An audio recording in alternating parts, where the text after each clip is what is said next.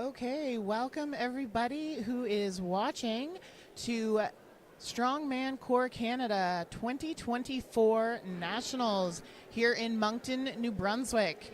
We are just getting started. Athletes are going to start in lanes 1, 2, and 3 any minute here. We have starting with the men's U90, the women's masters, and the men's opens. Let's see how this goes. Lanes 1, 2, and 3.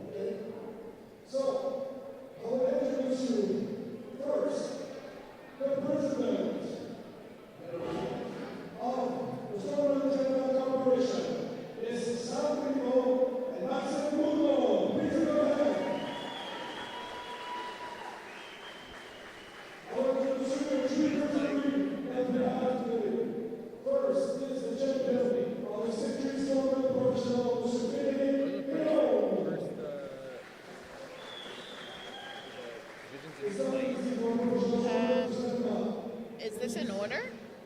No, I'm not sure what lanes, what lanes each division is in. So right now it's not in any kind of order.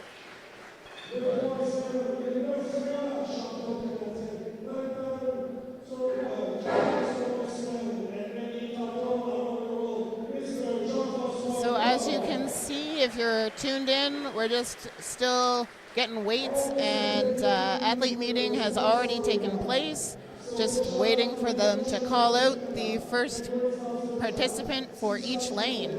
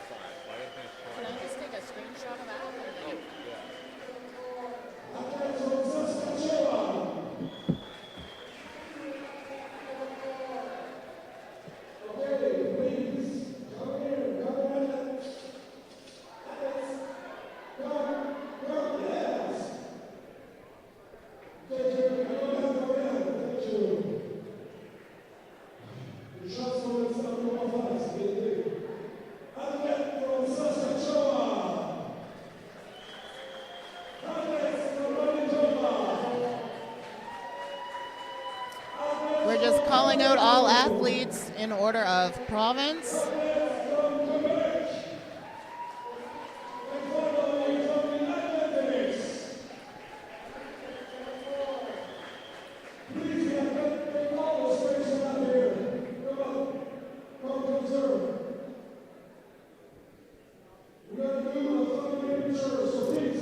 We have 170 athletes competing today. It's going to be an awesome day 2 of the Strongman Core Canada Nationals.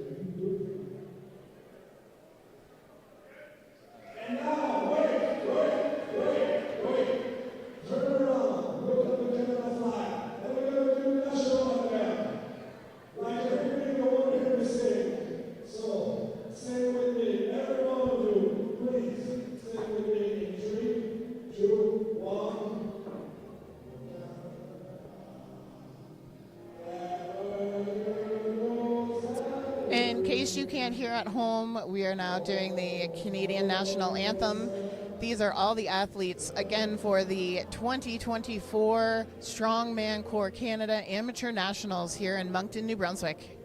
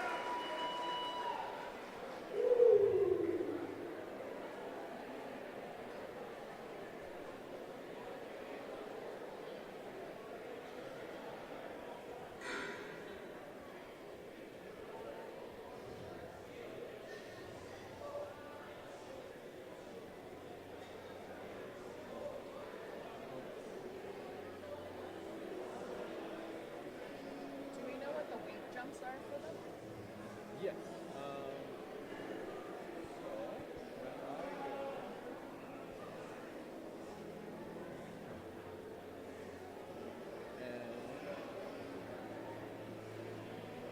We got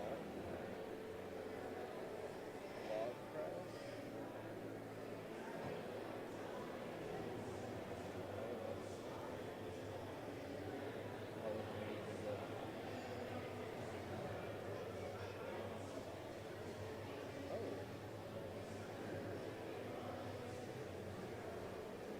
So,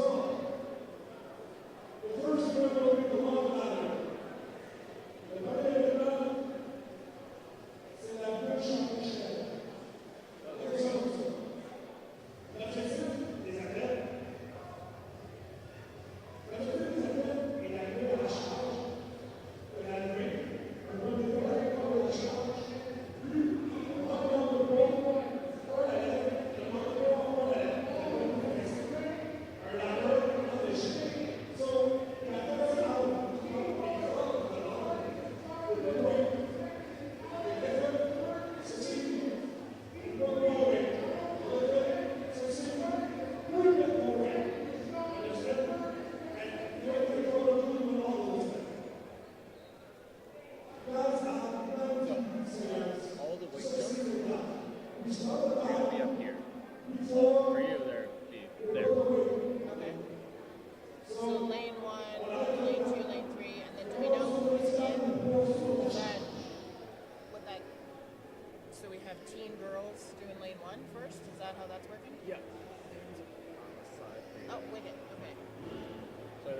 Spaced out because there's different number of athletes in each one.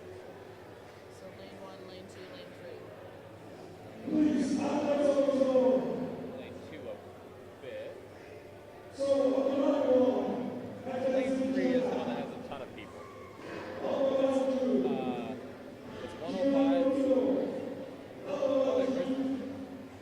Oh yeah, open is in the next group, but that'll also be lane 3 for the 120s and the open. So right now, the first round of people, we have teen girls, Yeah. teen boys, Yeah. and then 105. Is that right? Yeah. And then the teen girls will become the U57s. Then there'll be the Masters 50 plus, then adapters.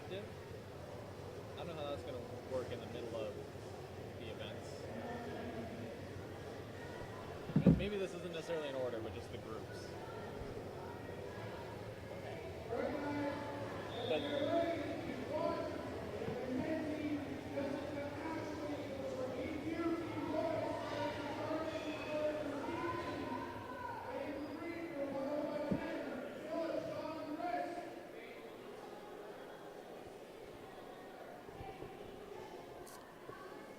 All right, so in lane 1 on the purple log, we have the teen women.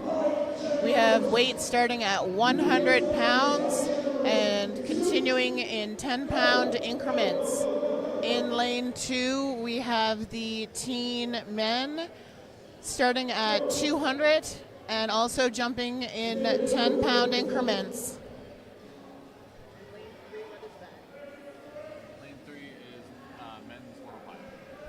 In lane 3, we have the men's U105, starting with 275 on that log, jumping in 20-pound increments.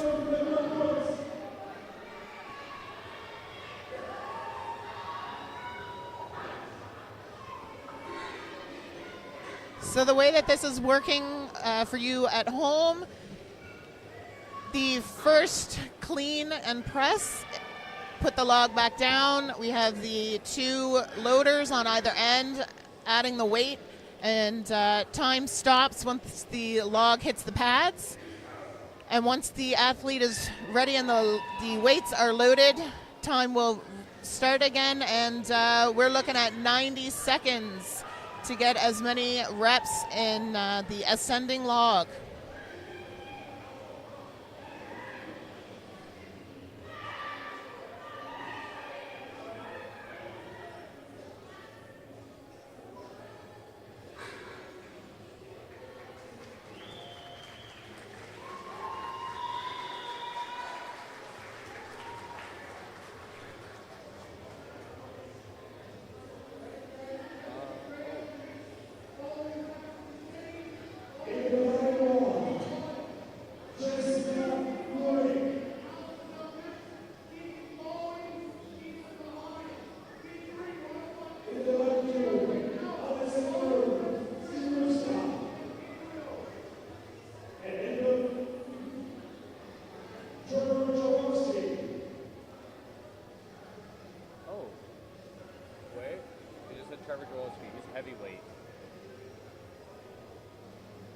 Heavyweight masters.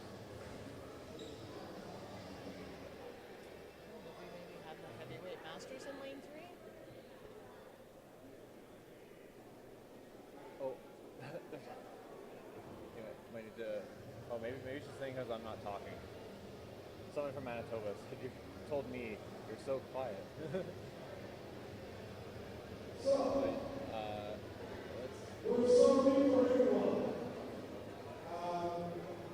bump up the volume here.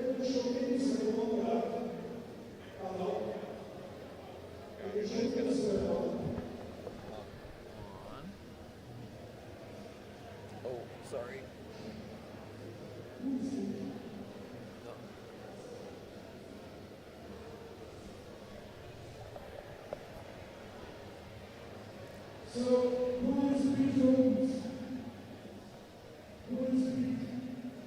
Hello, everyone. 1 second while we get our lanes sorted out. It appears they decided to go in a different order than the post on Instagram. So we might be messing things around a little bit, just to make sure that we have the right athletes on screen for you all. But we'll get this sorted out and we'll get everything on track soon enough.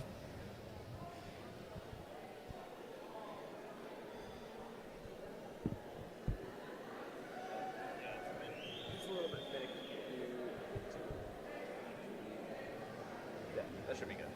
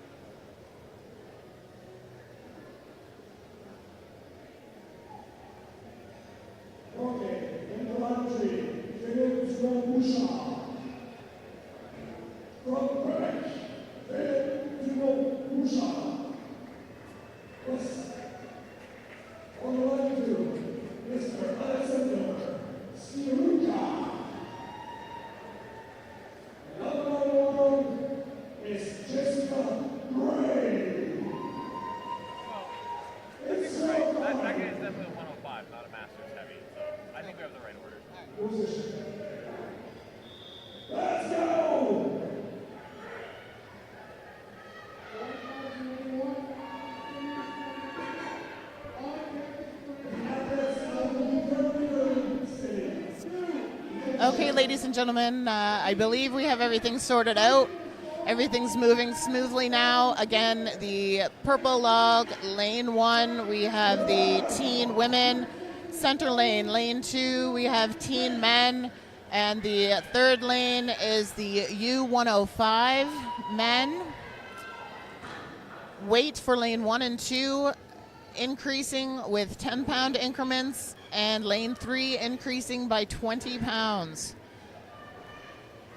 And correction from previously mentioned, the time is not stopping while the loaders load. Each athlete has 90 seconds.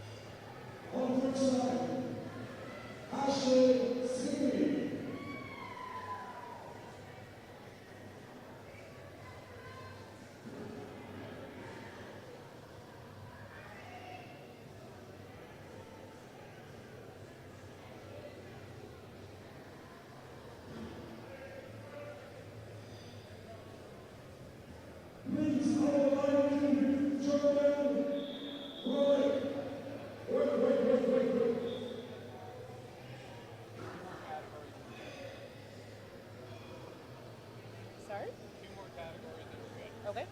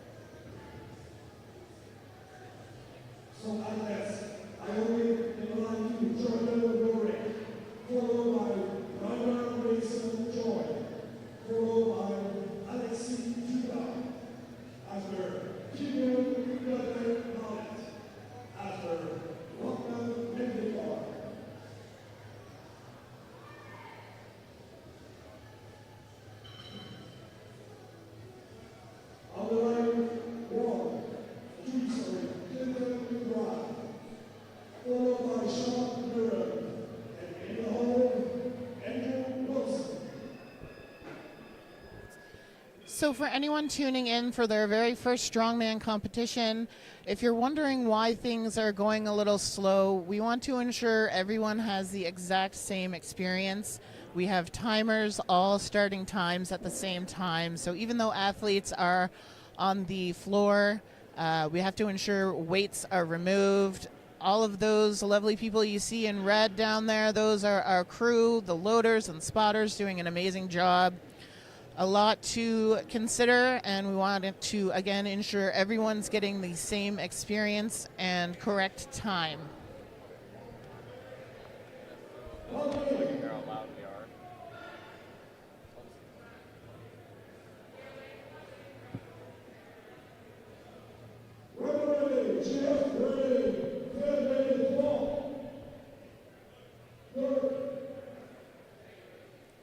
Hey everyone, thank you for staying with us during the bit of a slow start. We're just the athlete order was just being finalized in the sheet so that everything appears correctly on the stream, which is not highlighting the name. So we'll I'll see what I can do about that. So you know who is currently going up. We also may be a little bit slow with entering the official scores because now we do have 3 lanes.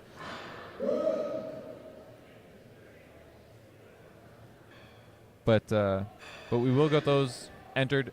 Just scores on your screen, maybe just a touch delayed.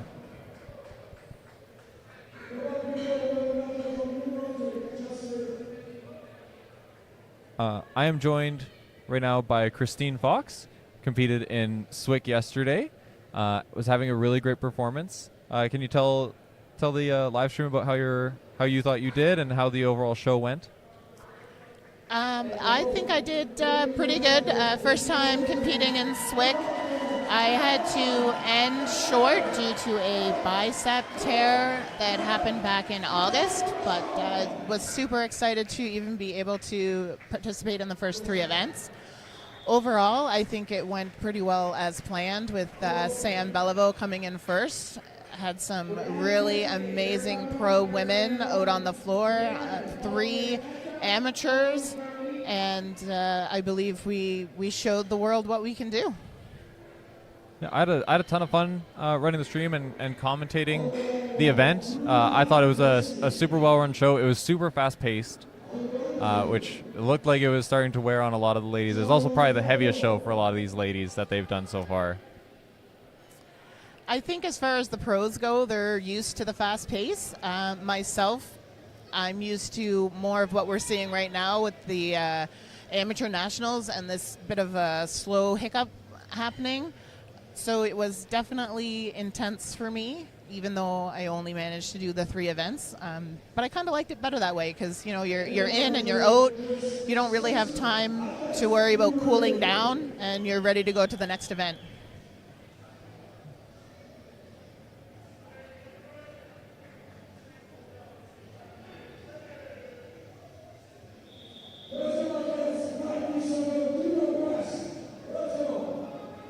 I believe we've switched over to the under 57 kilo women. We're still waiting on official scores, so we can get those on screen for you.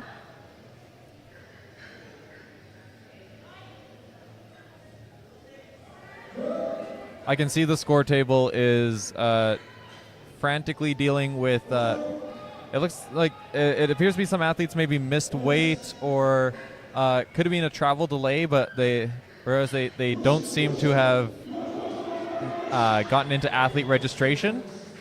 So they're just trying to fix things on their end, and then we'll get scores up for you all as soon as we can.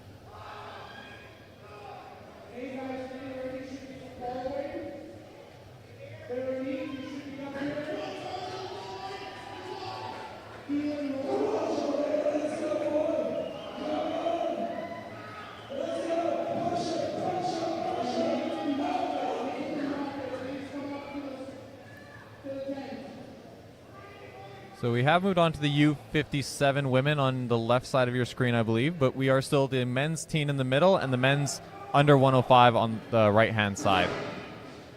Just so everyone watching knows, the top left, you can, it's very small. Hopefully you can read it, but we want to make sure we have enough space that you can see all lanes and all athletes competing. But in the top left, we have lane 1. The scores will pop up there when they have been finalized. In the middle left of your screen, we have lane 2, and at the bottom left, we have lane 3. So lane 1 is the left-hand lane, lane 2 is in the middle, and lane 3 is the right-hand lane.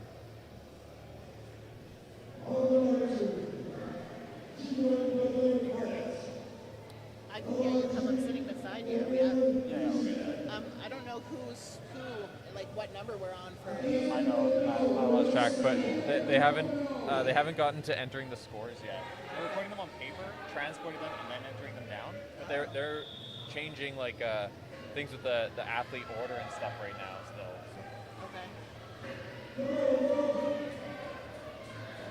I would like to be able to comment on each athlete but I don't know who they are. I know. Hopefully it'll just be event 1, and then they'll be sorted out and entering things.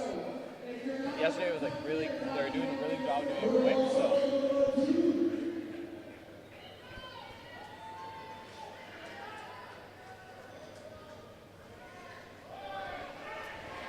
So still not entirely sure who is who on the floor, but I can tell you that in the middle lane for the teen men's, we have Keegan from New Brunswick.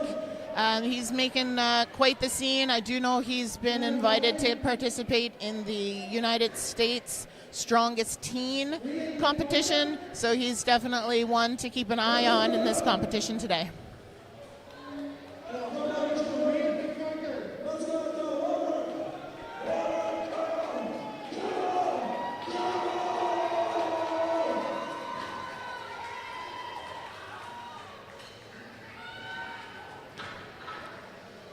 It's hard to count reps for 3 lanes at the same time. I'm trying to keep track of who's on what weight.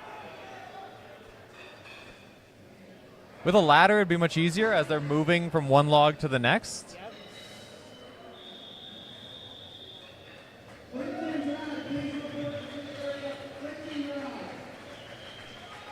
they see this on the live stream? Yeah. Okay. This is their exact live stream game. Perfect. Okay.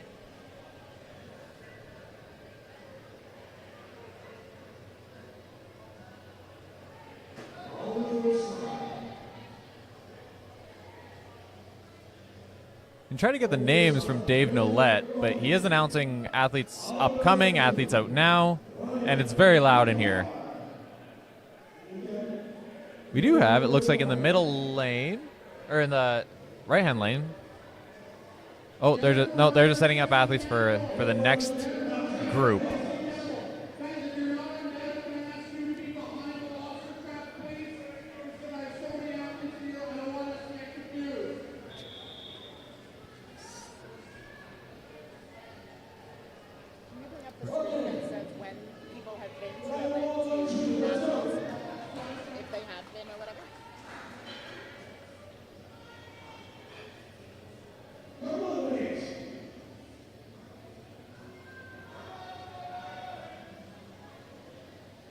So this is okay. So in lane 1, we are now with the women U57. Currently on the purple log is Veronique Cormier.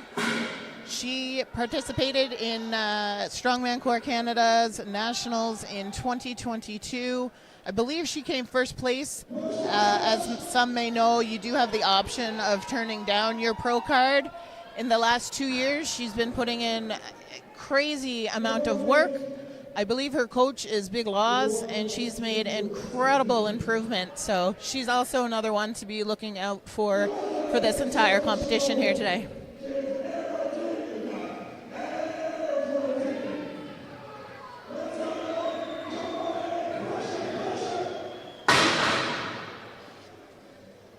Oh, hopefully he's all right. I wish I knew who it was. I believe so. Clint is standing back there. So Clint Grassley, I think that was Nathan Moffat.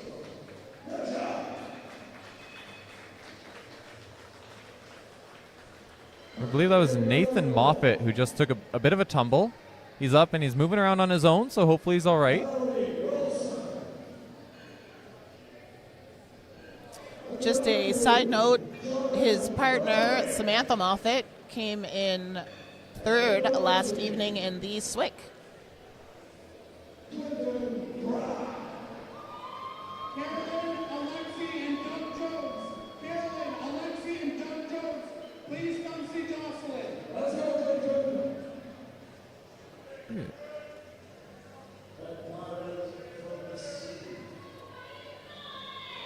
So, I know on the right-hand side of your screen we have Clinton Grad, a 105-kilo athlete from Manitoba.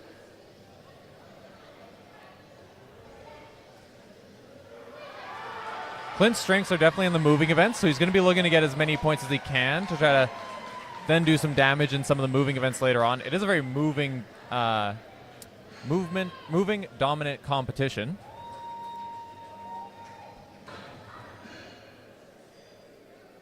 But Clint just struggling with that 275 log. They pick some heavy weights for these logs, for these categories. Yeah, I was a little taken back by the weights for some of the categories, especially on the men's side. But the women's also, as we go through the day, you'll notice are pretty heavy top sided for weights as well.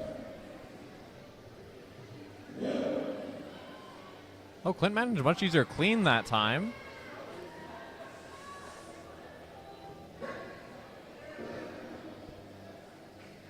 Oh.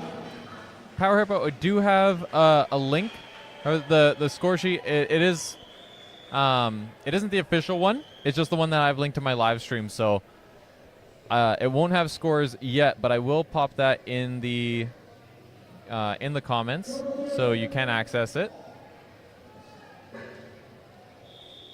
And once the official score table has finished correctly organizing all the athletes who missed weight or who weren't able to make it, we'll make sure to get all the scores entered.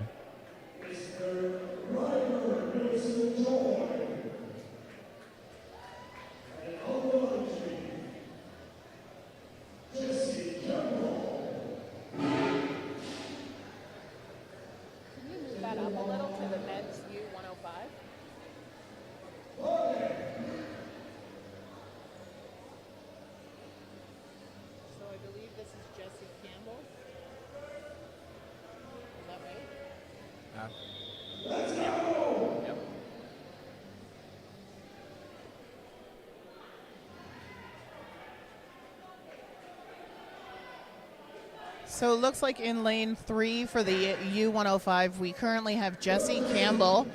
He's competed in 2022, came in 3rd, and in 2023 came in 4th. So keep an eye on him.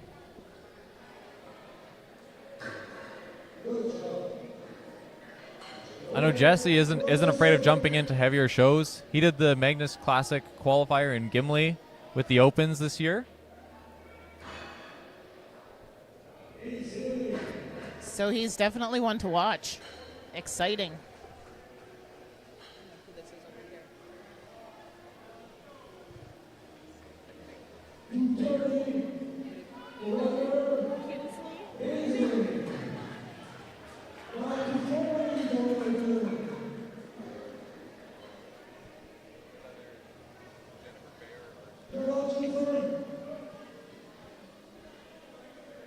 Neither one of them have done this before. I don't think so. No, I don't think so. So a lot of first-time appearances here. It looks like the U57, lane 1 on the purple log. A lot of first-timers. It's awesome to see that the sport is definitely growing and more people are figuring out what we are and what we do.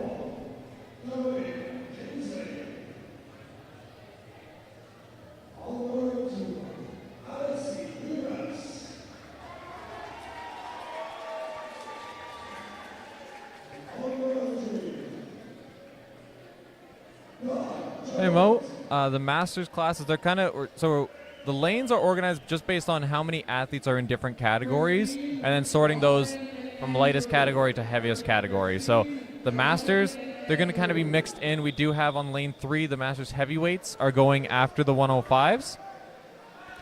And then later on, the Masters, the Masters lightweights are going to be in the middle lane following the teen men and the U80 men.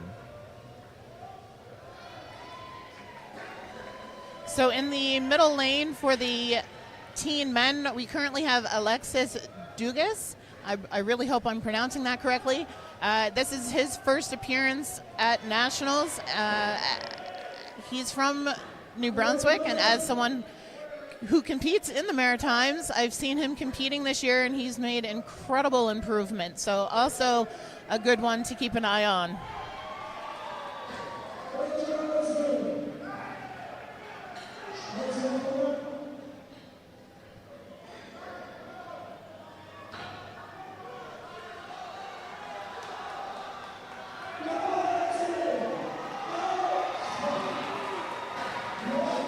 He has a good jerk technique. Good job getting under that log. I haven't been able to watch all 3 lanes very closely, but I don't believe anyone has done split jerks yet. That is an option. So we have the push press and split jerk, either option. So far, everyone's looking very strong out there.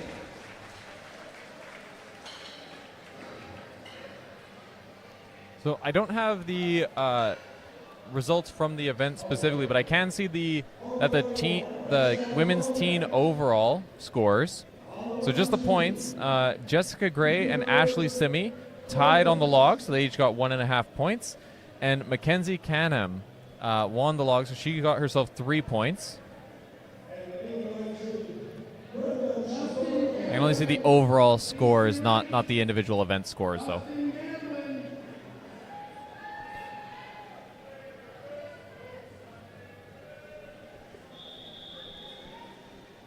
So in lane 3 for the U105, we currently have Brandon Carbonneau from Nova Scotia.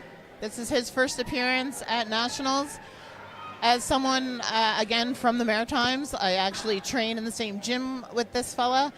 Amazing improvement so far this year. He's definitely on a road to big things.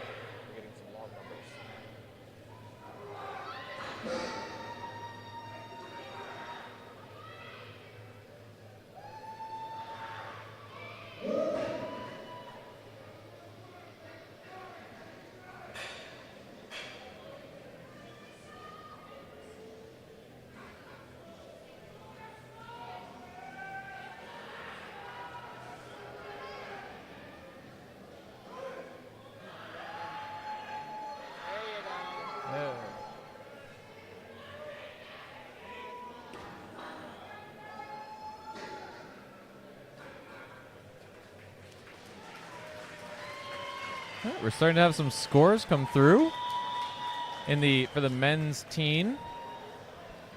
So look at that division is finished. So we might be getting updates on divisions as they wrap up.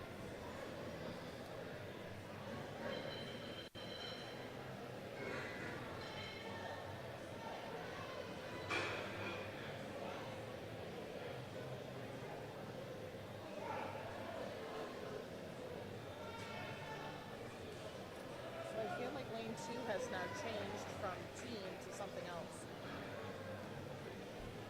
It will be the U80s. So lane 2 has changed from the teen men to the U80 men. I will just keep it on the teens until I can get all of our scores entered in.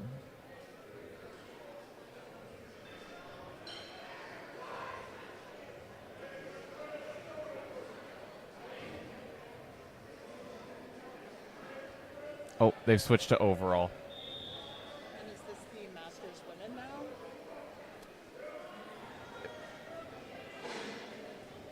Yes, the Masters 50 plus women is on the left lane.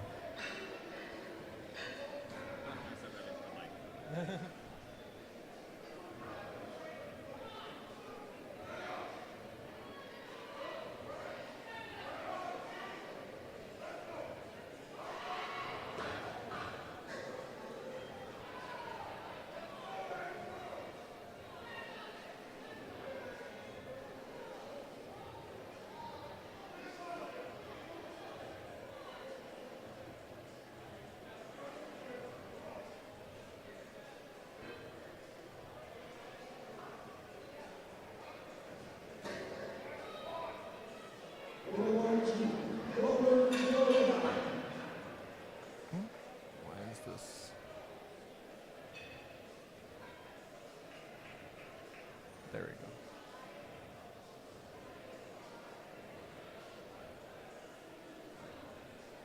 Okay, so we have all the results for the teen men. They're on the left-hand side of the screen. I'll leave that up. We are into the U80s now. But for anyone watching, for any of our teen competitors, the overall, it appears that Keegan from New Brunswick won the log with 250, and then we had a tie between Ryder Joy and Alexis Dugas.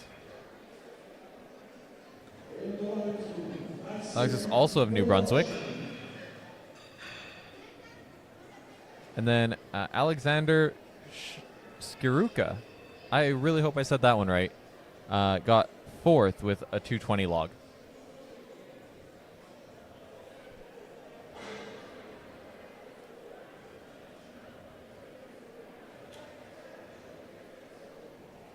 So just to confirm in lane 1, again, that purple log, we have the Women's Masters 50 plus.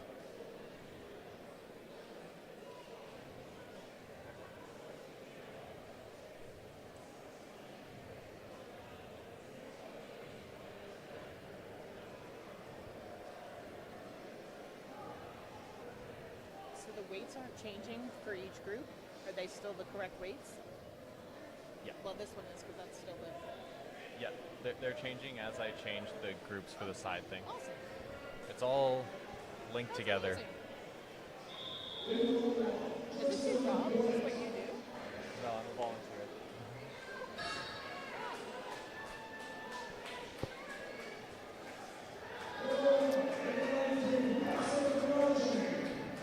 So right now, I believe for the middle lane, we have Robin Killoran.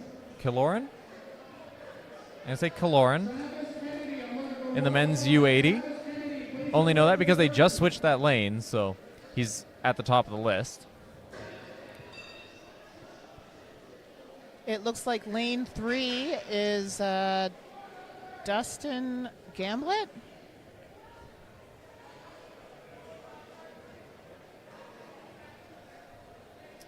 So lane 3, he's also a maritimer.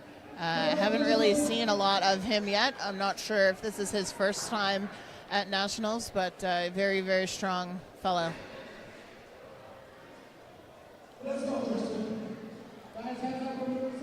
Kyle, we will be posting the event results as we get them. We're a little bit delayed because the score table is across the venue. They are on an Excel sheet, which isn't as shareable, but I do have a Google sheet that I'm re-entering the scores in so that they appear on stream. That link is higher up in the comment section, so you can follow that, but it will be a little bit delayed.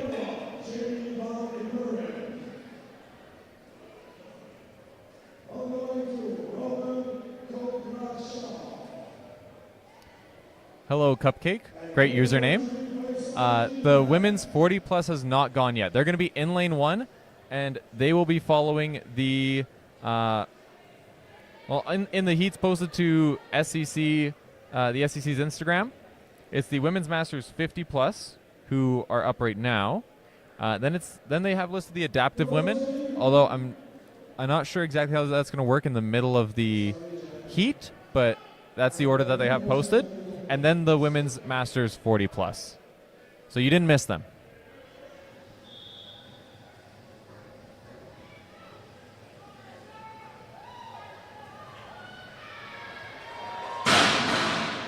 Oh, just couldn't balance that log, lost it out behind him. He's going to have to replace that. He's going to cost him some time.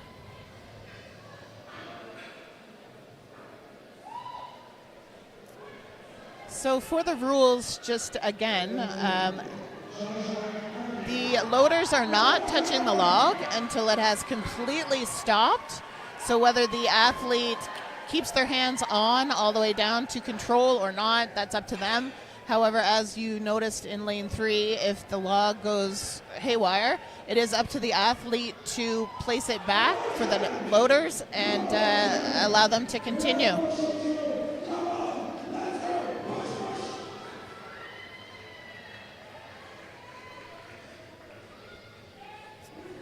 So in lane 1, again, purple log, Masters 50 plus women. We currently have Jen Seeger.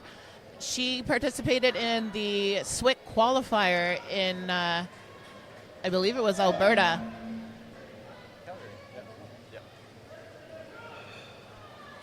Yeah, I was at the Strongest Woman in the West where Jen competed, and she really impressed me. Particularly her yoke, 630 yoke. It was a rising yoke, so every length they added 90 pounds. Started at 450, 540, 630 for 20 feet, and she finished the whole course.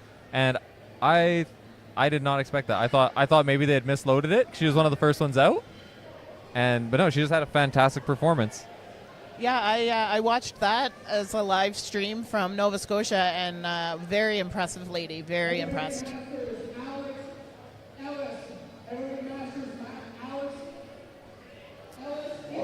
So now up we have Carrie Poole in lane 1, again on that purple log, and she is the last for the Masters 50 plus. Over in lane 3, we have Travis Kennedy. He has competed, I know for sure, in 2023's Nationals, and definitely a contender for podium placement today.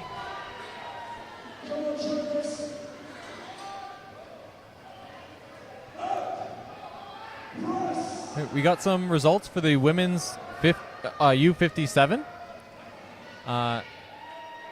Brianne Tessier, first one out, won the event with a 140 log. Veronique and Valerie, they tied with 120, and all of our other 50-plus women did not get a rep.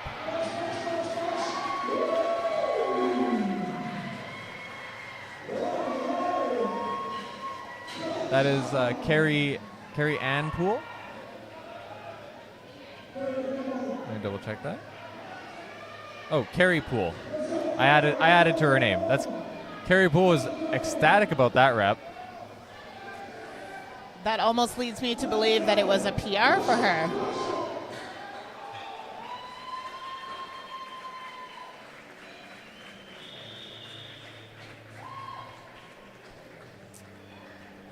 So not sure if Travis was able to get that log up in the end, but based off the way he's exiting, I would say no.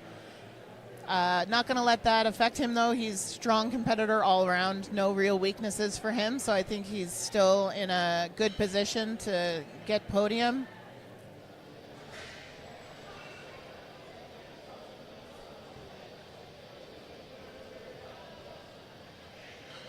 So I believe lane 1 is going to be switching to the adaptive. We only have one adaptive athlete.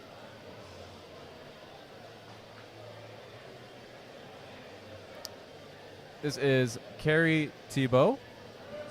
And they are setting up in the middle of the heat. Oh.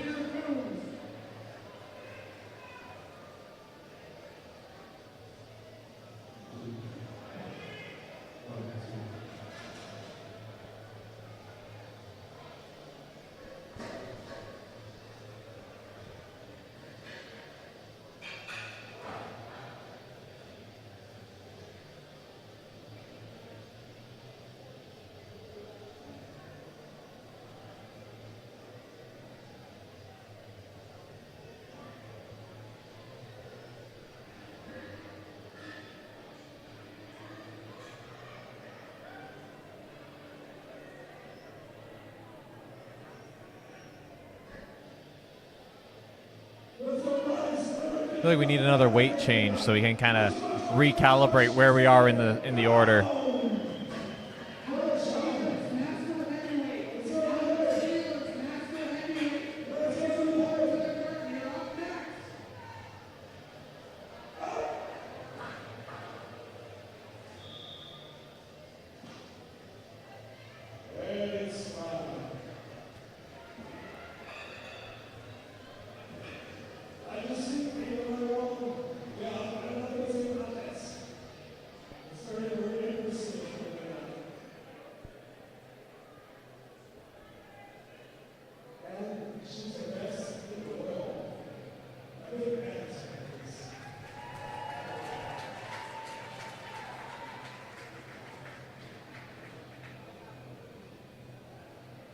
believe this is the first time that we've had an adaptive athlete at SCC Nationals.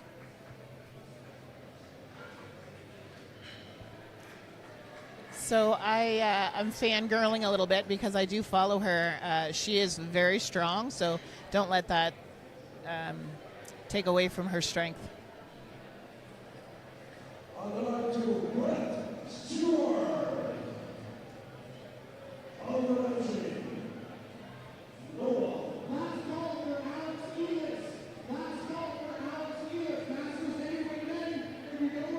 Oh, lane 3 sounds to be on the Masters heavyweights.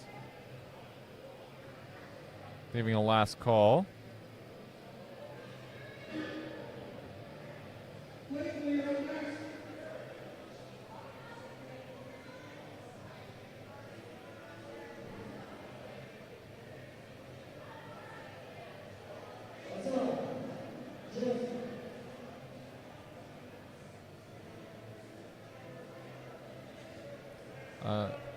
So like one athlete did not report, and instead Chris Blakely is taking their place. Chris is a very strong lifter from Manitoba, has dealt with a few injuries over the past year.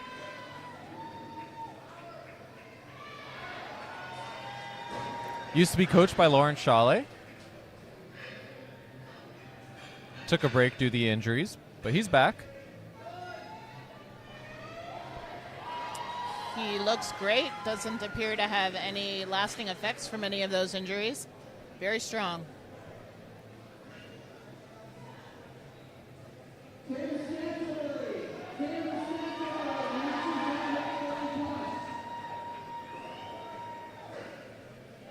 No.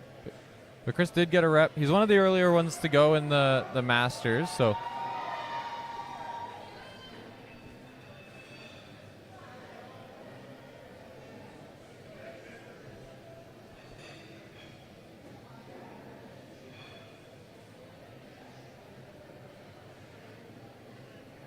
oh.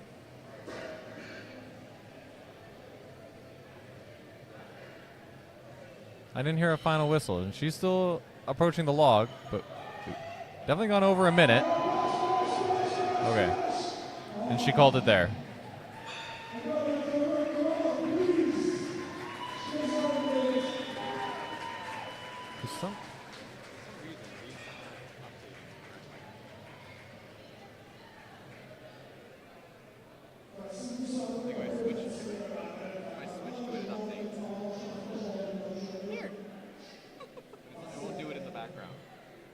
Very strange.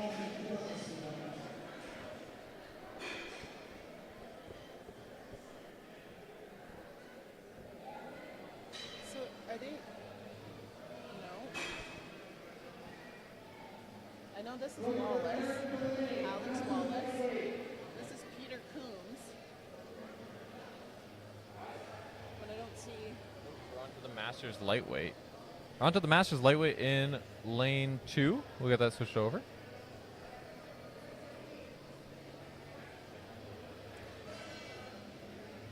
So our Masters... Oh yeah, the name of the adaptive athlete is Carrie Thibault.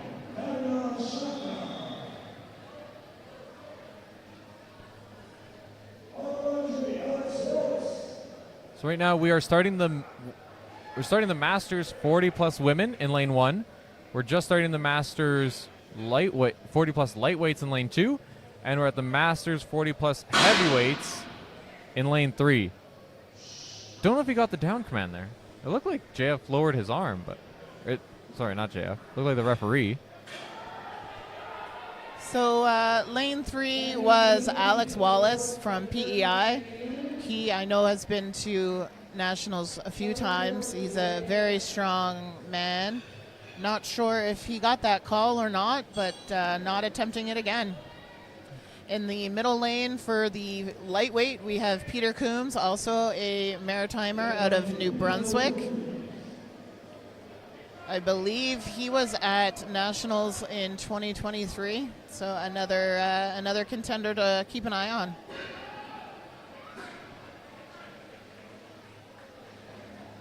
So this hasn't updated yet for the women.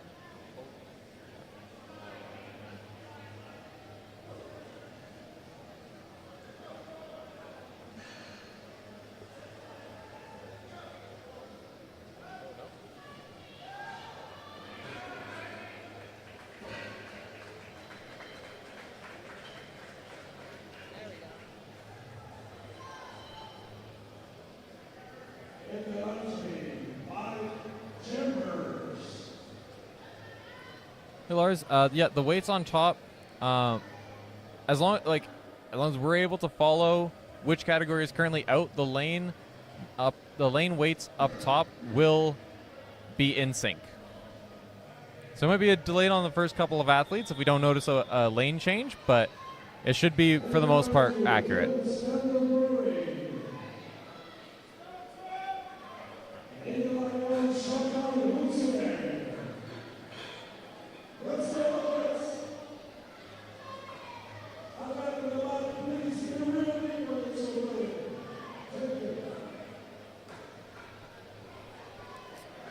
So center lane there for the lightweight masters, we have Tim Scandalberry.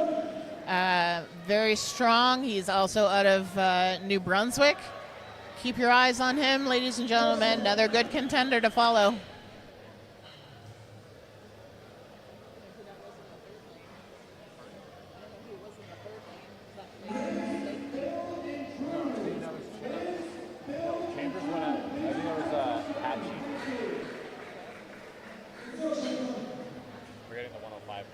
So this is Hatchie. So that was Chambers. Oh, okay.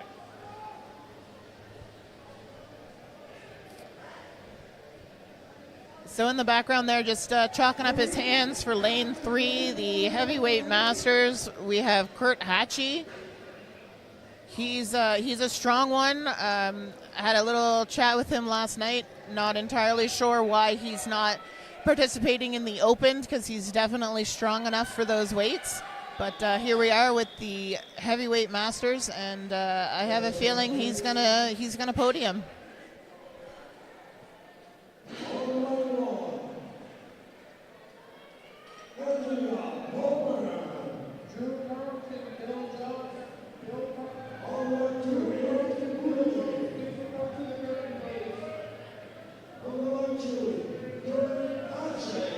Okay, we're just getting the men's under 105 scores updated in the official score sheet right now.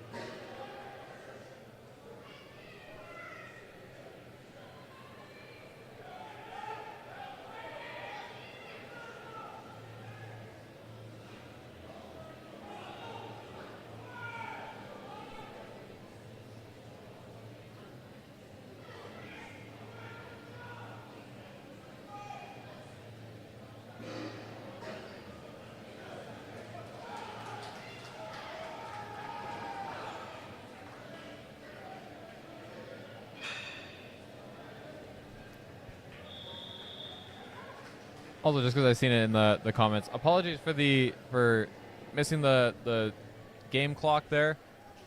I'll try my best to remember it. It's a manual start, so trying to enter the scores for 3 different lanes, while also trying to keep track of who's out on the field and what weights they're at. Yeah, it makes it hard to remember every little step.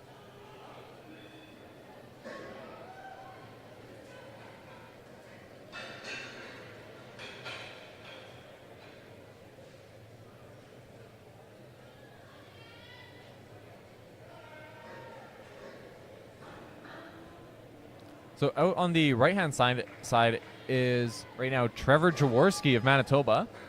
Trevor won Manitoba Provincials, which is I think a surprising result. Chris Blakely seemed to have that division pretty much on wrap, and Trevor just made it improved by leaps and bounds during the season, and ended up winning Provincials.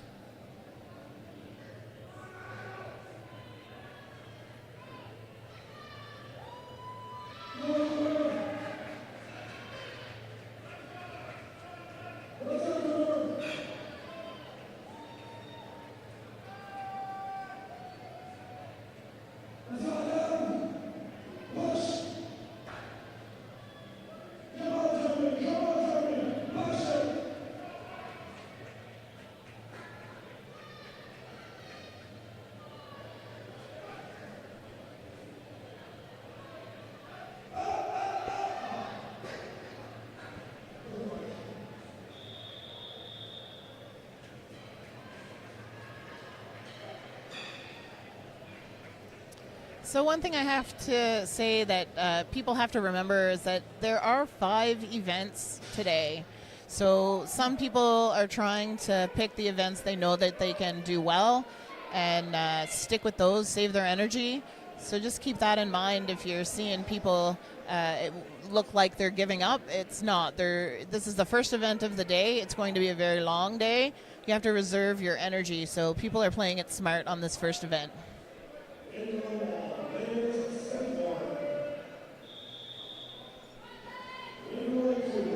So in lane 1, Masters Women 40 plus, we have Liz Sanford, another great contender. She also trains with Raw Power out of the gym that I'm in. First time at Nationals. This is basically her rookie season. So she's made great improvement over this season, and she's here to show her stuff.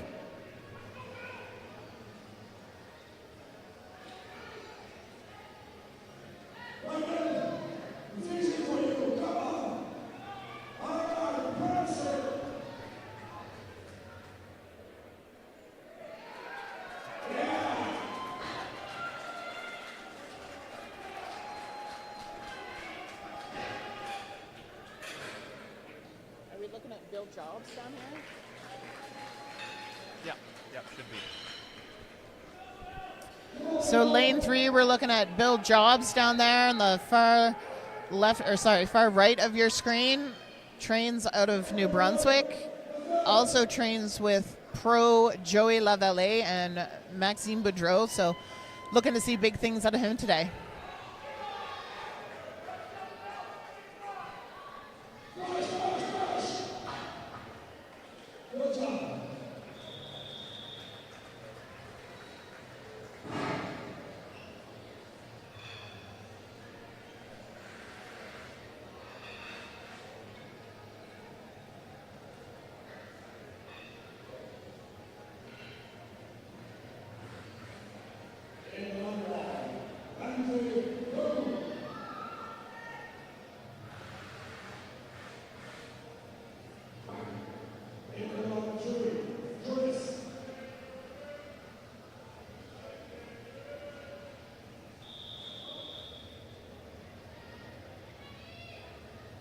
So I believe this is the last of our women's 40 plus.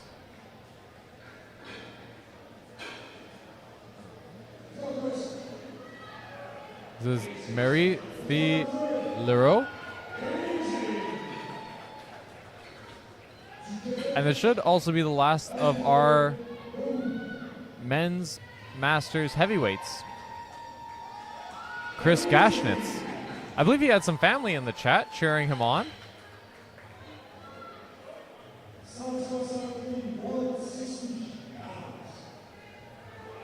Yeah, some support for Chris from Millie Wilson. Thank you for tuning in.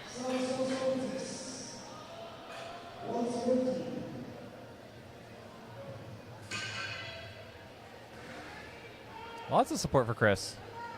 He's got a lot of fans out there. It's amazing to know that there's people all around the world that are tuning in today.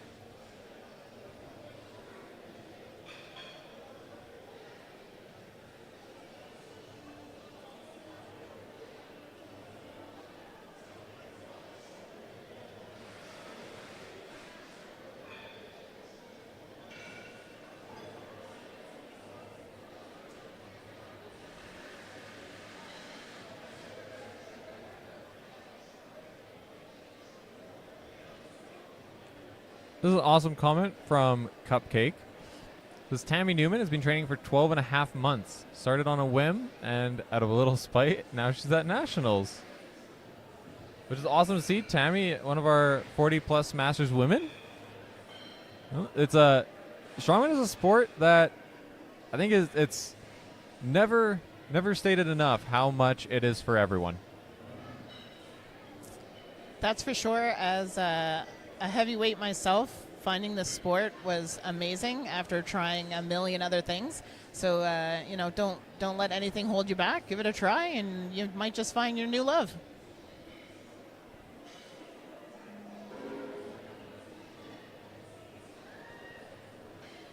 Okay, so we're now switching to heats 4, 5, and 6. So the heats are groups of athletes that will be set into each lane.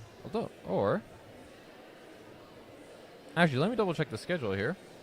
No, we're going to do heats 1, 2, and 3 and moving on to event 2. So we're going to see the same athletes, but they are going to be on event 2.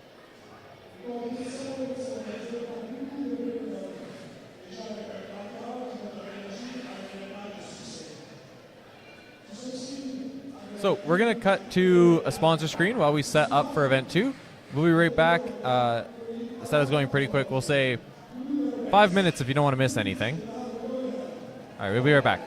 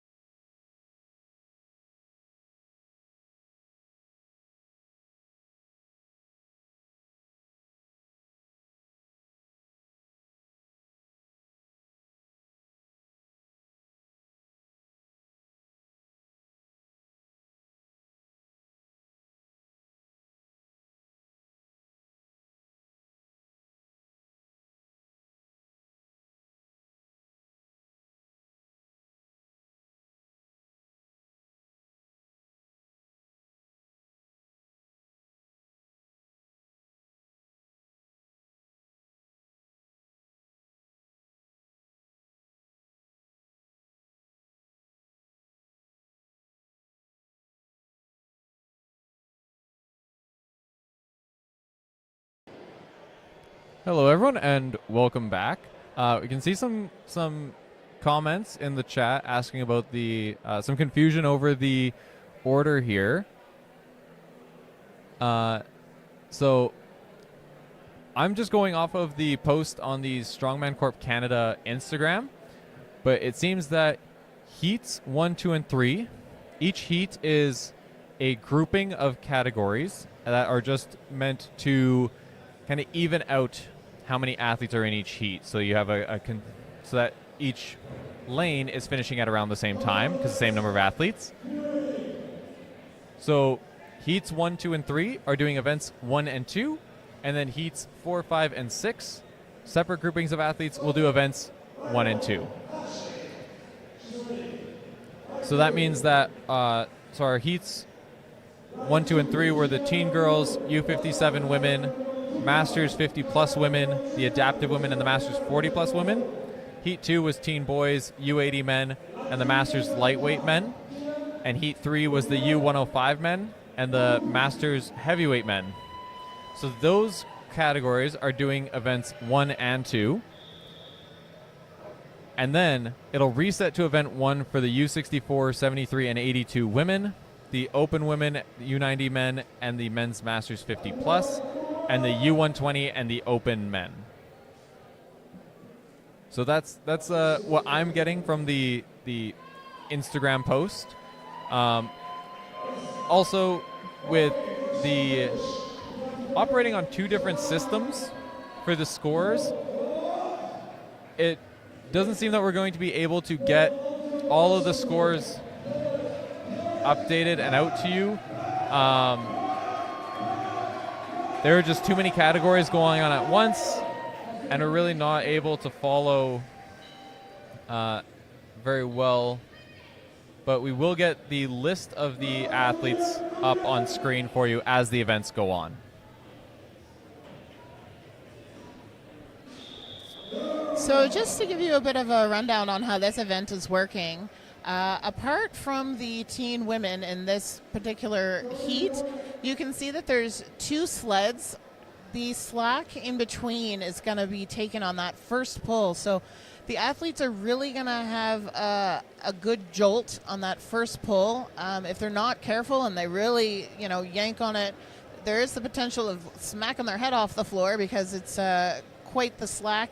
And then every pull after that, you're going to have the full weight and full effect of both of those sleds.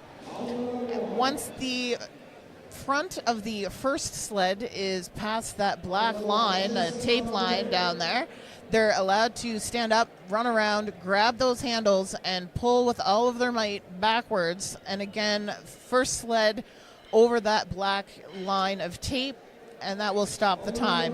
For those athletes that run out of time, it's going to be measured for distance. So, bear in mind, some people will have a distance in the spreadsheets, and some are going to have the full points.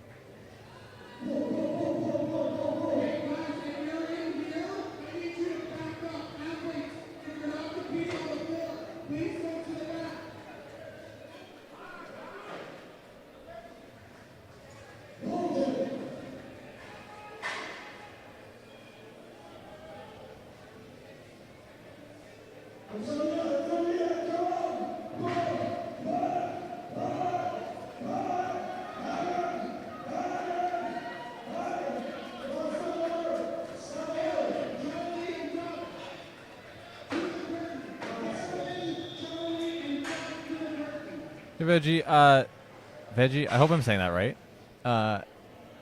The spreadsheet that I posted, that is the one that I was trying to enter the scores on. But they're using a different system, and they're trying to live stream so that I can enter the scores. They're trying to live stream their system because it's not shareable. They're live streaming their screen to me, but as they click through tabs, I lose my ability to see any of the scores. So that's why I'm not able to keep up with 3 heats going on at once. It's just missing too much information. So the link that I put in the chat earlier, it's just not going to have complete information. So I'm sorry about that. Wow, that was a fast run. That was Jesse Campbell. Oh, no, sorry, that order isn't correct because I don't have the scores. So we have no idea who that was. I'm sorry, I'm not much better trying to figure it out for myself up here, listening to the announcer on the floor, but it's very hard to figure out who's who down there. Yeah, it's tough when athletes are coming from all over Canada. You're usually very familiar with your own local scene. You with the Atlantic Canada scene. I'm very familiar with the Manitoba scene. But as soon as you start branching out, and with it being amateur athletes, it's hard to keep tabs on everybody. And yeah, Veggie, it is quite hectic. It was fine with Swick yesterday. It actually worked out, so we thought it might be okay again, but they only had to stay on one tab for all of the scores, so they was just open the entire time, and I was able to read it whenever I wanted. But no, today they're flipping between different categories because we have so many different weight classes and age categories. Yeah, it's just not possible. We thought it would work again, but the same system didn't work. We do have right now our teen women on the left-hand side of your screen, teen boys in the middle, lane 2, and our 105 men on the right-hand side.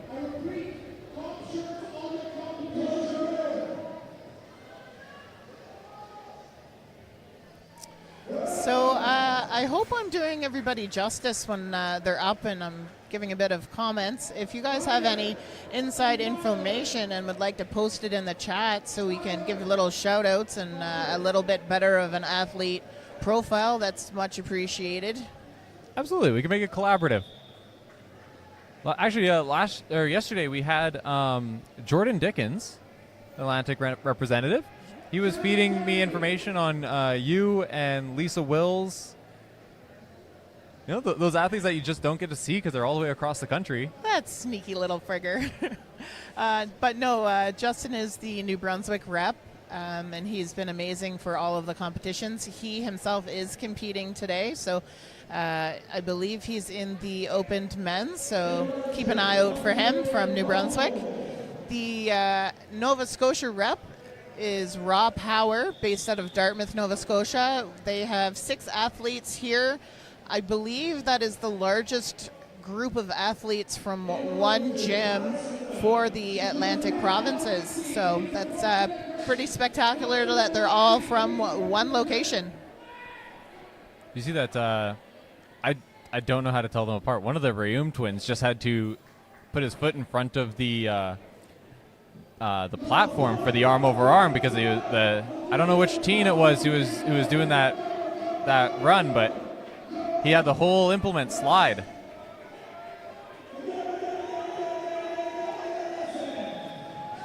So as someone who did all of this last night for Swick, I can definitely attest to how slippery that floor is. There were a lot of ladies in here the night before trying on multiple pairs of shoes, and you really need to pick the right ones for this floor. I don't know what it is. It's really slippery. Alexi, last one for Alexi. Lane 2.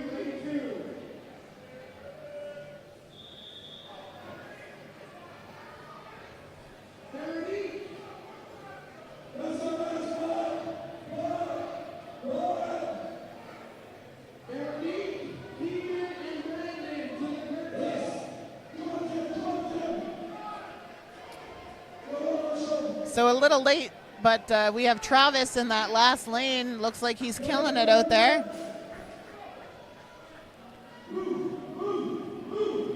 Definitely made up for the missed log for him, so hopefully he's feeling a little better with that performance.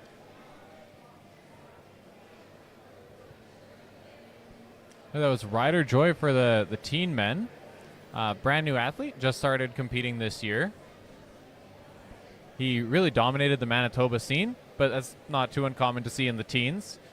Especially, this is his last year of being a teen competitor, so he was a bit older than a lot of the other athletes he was up against. Age makes a huge difference for our teens. Well, I can attest to Keegan's performance here in the Atlantic competition, so hopefully we'll have a good show between the two of them.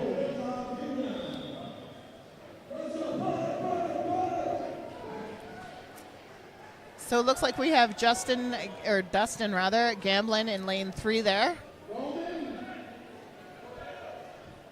Oh, now everyone's giving us information on athletes. Unfortunately, so I'll pull up some of the comments that you guys are helping us out with. Jen Bear up now in lane 1. Now the live stream, as you're seeing it, is on about a 20-second delay. So that was probably Jen Bear who just finished for the previous run.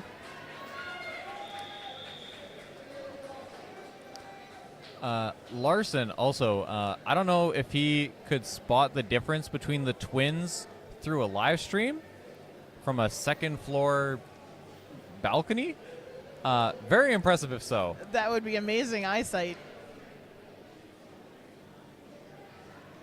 So we got a question about, can they bail on the shoes and pull barefoot? You absolutely can, but keep in mind, with the floor being that slippery and, nerves and whatnot, your feet are going to be sweating. If you happen to rip off some skin on the bottom of your feet and you still have 3 events to go, might not be the best idea. But, yeah, no, everything's open for, athlete's choice.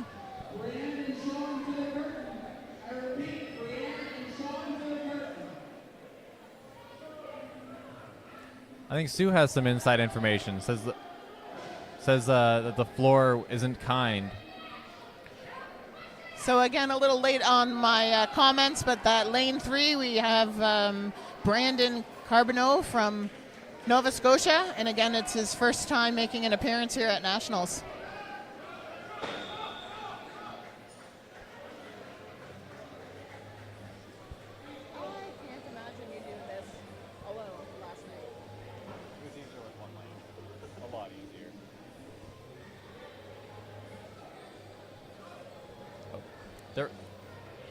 I'll hide the weights there. There are no official weights. I can give you the number of lobster traps. It appears in the right-hand lane. We got 3 lobster traps. Middle lane is 2. And the left-hand lane is 1 lobster trap. So as someone from the East Coast, I can tell you that those ones are the crab traps, and the lobster traps have a little bit of a rounded top. They are different in weight. So currently, from what I can see, everything out there are crab traps. I stand corrected.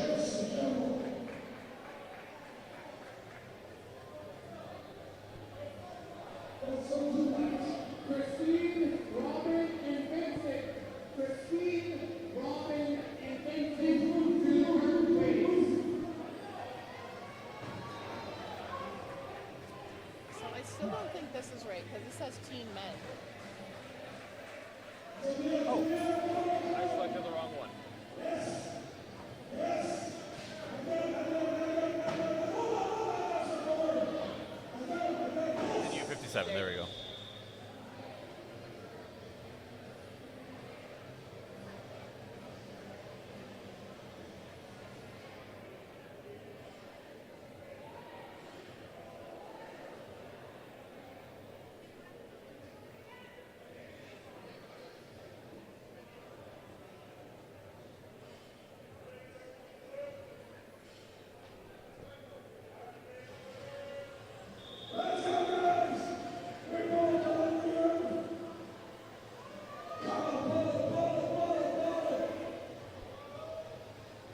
Right now,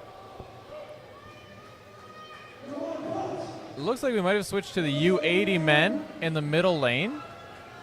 Or that's a very old-looking teen. Not old-looking for a teen. Be a very impressive beard for an 18-year-old.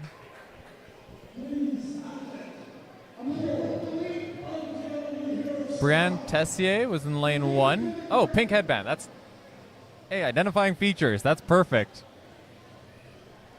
Yeah, that's very helpful. Keep that up.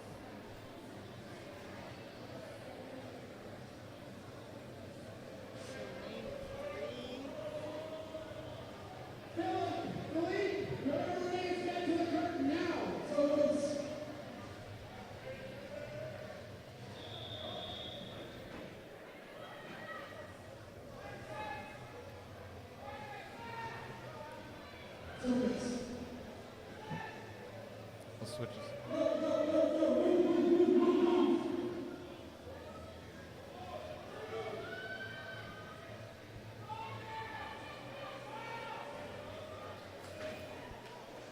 So this event definitely seems like it's moving faster than the log. Hopefully we'll be able to get to heats 4, 5, and 6 on time. Maybe? Question mark? We're so far about 15 minutes late. You never know. We might catch up.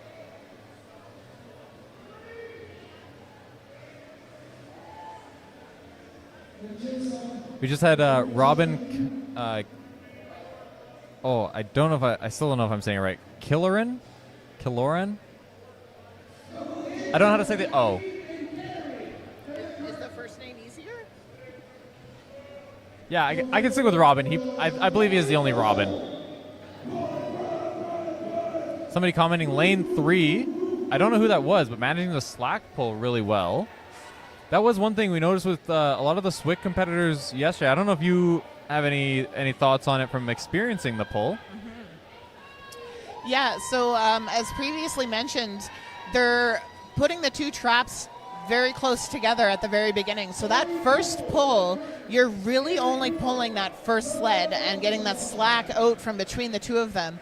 And if you're a really strong puller, there is definitely the potential of smacking your head off that floor, because it's a little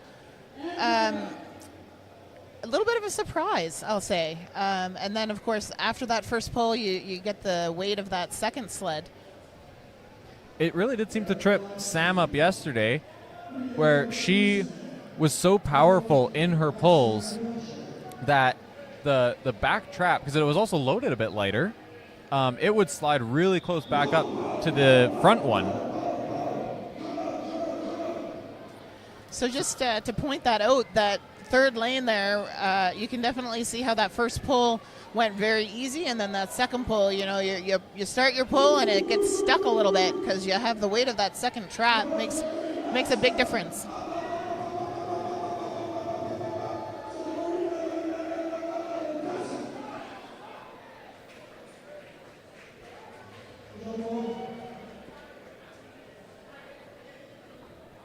Now that I'm not entering scores, I can keep better on top of the clock a bit better, so we can look like all the athletes there finished in and around 25 seconds.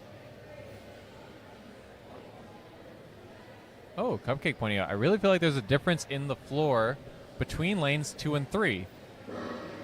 That could be the case. It could also be just slight... it's hard to gauge the difficulty between categories on an awkward event like this. So it could potentially be that the event for the the U80s is just a little bit light relative to their category, or a little bit heavy, sorry. And I was getting lanes mixed up.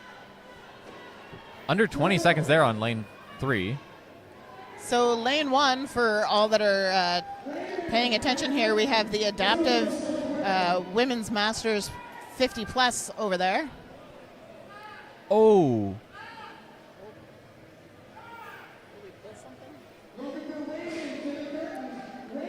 Looks like we might have some hamstring or calf tear going on down there.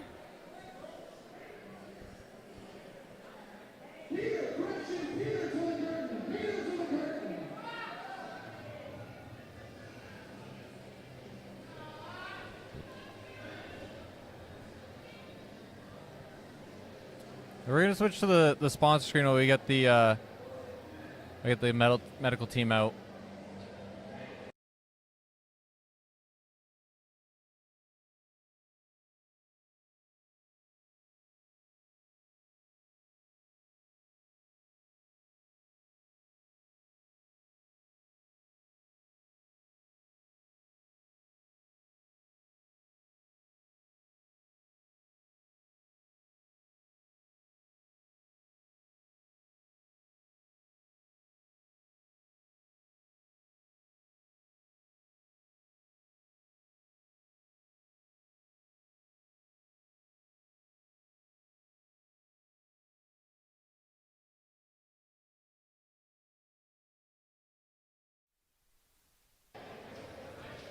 Okay, if anyone knows who that athlete was, please let us know so we can wish him a fast recovery.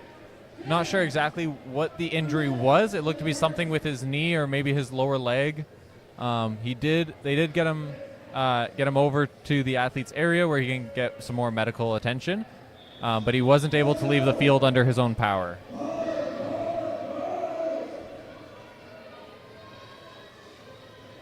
Never want to see an athlete get an injury like that.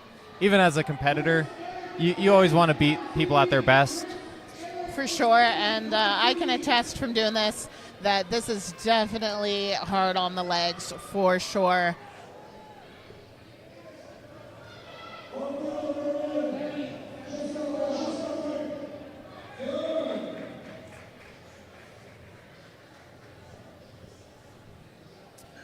So far, it looks like all the athletes are able to complete this. Nobody is getting measured, so that's a positive.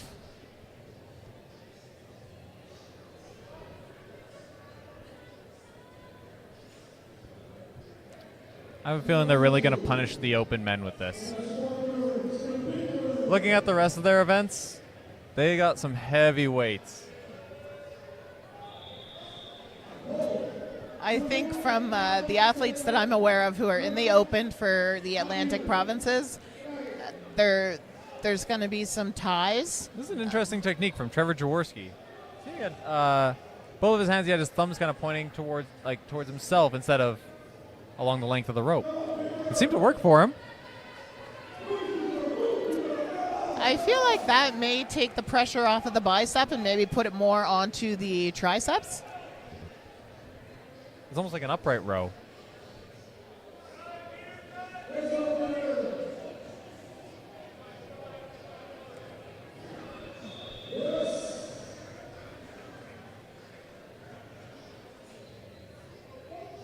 So we're on to the Masters heavyweights in lane 3. And lane 2, we should be starting the Masters lightweights soon. We'll see who comes out next. So lane 3, starting off with the men's heavyweight masters, we have Kurt Hatchie.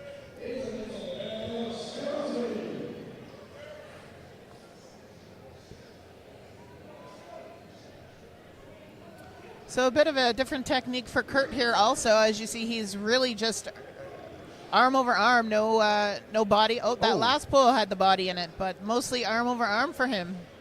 That might have been a bit of a tactical blunder there. He moved that a lot further than he needed to. He's not quite over the line. And he walked away. That's going to cost him a few seconds.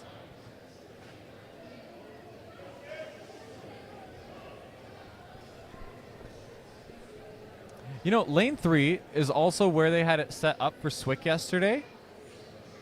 Maybe you guys just polished the floor for them. Maybe.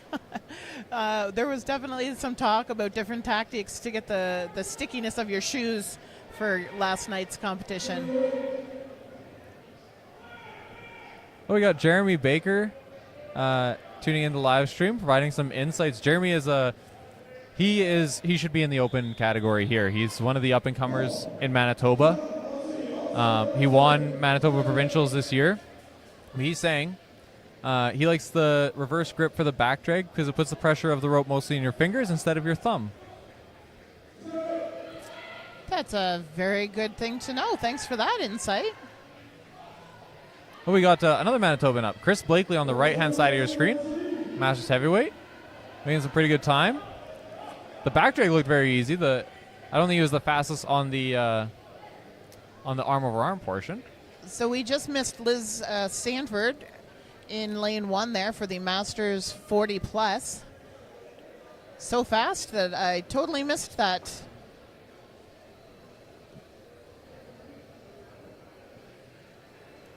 She also trains in Nova Scotia, so first time at Nationals and somebody to keep an eye on.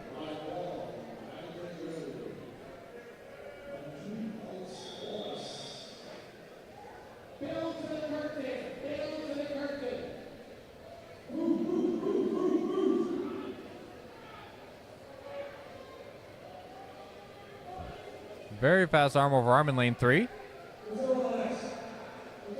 He's moving on this back drag.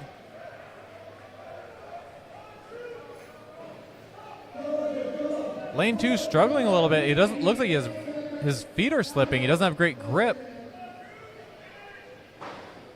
Yeah, and again, just to reiterate how slippery that floor is, some of the ladies last night, you know, they had 4 different pairs of shoes to try out.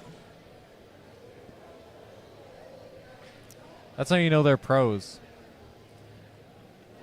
They come prepared, taking no chances.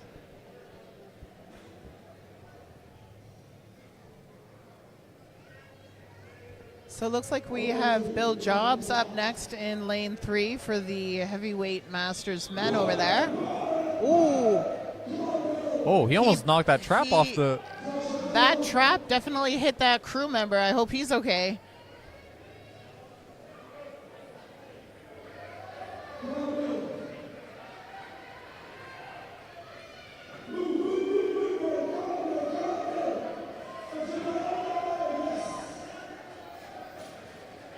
Tom Riddle just commented a sleepy face. I don't know where he's from. Maybe BC? It's early out there. It's almost 11 a.m. over here.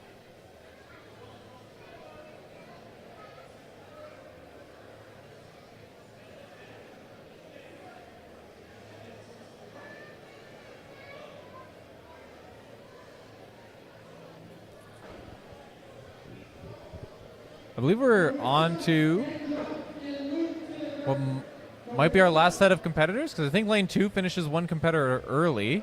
We don't have anyone set to go on lane 2. By the looks of it, we have Chris in lane 3. Yeah, and I think he's going to be going by himself. Oh, and now at the last competitor, they've decided to screw down that trap.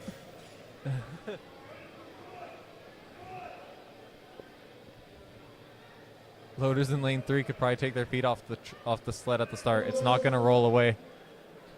Probably habits from volunteering a lot, stopping trucks and other wheeled vehicles from moving. So somebody asked early on in the comments if you could go barefoot, and I just noticed that Chris here in the only lane that just happened, he was barefoot. And he had a good time. So yeah, again, I don't think anybody had any distance measured. I think every athlete finished.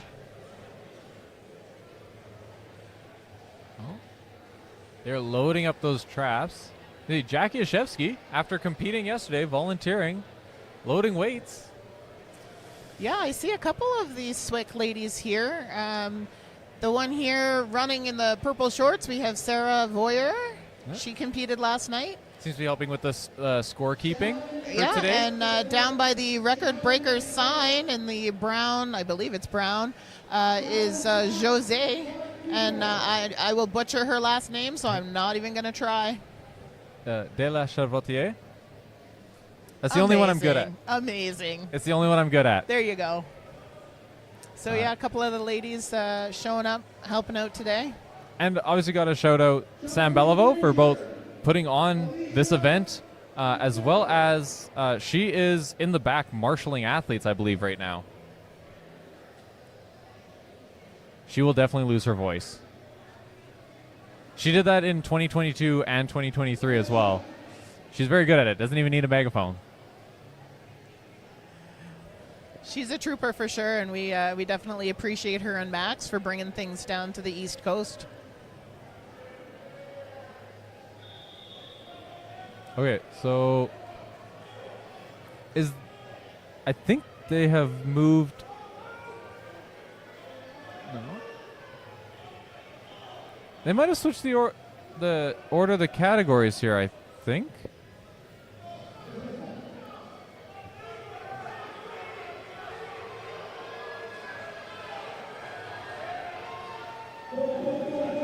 Oh no, heats 3, 4, and 5 have jumped in with the arm over arm first. Okay, I thought I was losing my mind, but yeah, we got a little bit of a switch going on here.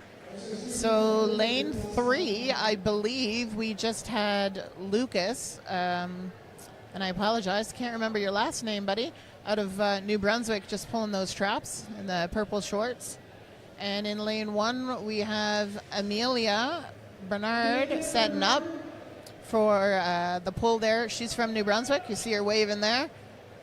I think this is probably an impromptu decision to reduce setup time and get back on track. I can definitely see that making sense. I just feel for the athletes having to jump in and, you're out back and you're warming up for one thing, and then you get the call that it's being switched. Can maybe, play on people's mental preparedness. So we'll see how this goes. As JF would say, the strongest man will win.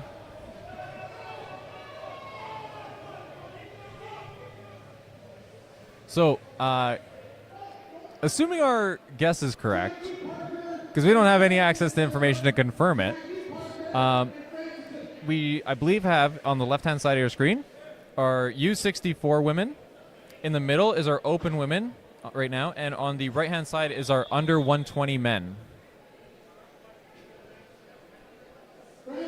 And we do have some lobster traps, it looks like, because now I can tell the difference. There you go. Yeah, so again, the first poll was Luke Edwards. My apologies, Luke. I completely forgot your name, buddy. But he trains in New Brunswick. Amelia, who went first for the U64, also from New Brunswick.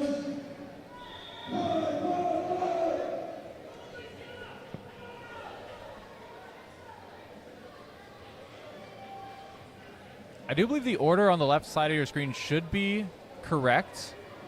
It is for event 1, but I'm assuming that they're doing it in the order of the random draw. So this will probably be the only event where we have the correct order.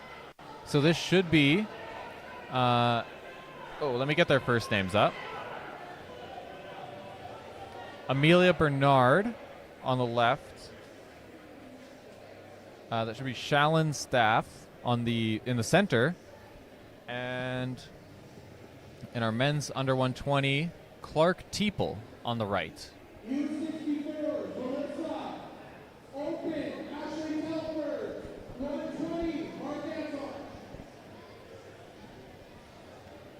So in the middle for the open women's, we have Ashley Telford from Nova Scotia, trains with Raw Power. She's, I would say, the top contender for first place for the overall open women's this year. She's trained, last year was her rookie year and made it to nationals. So, big things for her. Although I don't think that's Ashley. Okay, I was gonna say that if that is, then they are not going by the order that I was given. I think that is Alicia Lofen. And we have some support for Alicia in the chat, so I believe that's correct. That's perfect. Alicia. My apologies. I'm listening to them call people on the floor, so really hard to figure out who's up. Dave is announcing a lot of names in advance.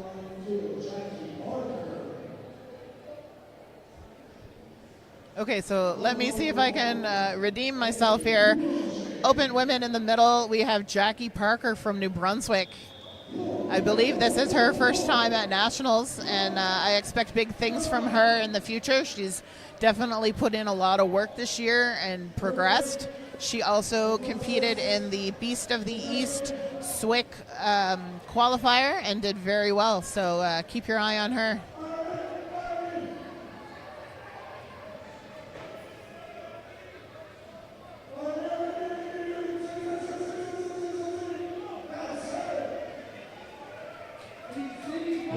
Slight loss of balance there, but she collected herself. The traps came to a stop, though.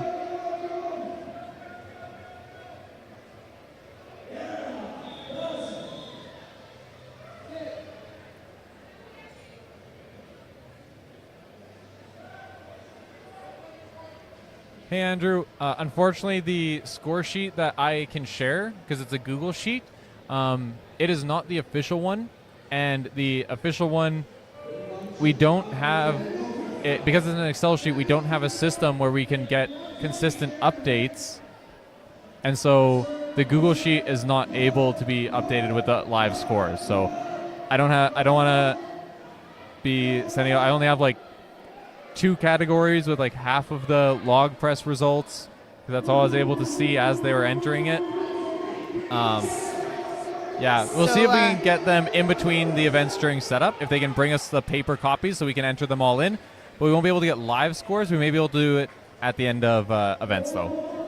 So I just want to shout out to Ashley now, because that was her run there in the middle lane. Ashley Telford, I would say the #1 contender for first place Open Women's. And Ashley would be a Masters competitor, correct? She is, actually. She trains with me, and we're technically both Masters, but prefer to compete in the Open category.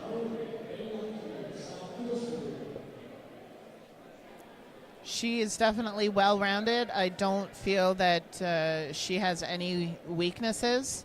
Her cardio is amazing. She's in the military, so she's got those physical fitness tests every year. So she's definitely a well-rounded athlete and a top contender.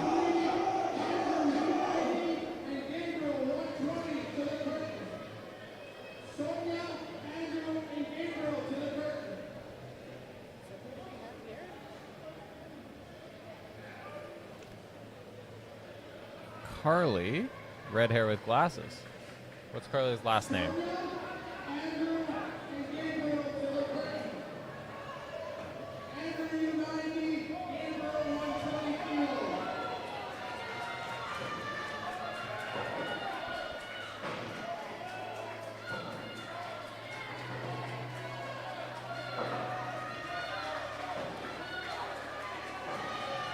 Big pull. She's inching it along. She's got time. She can still finish this. There we go. And again, it is just the first trap that has to make it across that line. It's just out of the corner of the left-hand side of the screen there, but there's a black line on the floor, and it's just the first trap that has to make it over.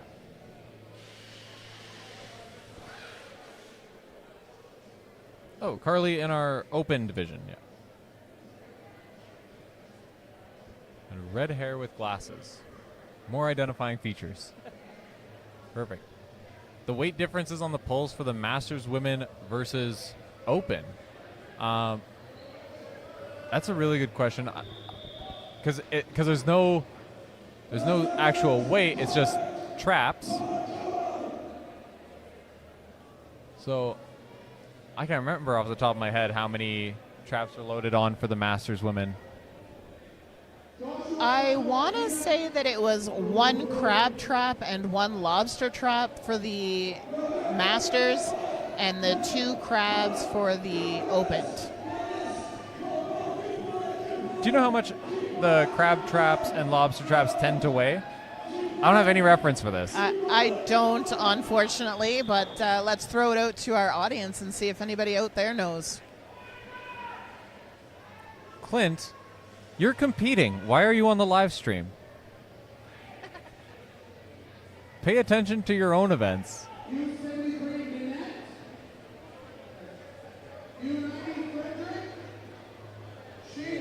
Spy in there.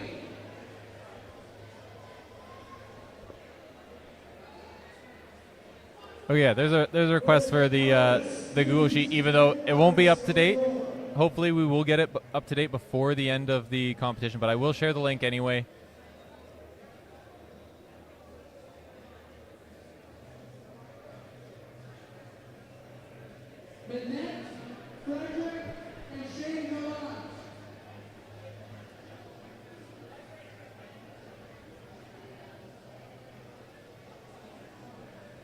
Okay, the link to the score sheet is in the chat. We'll try to get maybe the paper copies run up to us after the official score table records them. So it looks like we're having a bit of a chat down there from the lane 2.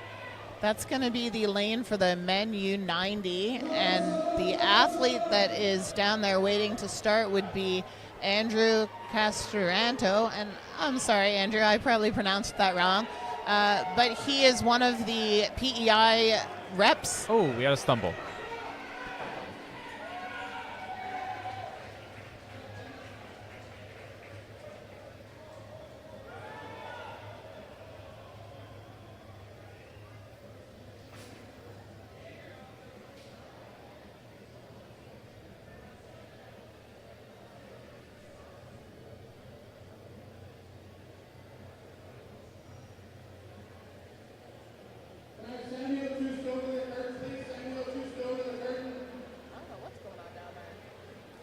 No, I'm not too sure what. Oh, lobster traps are typically 3 or 4 feet in length and weigh between 45 and 60 pounds. Okay, now we need crab traps because I've been informed we mostly have crab traps on the field. We need another Google search. They need to anchor that trap down. Oops, sorry.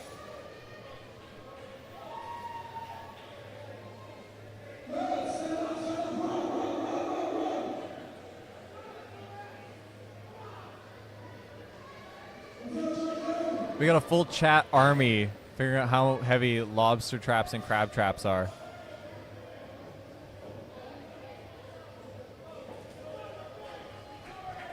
I feel a little embarrassed as an East Coaster that I do not know the answer. But as you can see on the far left lane, the trap on the very top with the rounded top is the lobster, and the flat ones are the crab. So you can kind of see the difference there.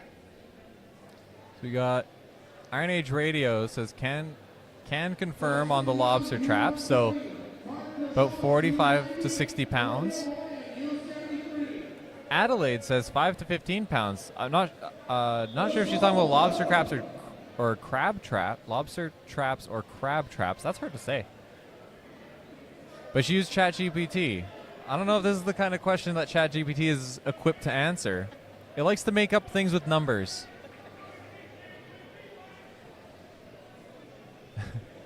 I'm kind of surprised that we don't have any fishermen out there that know the answer to this. Where's all the East Coasters tuning in?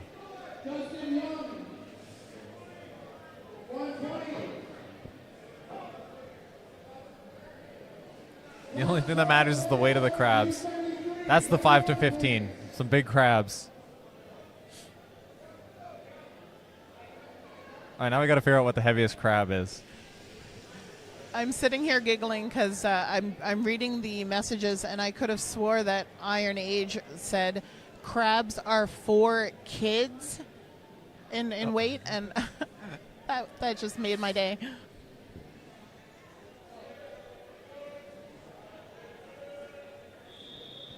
That's a fisherman's story. Caught a crab the size of 4 children.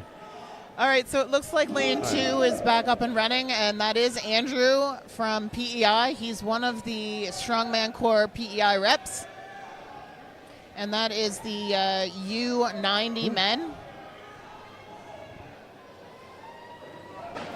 And we just missed Justin Young in lane 3. He is New Brunswick Open Men's. He's you're going to see big things out of him as well. He's a monster.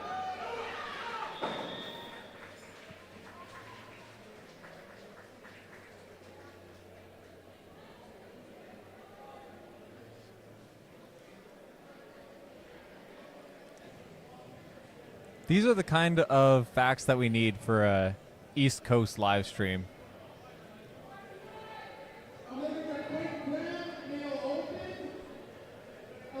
The Japanese spider crab, up to 42 pounds.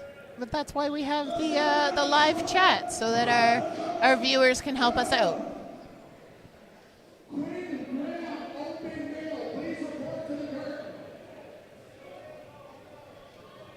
I don't know if we switched over to the U73 women, but that left side lane definitely seems to be the most challenging for their body size. So it looks like lane 2 was just Josh Dunbar. He is a Nova Scotia boy, and going to see big things on him as well. He's a force to be reckoned with. He also runs New Scotland Strength.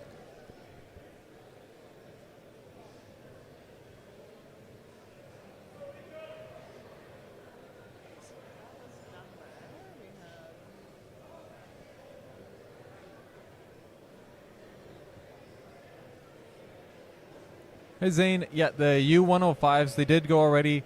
They're in heat, well, they're part of heat, the group of heat 1, 2, and 3. This is currently 4, 5, and 6. Oh, we're into our men's open. Or they're marshalling them, I think. This might be the end of the 120s. So, yeah, to answer you there, Zane, the 105s already went. Heats 4, 5, and 6 were scheduled to start with the log, but to save with the removal and prep for everything going on down there, they decided to skip the log for them and go right into event 2.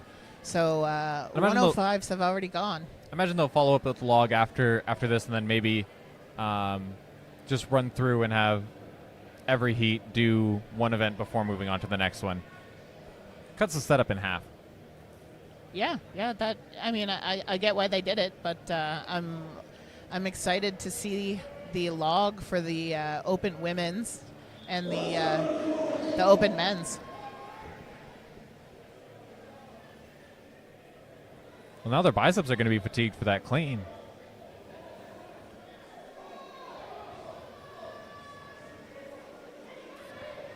Well, I have been told many times that if you're doing the log correctly, you shouldn't have any biceps in there. I find that a little hard to believe because I definitely use mine, but hopefully this arm over arm isn't going to fatigue people for the log.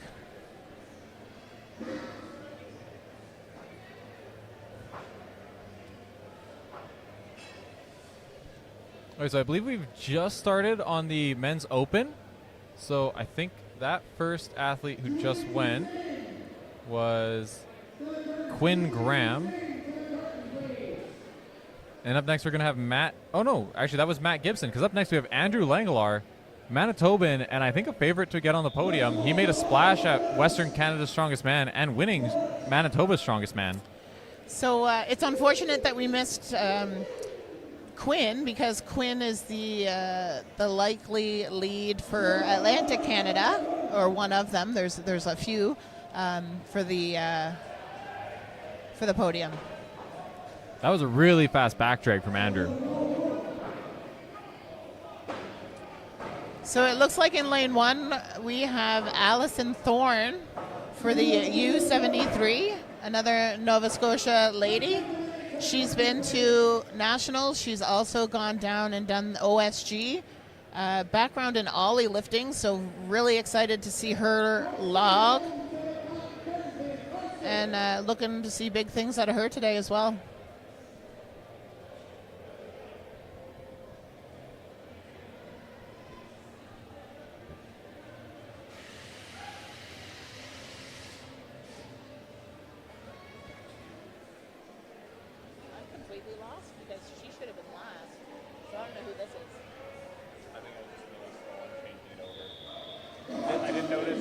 They're doing the same weight, so I didn't notice the category change.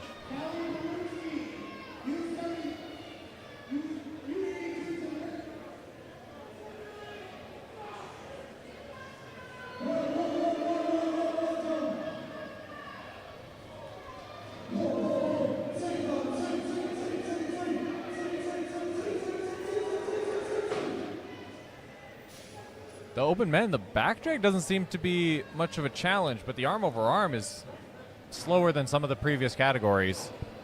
Getting their weight into it, maybe taking more out of the back drag than it is out of the arm over arm. I think this one is a great combination because it's using your whole body. You know, you got your arms working like crazy to do the arm over arm, and then your legs kicking in high gear to do that drag. I think this was a really well thought out event.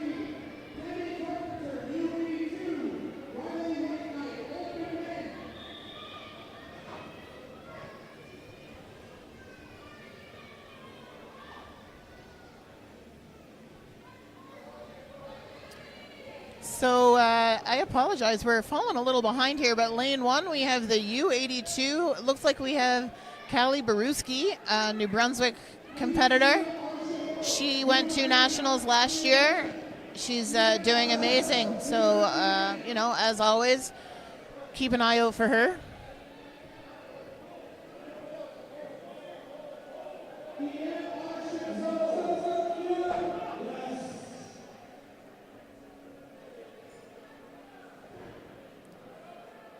Kirsten Hone, don't know if I said that right, Hohen, in lane 3.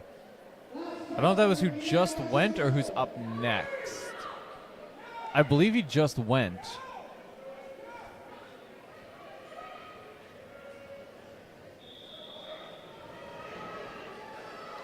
He had a good time. A lot of these opens, they look like they're going to have really similar times because nobody's struggling to finish.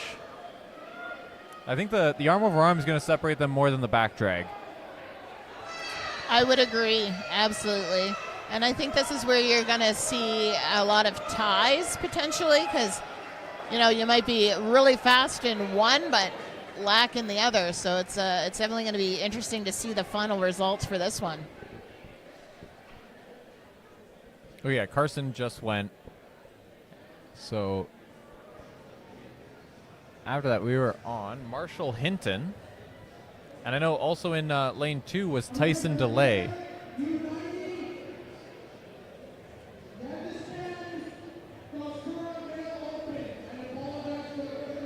So then up next is Riley Whiteknife. I know when I was out in Alberta for watching Strongest Woman in the West, there was a lot of the Alberta crew were hyping Riley up quite a bit.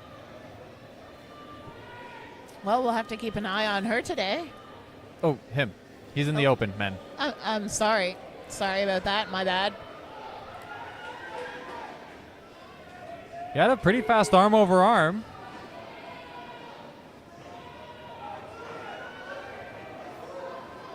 Oh, stopped a bit.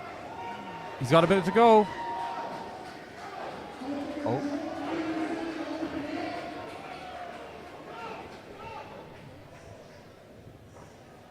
A bit of a technical error there. He stopped a little bit before when the trap was about halfway across the line.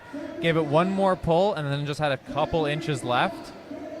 But he hesitated before both of them. And I think that's probably the hardest thing as a competitor is trying to figure out who you need to watch and what you need to listen for before you start to walk away.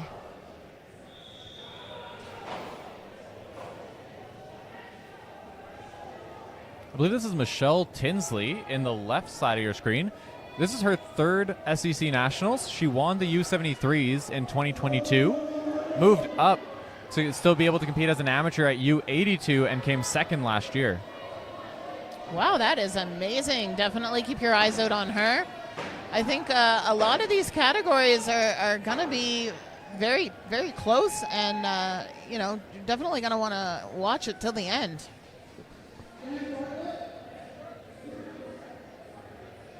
Something in the middle lane there, we just had Sean Myron. Everyone looked at in that heat to finish right around the 25 seconds, which seems to be a pretty consistent time. There won't be too much separating a lot of these athletes, I don't think. Yeah, and again, even with these 4, 5, and 6 heat, it doesn't look like anybody is not finishing. Max and Sam are taking it easy on them. Don't say that too loudly because the weights will increase for next year. Well, it looks like lane 1 is finished. The U82s were the last category out.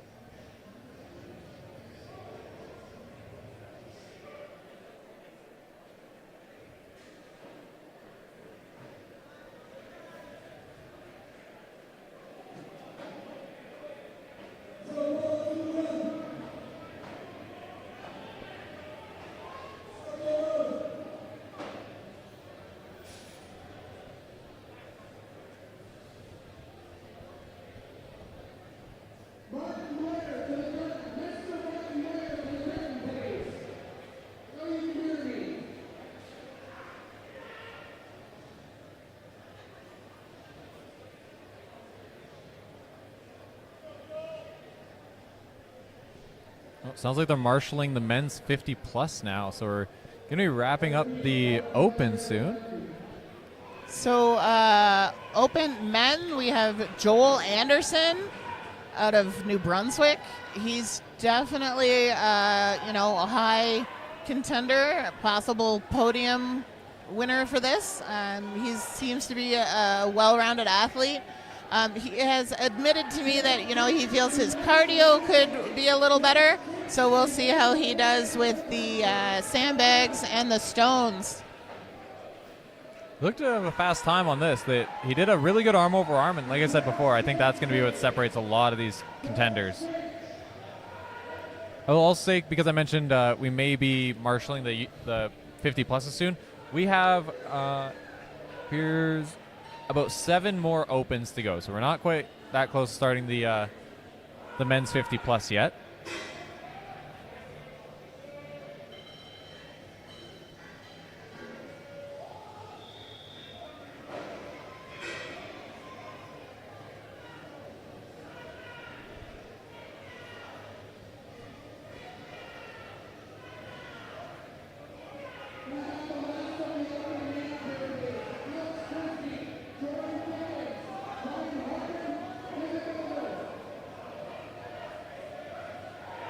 That was a very fast run, and clocking in around 22 seconds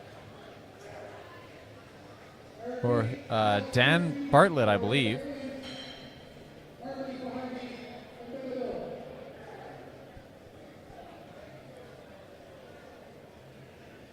Well, so far it looks like everybody's bringing their A game today. And as you can see on screen, they're starting to set up for the log. So heats 4, 5, and 6 will be doing the log next.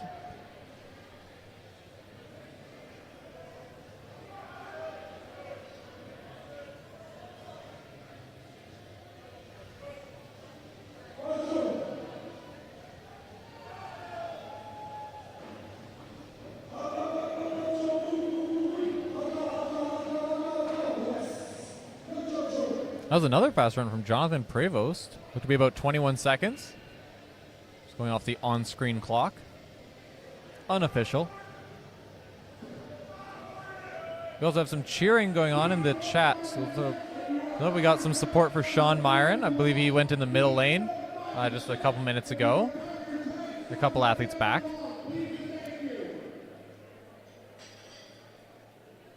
And for Trevor Jaworski, Manitoban Masters heavyweight, looking to, I'd imagine probably coming top 3 would be a solid goal for Trevor.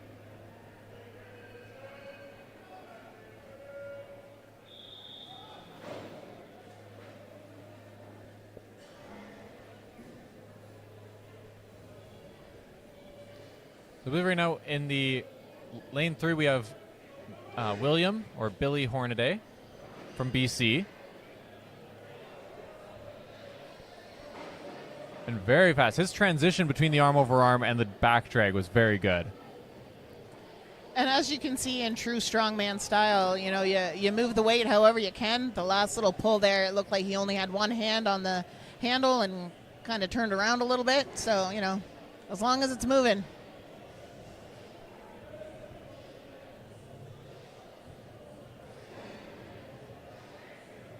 Oh, I got to throw that on screen. That is too wholesome. So for Ryan Hartman, daughters in the chat cheering you on. Oh, looks like lane 2 is finished.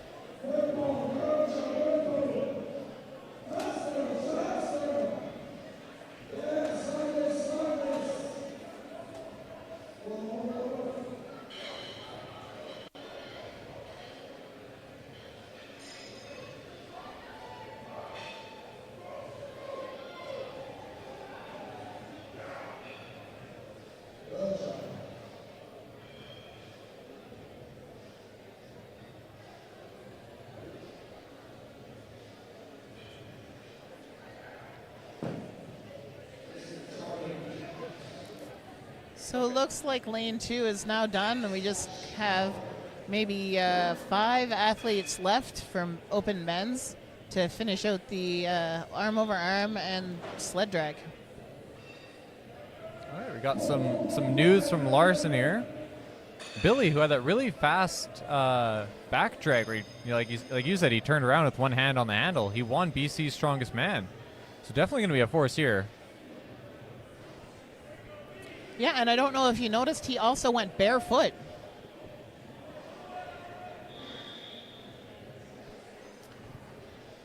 So I believe we just had, I believe that was Mr. Dickens. Yeah, I think that was Jordan Dickens. Yeah, the New Brunswick rep that just finished there. Awesome time, no problems there for him. I like that he had on work boots, though. That was a switch. I haven't seen that yet in any of the competitors. I imagine you'll probably see a lot with the Stones wanting to wear work boots, but yeah. So this is Ryan Hartman going, I believe, right now. And his daughter's in the live stream watching her dad compete and finishing in a very good time. Looks to be about 22 seconds, so I think that 22 is kind of the threshold between, I think, probably some of the, maybe at least best movers. Maybe not. We will hold off on making any predictions about their overall competitiveness. Especially when it gets to the opens. You can have some guys who struggle with the moving events who their static strength is just on a different level. I know I would definitely fall into that category. Static is way better for me than the cardio heavy moving events.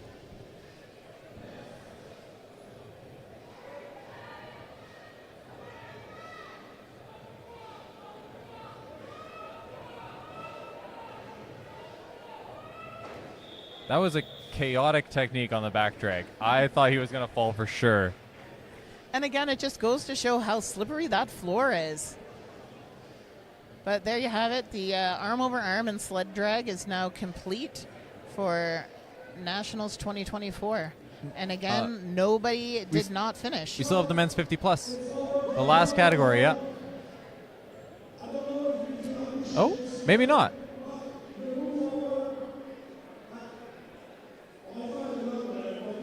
Oh, they might have moved them into a different lane. Oh, they were in lane 2. Nope. My bad, they did go.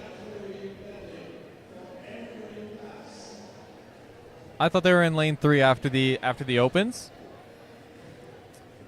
So this will be interesting now that the heats 4, 5, and 6 just did the sled drag, and I'm sure they're exhausted. They're going to be brought back out to do the log. Okay, they're gonna do a bit more setup, but I'm sure they're gonna try to make this quick because we are a little bit behind. So we're gonna quickly cut to the sponsor screen. I'm gonna see if I can organize a way to get the scores so that I can enter them as we go, and we'll be right back.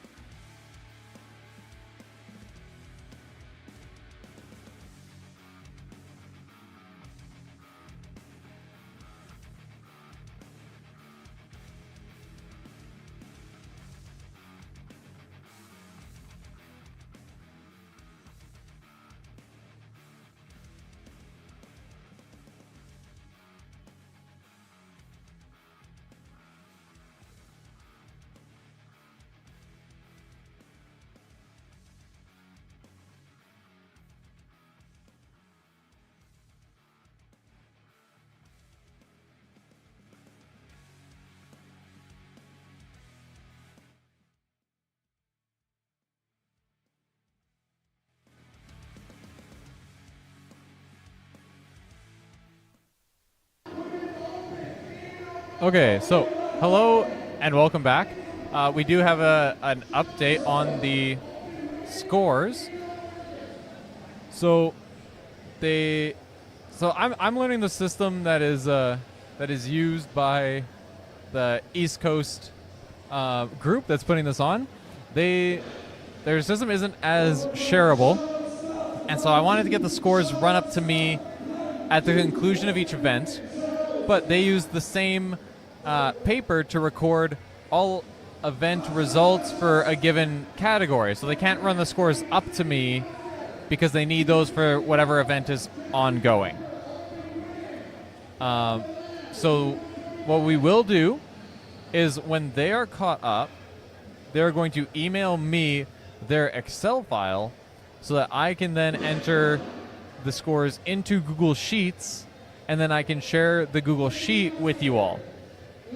So we're probably going to be about a full event behind, at least, I would say.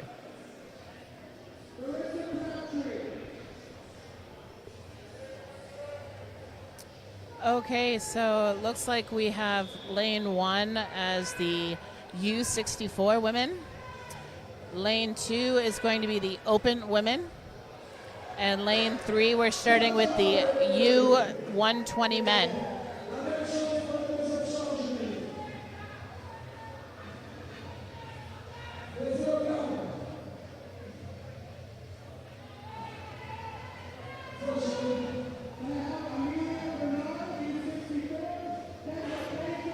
So middle lane, open women's, we have Kendra Panko. She came in, I believe it was 3rd last year for 2023, so looking to see big things from her. I think she's going to be the biggest contender against Ashley Telford for podium placement, so keep your eyes on her.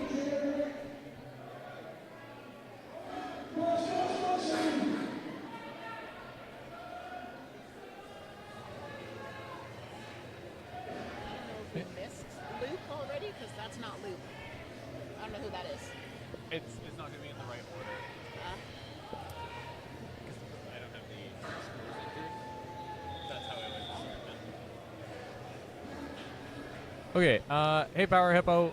So they split up the events. I think it was to keep things a bit more organized, but it ended up taking much longer. So I think they're switching back to kind of a more standard, just running everybody through event 1 or event 3, because that's when it'll kind of reset. Everyone through event 3, then everyone through event 4. Also, Kara, you're mentioning not Kendra in lane 2. Yeah, this is just based on the randomized order for event 1, because we don't have the scores for the arm over arm, so we don't have the numbers for how they were organizing for this event. So it's going to be, kind of think of it as a roster of athletes, not the actual order. So yeah, I apologize. First time doing this, not up on all of the ranking, and I just have the order of the athletes. So my apologies. That was not Kendra. However, she did come in on podium last year, and that statement still remains. So she's definitely a contender for podium this year with Ashley Telford. Currently, lifting in the center lane for open women is Jackie Parker from New Brunswick. I believe this is her first time at Nationals.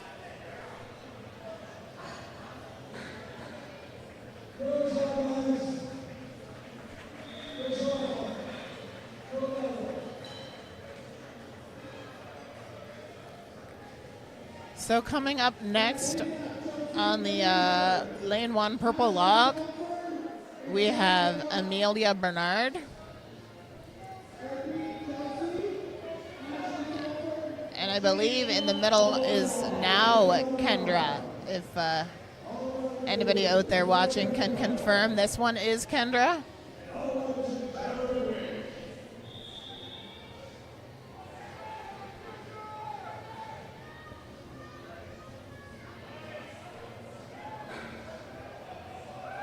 It's going to be a bit challenging to gauge where people are coming out in the order, because like with the log being first, it's much easier to keep track of who just did more reps versus an event that's purely based on time. It can be harder to separate people who were, some people they're smooth and they look like they're not moving as fast, but then you look at the clock at the end and you're like, oh, that was a fast run. But you might not get that sense of them having a really good time. So having the live updates could be difficult to gauge where these athletes are until we get some more information.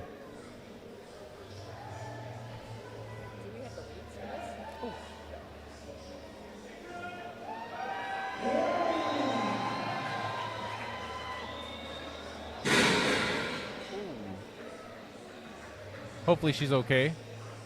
Didn't look like it hit her on the way down, just fell behind her.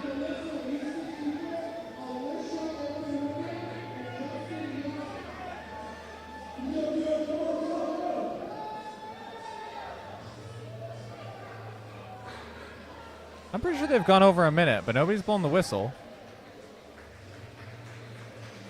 She's still setting up.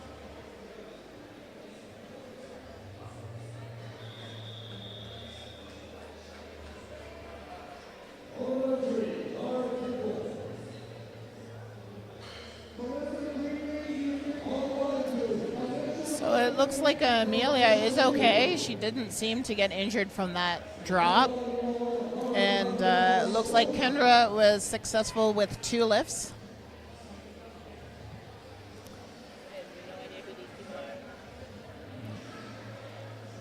Not sure who's out for the 120s, but that I was gonna say he's going raw. He getting some extra recovery.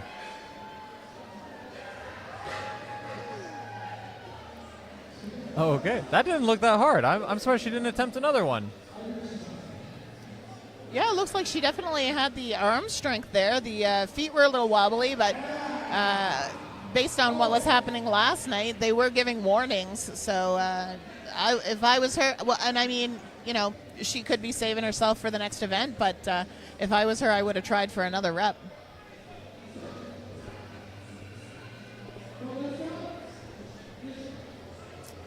So we have Ashley Telford, Open Women's, middle lane, up next for Open Women. She, I believe, is going to try for the new national log record and hit a 2:15. Hey, we have some competitors raring to go. Ashley wants to get started. He has to wait till the left lane is done.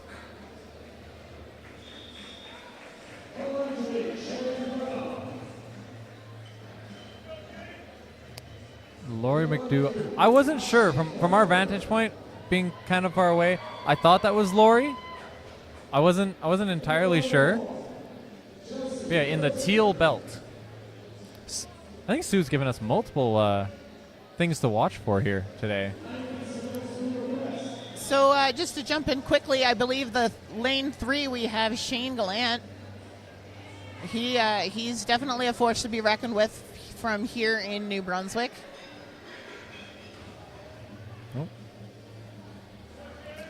So in order to get that new national record at 2:15 on the log, Ashley needs 5 clean reps. Looks like she's 185. She's just done 2 already. So if she can get 195, 205, and then 2:15, she's national log holder record.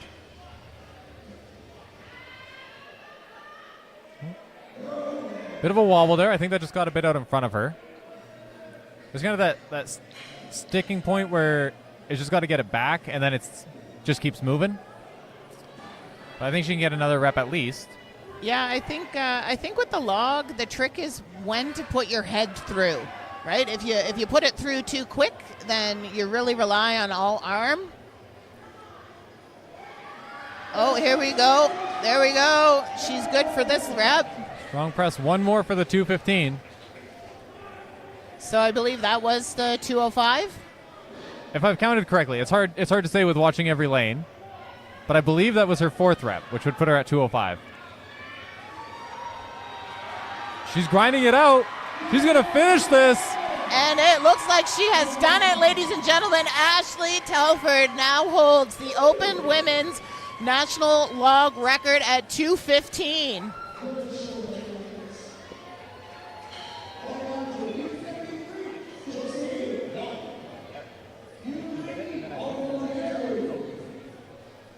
As long as they're all the same.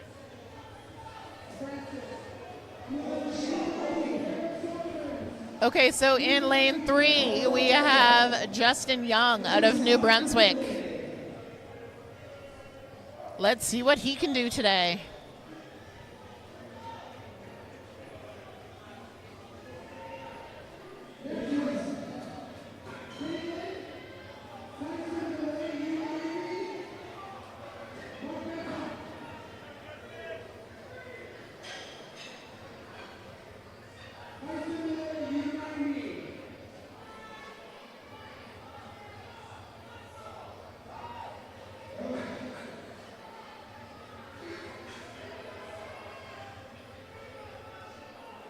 Yeah, a lot of support for Ashley in the chat.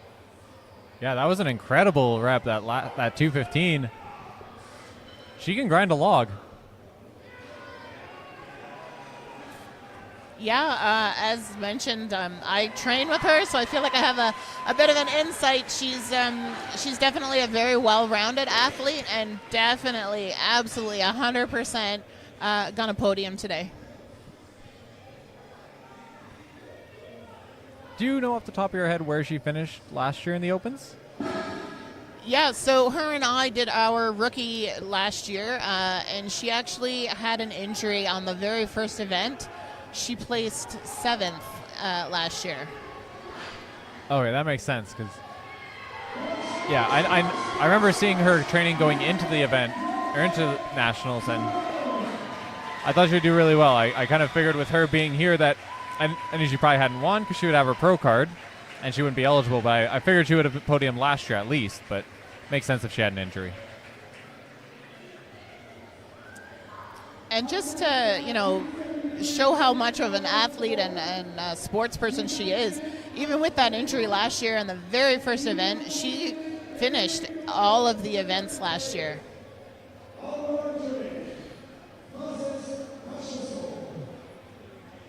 I am not sure who that was on the left-hand lane, but I'm certain that was a PR, given her reaction to that last log. Getting a lot of support, both from the crowd and from Sam Beliveau. Had to look in person; it was too small on my screen to see who that was. Oh. With one athlete going on their own.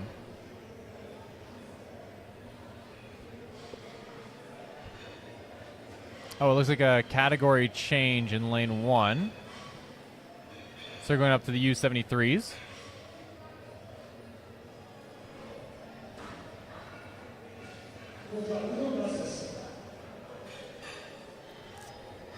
So it looks like lane 2 will now be the U90 men.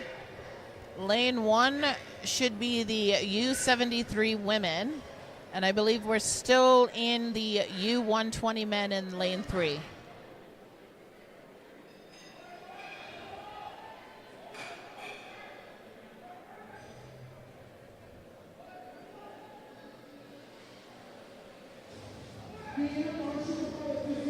Another very raw competitor lined up at that middle log.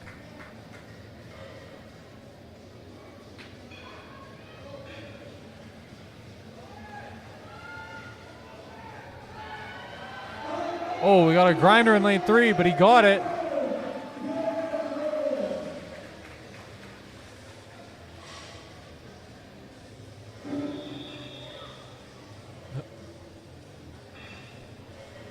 And he's taking a break. He's looking for some recovery.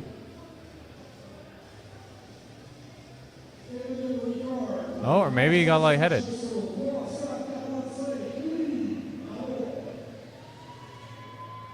Oh.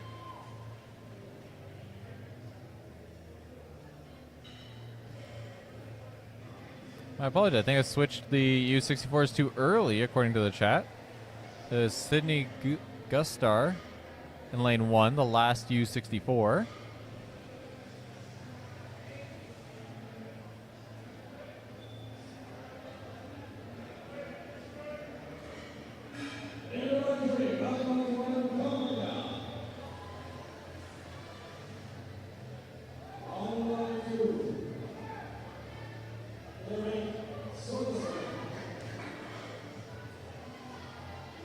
Looked to be a bit heavy for lanes 1 and 2. Lane 3 got a good first rep. Sydney's not giving up, though. She's going to try this again. There we go. Good press. Nice drive with the legs. That looked very, very easy for her.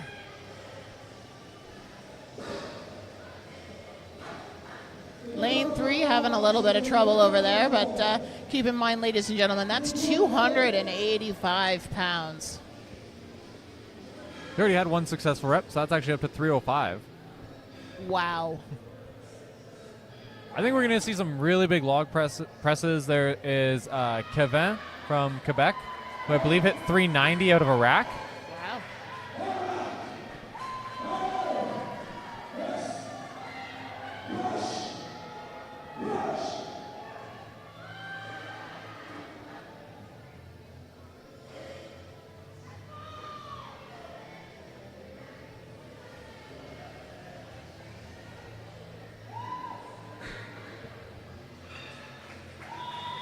All right, so we got 1 rep for lane 1 and 3.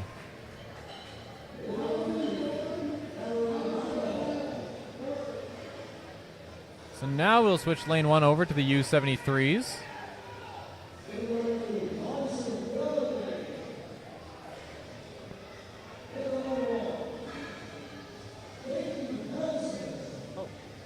And we got to switch lane 2 over. We missed that one. Got to switch that to our U90 men.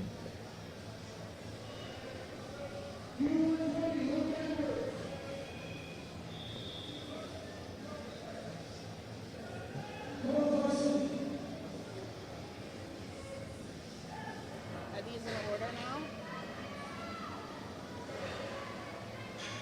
We got one good rep for each of lane 2 and 3.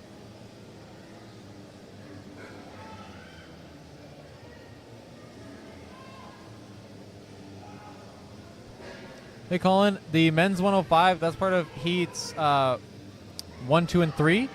They already did event 1 and 2.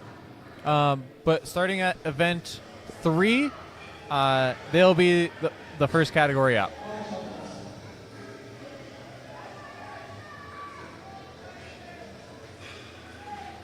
I believe we're still at 1 good rep for lanes 2 and 3.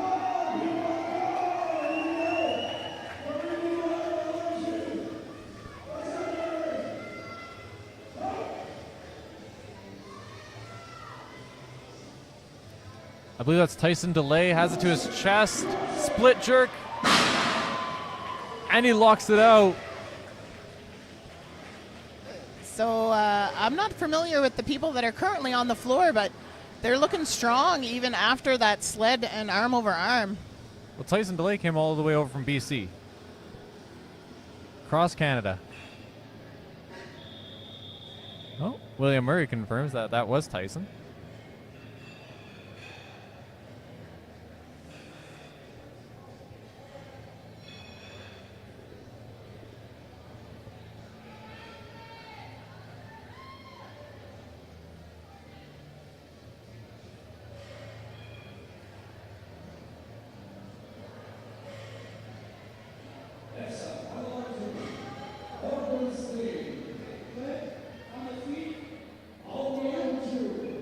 So to answer Colin on the live chat, the men's 109 was in the first heat. So they were in the first run before the sled drags and arm over arm even started.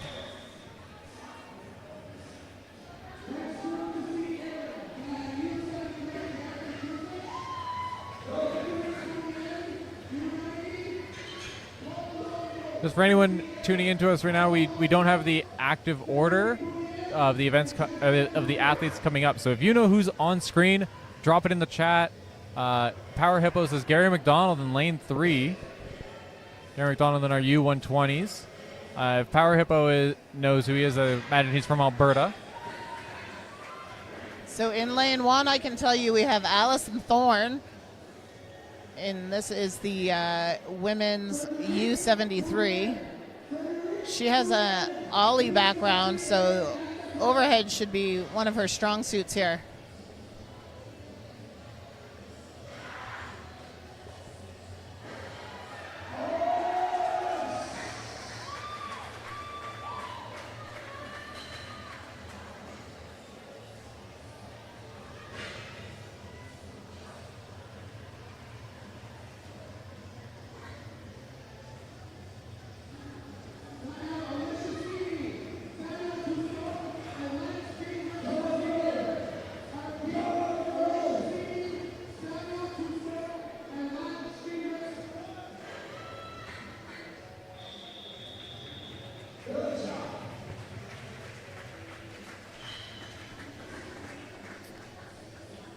So coming up now in lane 3, we have Luke Edwards. He's a contender out of New Brunswick.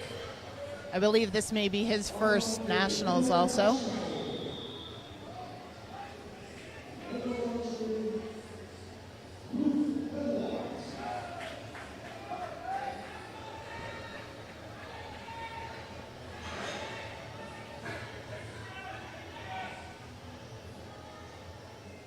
Olivia Hoyam in lane 1 from Calgary, Alberta.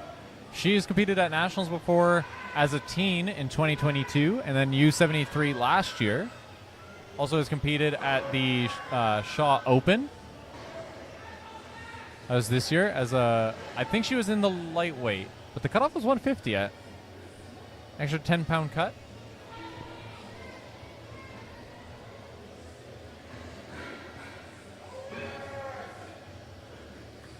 Olivia definitely gets a lot out of her legs on the log, so I don't think we're going to see a big grinding rep from her. She needs to get it high enough on the jump or on the drive.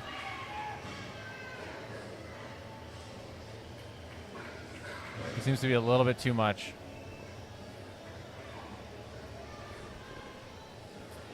Again, I'm sure there's a lot of people that are wanting PRs out there today, but keep in mind there's 5 events, and this is going to be a really long day. So people really need to be smart and pick the events that they want to push. And Jeremy pointing out, she did compete at OSG, that's right. So she's been around already, even being a very, very young competitor. And a teen 2 years ago, she's 20 at the oldest.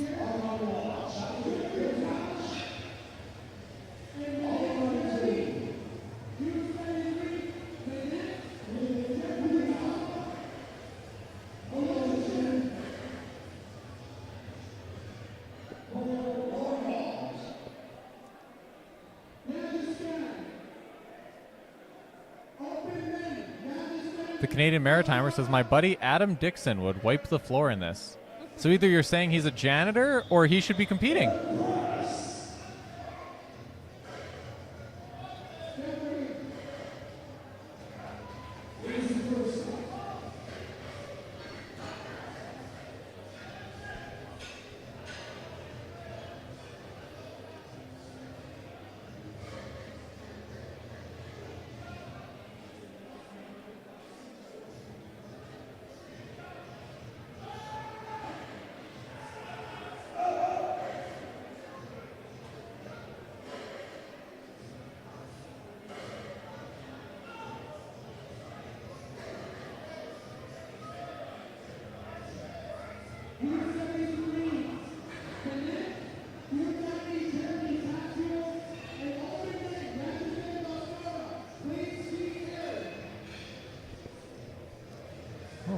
Mid-event hit of smelling salts.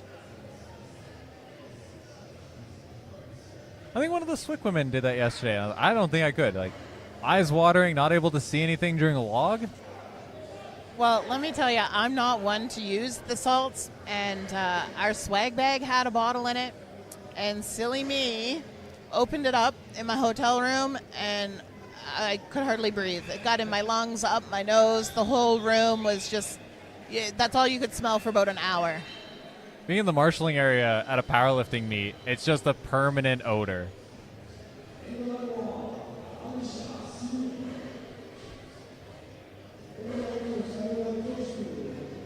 We're probably getting to the end of our 120. Actually, no, Gary. Oh, sorry, I forgot. I forgot my own FYI. The list on the left is not an order; it's a roster. We don't have the order. I almost said we should be done, and then I seen that Gary already went, so we were being the opens. But my bad. I was misleading you all. That is a very bright pink belt. That's definitely an identifiable feature. If anyone knows who that is.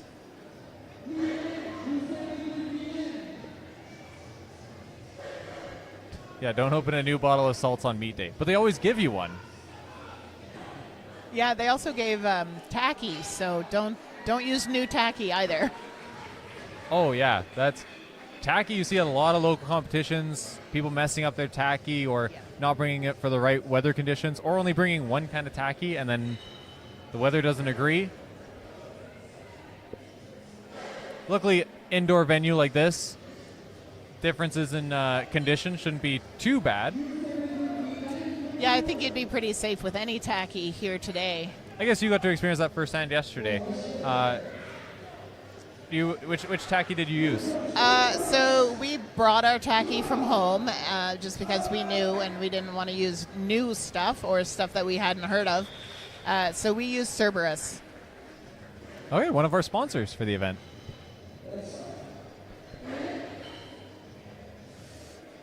Alicia Simi was in the pink belt. All right.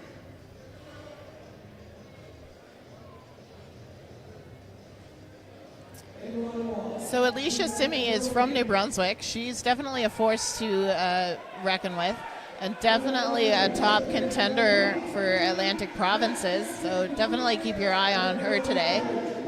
I believe her sister is also competing in the teen women, if I'm not mistaken, Ashley.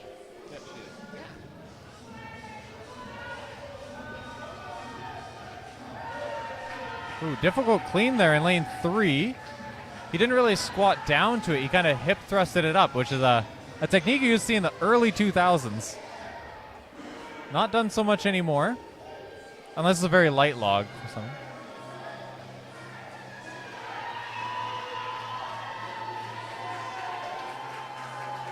That was actually a better clean position. He's just not quite getting it high enough on his chest. So Sue's informing us we have Jeffrey Taba in lane 2. Just struggling with the clean there, but he looks happy with his performance.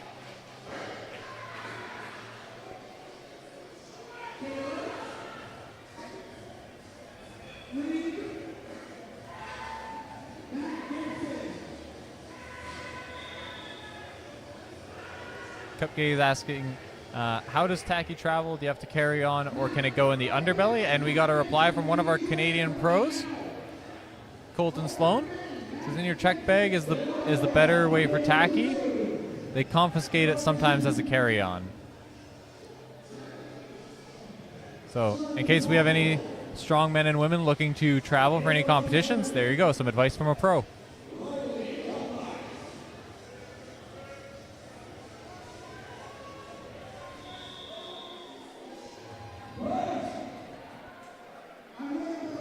Looks like we're starting our men's open in the right-hand lane.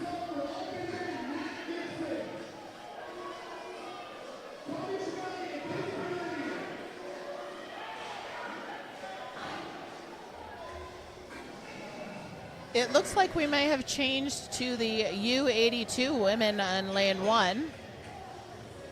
If anybody knows who this competitor is, a Quebecer.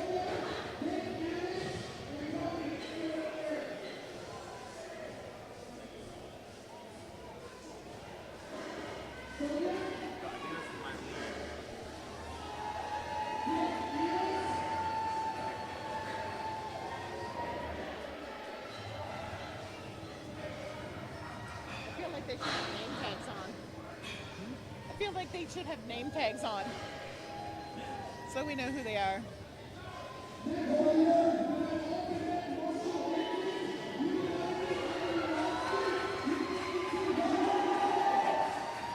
Power Hippo. I think you're correct. That I believe that is Riley Whiteknife in the right lane.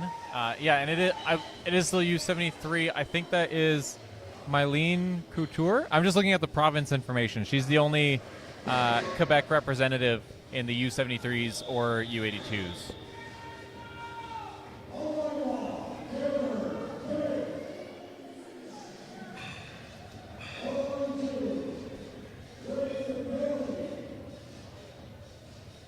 I'm not putting that one on stream.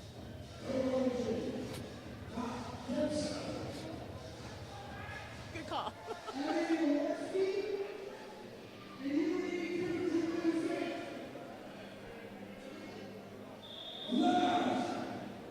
We got Taylor Peck in lane 1. Thank you, Nicole.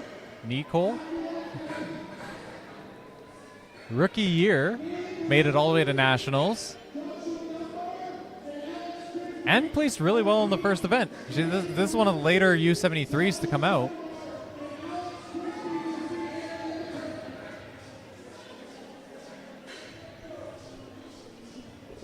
St. Johners. Is that which one? I forget which one has the S.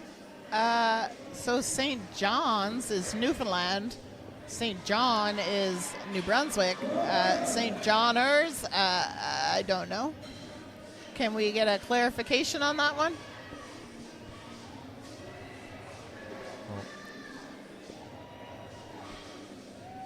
New strongman debate. Is tacky a liquid?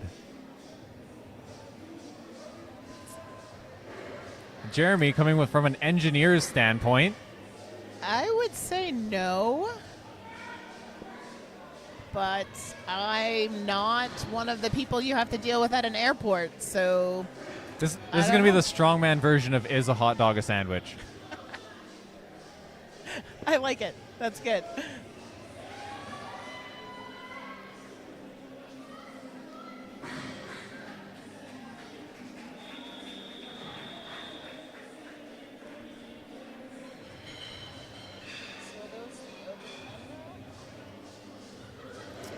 So it looks like lane 3 has now moved into the open men.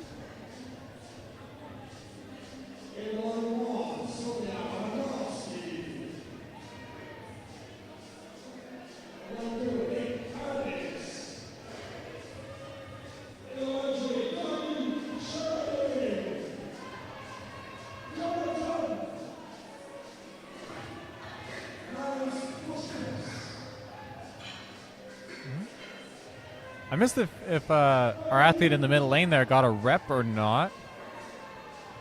Looks like he wasn't wearing equipment, so maybe just showing face, show that he is. He knew that it was out of his capabilities, but he didn't want to. He still wanted to show up and make sure they knew that he wasn't pulling out or anything, just not attempting. Yeah, and that's definitely a smart move. If you know that you're not going to do something, why risk an injury or lose the energy for the upcoming events? So, it's definitely a mental game, and that's definitely a good choice.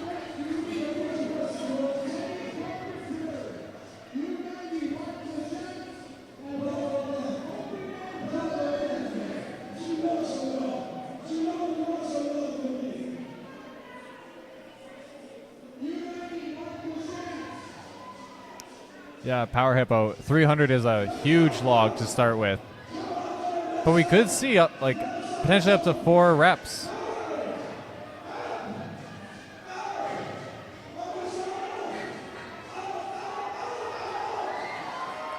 That was a hard-fought rep in lane 3, but he got that 300-pound log.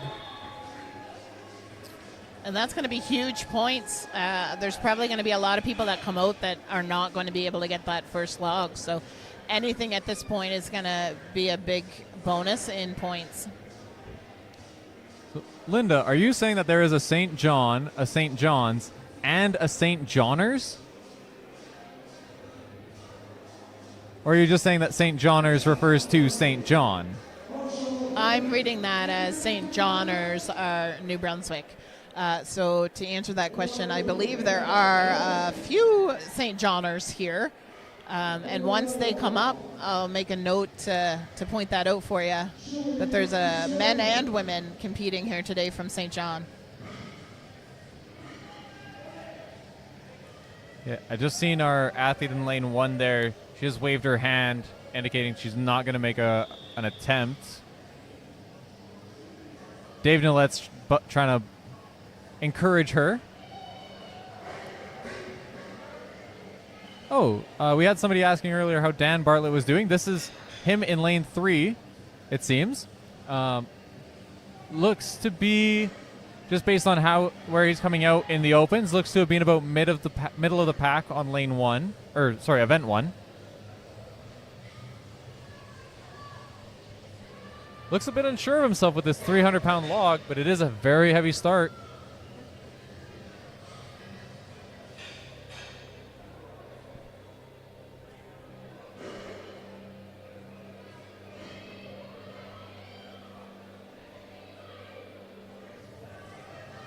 If he could get a bit higher off his chest with his legs, he looks a bit tentative on the dip.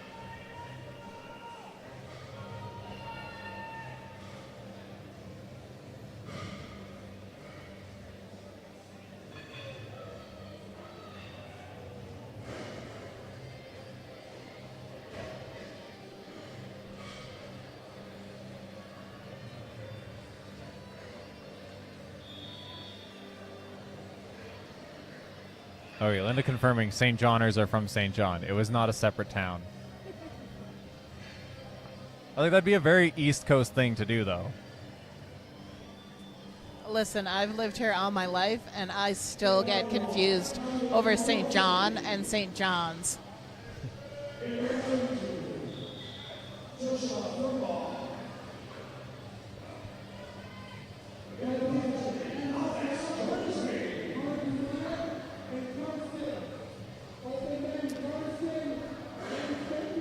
So I believe we have Josh Dunbar in lane 2, if I'm not mistaken. He's a Nova Scotia boy, and he's also the owner-operator of New Scotland Strength.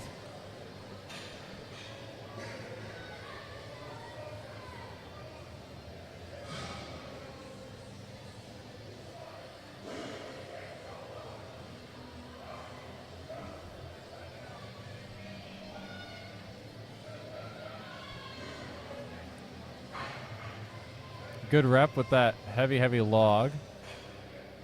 Was that his first rep? First successful one? I want to say that was 2 for him. 2, so up to a 320. Yeah, because he's been out there for a while.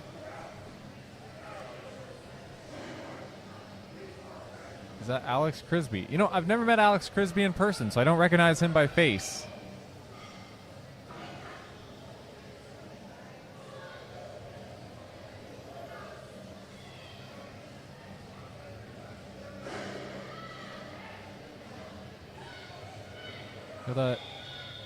Oh, just not quite enough time to give it that log an attempt. So up next in lane 3, if I'm my eyes are not deceiving me, we have Joel Anderson from New Brunswick. I'm expecting big things out of him. He's doing 400 out of the rack, so let's see what he can bring on this log here today.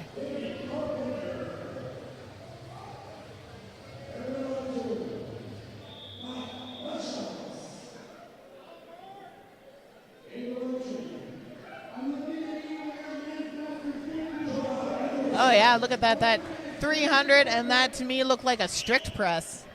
Just about. It looked a little bit unsteady, but he seemed to have a lot of strength there.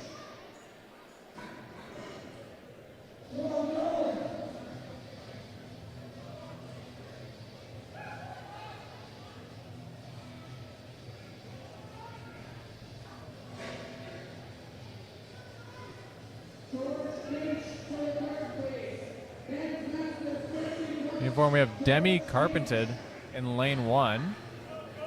Getting set with that log. A very dynamic clean, got it to her chest.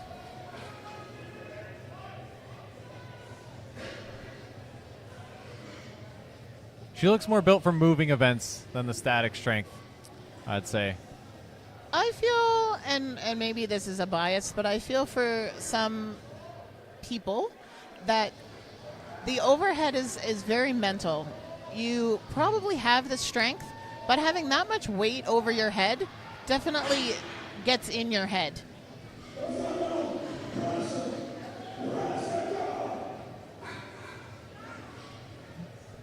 And Kara, you might be able to inform us if, like, just looking at Demi's technique, she looks to be have a lot of excess movement. I don't know if she's pretty new to the sport, so it could just be an up-and-comer and still finding out what she's capable of. If Kara can chime in and let us know. She's representing Saskatchewan, so Western Canadian representative. Our last athlete. Here's a perfect example. We got 3 Maritimers, I believe. If in lane 1 we have Simi, then we have all 3 Maritimers on the floor here. Sue's actually saying it's Michelle Tinsley in lane 1. Okay, so center lane we have Andrew, the PEI rep. And lane 3 we have Mr. Dickens again, Atlantic Strong podcast. And the New Brunswick rep, Jordan Dickens.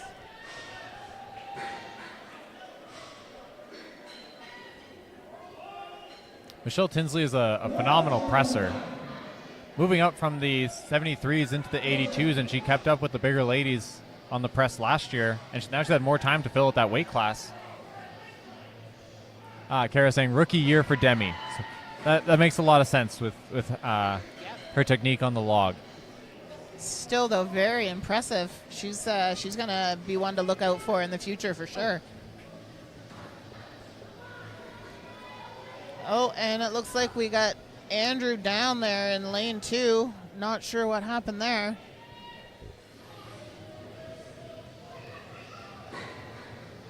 Lane 2 seems to be having some bad luck. As both of our injuries so far both came in lane 2.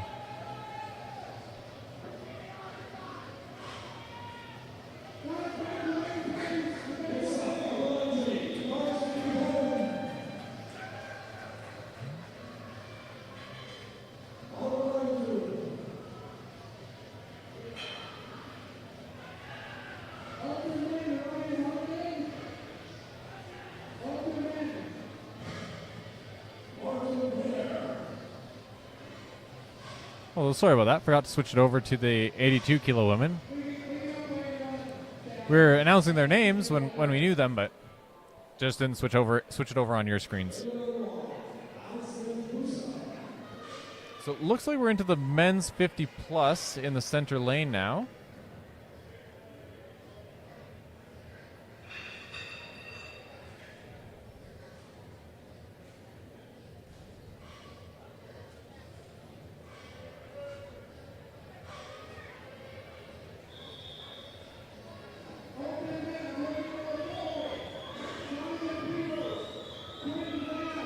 We got Carson Hohen in lane 3. Looked a bit unsteady on his chest. Often it can be difficult when you're in a larger space, or outside is even worse, because you don't have a great point to focus on above you when you're looking straight overhead. So balancing can be much more challenging in a big space or outside than versus in your gym. You'll see a lot of people, especially in the big pro shows, wear sunglasses so that the lights and whatnot don't affect them. I think that's a great strategy. Anne Roussel out right now in lane 1. She competed at Nationals last year in the 82s and came 3rd, just behind Michelle. Looks like she's off to a bit ahead of Michelle after one event, but they should have a nice back and forth for that top spot on the podium.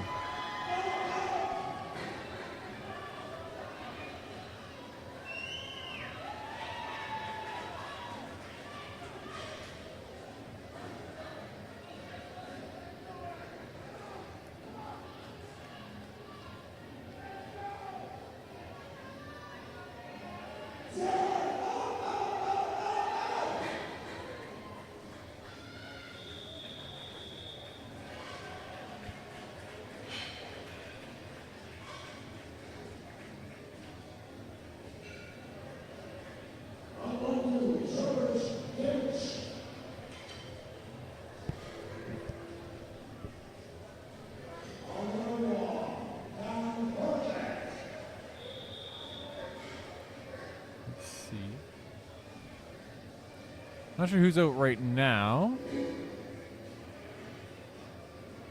If anyone recognizes the athletes out right now.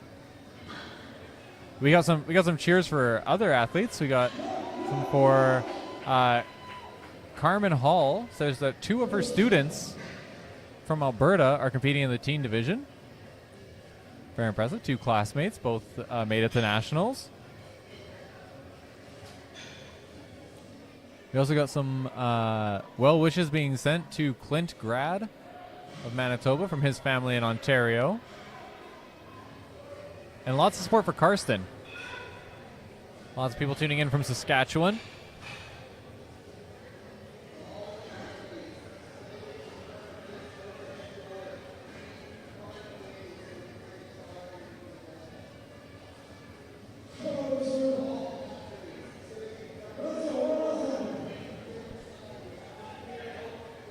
I think in lane 2, just struggling with the clean. You know, when you're on a different log, logs grip differently into your shirt. These are also, you know, you'll see some of the athletes are wearing a shirt. It's reflective on your screen. That shirt has a rubber coating on it, which provides a better grip. Not all the athletes choosing to go for it. And if you struggle with the clean and you're not opting for a grip shirt, that's pounds you're leaving on the table. Yeah, and unfortunately, I feel like the longer you stand there holding it, the more energy you're losing. So it's always best to put it down and reset. Oh, we got George Kinch in the middle lane. Nope. No? Oh, sorry, delay. He was I imagine he was the one who was just out.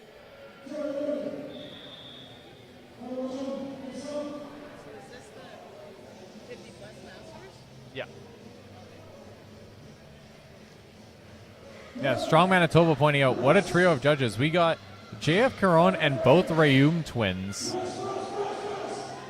So, a World's Strongest Man podium finisher, a World's Strongest Man finalist, and a huge... that was Gabe of the Rayum twins. And then Fred is on a huge torrent pace, improving like crazy right now. I wouldn't be surprised to see him make it to a World's Strongest Man, and would definitely not be surprised to see him make it to a final. Oh, it's right up forehead, right? That's more of like a strict press sticking point. Usually with a push, you can get it a bit higher with your legs. Yeah, I feel like if he had a little bit more on that dip, he'd be able to pop that up.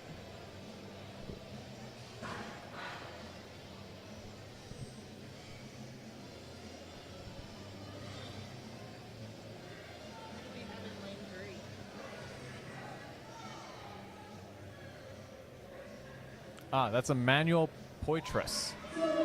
I hope I said that correctly. In lane 2, yeah. In the 50+. I believe he's the last 50+ competitor. Which means that he had the highest score in the first event.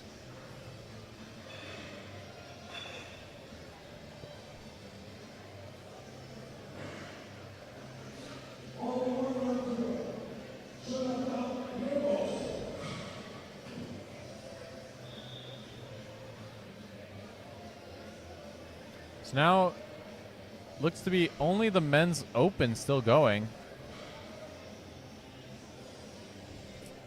I think this might be the biggest category of the day. I think we have about 5 left to go.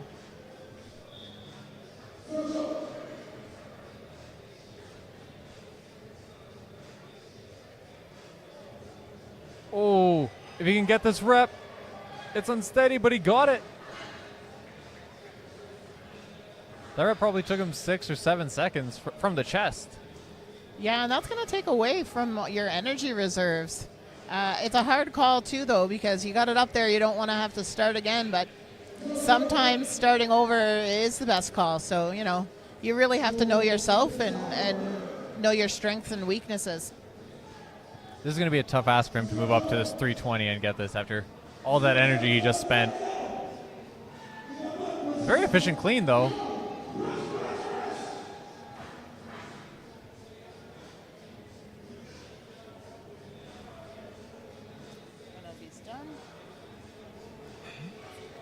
And it looks like he may be trying that again. No. taking under consideration. Yeah, I think he still has time. Yeah, and here we go. He's going to go again.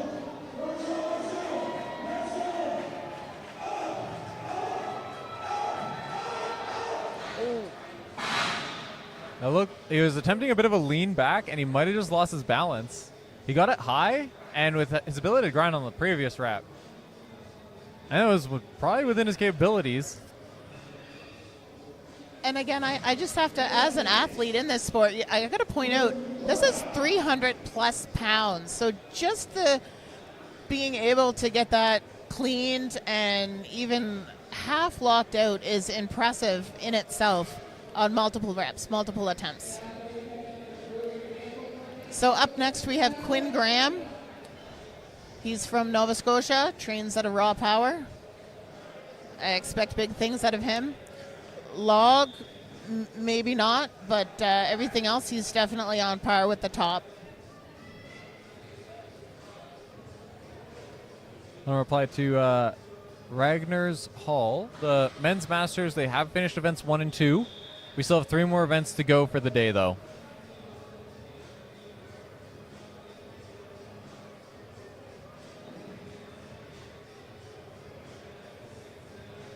We got cheers for Andrew Langlar from Manitoba. Andrew still hasn't come out for the log yet, and we're getting down to the final few of our open athletes. So, Andrew looks to have placed pretty well on the arm over arm and back drag. This is not Andrew coming out, but it is about his size.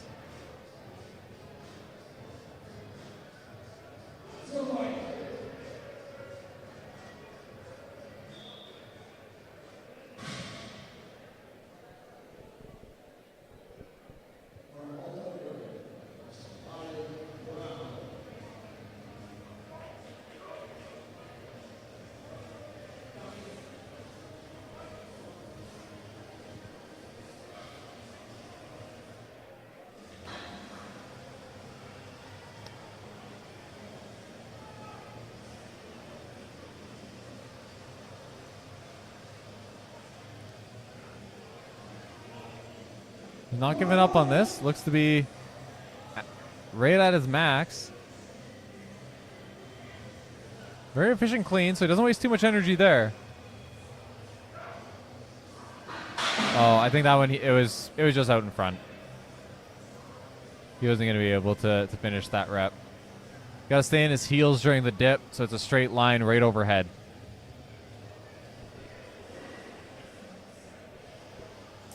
Just seeing in the comments that Maureen Adele is saying, go Quinn.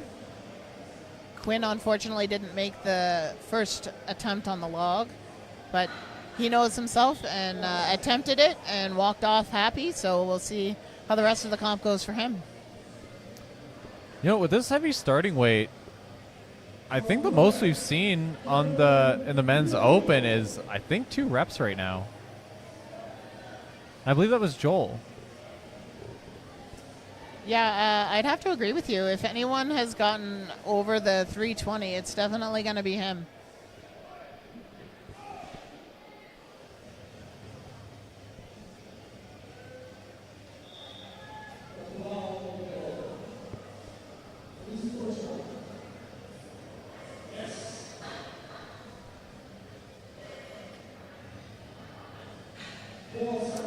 He made that look very easy, but 20-pound jumps, let's see what he can do here.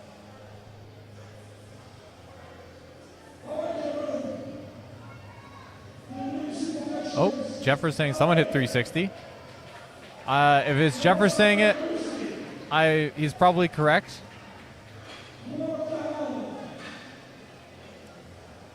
Jeffers pays better attention to the sport than I think anybody else I know. For sure, but I still think that if anyone did hit 360, it's probably Joel.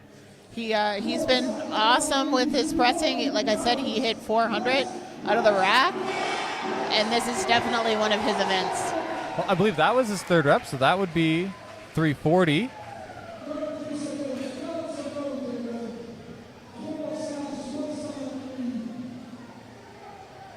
And based on the comments, I believe this is Kevin Bilodeau.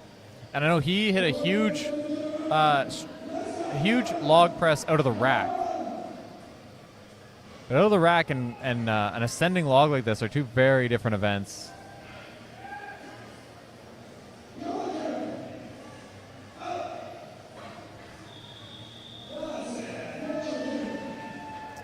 I think this is the moment, or one of the frustrating points, that we don't have the live scores to know who's doing what and when. I was promised the scores would get sent over when they had caught up. Still waiting on that. They might, with events ongoing, it might be a bit of a tough ask to catch up. As soon as we know, we will let you guys know, so just bear with us. Andrew Langlar just got announced. He's up next. Andrew, I know this is going to be a damage control event for him.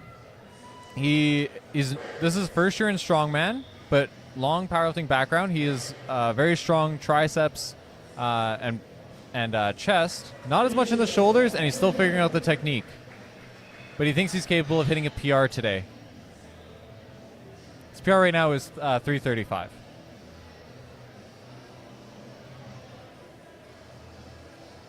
was an easy 300 from Andrew. Oh, just got a bit forward.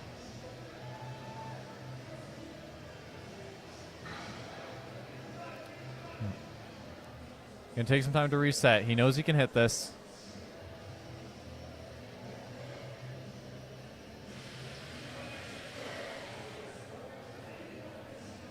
Andrew Langlar wearing the elbow sleeves from Evolution Athletics, also one of our sponsors today.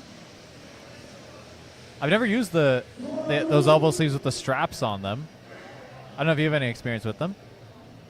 I personally don't, but some of the members of the gym that I train at do, and they almost look like bionic elbows. I can't even explain them. They just look crazy. Yeah, I know that wasn't the result that Andrew wanted. Like I said, it was a damage control event for him, but with the heavy starting weight and how many athletes have zeroed the log, I don't think getting that 300 is already going to be pretty decent for him. It's definitely not going to take him out of contention. Yeah, I mean, we have seen a few people walk off with zeroing the log, so anything at this point is going to be huge points. The next athlete out is Billy Hornaday, winner of BC's Strongest Man.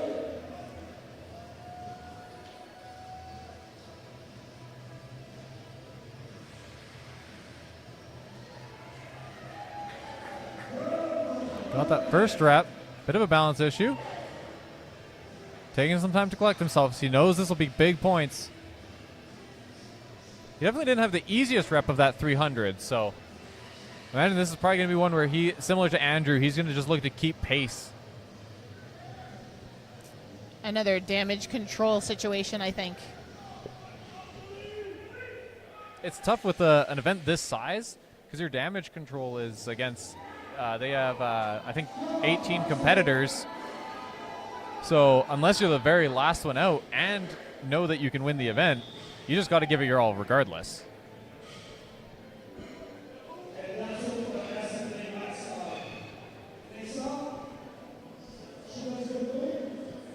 So I think Billy was our last competitor. So it looks like we're done with the log, and we're going to move back into heat 1, 2, and 3 with the car deadlift, third event. Also, apparently the crab trap deadlift, it seems. I know in previous years they've used four-wheelers, and last night they used a side-by-side. So, you know, it's East Coast. Why not crab traps?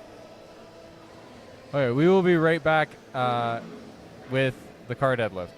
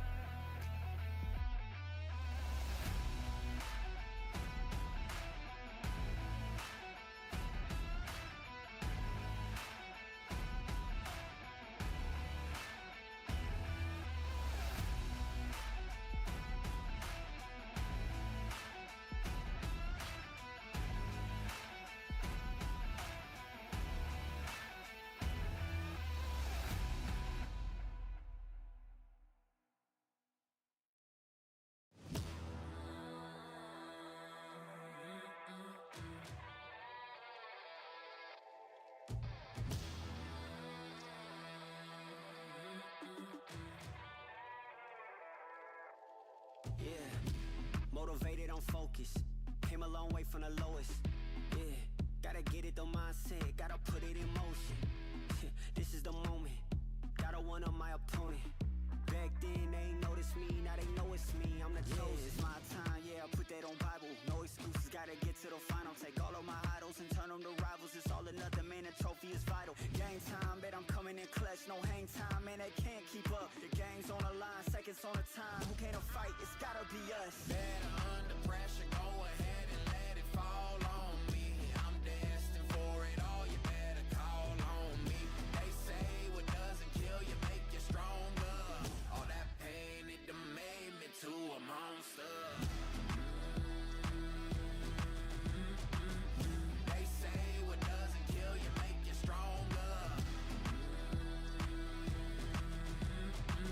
All that pain, it done made me to a monster. Yeah, whole lot of times they doubted I wouldn't be who I am without it. Sleepless nights, I counted.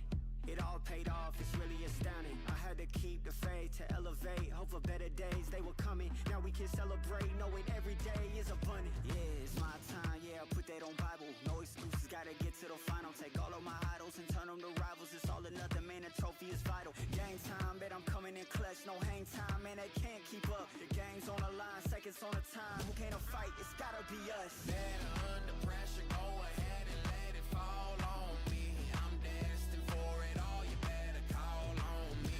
They say what doesn't kill you make you stronger. All that pain, it done made me to a monster. They say what doesn't kill you make you stronger. All that pain, it done made me to a monster. All that pain, it done made me to a monster. All that pain, it done made me to a monster.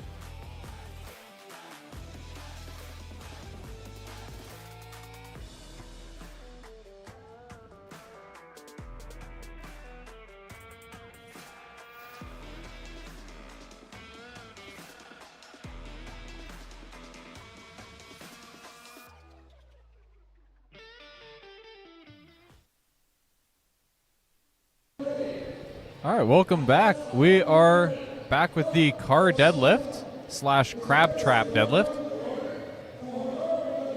Okay, so our lanes are in a slightly different order. Okay, let's adjust that on your screen.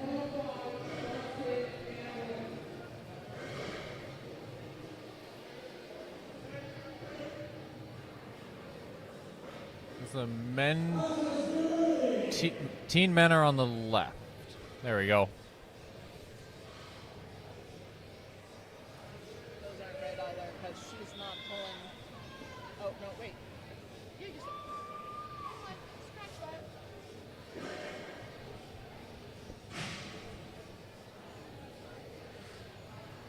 Our teen men, our male first competitor, he's just got it to his knees. Could have almost hitched it. I don't know if he knows that technique yet, being a younger competitor.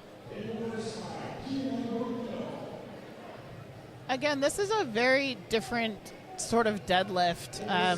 You really have to have your feet more forward than on any other deadlift that you would ever do. And you really lean backwards. So I kind of describe it like if you were at a concert and you wanted to crowd surf, you really have to have a lot of confidence in the people behind you to catch you. You have to lean back that far in this deadlift to get the lockout. Gonna be honest, I didn't know where you're going with that. It's a trust fall. Maybe I just want to crowd surf.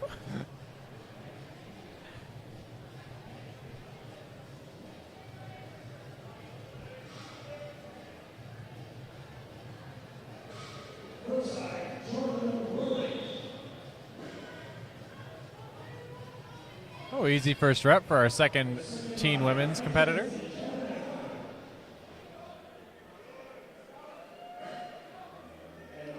She is banging these reps out. Our two men's divisions struggling this time.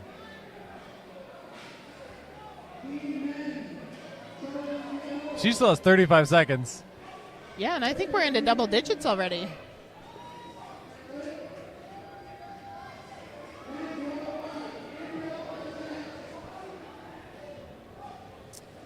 So not sure what happened to lane 3. Just waiting on the next competitor to come out there now.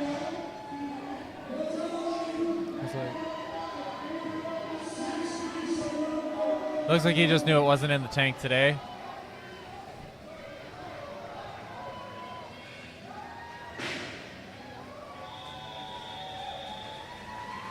Very good performance from, it sounds like that was Mackenzie, I think Mackenzie. Mackenzie Canham.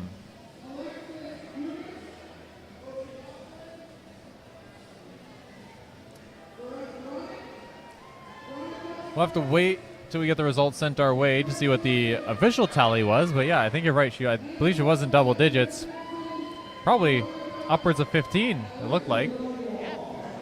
If all 3 of them continued to get up in the double digits, maybe they need to rethink the weight on this one.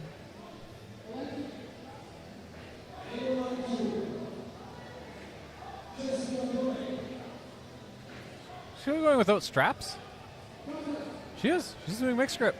Yeah, definitely got the over-underhand going on that one. That's impressive also. And is this Ashley Simi? It might be. I'm not sure between her and Jessica Gray. Mackenzie Canham was the second one out. Yeah, the going strapless for a reps event, I do think is I wouldn't do it. I do pull more without straps, but definitely not for reps. My grip would fatigue before in a minute before my back would. And also, these bars are smooth. There's no gnarling on them at all.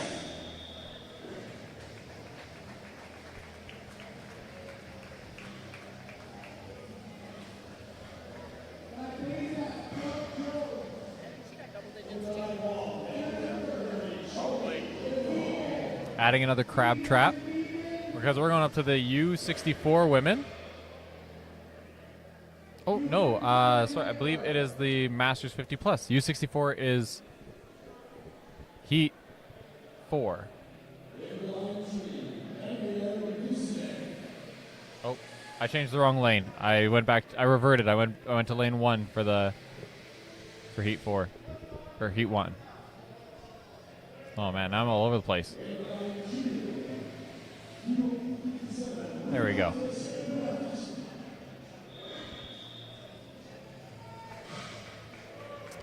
So over in lane 1,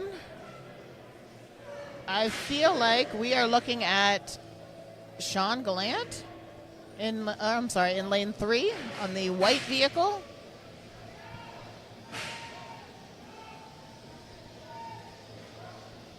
For any friends and family, those who aren't actively involved in strongman, just so you know, when we have the weights at the top there, we have it listed as in the hands.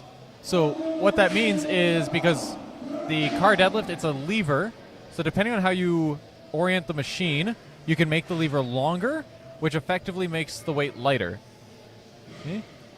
We list it as in the hands. They take a scale, they hang the actual handle of the implement from the scale, and whatever the scale says the weight is, that's how it's announced to the athletes. Bill says she was sharing it with you, but she didn't know if you were getting it. So I came up to check. Oh, I thought you were going to email it. Then she has to close it to email it. Oh, my God. Like, I get this, but like around the tabs and everything, like I No, man, so you're not, the sharing thing's not working. Okay, I'll let her know. Get her to email it. Just save it, close it. I'm always literally to close it in case Excel wants to do something weird. Yeah, okay, I'll get her to send it. So lane 1, teen boys, we have Alexis Dugas. And again, it's 500 in hand. Middle lane, we have Vero Cormier for the women's U57.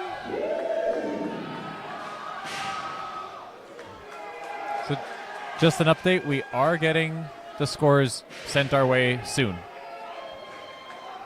I just given an update from the official score table. So that is not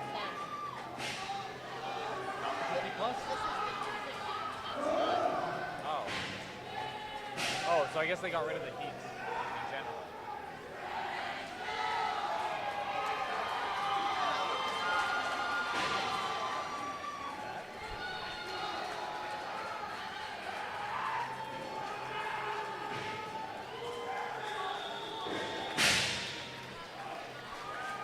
Oh, never mind. It was used because before the match. That was my bad. But they are doing it the same order. Okay, just a correction. I thought the Masters 50 plus were up after the teen girls, but it's actually the 57. So apologies if any names were missed. But we do have the correct lanes on screen now. We are kind of doing this on the fly, ladies and gentlemen. Everything's changing right in front of us, so apologies all around if we're getting things wrong, whether it's the category or the names. We're doing the best we can here. You might notice on the stream that you have a bit of a bird's eye view. That's because we are up top on a second floor, very separated from the competition. So they don't really have a way of rapidly getting information to us. I also want to shout out, we have in the comments Jordan Dickens' YouTube account, but as they stated earlier, that is his daughter watching him compete. So we'll know how well Jordan is doing up to now, hopefully soon, as soon as we get the official scores.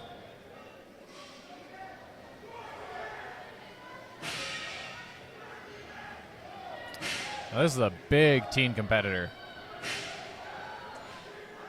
So again, for anyone who's just joining us, lane 1 is teen boys, and this is Keegan.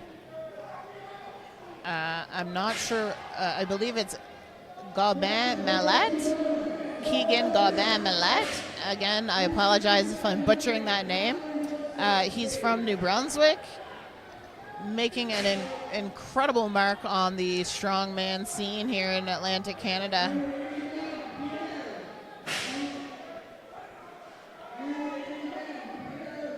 Oh, Larson, apologies for being quiet. That was just bad microphone etiquette. I'll be better.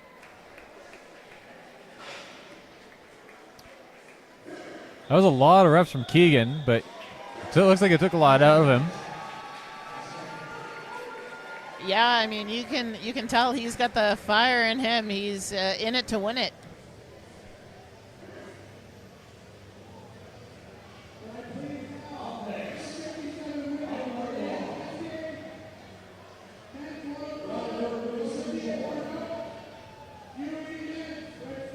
Oh, we got Jamie Bear.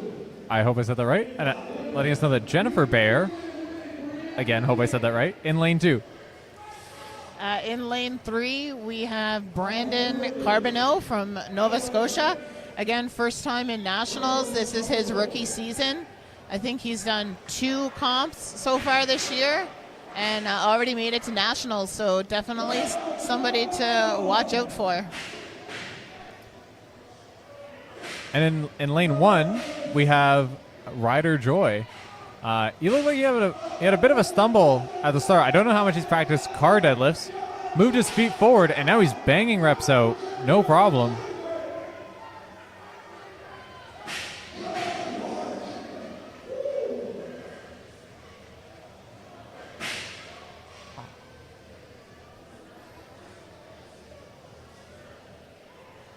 It's phonetically B-or. Okay. Thank you for the pronunciation help. It's so hard asking for pronunciation help in a written stream, so thank you for that. That was a really good performance from Ryder. Him and Keegan, I think they were very close.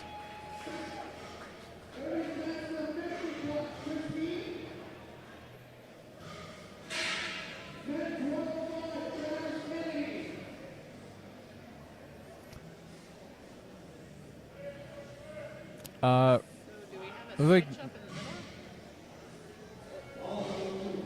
I'm just asking off air if we have a switch in the middle, if we've already changed to a different category.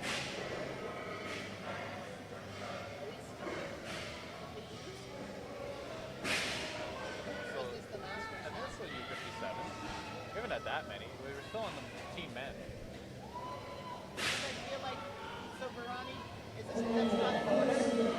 No, not in order. It won't be in order to send me scores.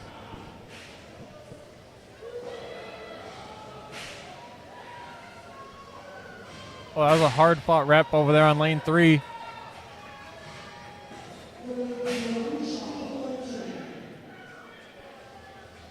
Yeah, Nathaniel, this is probably the strongest judging panel you could get at a national event. I'm in awe with the teen boys, or sorry, teen men doing 500 in hand. That's incredible.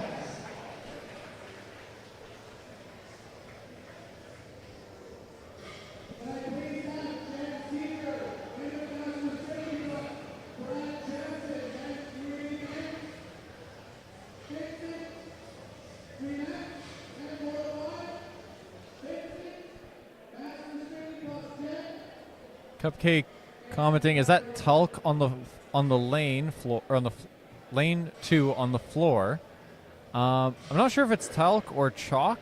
I think it was on there like pretty much right from the start. So maybe there was a slight spill, or maybe one competitor, they were barefoot and they just thought it would help with their with sliding. But if it was a competitor who put it down, I don't know why they would leave it there. For any of the female competitors or female athletes out there, you know exactly what happened there, and I would say that that's chalk. From like before the event, or not? Oh, okay. I just didn't see it happen, so I didn't want to assume. That was a lot, actually.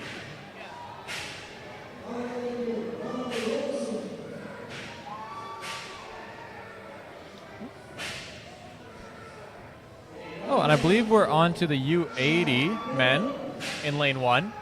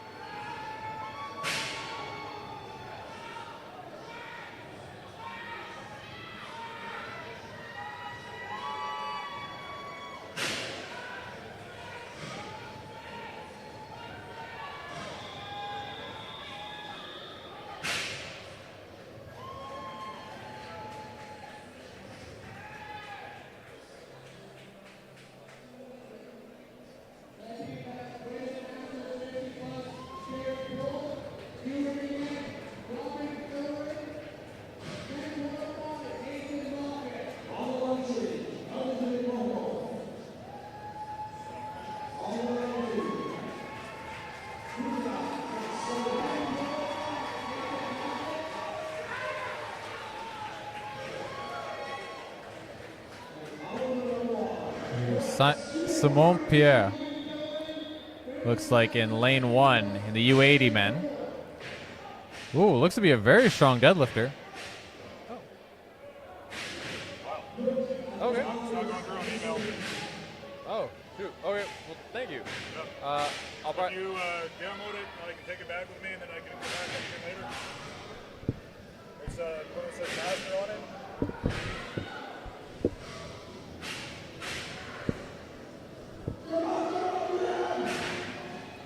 So just bear with us here for a minute, ladies and gentlemen. We're finally getting some score sheet information.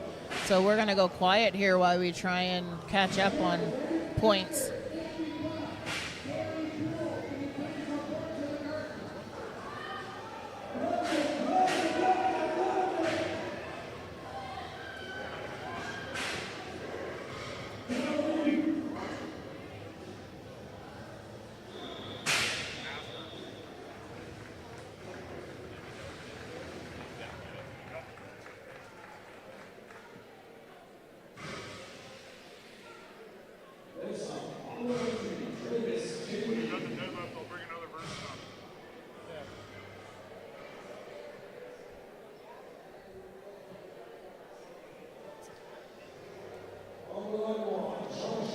So it looks like currently we only have a competitor in lane 3.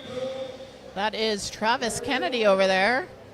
Trains and lives in Nova Scotia. And I believe he's going to be very close, if not on podium, by the end of today. So keep your eyes on him.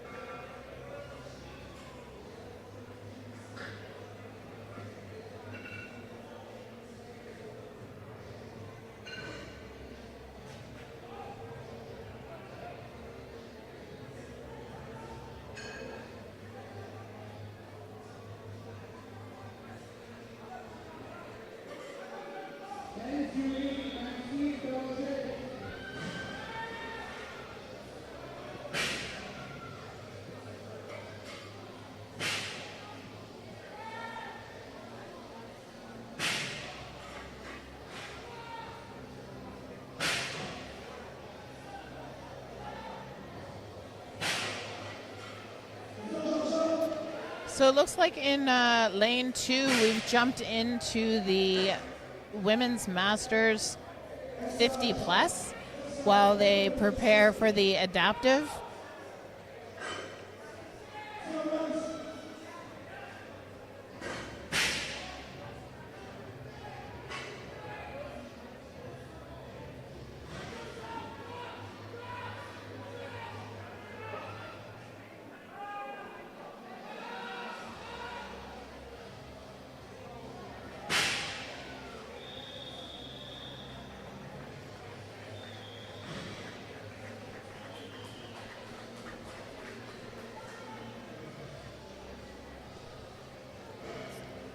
Looks like a lot going on down there on the floor.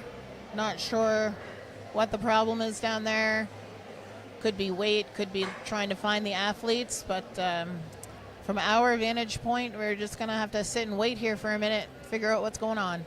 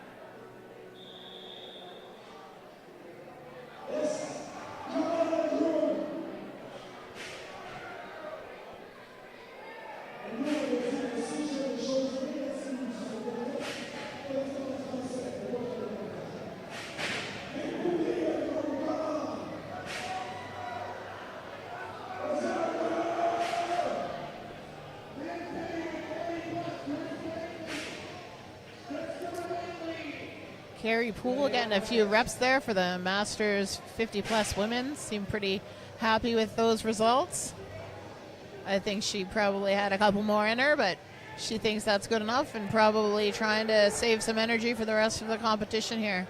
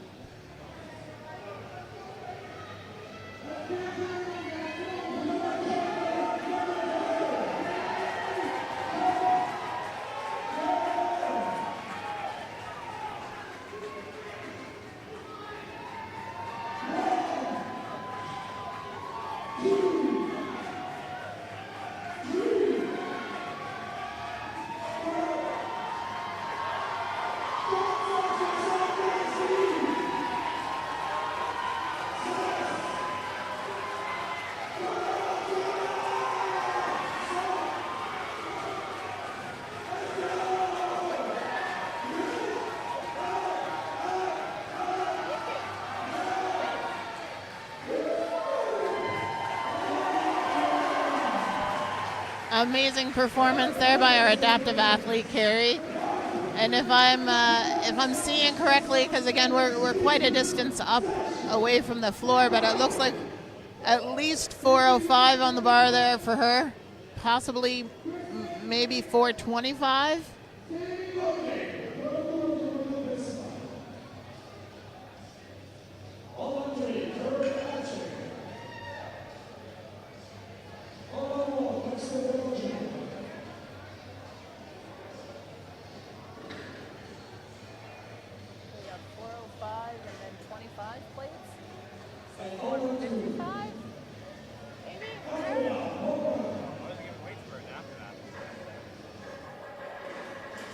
That's a 25-pound plate, right?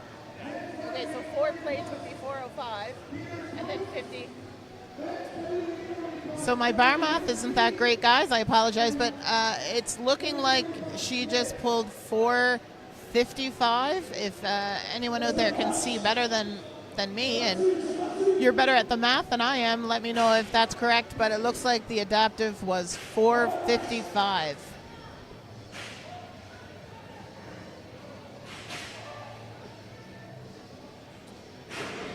So in lane 3, we've now moved into the heavyweight men's masters. We have Kurt Hatchie currently pulling there in lane 3 on the white vehicle.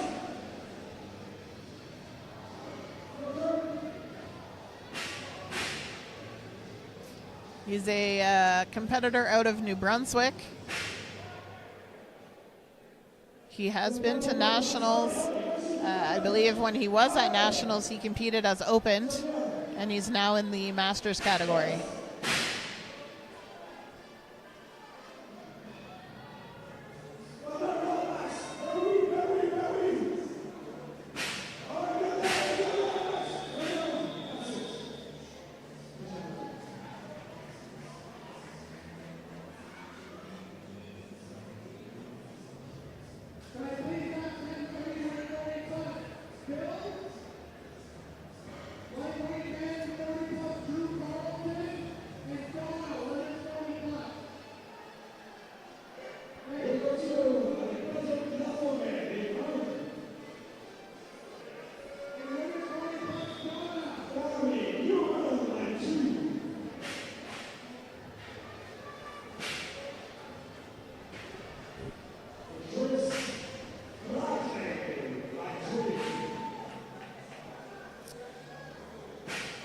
I believe the first lane with the gray vehicle is now the lightweight masters men, and the middle lane is the women's 40 plus masters. Third lane white vehicle is heavyweight men's masters.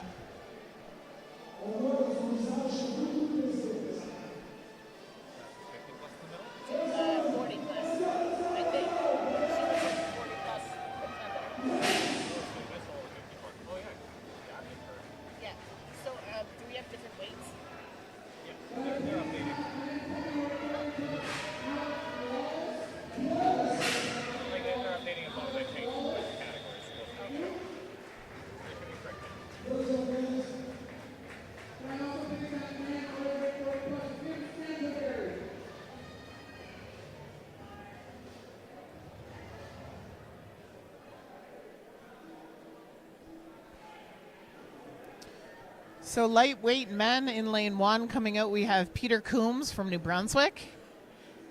The Masters 40 plus women taking position in the center is Liz Sanford out of Nova Scotia. And third lane, let me see if we can tell who that might be over there. That is Trevor Jaworski of Manitoba. We have Trevor from Manitoba.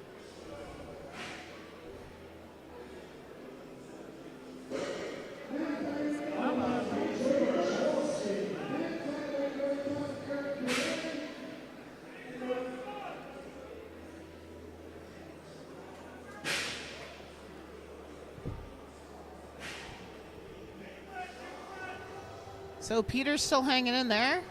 Not sure if Trevor's made a rep yet, but it looks like he's readjusting over there.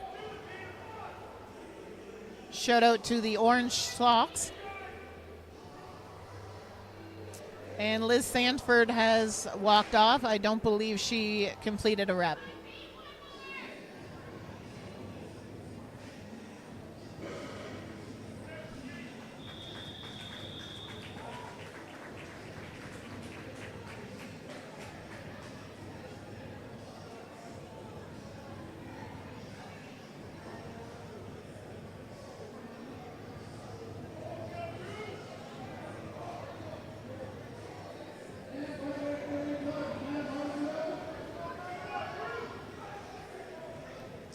Lane 3 for heavyweight men, we have Bill Jobs, I believe, taking position there now from New Brunswick.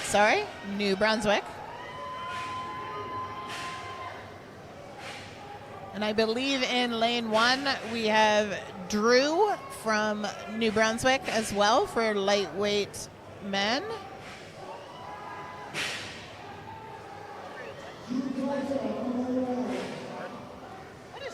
Last name.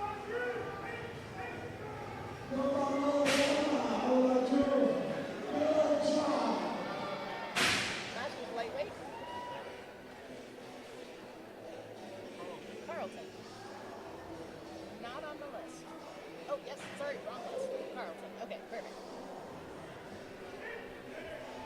I don't know who's in the middle.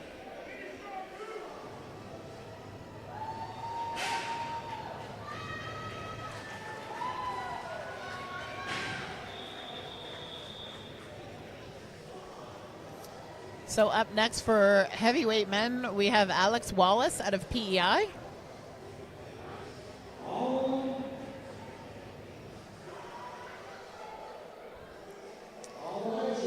And the lightweight men in lane 1, taking up position is Tim Scantleberry.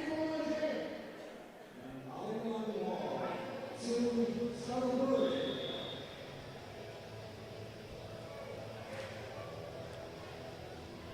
you know who that is?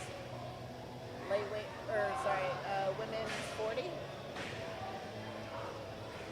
I don't know, the 40 plus women.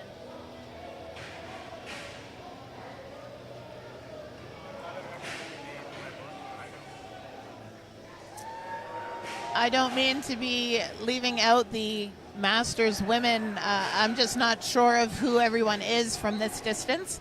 If anyone can tell who that is currently on the floor. Liz, it looks like. Nope, Liz already went, unless there's more than one Liz, but Liz is Liz Sanford. Tammy Newman. Tammy?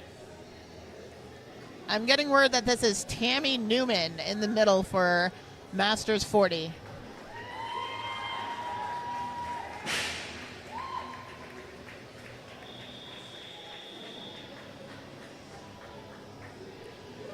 And I believe Tammy is out of Ontario.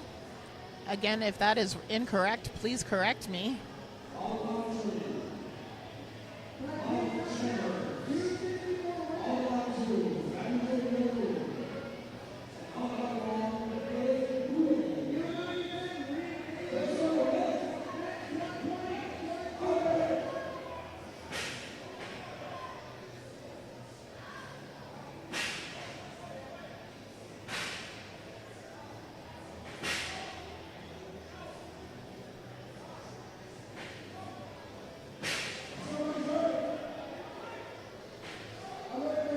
Okay, getting word that Tammy is actually from Alberta.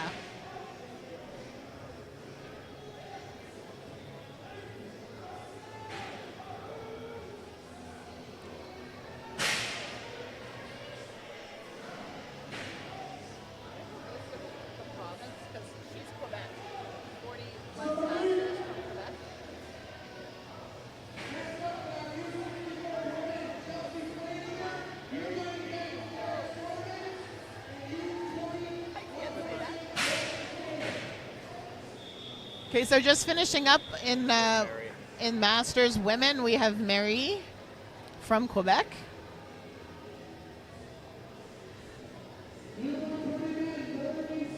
She looks like she could podium today for Masters 40 plus. She's doing great so far.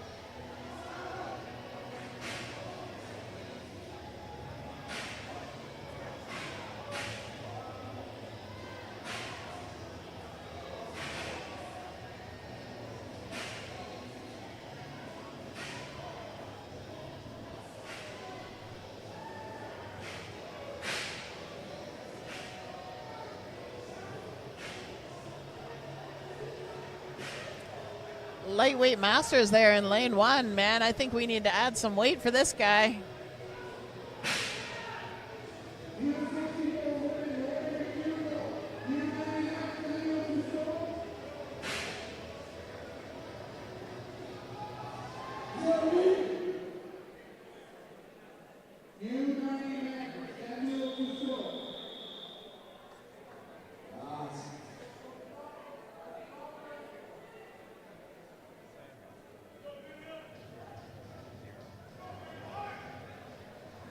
All right, so that completes event 3 for heat 1, 2, and 3.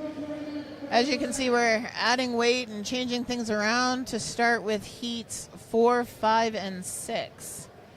It looks like heat 4 is going to be U64 women starting in the center with all of the traps.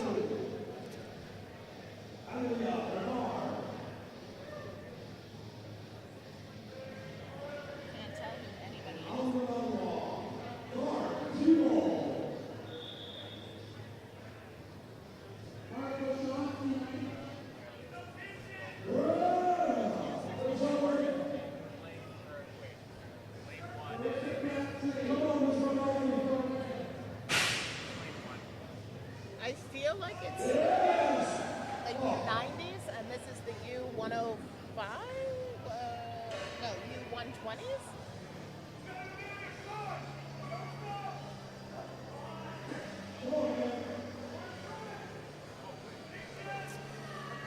So lane 1, I believe we have the U90 men, and in lane 3, we have the U120 men. And again, the center lane, we have the women's U64, and that was Amelia Bernard from New Brunswick.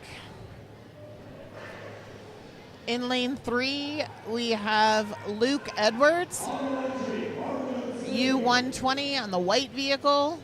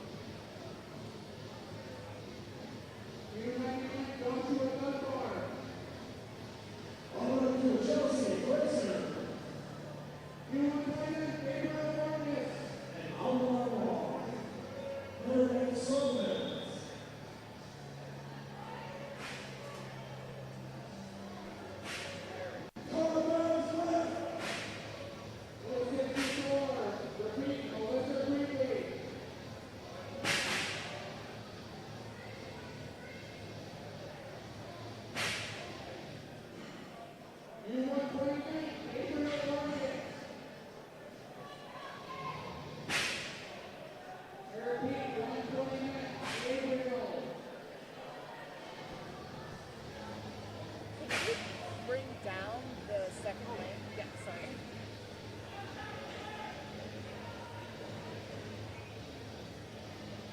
There we go. Right, they switched who was in what lane. That's my sizing.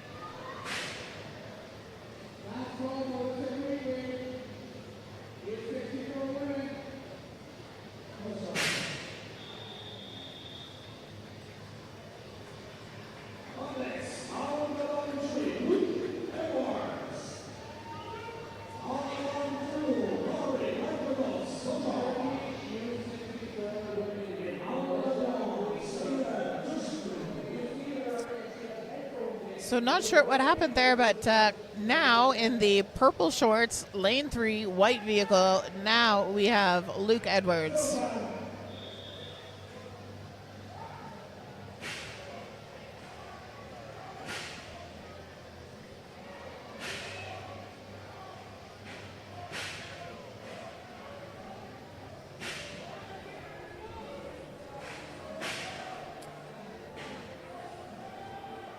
So we have the third competitor in lane 2 for the U64. I believe she's taken the lead with the amount of reps that she's accomplished. No idea who she is.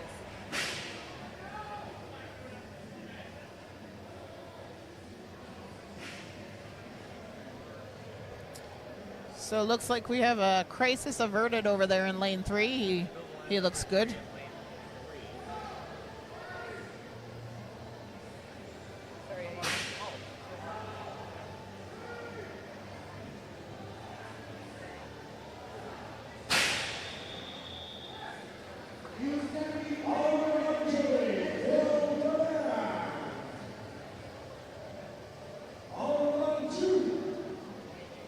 U73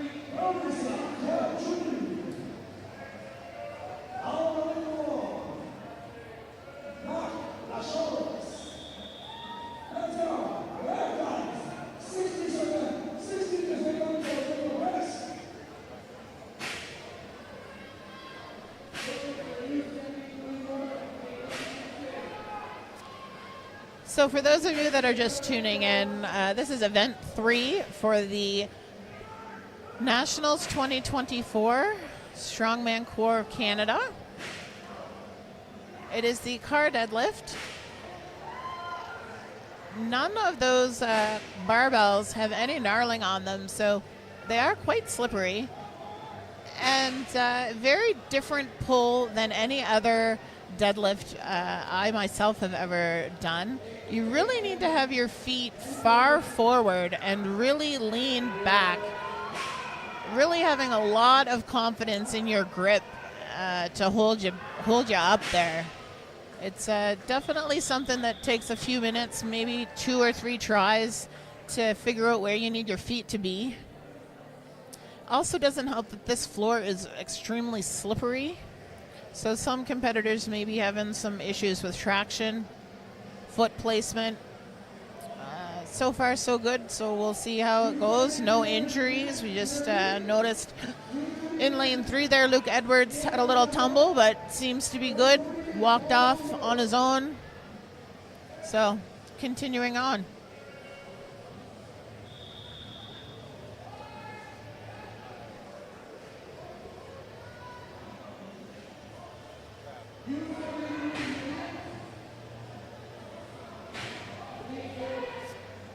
Lane 1, we have the men U90. Currently pulling, you'll see Josh Dunbar from Nova Scotia.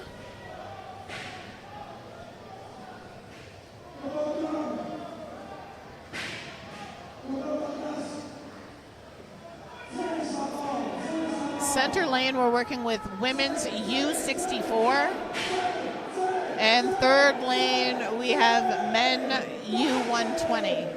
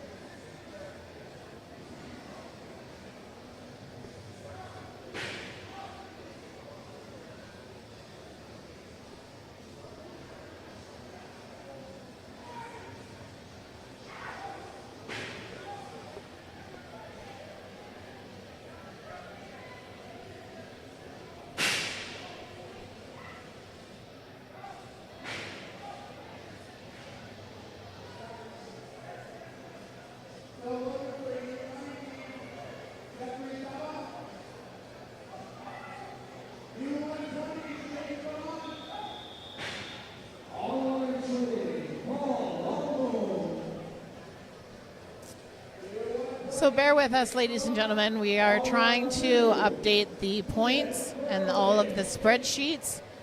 I believe we have fixed the title now. It should read for you car deadlift, not logs. So reading some of the comments there in the live stream, I think we fixed that for you.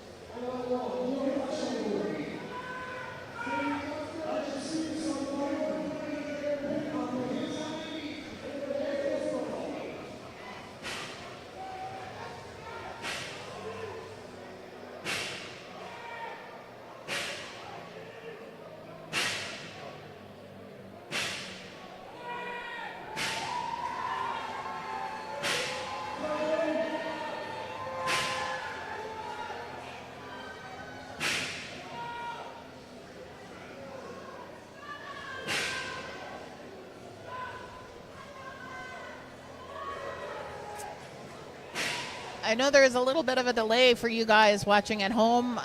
Michael Ham, I see your comment for Josh. He's actually already done. So shout out to Josh from Michael Ham, Nova Scotia.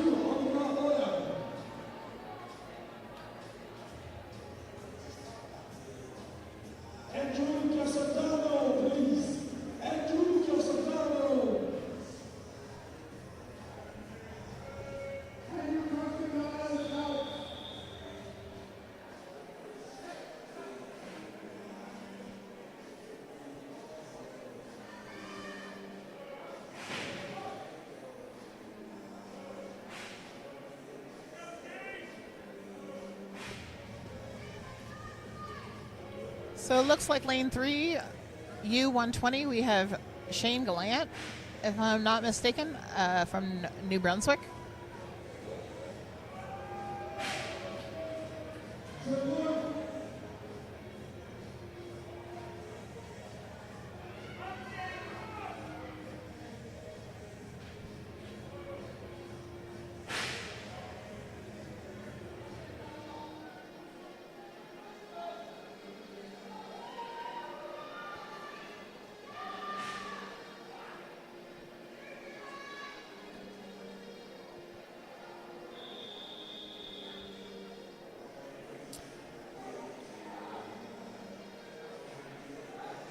Lane 3 right now, the white vehicle is U120 men. When that is over, the open men will be starting. In lane 2, we have the U64, U73, and U82 women. And in lane 1 with the gray vehicle, we are currently on the U90 men. I believe following them will be the Masters 50 plus men and then the opened women. So again, that's going to be in lane 1.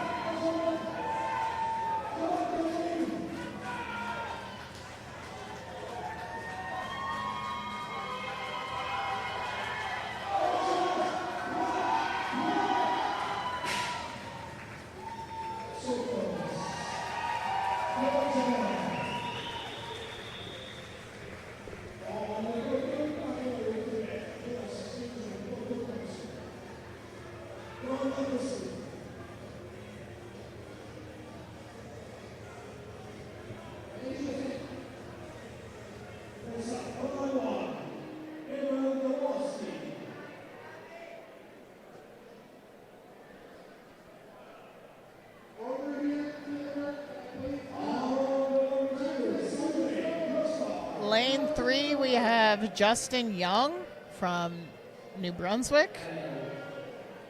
Lane 2, they said was Baruski, but that is not her, so I'm not sure who's pulling there right now.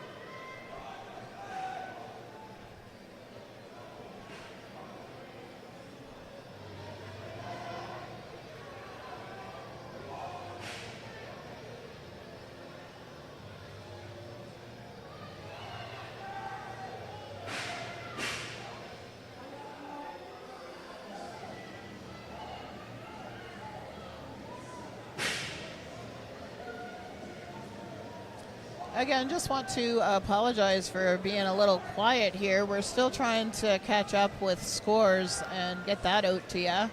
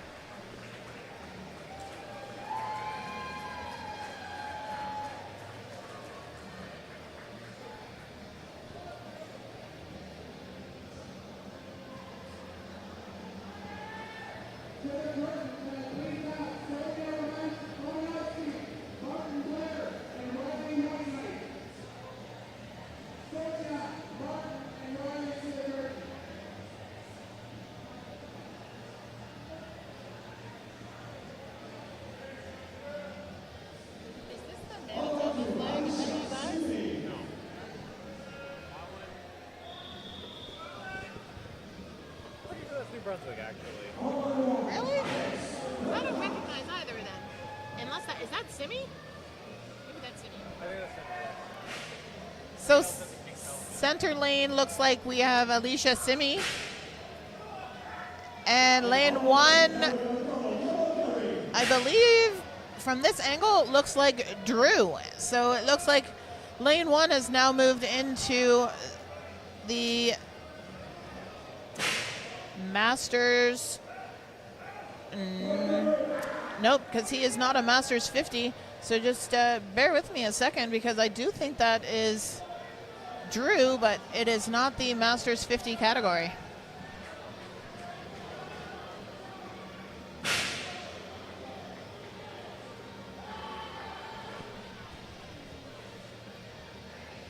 All right, and so I am back.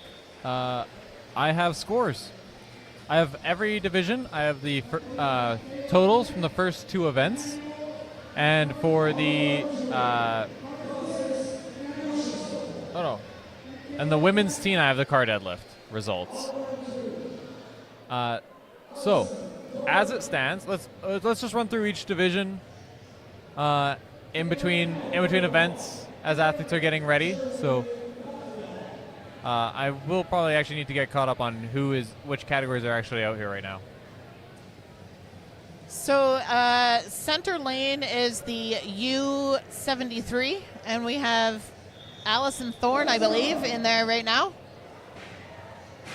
Lane 3, I believe we're still with the U120 men. And I believe we're still with the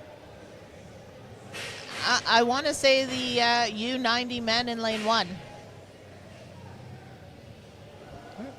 If anyone recognizes the athletes and we're a bit off just due to that break for data entry, just let us know and we'll make a change. But and I will also put the link in the chat so that you can go and check out the scores as they stand at the end of two events. That's the wrong.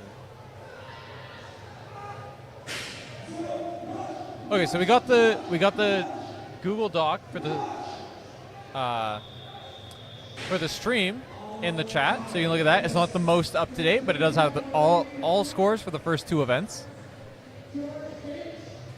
So in the men's team, currently leading, we'll go over top 3 just for sake of time.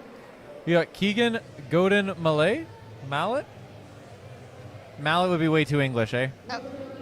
I would have to agree, but if anyone out there is able to tell us how that's pronounced, so we're not butchering it. Include a phonetic French pronunciation in the chat, please. But he is leading for the men's team. Second place, only half a point behind, we have Ryder Joy. And then half a point behind him is Alexander Skiruka. So very, very competitive in the men's team, which you don't see all that often. Yeah, and with those scores, it's still anybody's game. In the men's U80, leading right now, this is also a close one. Brad Jansen with 12.5 points after 2 events. Second place is Maxime Belanger with 12 points, only half point back. And then 1 point behind him is Robin Killoran.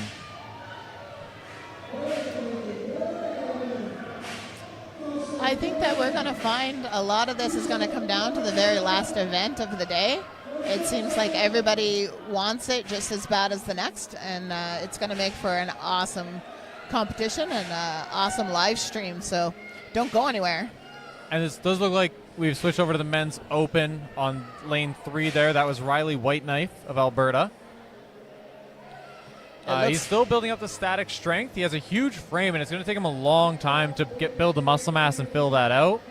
But moving events is where he's going to really shine. So I look forward to him making some damage on the last 2 events. But he's going to have a bit of a gap to pull himself back up from.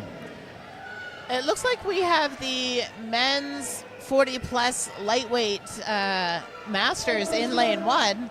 But I don't have that on my list. So if anyone can let us know that. That looked like Peter Coombs there.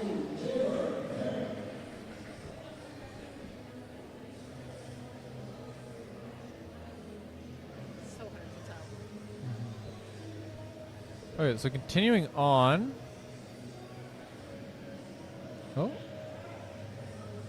Continuing on with the overall standings for the men's U90.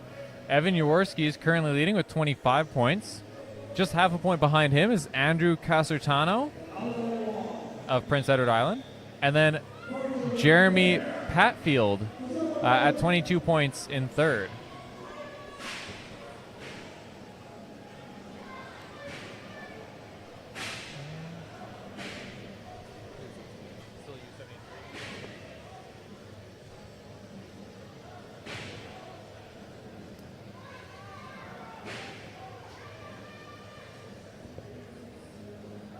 Actually, these should be in order now.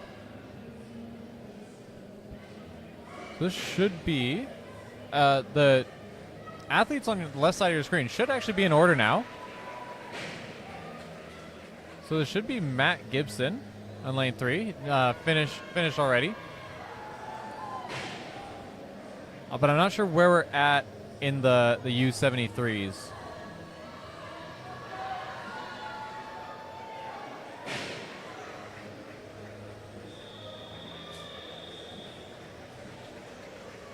Oh, it was Taylor Peck in lane 2 of the U73s. So the men's under 105, leading right now is Nathan Moffat, 3-time nationalist now. He has 28 points. First category where he has a decent lead over second place. Philippe Dumont-Boucher of Quebec with 23. And then just half a point back, rounding out the podium, is Vincent Guillemette, also of Quebec.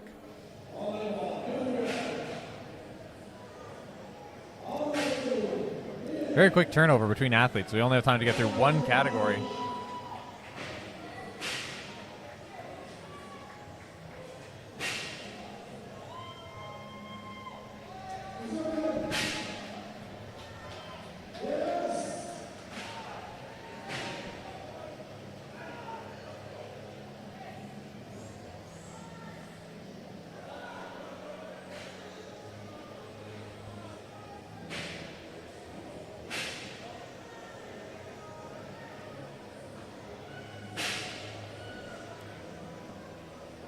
I think we're starting to see the results settle out a little bit. We're seeing some of the stronger athletes coming out later. Obviously, the first event's entirely random, and being a bit more of a dynamic and event that's more subject to just external factors with that arm over arm. I think a lot of the people that you might expect to place higher overall maybe came out a bit earlier for the log press due to their performance on that one event. Yeah, so again, anyone who's new to the sport, first event is always random, and then after that it's based off the standing from the previous event. So you're going to see a lot of switching around as the day goes on, depending on where people fall in each event to gain points.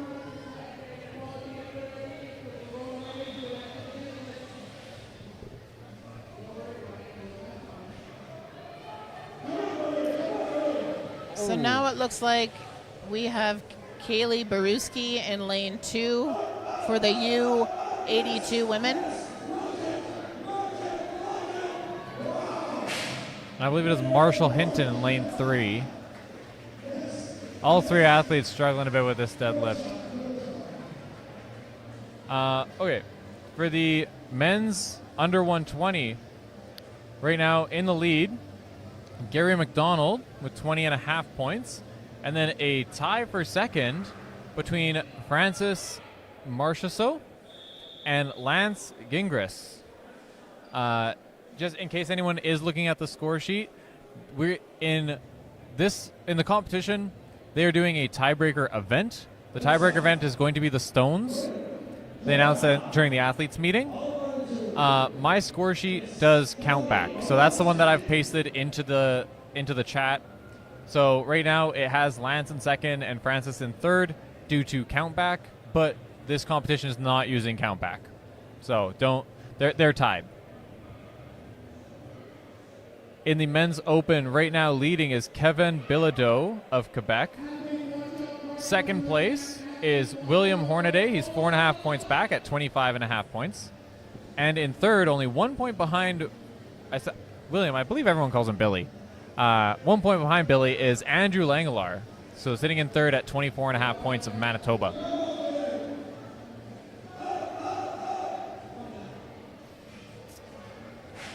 So up now we have Quinn Graham in lane 3, well, the only lane that's left there. He currently holds the national deadlift record, so we were looking at him for some good reps here, but it appears like he's going to call it, or maybe he's just taken off a belt. See what happens here with Quinn. Don't need a belt, just be stronger.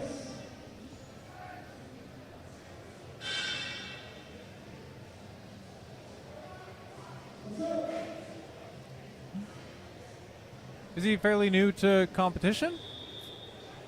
I believe this is his first season with the SCC, but he has done other shows. So I guess as far as SCC is concerned, this would be his rookie year.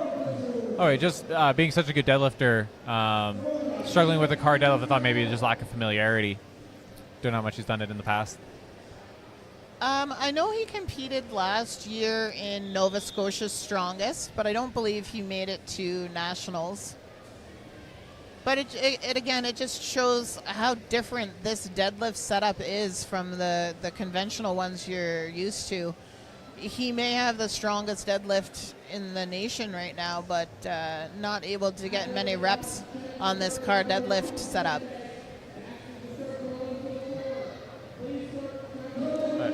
So continuing on into the Masters divisions, Adam Arsenault is leading the men's Masters lightweight with 12 points. Eric Boulez in second with 8.5, and half point behind him is Drew Carlton. The men's Masters heavy, Chris Gashnitz leading with 13.5 points.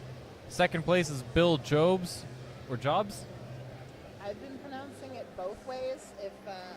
If anyone knows how to pronounce that, feel free to drop that in the chat. And then 1 point behind Bill is Alex Wallace.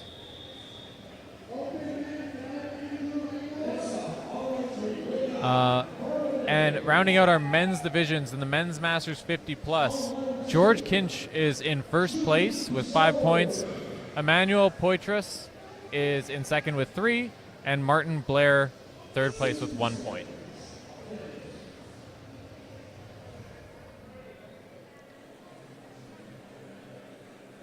Wait until after this round of competitors goes, and we'll start covering our women's divisions. So this looks like Billy Hornaday on the right-hand lane. Lane 3, and we're just starting the women's U82.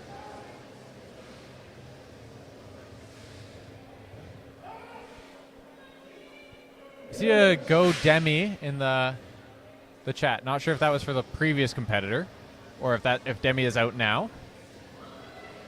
Showing this, they've added, that is a giant pile of crab traps on that car deadlift.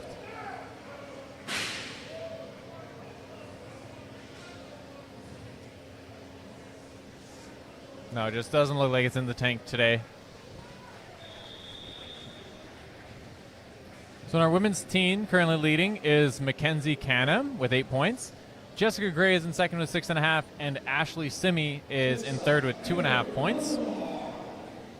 And for our women U57, Brianne Tessier leading with 14 points. And she has a pretty good lead on the field. Valerie Wilson is in second with 11.5, and Veronique Cormier in third with 7.5 points. On the field right now, going, oh, not on his own. Looks like Anne Roussel, but this is Andrew Langlar on the right side of your screen. Looking pretty comfortable on this deadlift. Andrew having a powerlifting background, and he has got a good deadlift, especially for reps. Got 5 reps already. And manages to get 1. Andrew just continuing to bang out these reps, starting to slow down. But he's got 30 seconds left. He can take his time.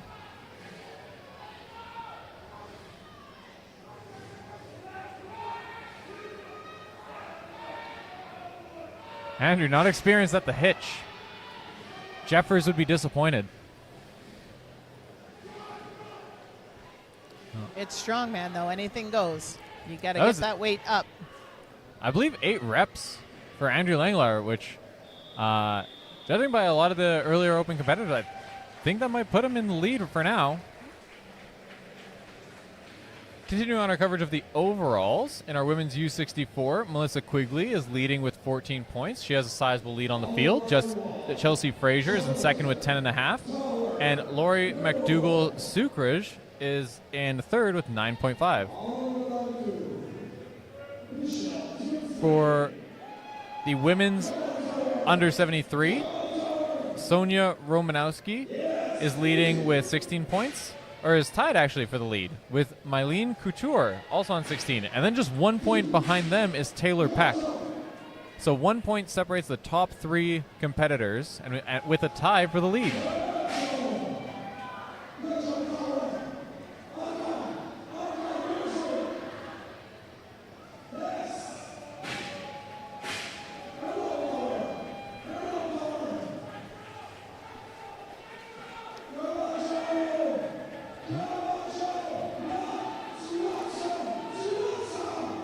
Might have been a bit off with the order on the left side of your screen because Billy Hornaday came before Andrew Langlar, and the order there says he's after. That wasn't Billy lifting just now. Good performance though. That was a good 3 or 4 reps. For our women's U82, another tie for first. Anne Roussel and Michelle Tinsley both have 9 points. So you just seen both of them go. So that was probably a tiebreaker event between them. And then they are separating themselves from the pack in a big way. Demi Carpenter is in third place with 3 points, so 6 points back from the 2 leaders. They look to be running away with this. In the open, Ashley Telford, as you've been predicting, is in the lead so far with 11 points. Alicia Lofen isn't letting her get away with it. 10 points to put her in second. And then Kendra Panko is in third with 8. For our women's Masters 40 plus, Chantal Routhier and Marie Fourreau both have 11 points, putting them in a tie for first. And then in a tie for third is Donna Chartrand and Tammy Newman on 6.5 points. Our last division we can provide you with an update on so far, our women's masters 50 plus. Carrie Poole is leading with 8 points. Jen Sager's in second with 6. And Christine Blythe is in third with 2 points. Thank you for bearing with us as we get all of these updates. Hopefully we can maintain about being one event behind or so. And yeah, we'll keep you updated throughout the competition. So we're just going to throw it back to the floor for a second. You're just seeing Jackie Parker walk off for the Women's Open in the center lane there with all those traps. I believe she got a rep, possibly two. Seemed very happy with that. Oh. I switched them to the men's open. There we go. Oh. Men's what? Are we in open? Men's open over there?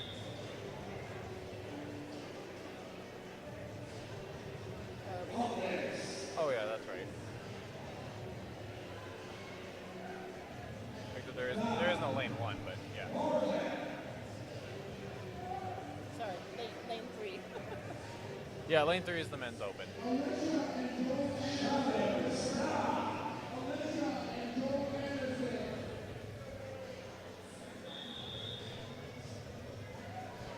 Kylie pointing out Billy's purple shorts to indicate that I was right. He did go before Andrew.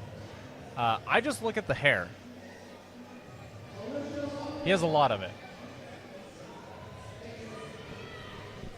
At this point, I'm looking at anything. So if you have different colored socks on or, shaved head, crazy colored belt, anything that makes you stand out so we know who you are.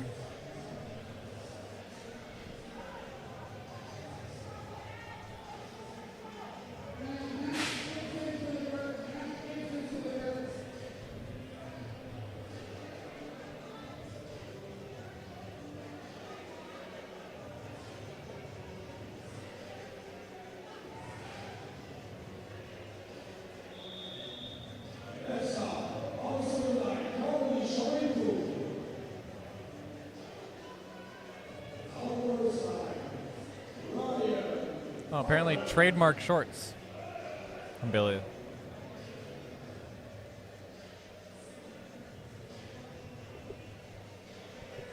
I'm not sure where we're at in the order for the men's open.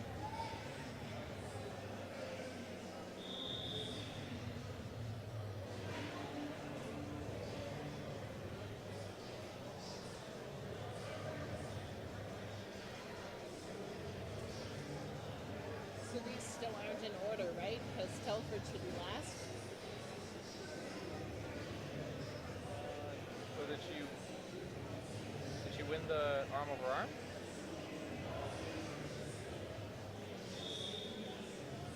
No, she got second in the arm over arm.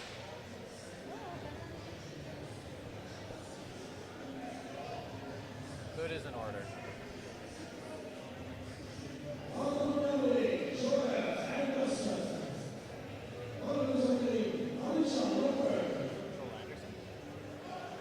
All right, so in lane 3, we got Joel Anderson.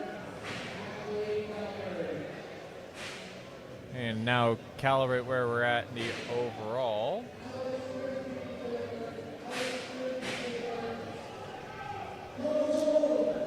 Just looking at the comments, thank you very much, Darren, for the pronunciation of Jobs, not Jobs, so it's Bill Jobs.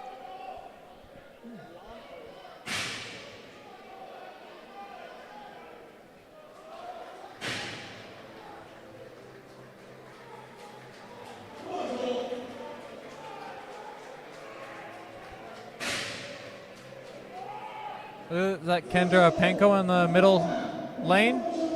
Managed one rep.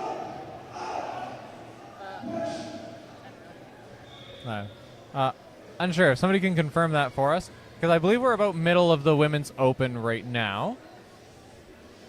We're getting near to the end of the men's open.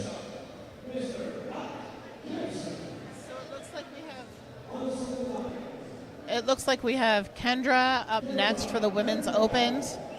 And I just saw Ashley just barely off the side of the screen there to our right.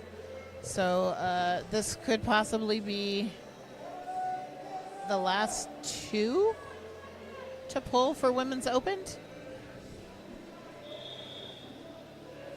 I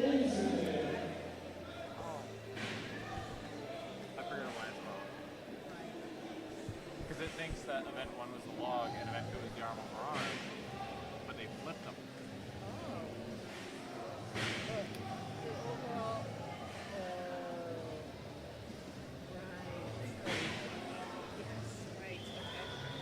Okay, so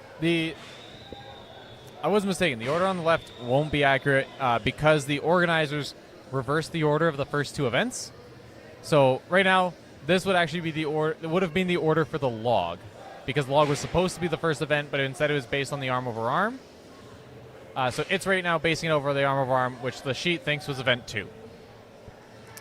That's why we're confused on who's out right now.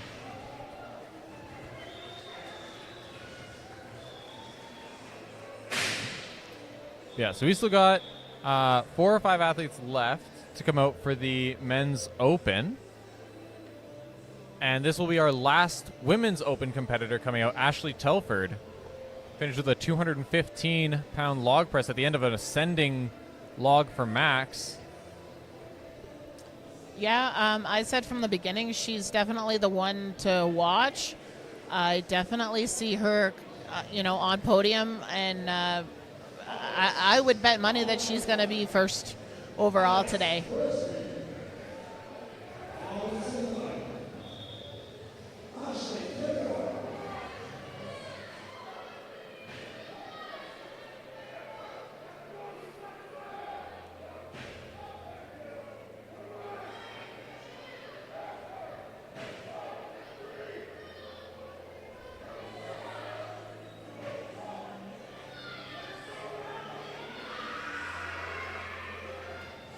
Grinder of a rep from Ashley. And a bit of a balance issue, maybe, but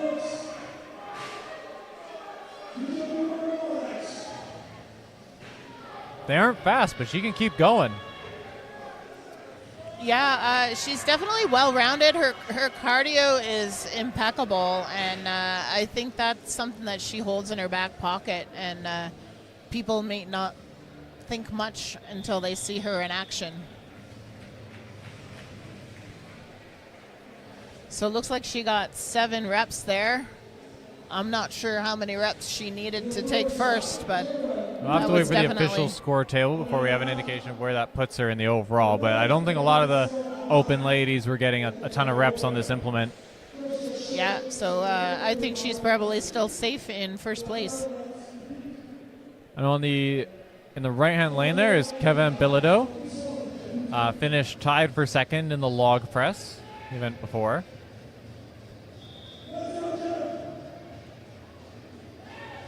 Sometimes being a good log presser does not lend itself well to being a good deadlifter, but he is banging these reps out pretty comfortably. Yeah, he also started off very strong and very sturdy in the log as well. Seems like he's got some pretty good legs, because both of those events are a lot of leg.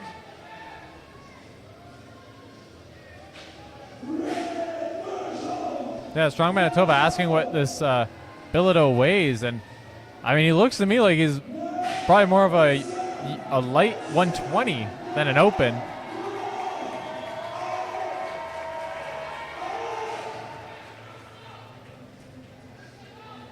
Although I can say, looking over the edge of this balcony and looking at him on person, he is bigger than he looks on camera, for sure. But doesn't have the same height as a lot of these other opens. He has a lot of muscle packed on that frame, though.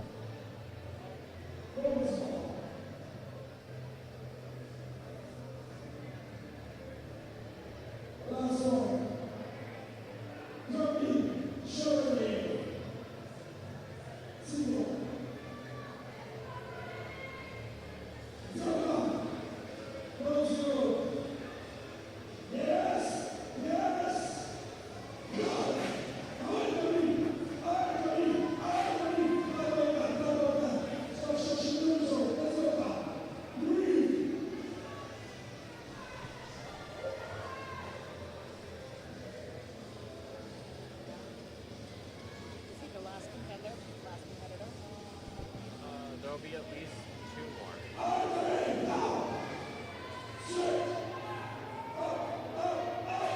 No, at least 1 more. This is Tommy Chevalier.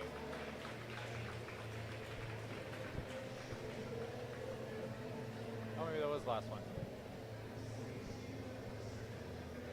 All right. All right. So that was our last competitor, Tommy Chevalier. So that wraps up the car deadlift. Now, hopefully we've gotten a system now where we're able to get scores more readily available to you. So we're going to show our sponsors for a quick break, and then we'll come back with the Sandbag steeplechase / carry for distance. Sandbag medley. And I will explain that a little more when we come back.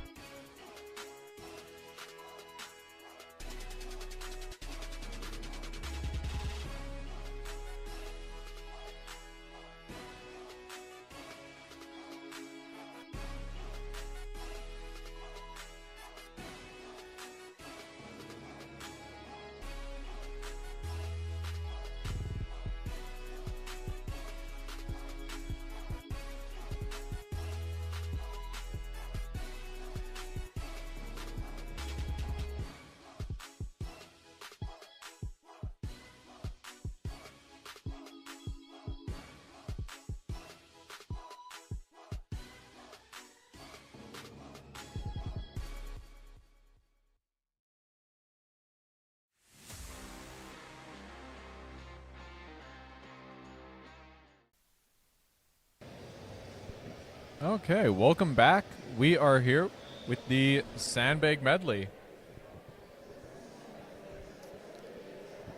So, just to give you a bit of a rundown on how this event is going to work, you're going to start at one end with the sandbag. You're going to pick it up, carry it as fast as you can, chuck it over the yoke, go around or under the yoke, pick up the sandbag, continue to the other end. Once that sandbag has crossed the line, you can proceed to the second sandbag and do the exact same on the way back. The third sandbag, the Inukshuk bag, you're going to pick up and carry for a distance. And all of this has a max time of 60 seconds. So let's see how this event plays out.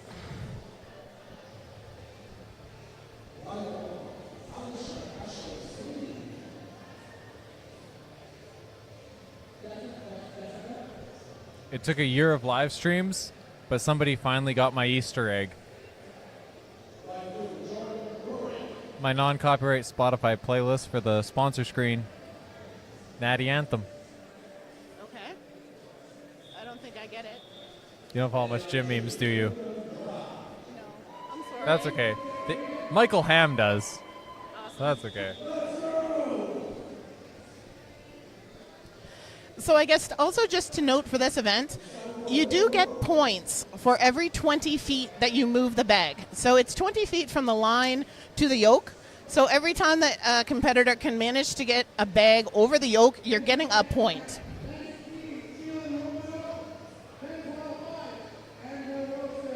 Is that a point for the standings? Or a point as in like a load, a split time type, not a time, but like a... So most events you get points for your standing. This one is going to be the accumulation of your points. In this particular event, that's going to make up the points for standing. So the more bags that you can get over the yoke, and then so bag 1 over the yoke, 1 point. From the yoke to the line, another point. So there's 2 points. So you can get 2 points per bag. So in the event that nobody can touch the Inukshuk, it's going to come down to how many points you have, how many bags you've made it with. Okay, but the points for the standings are still on your placing in the event. The placing is just determined by how many points you have. Yes, so you're going to have ties here because if somebody can make it, or if more than one person can make it with 2 bags, they're both going to have 4 points. I do not believe that they're doing split time, so it's going to come down to a bunch of ties. Okay. Maybe doing that for ease of scoring, because yesterday for Swick it was just distance. So they might have changed it for the how many athletes there are. Yeah. So yesterday it worked the same way. If you made it, you got like 1 point per half of the 40 feet that you're going with the bag. It just worked out that there were people last night that made it to the Inukshuk, and then it went for the distance. But in the whole scheme of things, you still only have the 60 seconds to complete it all.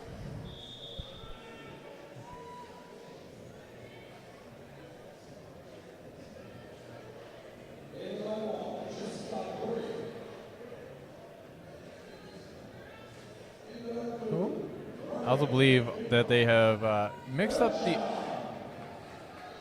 Oh, no. I thought they had mixed up the order of the lanes, but I was mistaken. I thought the right-hand side was the men's team, but no, that's the 105s.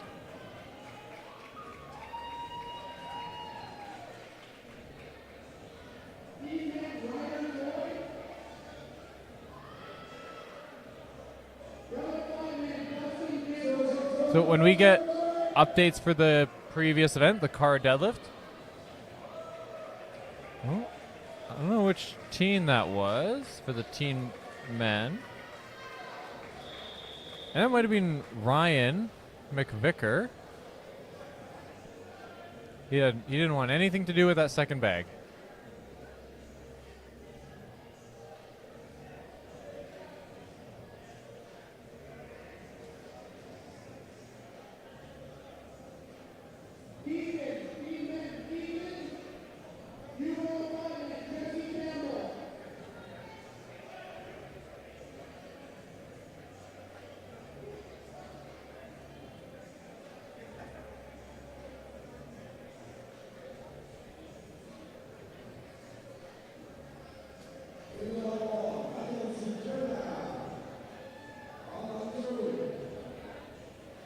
Got some support for Clint. He was the first of our 105s out for the Sandbag medley.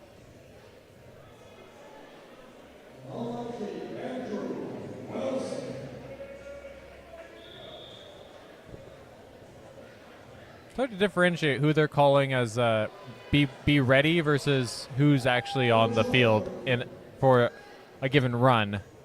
But I believe this is Andrew Wilson on the right side of your screen from Ontario. Andrew's like a very good loader, very good at moving events. This is right up his alley. It looks to be the first of any of our athletes onto the Inukshuk. So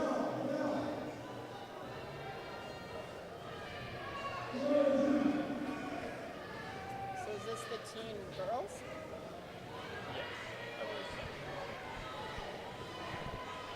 Andrew was caught and passed by our teen girl.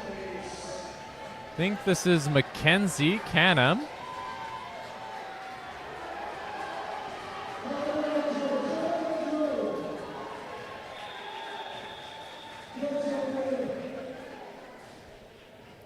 I think Sue Harrison just confirmed that was in fact Mackenzie. Doing a full lap with the Inukshuk bag. Taking a lot of the load off of the movers, the volunteers. And that's going to be huge when it comes to points. So any movement at all that you can get with that third bag. And I think that as we go through the weight classes and the bags get heavier and heavier, even it's going to come down to even a foot in the difference. Everything is going to matter.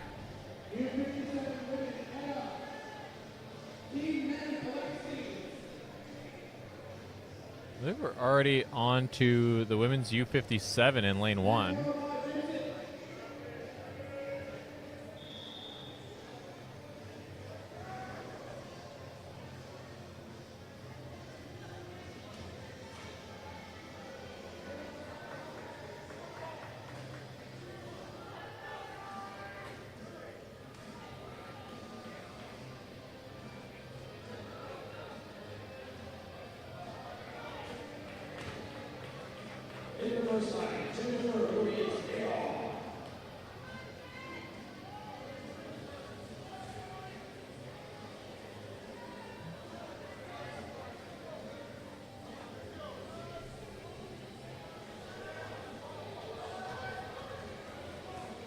Just our athlete in lane 2 just struggling to get that past his legs so he can lap it and get it out of the way so he can walk.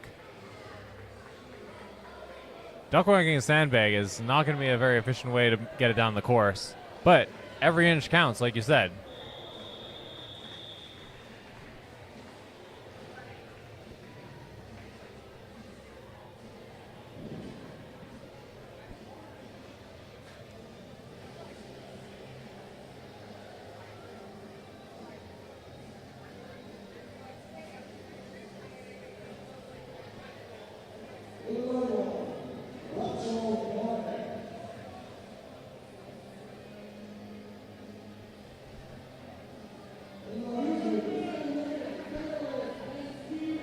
So I know in the middle lane we have Ryder Joy of Manitoba. He is just half a point back from the overall lead for the teen men.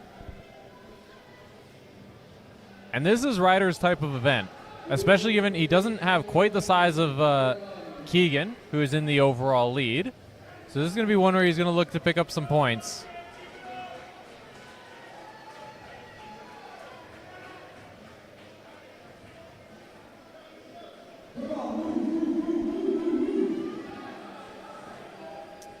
So I think you're going to see both sides of the strategy on this one. You're going to see people trying to be smooth and maybe not as fast because they're comfortable with carrying that much weight.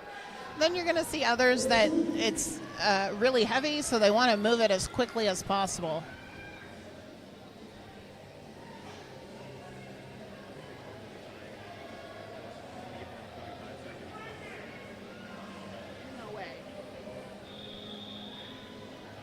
Oh, I think there was a problem there. I think a whistle blew with about 15 seconds left.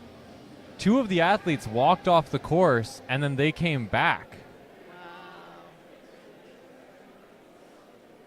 I think they thought that that was the referee's whistle, and they thought their attempt was over, but then they were told as they were walking off that it was a different whistle. That's very unfortunate. I don't know if they're going to get any sort of extra allowance for that. They were both onto the Inukshuk with 15 seconds left. That is very unfortunate because for some, one pick on the Inukshuk is hard. So having to drop it and then try and re-pick and knowing that you only have 15 seconds, it's definitely going to play on the mental game.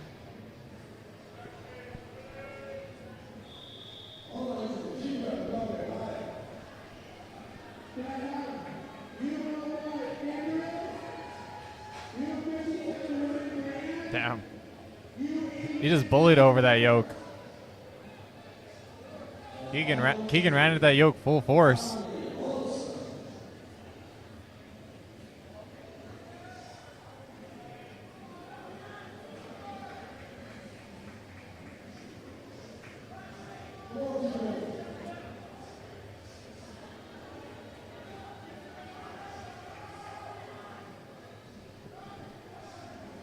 So lane 1 already onto the Inukshuk. Oh, lane 3 is also moving with the Inukshuk.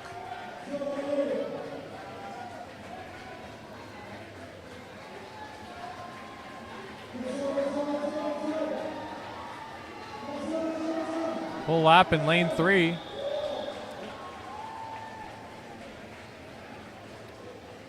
Keegan's struggling a little bit, but I think Ryder made it quite a bit further than any other of our team competitors. So Keegan might have been able to stay with Ryder there. If he's in second, Ryder will, depending on how the deadlift went. I forgot. We don't have the quite fully up-to-date scores. They were half a point different. Yeah. So depending on how the deadlift went, they should still be close because I think they were at the top of the rankings for deadlift too. I think this may have hurt Keegan, and I hope he can come back on the stones. Jason Steves is asking, what are the yoke heights? That is a great question. It looks like the teen men and the 105s have the same yoke height. I would guess that's probably in the neighborhood of 54 inches is pretty standard, and the women's yoke height is likely going to be about 46. Those are all pretty standard heights for yokes for the different sex categories in strongman. I believe we're on to the men's masters lightweight in lane 2. Double check, make sure that's the next category up.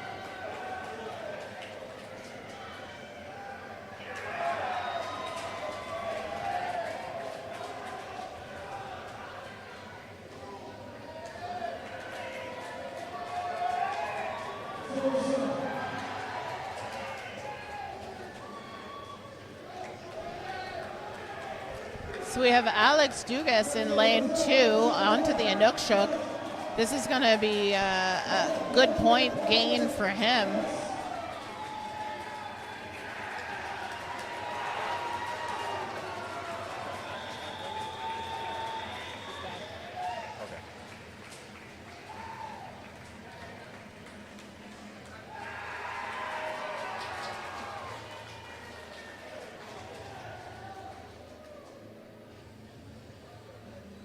Farther than Ryan?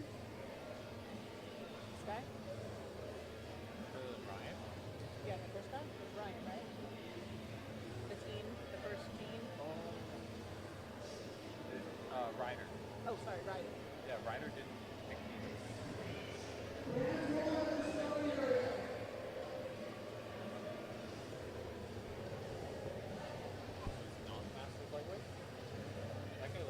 This was the teams, the team men. Still team? Yeah, because that was Alexis Dugas.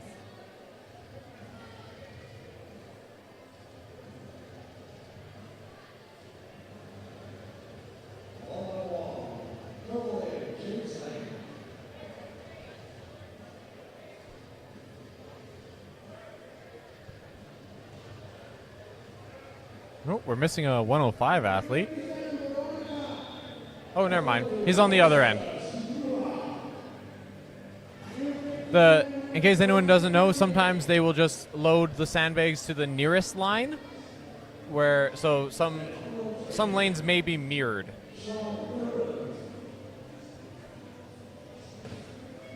This is a very fast run in lane 3. He's going to be onto the Inukshuk with more than half of his time remaining. So far, the furthest we've seen, I believe, is 2 lengths. Oh, he's slightly off screen. Seems a bit slower on the pick with the Inukshuk. I have heard it seems pretty straightforward.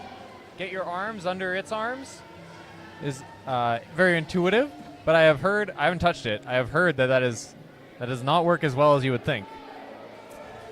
Yeah, I mean, looking at the implement, that's what you would think logically, but having tried to work with it, it sits really low, so you really have to have an incredibly deep squat if you want to get your arms under it and not risk any kind of bicep injury. There's a tumble. When you have that sandbag on your chest, it can really make it hard to breathe. So blacking out is a definite risk. It's not super common, but it happens. Luckily, he had a sandbag to cushion his fall.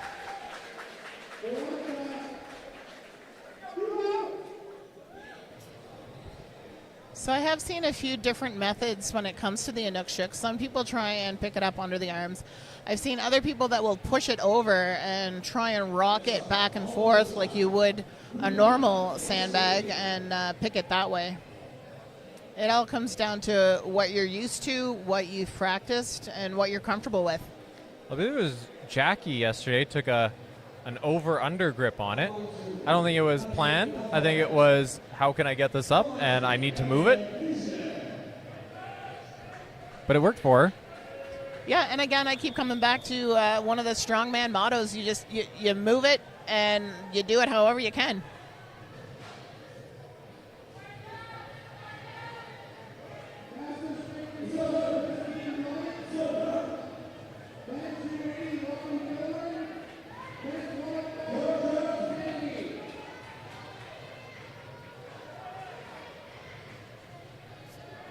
So if we're still working with the U120 or in lane 3? Oh, this is, yeah, okay. So that is not Shane Gallant then.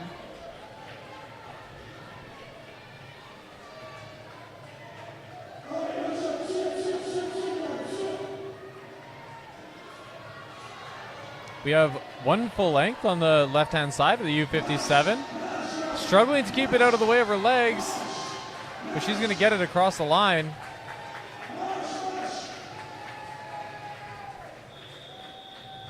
It seems to be that that's about all you can do with the amount that you can breathe, or the duration that you can hold your breath, probably. 2 lengths, and then you're just done. Yeah. Can't get enough air in, and you're going down. Yeah, as you saw, she took a little tumble there, but I think they're still going to count that as a full length. I don't see them measuring it. Oh. Nope, just a full length.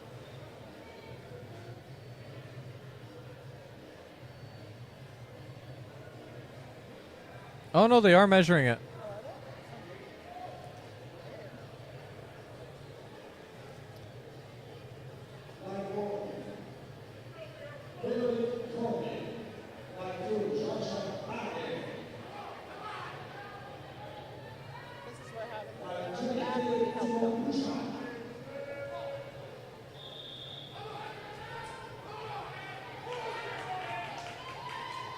Very fast picks in lanes 1 and 3.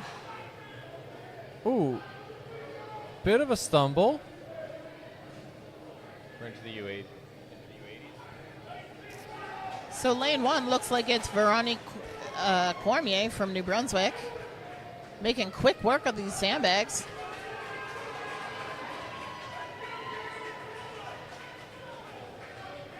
Still has about half of her time left.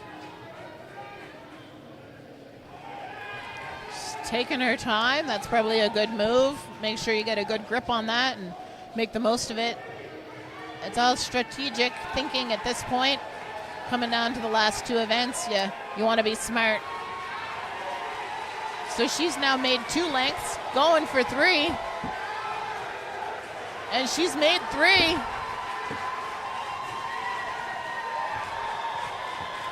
Wow, amazing work by Veronique Cormier. 3.5 lengths with the Inukshuk bag. How's it going?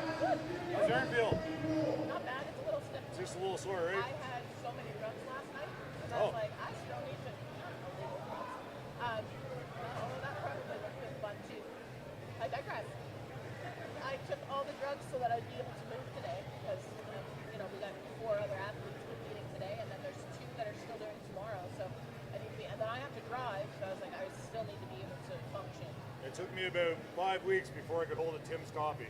Oh wow. And then I got my surgery. A lot of people get this in their 40s and they don't get it fixed. Well, Bobby Thompson. Oh yeah, you never got it fixed?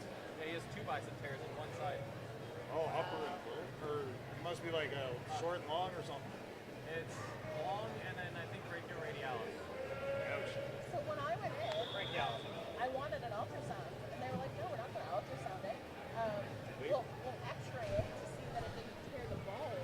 Okay, so we're on to the men's under 82 in the middle lane there. Yeah, too bad. Go away. Still with the women's U57 on lane 1 and the men's under 105 on lane 3.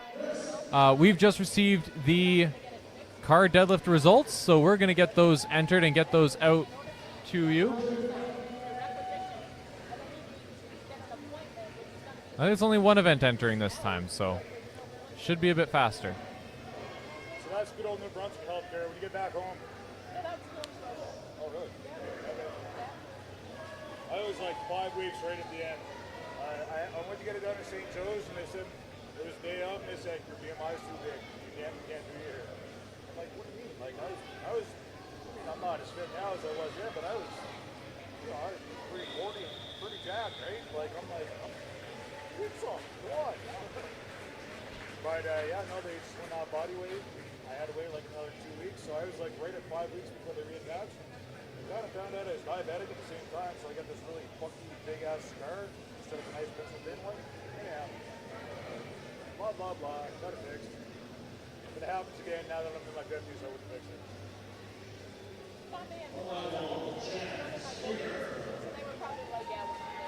Yeah, I went in and talked to my surgeon, and she's known for being pretty harsh. But because I ruptured it and I was 46 playing like full contact football, she's like, okay, I'll fix you out.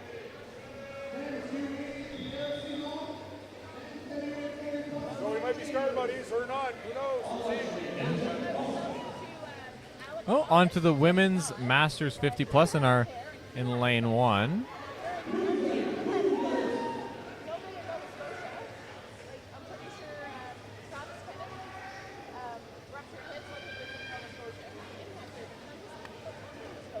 Well, they say that you'll lose like a percentage of strength in your arm. So instead of ever being like at 100%, you'll be like 85 or some ratio. Was it lane 3 is onto the Inukshuk? I'd be okay with that, 'cause I know I'm not gonna be doing He's got it picked and 400 he's going down the course. He has just under half of his time left. Lane, all of our lanes are onto the Inukshuk.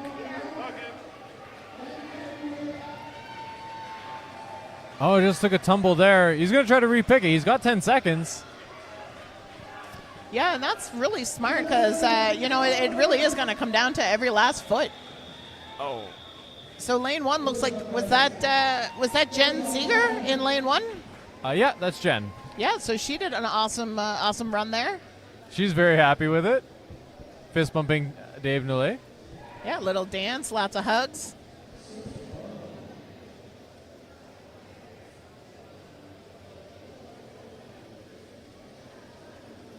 So it looks like Carrie Poole up next in lane 1.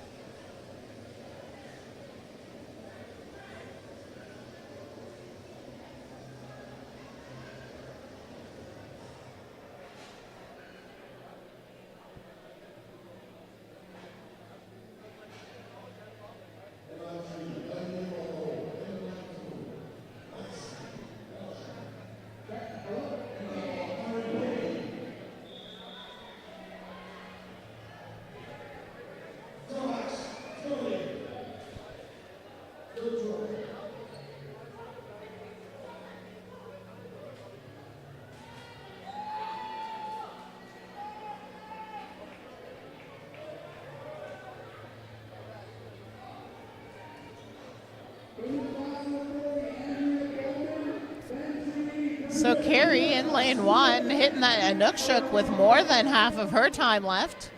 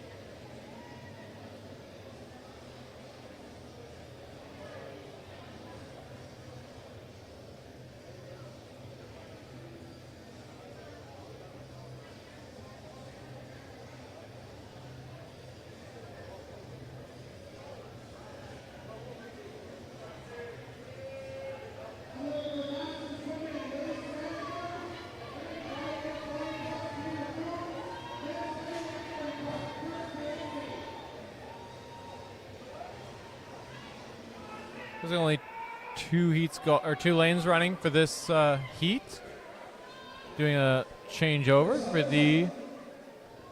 Up next would be our adaptive female athlete. I'm not sure how they're going to run this event adaptive. I've been following her a little bit, and I believe they just do the sandbag from one side to the other and let her pick and carry it over her body. Like across, kind of like the medicine ball, like side to side. Yeah.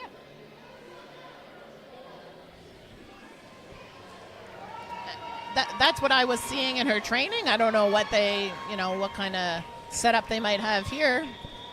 But if you're wondering, that's why there's nobody in lane 1 right now. They're trying to set that up for her.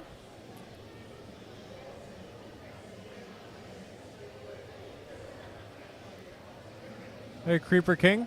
I'm not sure about they're going to redo Ryder, and there was the 105 athlete in lane 3 also had the same issue. They both heard the whistle and they both walked off at the same time, and they were both onto the Inukshuk. They're at the exact same point in their run. I don't know if they're going to redo the run.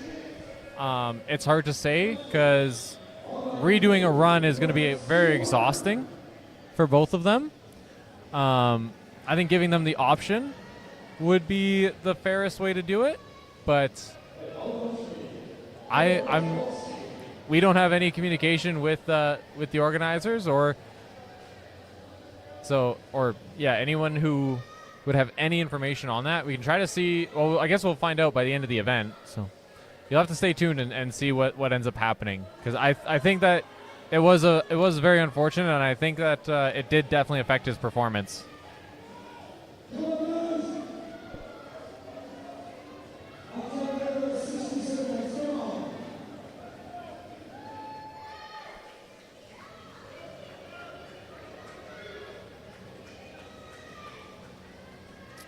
So it looks like we may have jumped into the Women's Masters 40 plus in lane 1 there, while they're trying to set up for the adaptive athlete.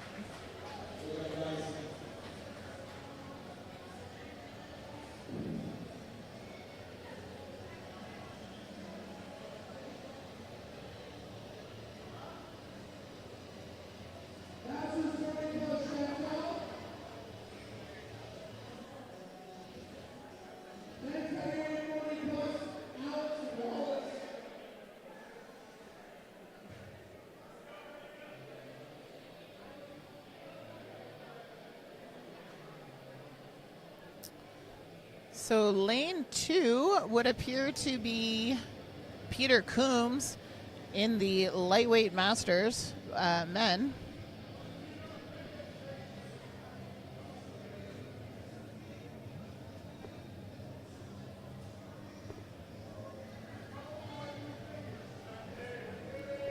lane 1, we have Liz Sanford, lightweight, or rather Masters 40 plus women.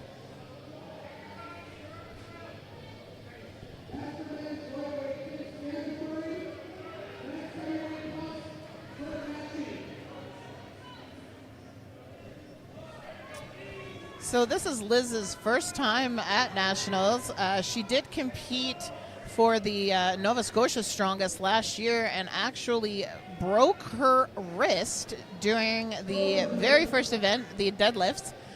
Still continued to complete the event and came back stronger than ever this season. Broke her wrist and still competed? That's insane. We're crazy in Nova Scotia.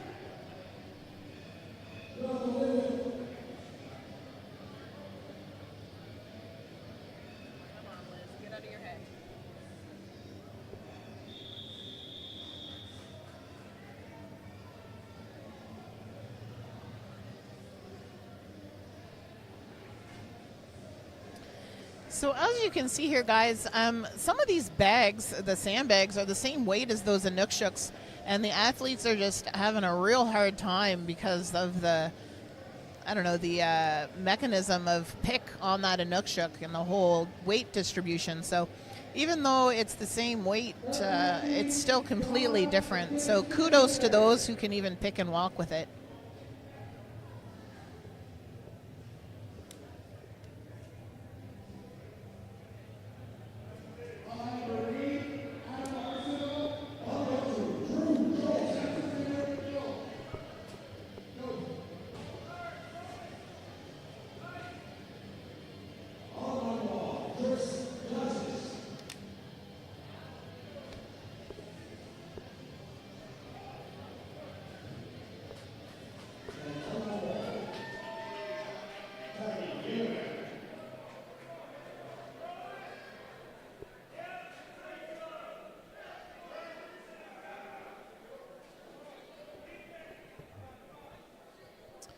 So middle lane looks like Drew from New Brunswick for the lightweight men's masters.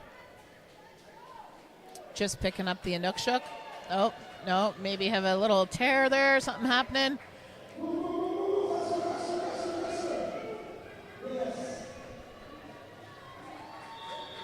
Yeah, and he's going to call it on that.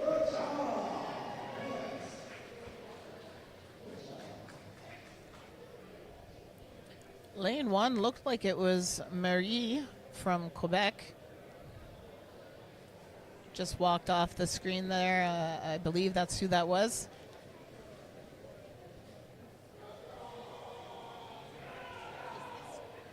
Is this Tammy Newman with the blonde curly hair?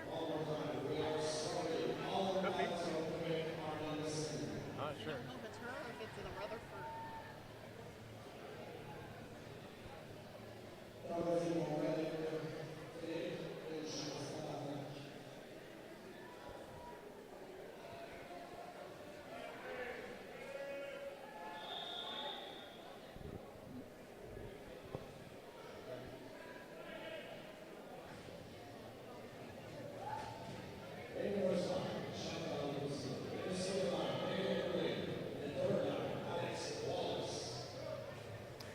Oh, Tammy has long brown hair.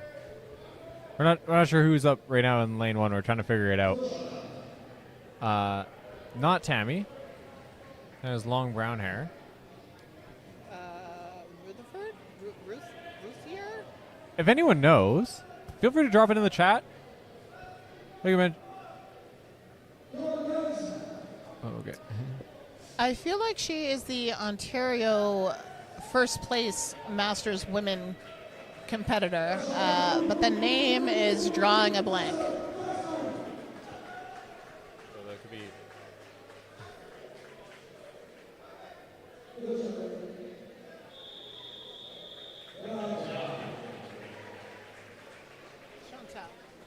There we go. Masters women's Chantal Routhier, if I'm correct, if I'm saying that correct.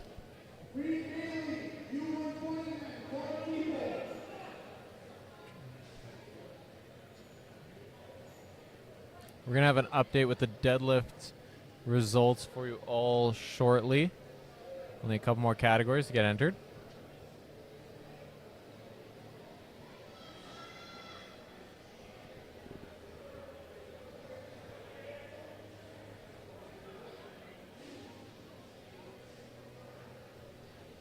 So if Tammy has the long brown hair, this must be Tammy.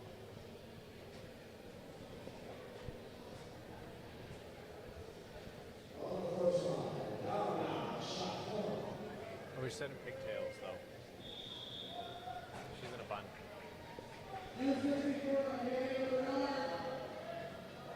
Dawn Chartrand in lane 1. I hope I got the last name correct because I don't have it in front of me. Yes, Chartrand. Lane 1. So lane 2 looks like it is Scantleberry. Oh, we have conflicting information. And lane 3 is Kurt Hatchie. Oh, I think the conflicting information is just because of the delay. Yeah, Chantel last time.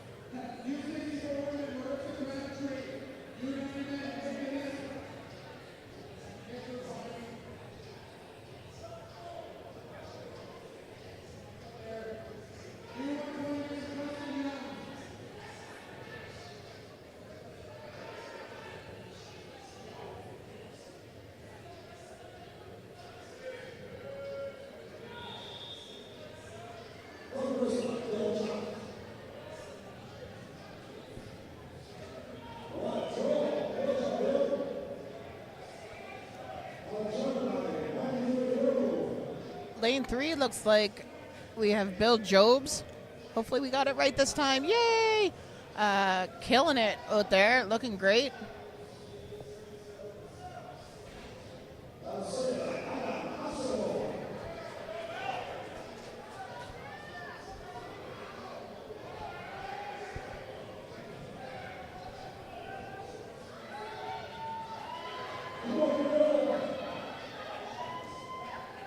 Lane 1, Quebec. I'm going to assume that this is Marie.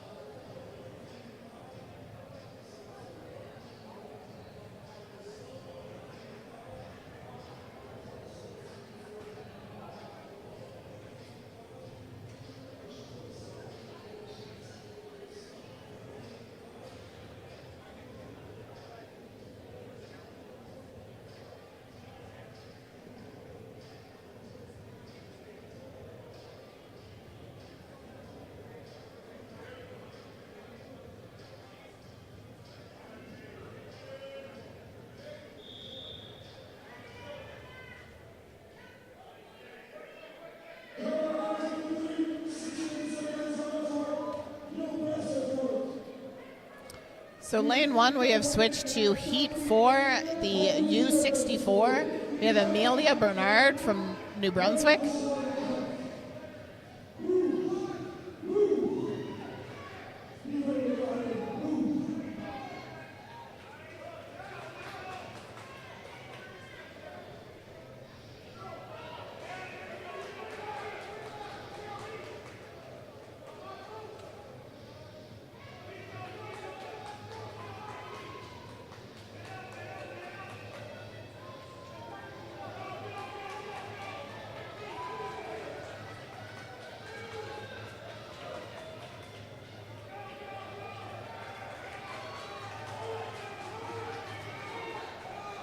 Amelia, lane 1, looking to make a huge gain in points with that run.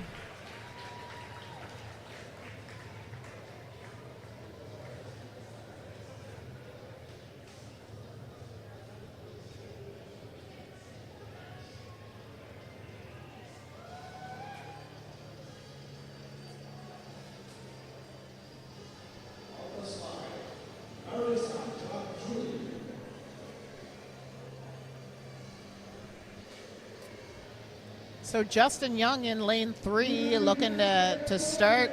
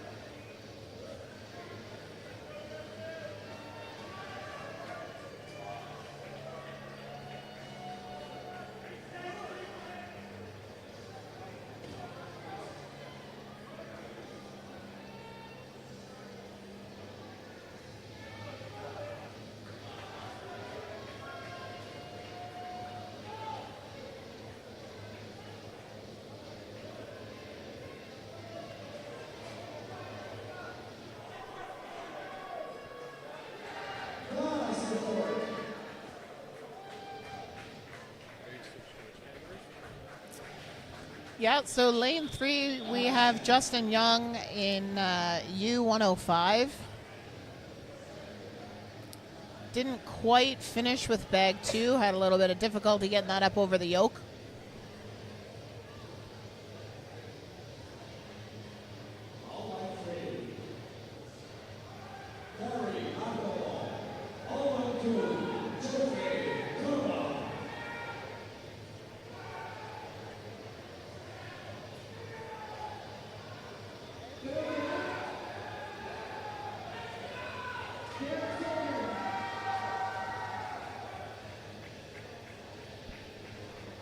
Oh, thought of a better way to phonetically pronounce Chantal's name.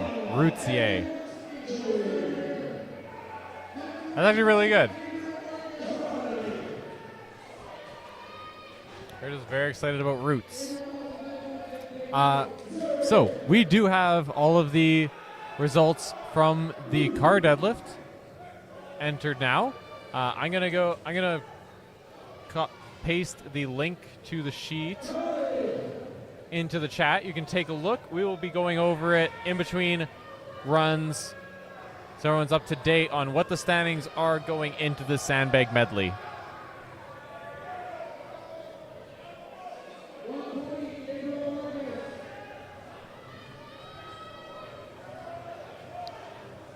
Oh.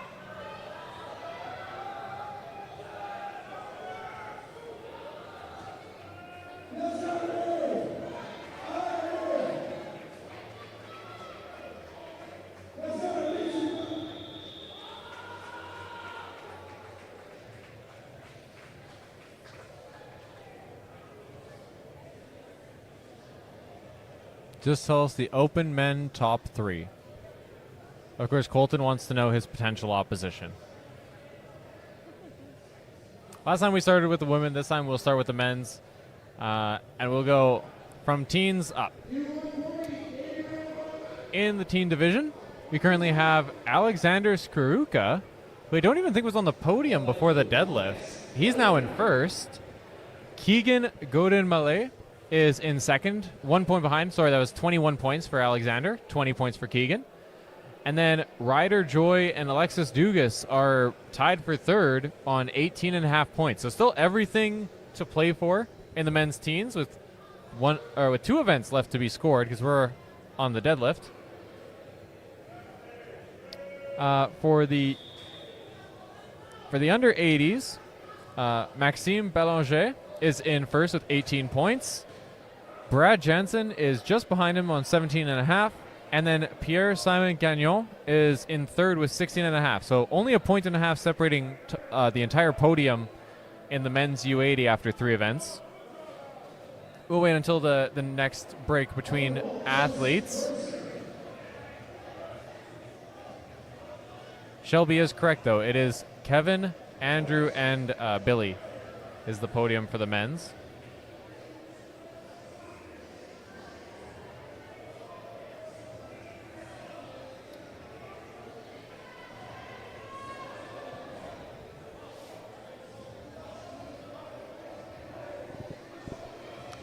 All 3 lanes onto the Inukshuk. Still having a bit of a hard time figuring out who is actually in the lanes right now. The jump between the 120s sandbags and the opens is pretty steep. The 120s are starting off with that 250-pound sandbag. The second one's 275, and then there's a 300-pound Inukshuk. For the opens, it's 3 300-pound bags. It's a pretty big jump. So for the men's U90, we have Evan Jaworski. I believe he's maintained his first place position, but he's now only half a point in front of Tyson DeLay. And Tyson DeLay is only a point and a half in front of Jeremy Patfield. So only 2 points across the podium in the men's U90. In the men's 105, Nathan Moffat has separated himself quite a bit. He's at 42.5 points with Philip Dumont-Boucher at 35 and Travis Kennedy rounding out the podium at 34.5. So that second place spot is still up for grabs. And in the men's U120, which is currently going in lane 3, Francis Marchessault is in first with 30 points. Marc-Antoine Compagna is in second with 28. And Lance Gingras, I added R's into that don't exist, is in third with 27. So we have a ton of categories that are just neck and neck. Like, so many categories that have fewer points separating them than there are people on the podium. Yeah, and as a competitor, you don't want to let your guard down. You definitely want to keep that up and push and make every point count. So everything out there is definitely everything's going to matter. So every step that you can make with the Inukshuk, and then for the sandbags, for the stones, the next event coming up, it's really going to be time and how many you can get. I know you unfortunately weren't able to complete these last 2 events, but when it comes to these last 3, going deadlift into sandbag into stones, all being really posterior chain dominant, do you see that affecting the standings at all? I think the last 2 events being kind of cardio intense is going to affect the standings where they're back to back. It's also the 2 most bicep intense. So I think that's also going to play in on that. But I don't think the deadlifts will affect it. I did okay with the deadlifts, even though I wasn't able to compete in the next 2 events. So I think it's really going to come down to these last 2 events, being up on your cardio, having a good all-around outlook as an athlete, and not really having any weaknesses. Again, it's all going to be cardio intense for these last 2 events. For sure. I was only wondering because as a fan of the sport and knowing what a lot of the women last night are capable of and seeing them in training, I expected 3 or 4 to finish that stone run, finishing at a 285 stone. I was a bit surprised that it was only Sam and Jackie. And I know your placing in the overall standings can affect how much you're going to push on that last event. If you can't pick up a point, it's not really worth the risk. As well as it's easy to compare athletes in training versus at the end of a heavy 5-event competition. So I was just wondering if you thought the order of events was maybe a significant factor.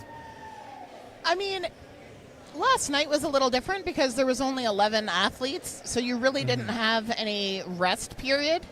I think for today's events, especially where there's the 2 different, I'll call it flights, where you have heat 1, 2, and 3, and everybody going, and then heats 4, 5, and 6. I think there's enough break there that it's going to benefit the athlete.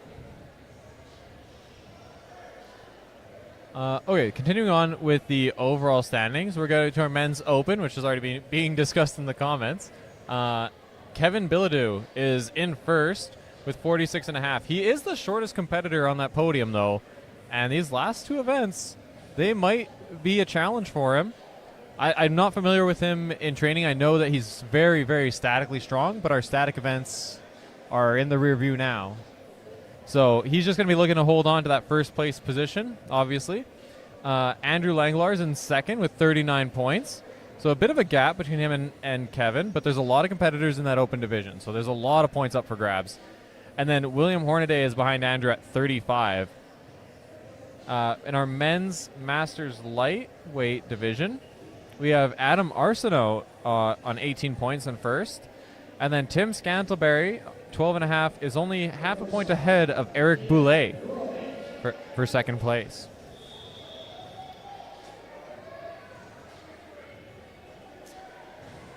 So I'm just seeing in the comments, a few people have said these last 2 events seem to be a little more difficult for the height challenged folk.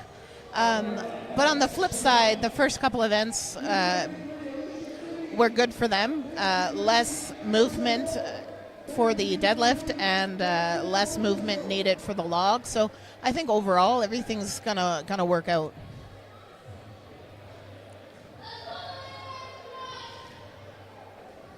I think it's good event selection. Doesn't really favor any one type of athlete. Got to be good all around.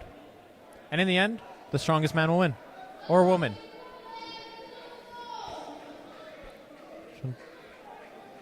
Looks like Chantal Routhier, lane 1. Based on other comments, I don't know Chantal, but it sounds like she went a while ago. You might be behind on your stream there, Lance.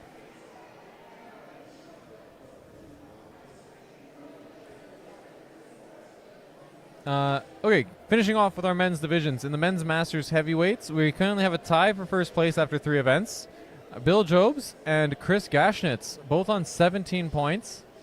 And then Alex Wallace is rounding out the podium on 14.5. And those 3 have given themselves quite a bit of separation from the other 4 in the field.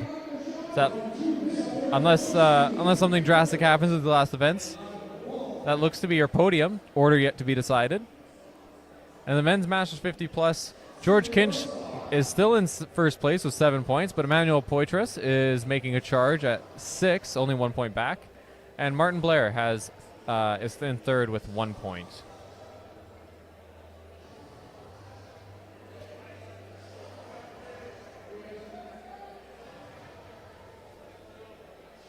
We have a very tense start here. Lane 2 is ready to go. Lane 1 isn't even at her sandbag yet.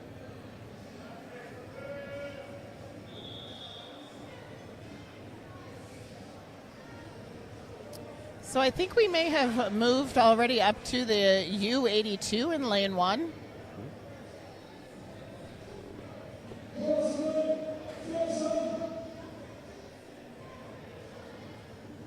My apologies. Lane 1 switches. It's smaller categories. It switches a lot, and I think I missed that when I was entering in the car deadlift results.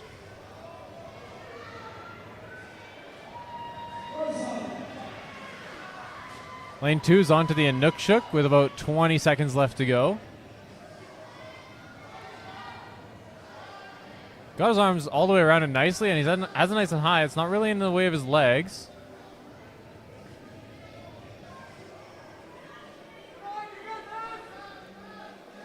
You can already see, though, on that first lap, it looked like he's gasping for breath a little bit.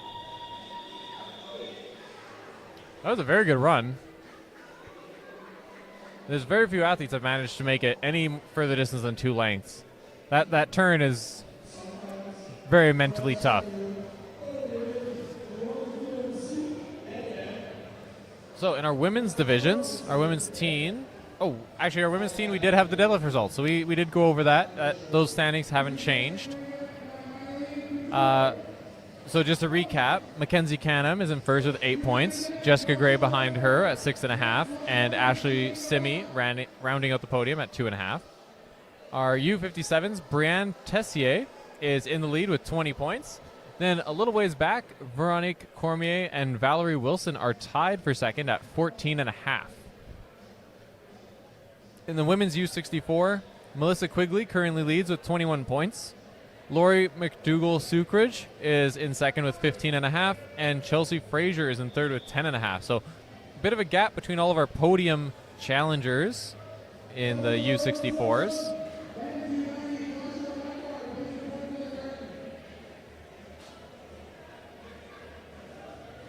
Lane 2 is like Lance is telling us it's Adam Arsenault.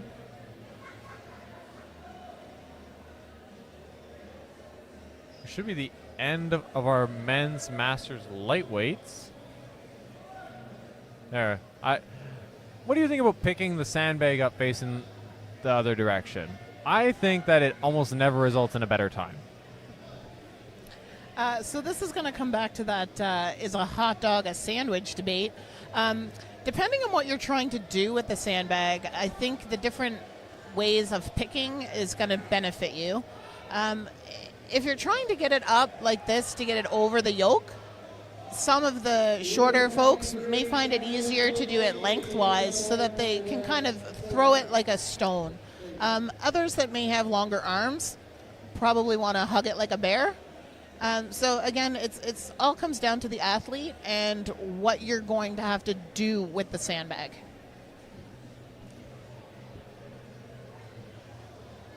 I have long arms and I cannot pick a sandbag lengthwise, with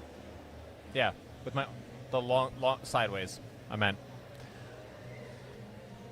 Okay, in the U73 women, first place Taylor Peck has really separated herself.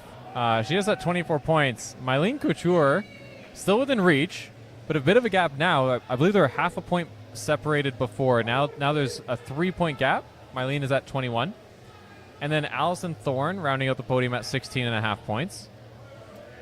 For our women's U82, Michelle Tinsley has broken the tie. She's in the lead with 14 points, but Anne Roussel is right behind her at 13 for second.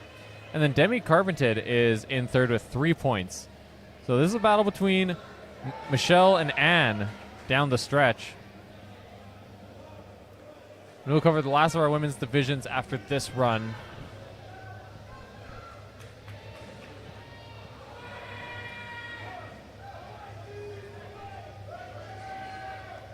See, lane 1 is on to the Inukshuk bag. Picks it nice and high.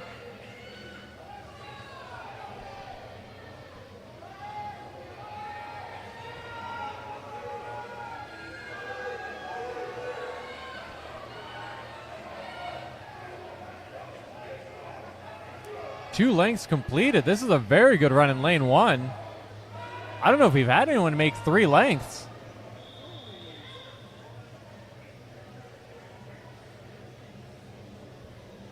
So finishing off the recap of our overall standings. And our women's open, Ashley Telford, the odds-on favorite, is still in first with 16 points. But Kendra Panko is keeping with her in second place at 14 points. And Alicia Lofen, there's actually a tie for second. Alicia Lofen is also on 14 points. So Ashley is holding on to her first place spot, but she isn't running away with the competition by any means. In the women's Masters 40 plus, Marie Ferreau of Quebec is in first with 17 points. Chantal Routier is in second with 15, and Donna Chartrand in third with 11.5. And lastly, in our women's 50 plus, Carrie Poole is in first with 12 points. Jen Sager in second with 9, and Christine Blythe is in third with 2 points.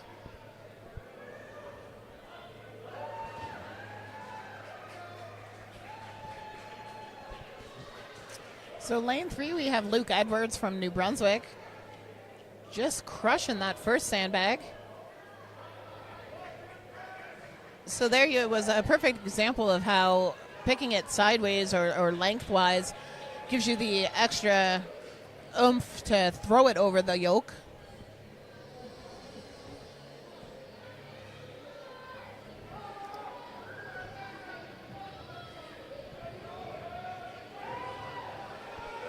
More pronunciation help from the chat. Marie Fay. That is the leader of the women's Masters 40 plus. Thank you for that.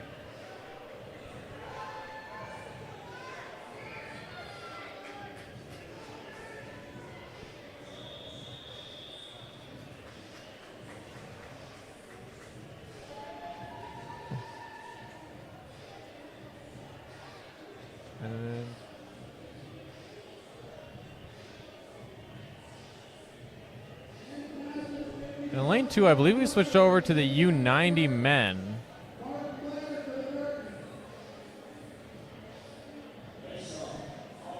Oh.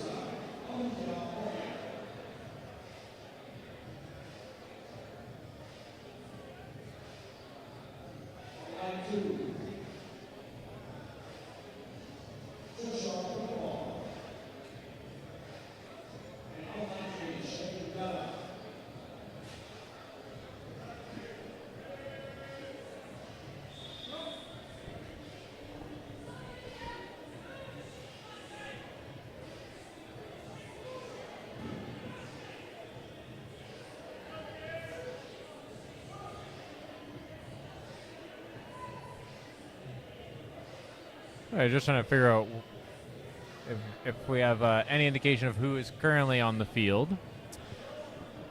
So it looks like lane 2 is Josh Dunbar. Looks like lane 3 is Shane Gallant.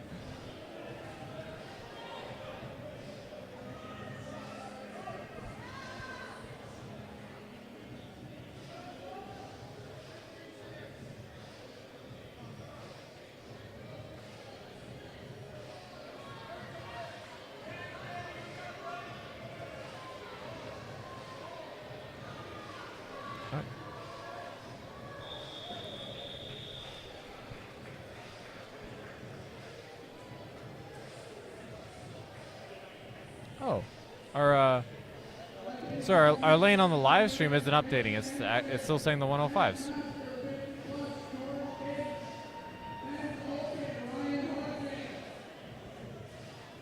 Oh, my apologies. I changed the wrong lane. That's why. Lane 2 is U90. Lane 3 is the 120. Okay, there we go. That'll be the right lanes on your screen now.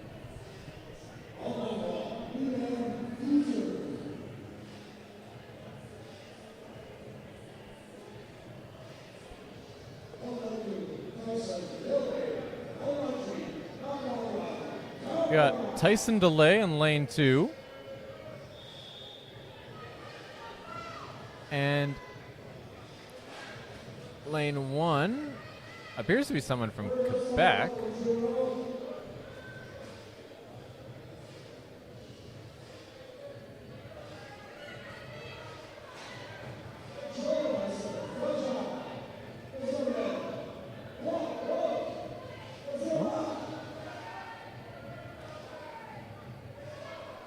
I don't know if anyone recognizes the athlete in lane 1 wearing a Quebec headband.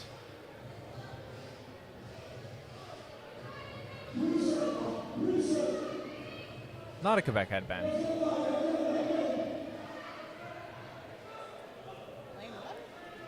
This is like a quiz for provincial flags. I know, right?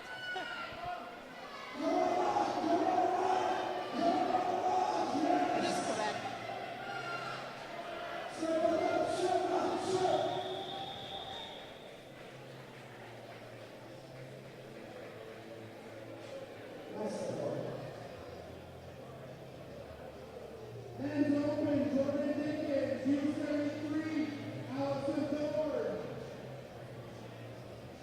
Oh, okay. So my apologies. It was not the U82. We're still in U73. Ah.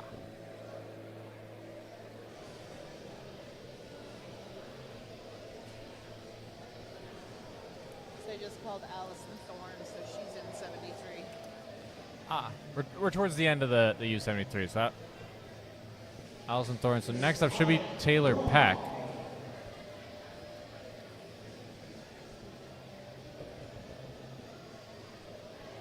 And I believe we're having a category change in lane 2. That looks like Masters 50.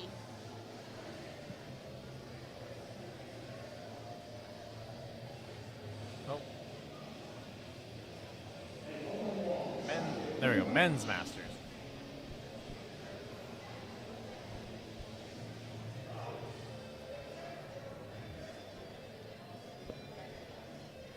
I also believe we're about to switch to the men's open over in lane 3.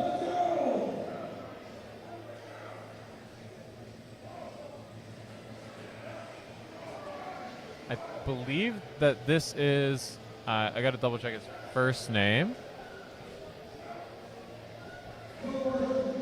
Marc Antoine. Currently in second in the men's 120. But winner of the car deadlift.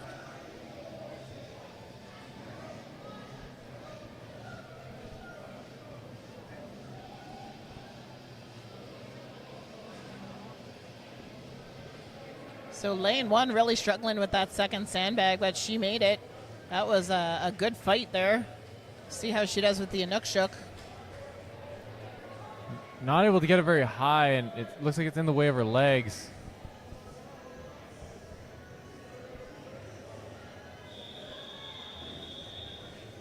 That was a well-timed fall. I think that probably gave her more distance than she'd have if she just dropped it.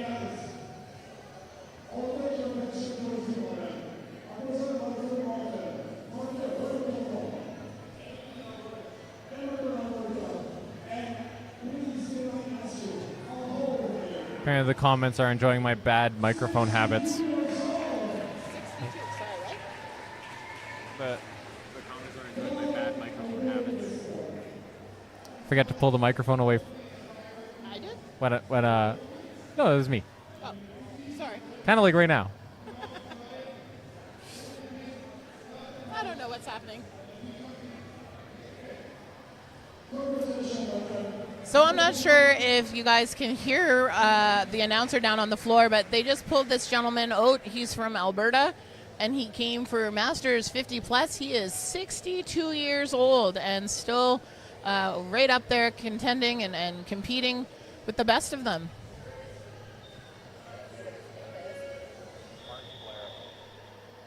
Martin Blair from Alberta, and he's currently in third.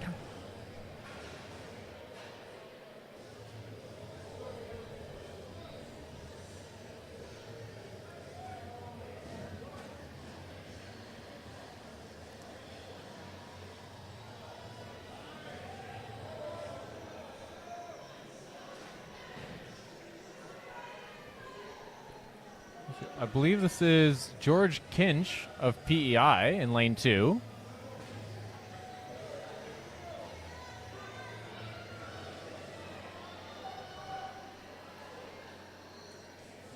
That was a hard fall in lane 1. But she looks okay.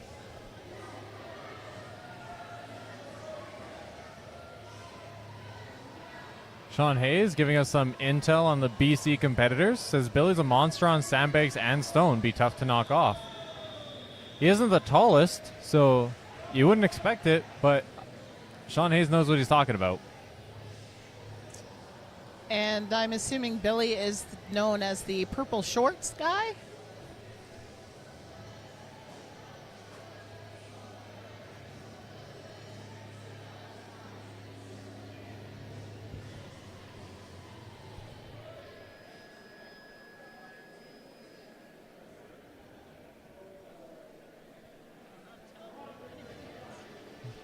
Oh, that looks like. I feel like I'm getting worse at telling who people are as it goes on because I'm just like so tired it's getting hard to focus. Lane 3 looks like, from this distance, like Jordan Dickens from New Brunswick, the New Brunswick rep. Dave Blake has said, looks like Ryan Hartman. Oh, I think he means in the far right. Says in the car, right? All right, definitely could be Ryan Hartman if we've switched over to the open division.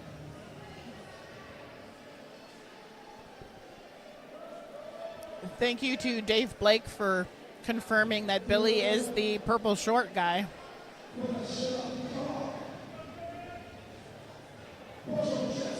Now these sandbags for the men's open, I know we were talking about it before. These are really heavy. The UN20s, they were doing a 250, a 275, and then the 300-pound Inukshuk bag. And now the opens, it's 300-pound bags. I think just getting to the Inukshuk is going to be a challenge.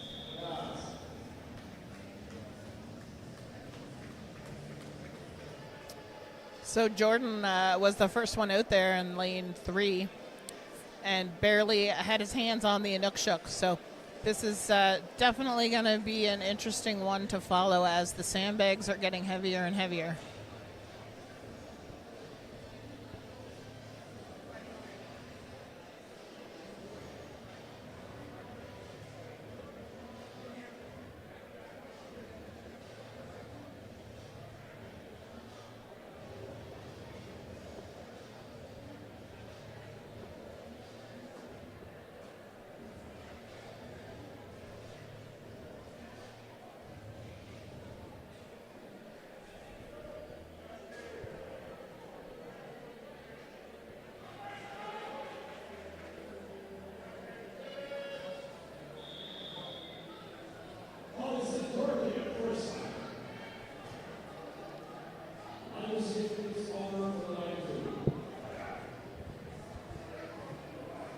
We're into the U82s on the lane 1.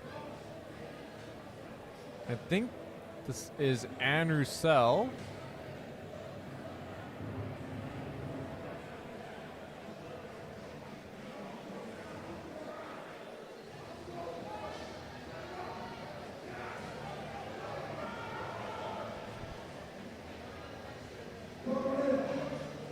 Nope, not Anne Roussel.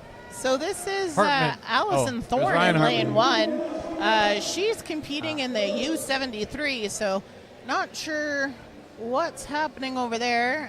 If maybe they missed somebody, or maybe it's probably my fault for skipping. But Allison Thorne, lane 1, U73.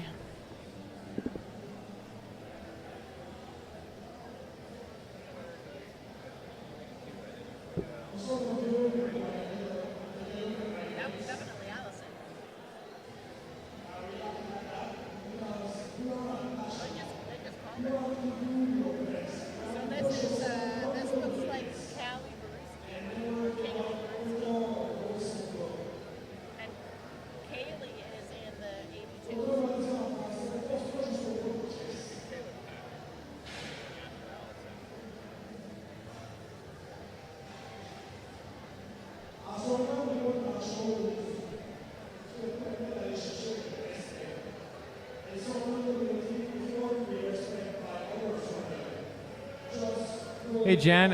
Yeah, lane 3, or oh, actually no. Yeah, lane 3 is open. Yeah.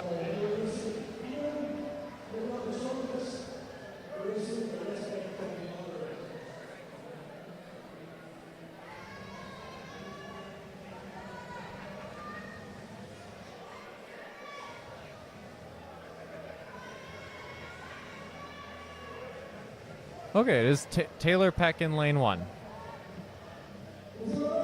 Thank you very much. She's onto the Inukshuk already, making a good pace.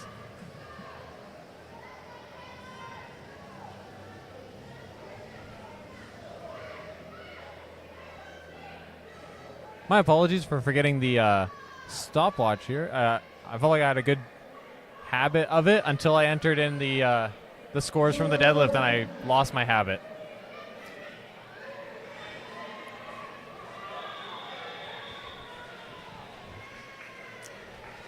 So not sure why they're packing up already, because we still have the open women to go.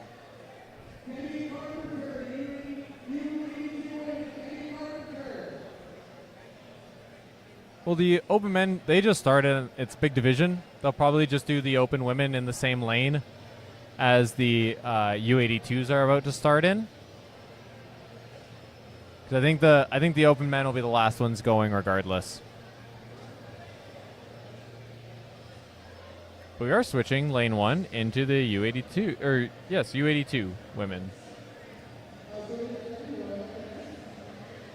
So, the U82s, it's definitely a head-to-head battle at this point between Anne Roussel and Michelle Tinsley. Michelle Tinsley, already a under 73 pro, chooses to compete in the under 82 division now to still be eligible to compete in amateur competitions. It can be challenging as a weight class athlete to be restricted to pro competitions because weight class, for any friends and family or brand new strongmen and women tuning in, weight classes in strongman is a new concept. Like 8-10 years ago, you were really lucky to find a show that had an over-under weight. So if you're like over 220 for the men or under 220, women, good luck. It was just all open weight. Most competitions for men were open weight even. And then, yeah, it's very recent that we've had so many divisions. And so if you're restricted to competing as a U73 pro, there's just not enough pros in that category to have a pro competition. So it's often easiest just to choose to compete in a different division, and you maybe get to do 1 or 2 international competitions in your actual weight class per year. And I think that is a perfect example of how much the sport has grown, because now there's enough athletes to have a weight class. So lane 1, we have Kaylee Baruski from New Brunswick. We got half a lap there with the Inukshuk. That's a good start for these U82 women. I'm anticipating that our 2 leaders are probably going to be getting at least 1 length done on that Inukshuk. But there's still a lot to battle out for that 3rd spot on the podium. Only 2 points separate all of the competitors from 3rd to 5th.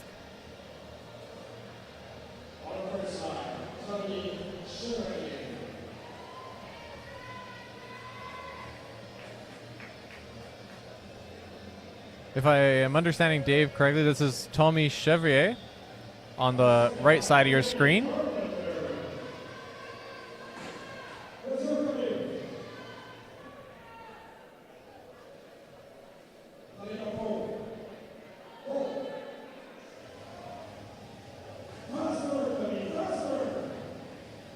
And I believe it's Demi Carpenter on the lane 1 on the left side of your screen. Struggling with that pick, but she moves with the bag when she has it to her chest pretty comfortably.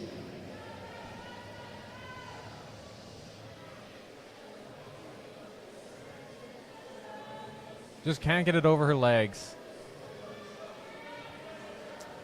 So just from watching, it would appear like as long as the bag is not pushed on the floor, you can kind of pick and I'll say push, in quotations, the bag forward.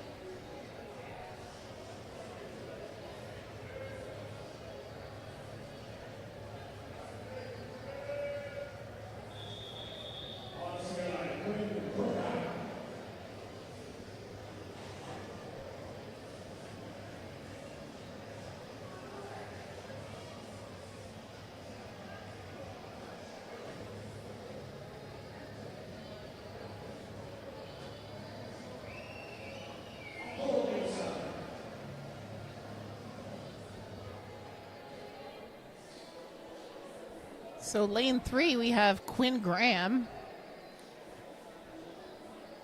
Just picking up that sandbag like it's nothing. Biffing it over that yoke.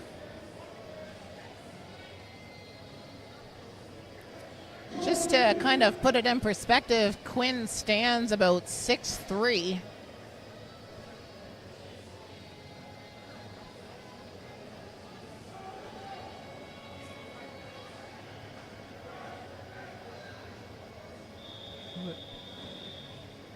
Oh, struggle to get off the line for our athlete in lane 1. Not sure who that was who was out there.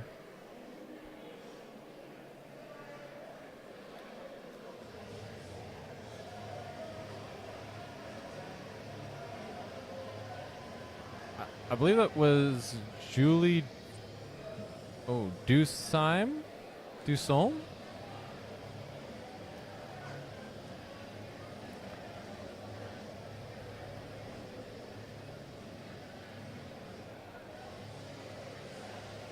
Wait, I just want to highlight this comment from Kyle.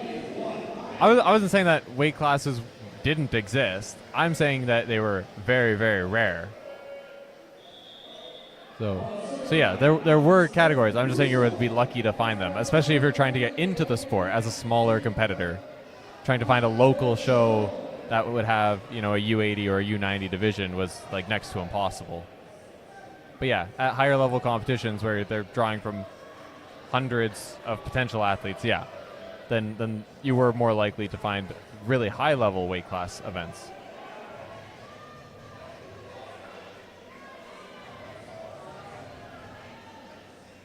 This is Riley Whiteknife in lane 3.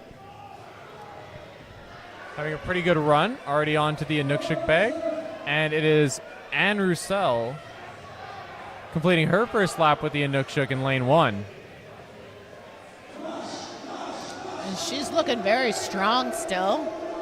Lane 2, we're setting up for the adaptive athlete.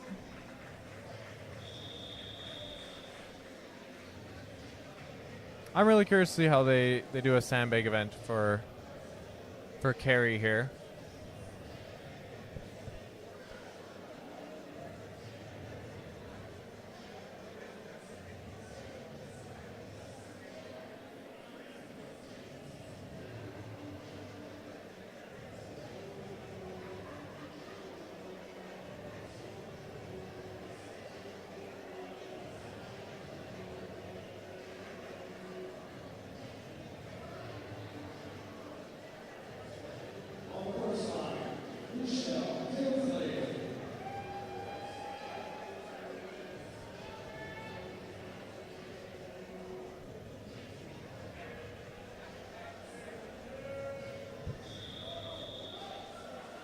Okay, so in lane 1 appears to be Michelle Tinsley, currently leading in the U82s, but she's going to be trying to hold off Anne, who is built much better for this event than Michelle is.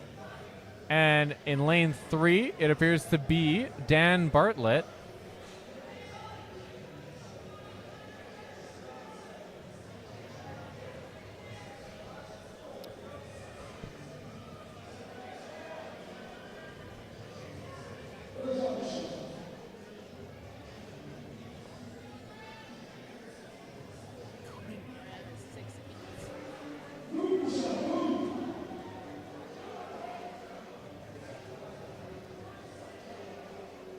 Michelle has 10 seconds to match what Anne got just before her, but took a tumble, and she's not going to be able to catch Anne. That's going to put them in a tie going into stones.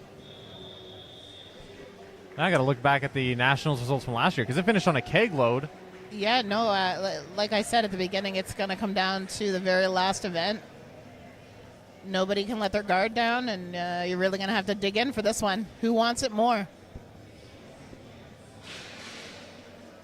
So now lane 1 is going to be going up to the open weight women. Oh.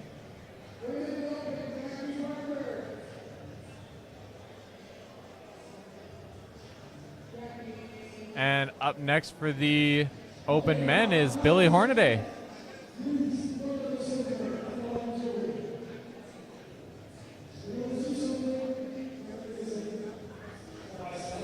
So Jackie Parker, the first opened women up for the Sandbag run here. She's made quite a lot of progress. For Atlantics in Nova Scotia, she was able to move the 200, but didn't quite get the 225. So let's see what she can do today.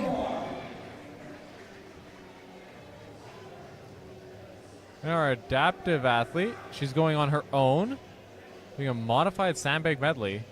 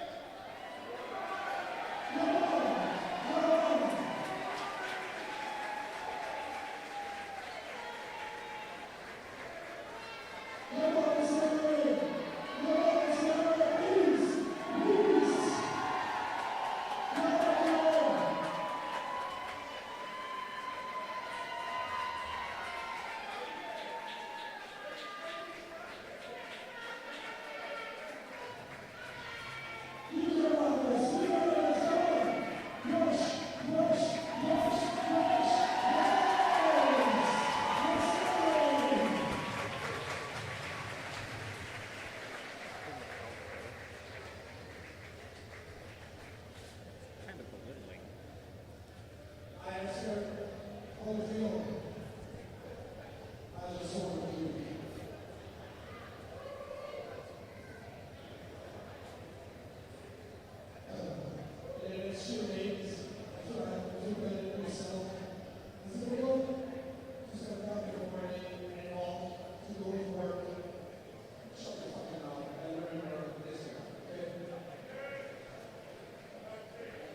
All right, so if you want some more drama in that U82 division, Michelle Tinsley and Anne Roussel going into the Stones on a tie.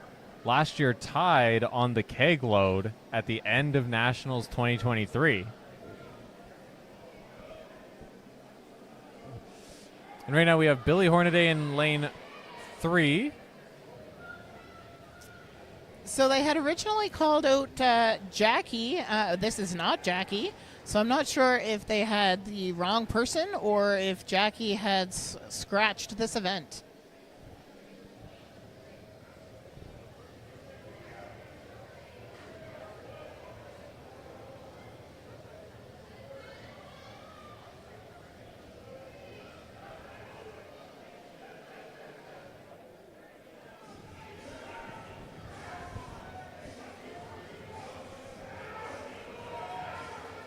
Billy Hornaday making some headway on that Inukshuk bag. Makes about half a lap. That's going to be pretty good points.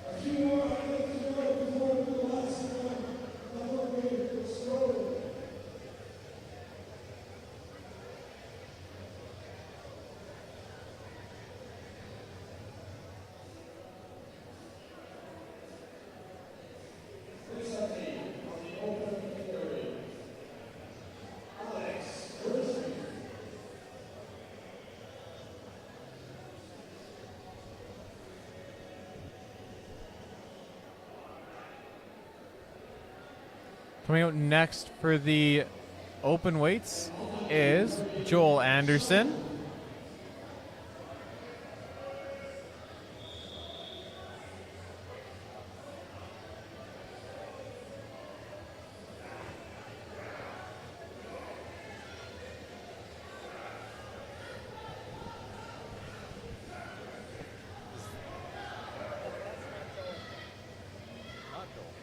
Oh, my apologies. This is not Joel.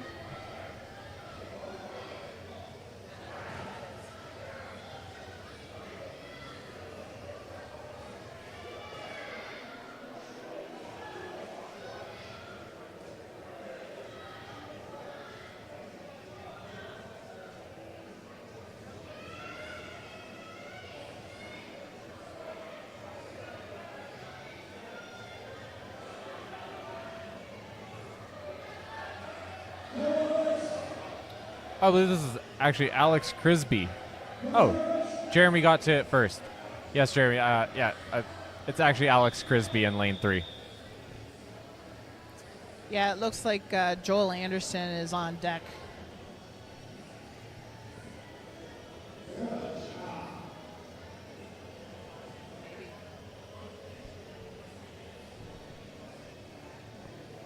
That is Joel. Okay. And this is Jackie. Okay. So I don't know what happened there. I don't know why they called her. Probably calling like marshaling, like to be ready. It's hard to tell though. You just hear a name that you recognize.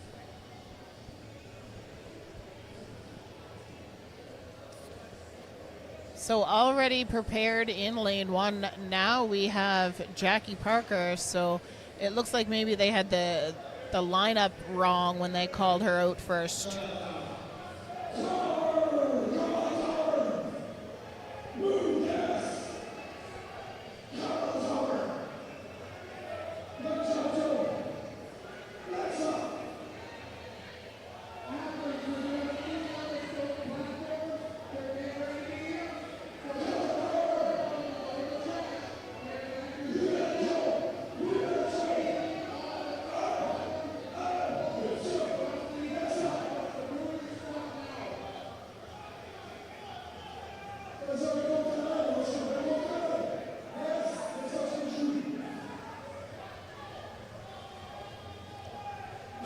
Jackie's struggling with that bag pick. I believe it's Jonathan Prevost in lane 3. Making a really good distance. He got a turn with that Inukshuk bag.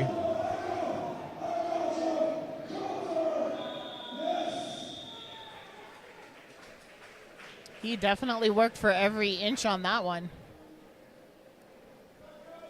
Now, it's hard to compare without having scores from past competitors and in such a large division, but I don't know if I've seen a open weight male get a turn on the Inukshuk yet. That might be the first. I tend to agree. So up next should be Joel Anderson for lane 3. Yes, so that is Joel in lane 3, getting ready down at the end there. And it should be Alicia Lofen in lane 1. If my order is correct, a time maybe would have messed that up. So she's in a tie for second with Kendra, and this is not Kendra, so this would be Alicia. Is that what you said? Or Yeah, I'm pretty sure it's Alicia. Yeah. So Alicia lane 1, Joel lane 3. And I don't know if you saw that, but he just biffed that over the yoke, probably a good 5 feet. Let's see if he can do it again with the second bag. Yeah. Okay, look at Billy that got distance, yeah. at least one turn. It's a lot to remember. I'm being corrected a lot. Yeah, and I don't know half of these people, so again, I apologize if we're getting it wrong. The order of people, the names, the classes. Yeah, I know Billy dropped it beside the yoke. I thought he only made half a length. But I believe the chat more than I believe my own eyes right now. So Joel just grinding it out there, not quite half a lap with that Inukshuk. And again, this just goes to show the difference in those bags. He was able to pick and literally biff those 300-pound bags a good 5-6 feet in front of him, but really struggling with that Inukshuk bag. We're down to our last 3 open men. So up next in lane 3 is Andrew Langelaar. So lane 1, we have Ashley Telford, open women's, currently in first place.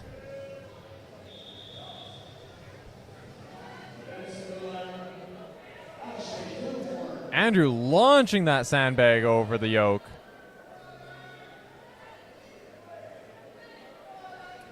Easy pick on that first bag for Ashley. That was the 200 bag, now jumping up to the 225.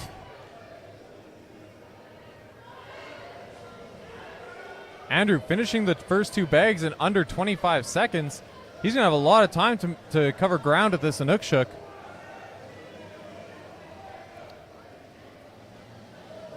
Ashley a bit slower on the pick with this sandbag, but she looks like she's going to finish or get to the Inukshuk. It looks like she may actually be the first one to touch the Inukshuk. Let's see if she can do anything with it. Andrew's covered 2 lengths so far, and he's at 2.5. Come on, Ashley. Come on, Ashley.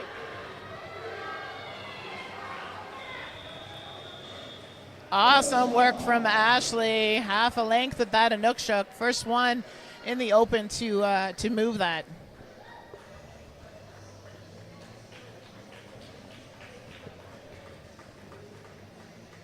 I'm fairly certain Andrew put himself in the lead in the open men.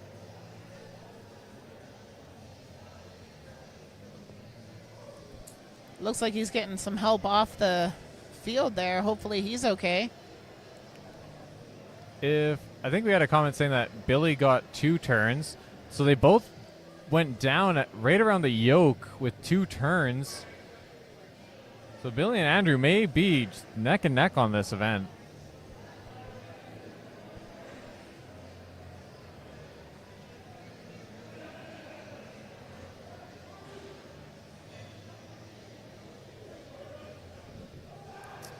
So we have Kendra, who I believe is our last open woman, currently sitting in a tie for second. So everything that she can get on this is going to make the difference between second and third place for her.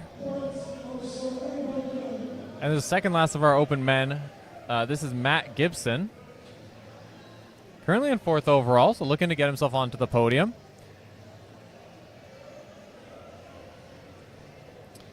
Kendra, I believe, has attended nationals in 2022 and 2023, making the podium both years, however not obviously coming in first place and grabbing her pro card.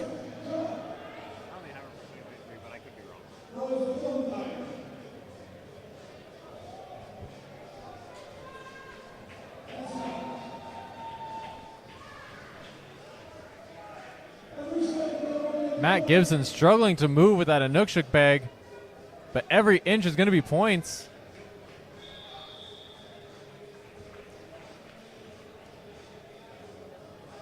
Kendra tried everything and left it all on the field there, or the floor rather. Have to wait and see how the points stack up now and see if that made any difference in the standings.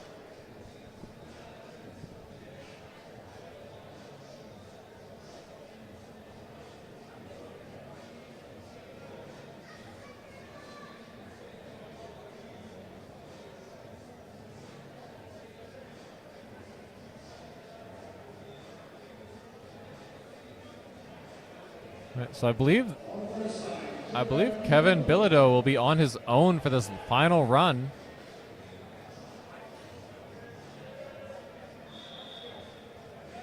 So Kevin currently in the lead in the men's open. Doesn't have the same height as a lot of these other athletes, but he's moving fast with these bags.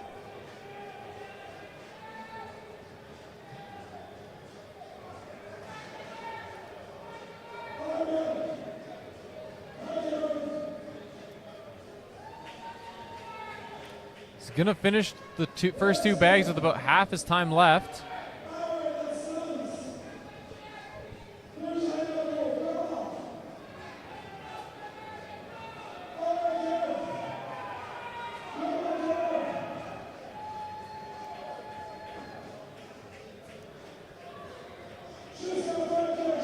One turn for Kevin. Starting to struggle.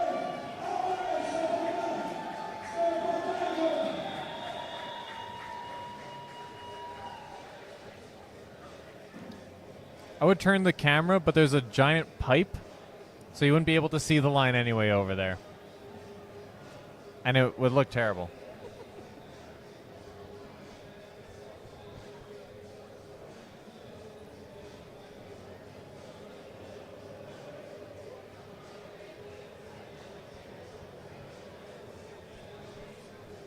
So that wraps up the Sandbag. Hopefully we're able to get the results before the stones start to give away some spoilers. Want to build up some tension and let people know the standings going in. Oh, with the delay, I don't know what the "that's what she said" was about. I don't know. Cupcake, you'll have to let us know what that was in reference to, because you're on a bit of a delay, so I don't know. I talk a lot. But yeah, we're going to go to our sponsors. We have one more event, and hopefully we'll have some results for you when we come back. But they might be double checking the scores, so we'll see how quickly they're able to run those up to us. We'll be right back with Stones.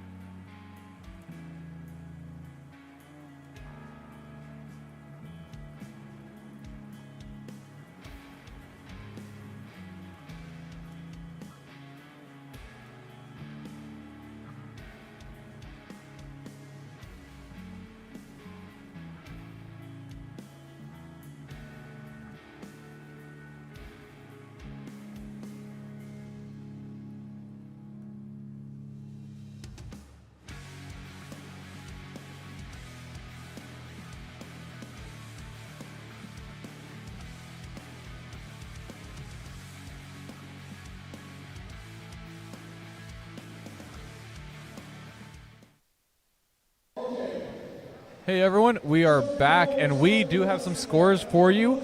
We're just entering in our last 3 divisions, and then we will be able to give you an update on all of the overalls as those categories get started. I just realized I've been prioritizing that, and I need to change the event on your screen.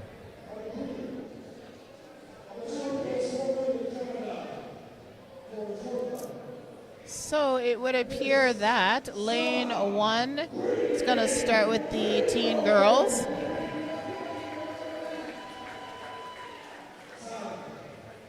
Lane 2 looks like teen boys. And lane 3 should be U105 men.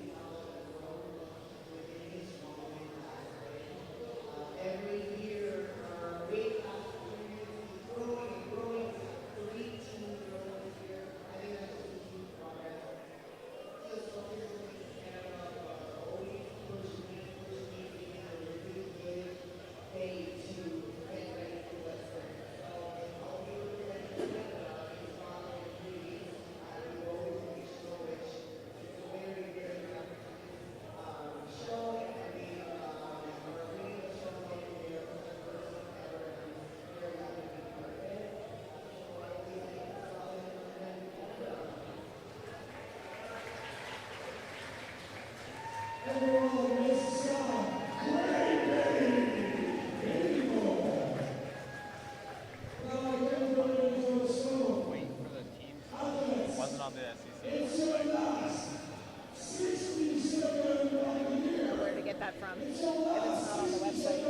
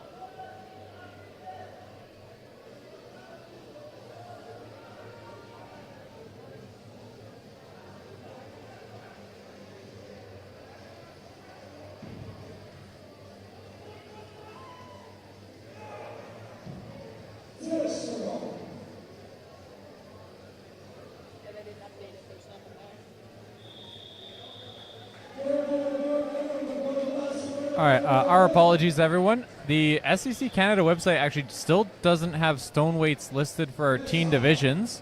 If anyone who knows any of these athletes happens to know what their stone weights are listed as, feel free to drop it in the chat and we can add it in so that it shows up on screen. We'll listen for if Dave announces what the weights are for the teen divisions, but right now, I don't know where to find that information.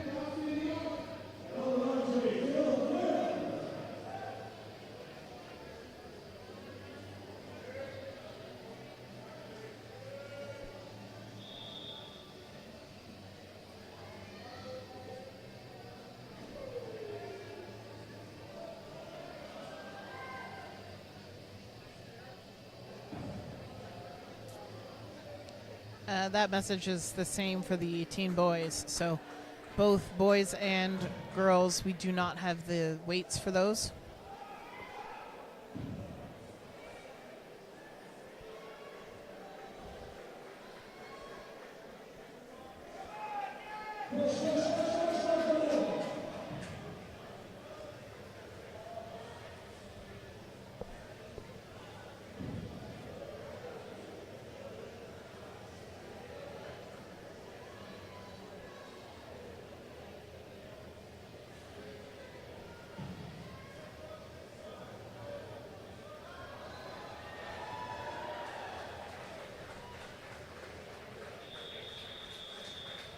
Okay, so we do have overall standings. So I'm just gonna go as we get to these categories in the actual competition.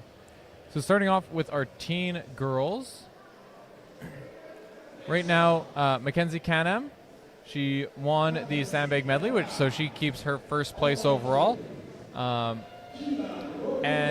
in second is Jessica Gray, 2.5 points behind her, and Ashley Slimmy rounding out the podium with 3.5 points. For our teen men, we have Alexander Skriruka in first place with 29 points. He has a bit of a gap because behind him is Alexis Dugas at 25.5, and then there's a tie for third between Keegan Godin-Malay and Ryder Joy, both on 24.5. So Stones is the tiebreaker. So if Keegan or Ryder get ahead of Alexis by any margin, they would beat him because at worst they would tie on points, and Stones is the tiebreaker. So second place is basically whoever comes out on top on Stones. Yeah, and like I said at the beginning and have mentioned a few times, it really is everything. So everything you have, leave it all on the platform. Never get comfortable with your standings because it can change in a heartbeat, and this is just proof that you got to give it your all until the very end.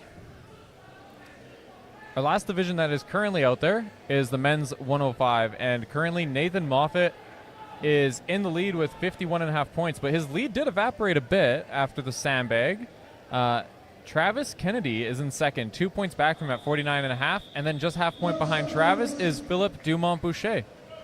So very tight races between the teen men and the under 105. So I'm not sure where Nathan and Philippe come from, but Travis is an Atlantic boy, and he's very well-rounded, and Stones is one of his favorite events. So it's going to be really interesting to see if he can gain any points and maybe even jump into first place here.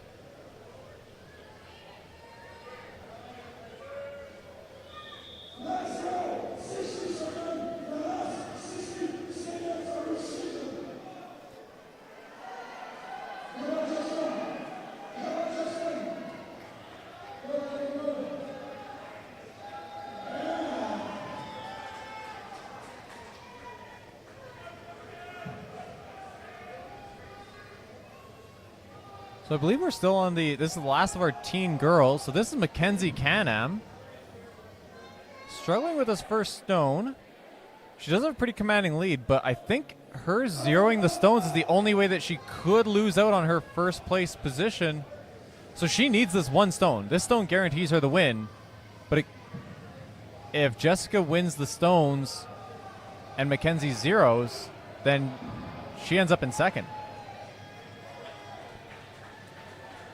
So down in lane 3, we just saw Justin Young, New Brunswick boy, only managed to get one stone up.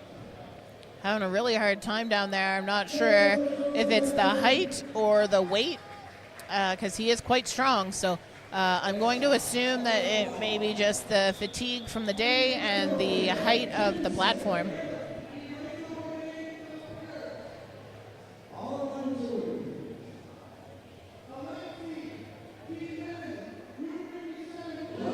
Oh, just heard that was not Mackenzie. So we've gone up to the next category. So then I believe Mackenzie, because she was before, did manage to load all 5 stones. I think the athlete before. Let's just double check what category though. The U57 women would be out now then. So we'll get that updated.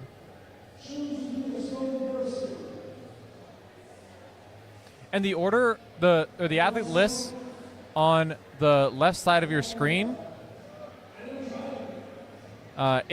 should be an accurate order for the athletes, because we are all the way caught up through 4 events.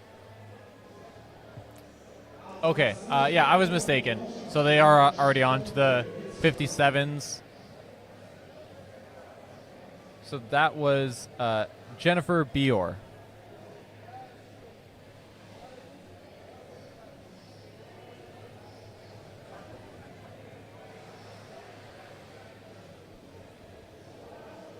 See if we can adjust the camera angle to get it a bit more centered.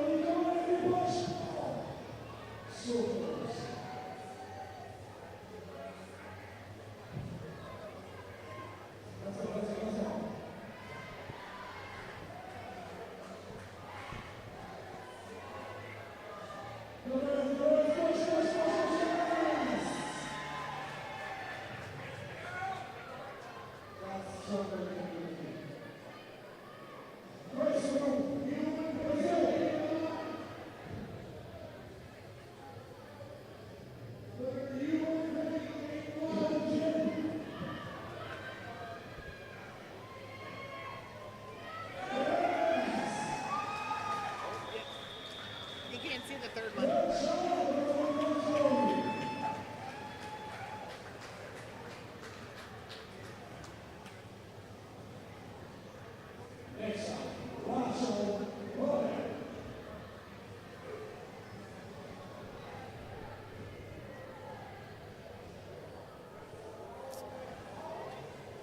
So here we go with Keegan in the center lane here. See if he can gain some points and put some pressure on the rest of the competitors for podium.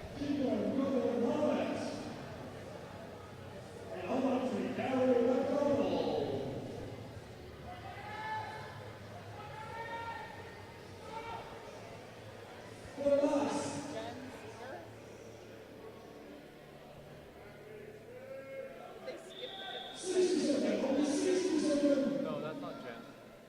No. Jen's bigger than that.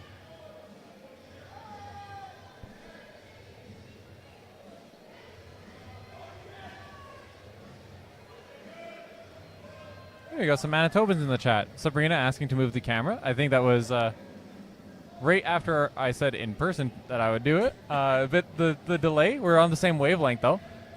And Gord Grimm, happy with the camera placement. The new camera placement, not the old one. The old one was terrible. So just watching Keegan here in the center lane, we got a tight race going on with the teen boys. See what he can get up to the platform here, and shuffle some numbers around. We will do our best to state who is up in the women's 57. It appears to be Carolyn Kingsley. It's Keegan of the teen boys.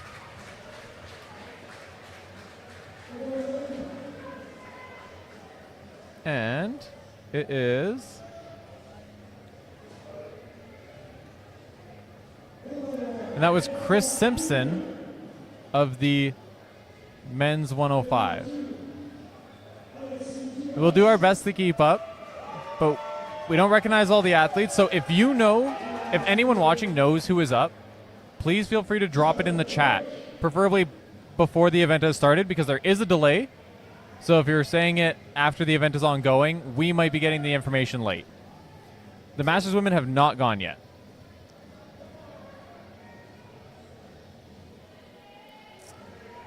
So according to our intel, which seems to change at a moment's notice, the Masters 50-plus women should be next after the U57s here in lane 1.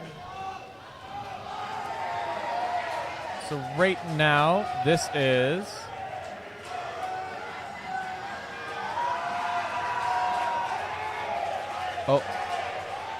I believe this is Alexis Dugas. Alexis is killing those stones. Yeah, center lane. Let's see if he can get that last one and really lock in the podium positions. Hi, Sabrina. Yeah, Clint is here. He's competing.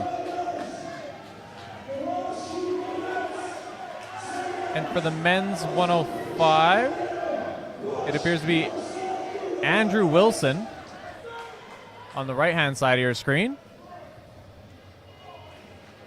if our order is off, if our or if my sheet isn't giving us the same order that the official score table has, please let us know, because I'm only going off of my sheet, which is doing it automatically, and there have been a couple discrepancies so far. Well, primarily yesterday there was a couple times where the order was a bit different between how Swick was being run when I was updating live. So, and yeah, what my sheet was telling me. So it might not be exact, but that's what we're going to go off of, because it's going to be the easiest way to keep track.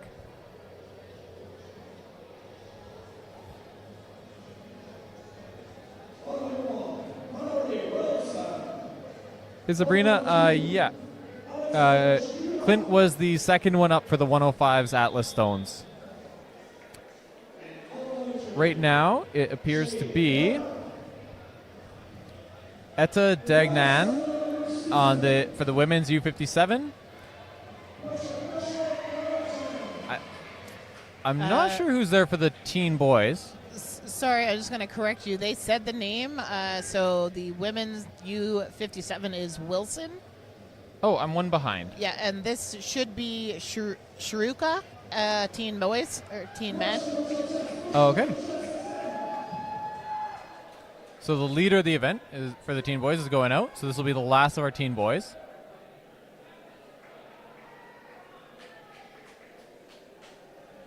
And I can't tell who's in lane 3 yet. Not really much to go on with their back to us. I think we got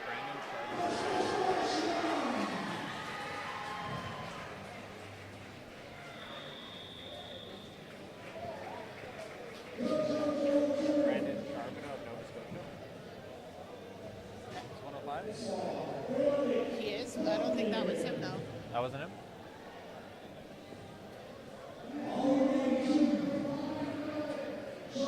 Oh, yeah. According to my sheet, that should have been him. So.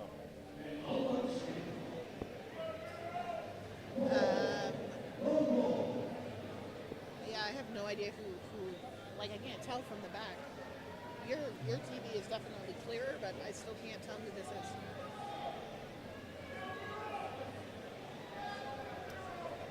I believe now. So lane 1, we have Vero Cormier for the U57 women. And I believe we're starting on the U80 men. U80 men.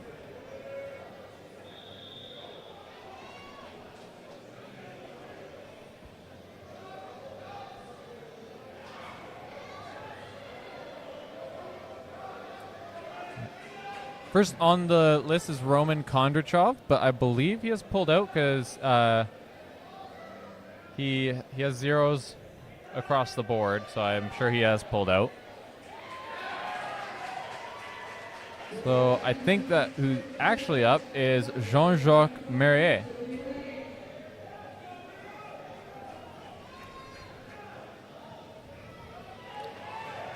And for our 105 men, they're the furthest into the order, hardest to keep track. But I believe that this is Vincent Guillemette.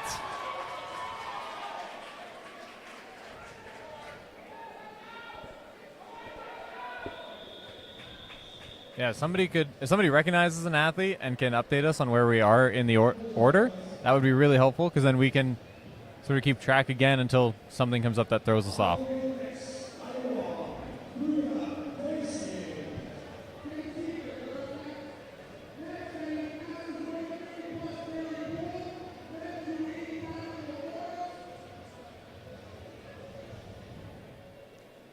Also, to keep you updated as the categories come out, in the U80 men, who are just starting, Brad Jensen is in the lead with 25.5 points. Second place is only half a point behind him, so whoever comes out top on stones is going to take that top spot on the podium, and that's Maxime Belanger. And then in third, with 19.5 points, is Pierre-Simon Gagnon. So I believe we're down to our last U57 athlete.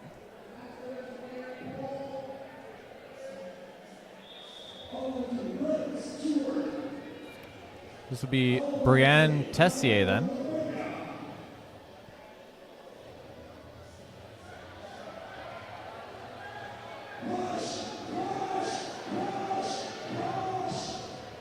That stone is taking his entire shirt with him. With it.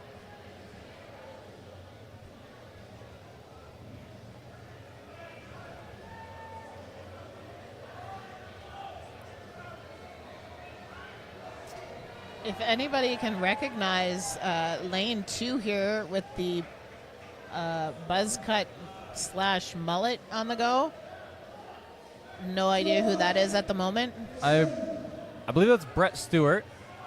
Just going off of the order on the sheet in front of me.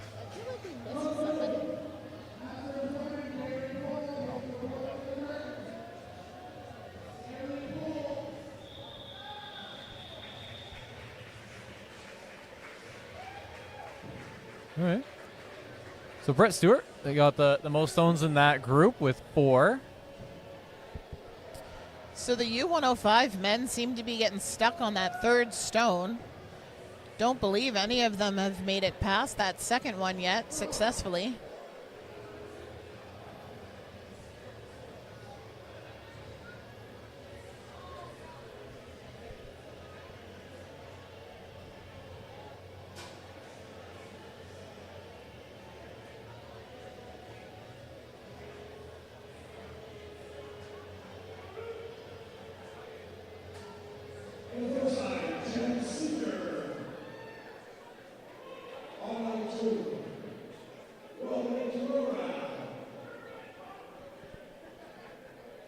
On to the women's Masters 50 plus in lane 1.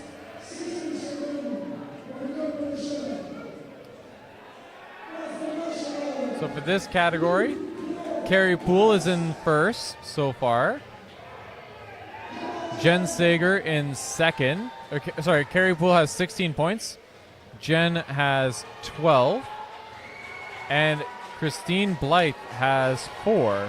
And she's in third. Wow, that was a fast stone run from Jen. So the lane 3 does appear to be the 120. That is Luke Edwards up there right now with the awesome purple shoes. Just killing it, going for that 5th stone.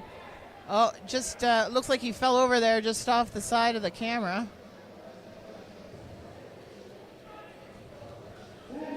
Oh,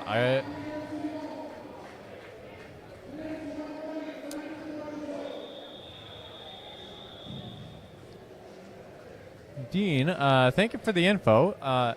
If you recognize an athlete, I'm sure that you are correct. That's a different order than they have been going in. The teen men had been followed up by the U80 men, so that's what I was going off of. But yeah, you guys Again, change the order. everything changes here at the turn of a hat. So if you guys notice something, please let us know because we're going off old information.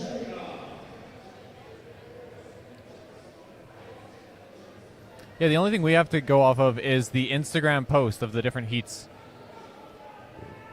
So we have the same information that you would all have access to. So lane 1 appears to be Carrie Poole.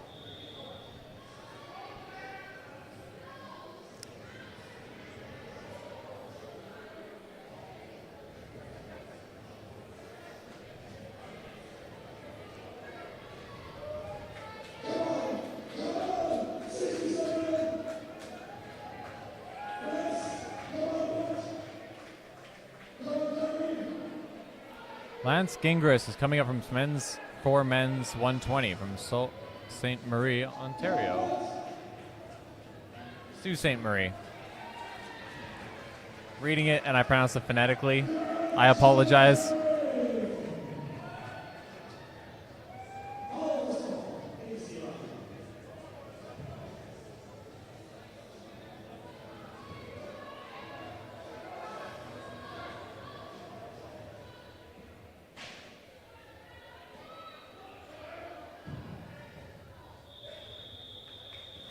So Lance Gingras, I guess coming up next. So that means that we're into the podium of the 120s. So that lane, we were mistaken, thought it was the 105, as the 105s have started in lane 3 for every other event. But lane 2 is the U80s.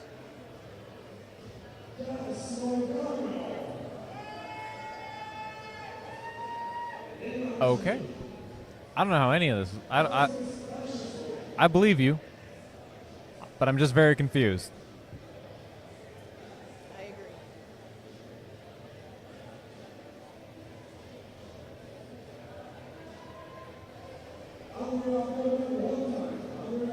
Do you know which athlete it is in the order?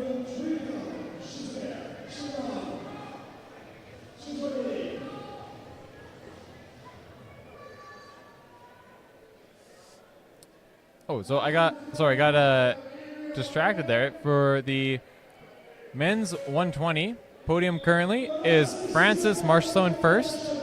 Lance Gingras is in second with Francis Marchessault with 41 points, Lance with 36. And Luke Edwards is in third with 34.5. So this would be Francis Marchessault out right now, just looking to seal the deal on this stone run.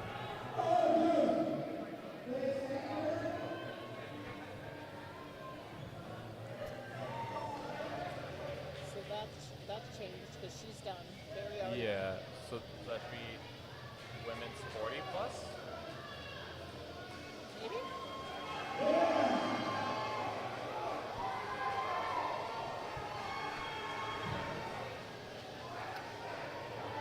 Oh, lane 2 there, who we believe Lafrost is the last one that just passed. Oh.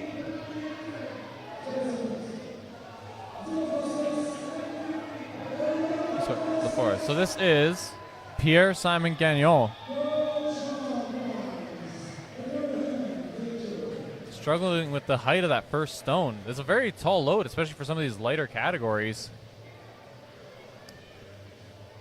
I believe we're into the women's 40 plus in lane 1. So that was Andrea Bowman who just went. And the podium currently is Marie-Faye Leroux at 23 points. She has a pretty wide gap between her and second place, Chantal Routier at 18. And then Donna Chartrand is in third with 13.5 points. So standing down there in lane 1, ready to go, is Liz Sanford from Nova Scotia. And so if that was Francis Marchessault, then that means I believe we're moving on to our men's open in lane 3.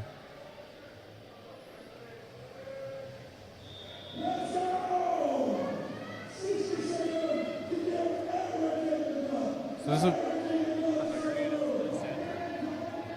Sorry? and this should be sorry, gotta check the first names. Maxime Belanger. That is Liz. This should be Maxime Belanger in lane 2. And the first of our men's opens. So this is Marshall Hinton in lane 3. Come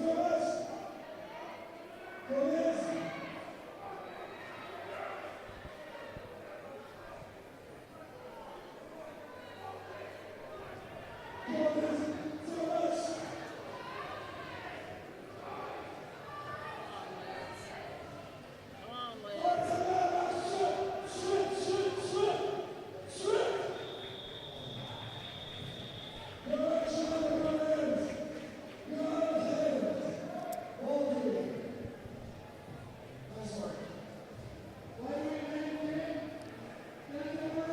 Cupcake. So the sheet that I have that I've been linking to uses countback, but for this event, it's the stones is the tiebreaker.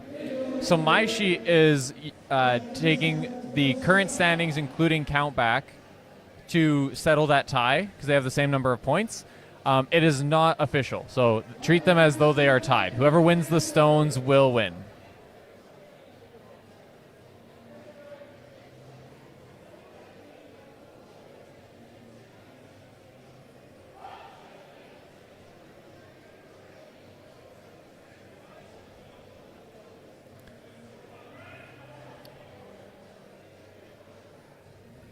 Okay, so I believe this will be Donna Chartrand in lane 1. In our lane 2, which is our men's U90. Sorry, U80. This should be Brad Jansen, who is the overall leader. He's going to be looking to hold off Maxime Boulanger in second. And I believe this is the second of our men's open. So this is a name that I've been trying not to have to butcher.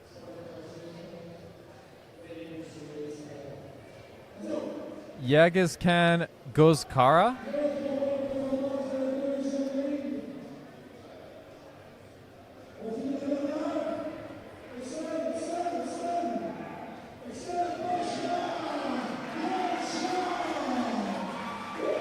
I think that confirms it, that Brad Jansen is the overall winner in the U80s.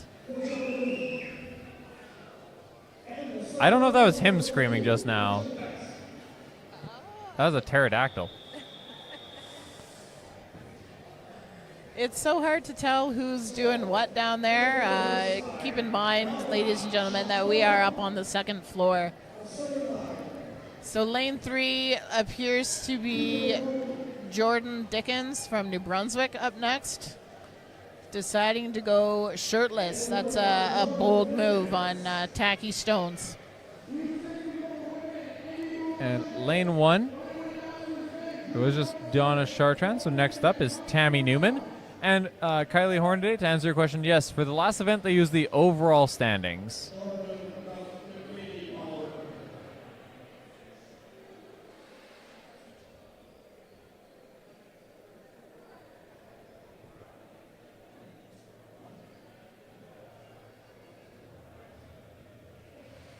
I'm not sure which category they're switching to in the middle there. I would assume U90, but my assumptions have so far been wrong.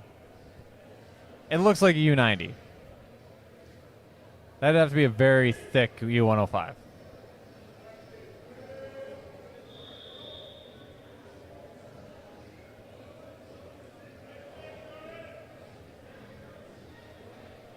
That isn't Tammy? We didn't say it was Tammy.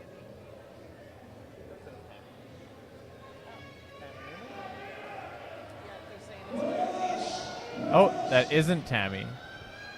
Oh, was I a person ahead? Saying I believe it's Donna up next. Tammy just finished. Oh, because they're tied, mine might be sorted. Because mine does the tiebreaker, I'm probably sorting them differently. So I think my sheet had them flipped. So my apologies. Tammy just finished. Now it's Donna Chartrand.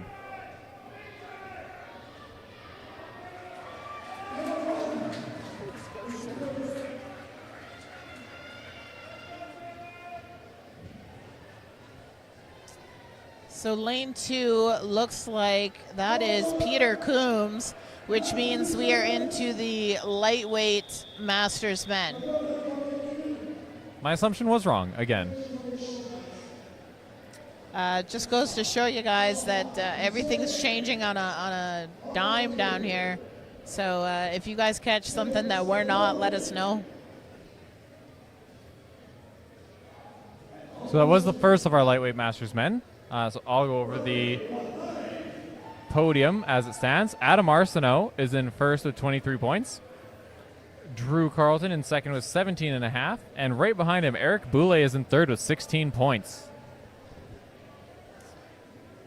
And just half a point off in fourth place with 15.5 points is Tim Scantleberry. And that is who is up there now in lane 2.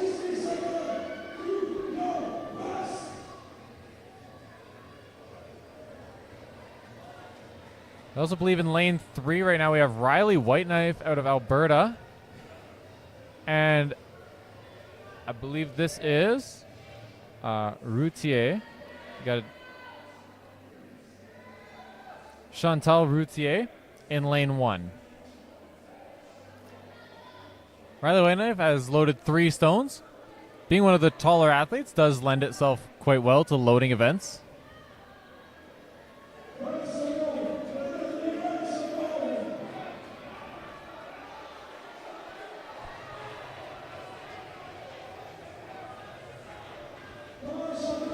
Last stone for Riley Whiteknife and last stone for Chantal Routier.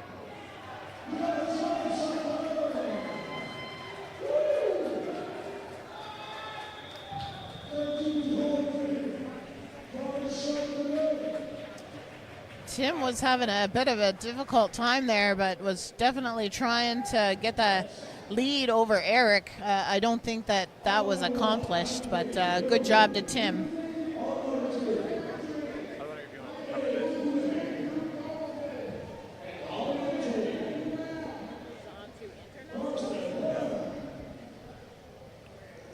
So to try and answer Lori Matthews' question, the first place podium gets their pro card, and then officially they can go on forever in the pro circuits internationally. I believe the second and third place podium will get invites to OSG and the Arnolds.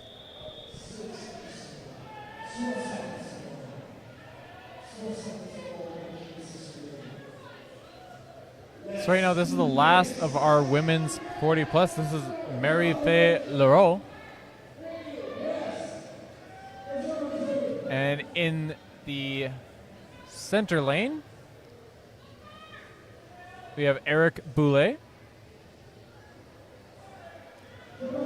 In the men's masters lights. And for our open weight division, we have Carson Hohen of Saskatchewan. Mary finishing that stone run in a very quick time. Carson struggling with that third stone a little bit. It's a 335-pound stone.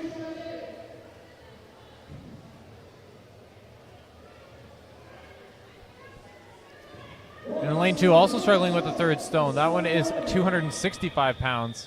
And that's the end of their time. So Eric really needed that third stone to keep the pressure on and hold his spot. So going to be interesting to see how the points fare out and if he manages to hold on to third.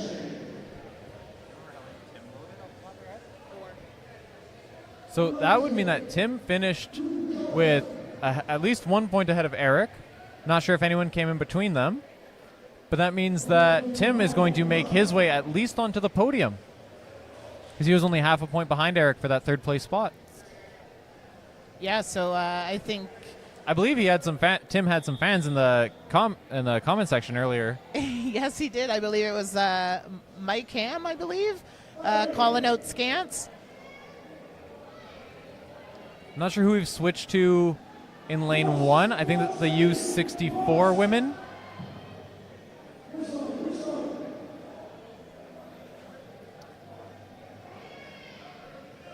And this would be Drew Carlton in lane 2 and Mike Brown in lane 3.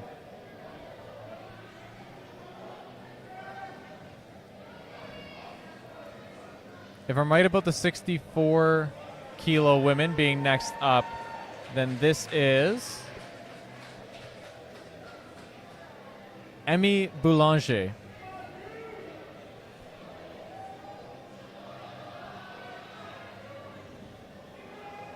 Oh, we have an open athlete down. Oh, he's good. 4 stones is a pretty good placing so far amongst the open athletes. Mike Ham is a fan of everyone. Smart answer, Mike. I know you're going into politics there, buddy. Good job. Good job. This is strongman. Everyone cheers for everyone. He's running for local elections. What's that? MLA? Oh, okay.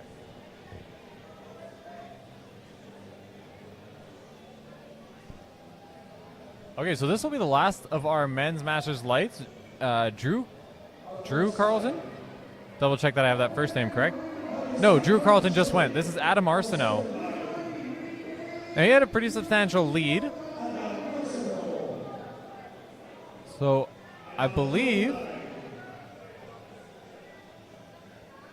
my math off the top of my head is correct. I think he only needs to load this first stone to secure his first place spot.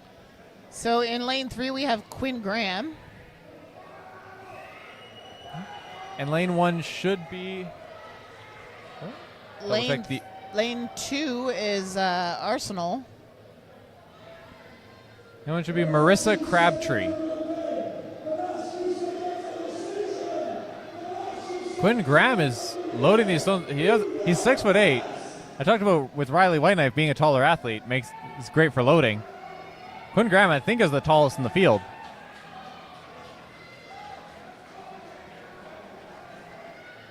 It looks like he may actually not be lapping and just doing one motion on those stones.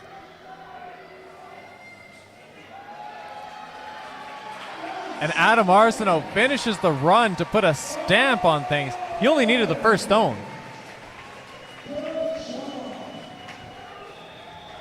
He's not taking it the easy way. So, yeah, and I think he may have been the first one to finish.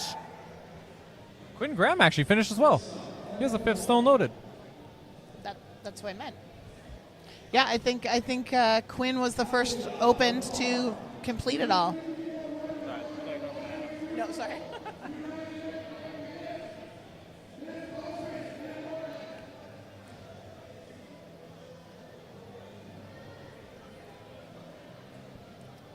Cupcake, this is the fun of sports. It's suspense. We will have to wait and see. I could send a runner, but they have no way of actually giving us the results other than asking about a specific athlete. But the score table, they get athletes trying to approach them all the time. They don't want to be asked about specific results over and over again. So we'll have to wait and see.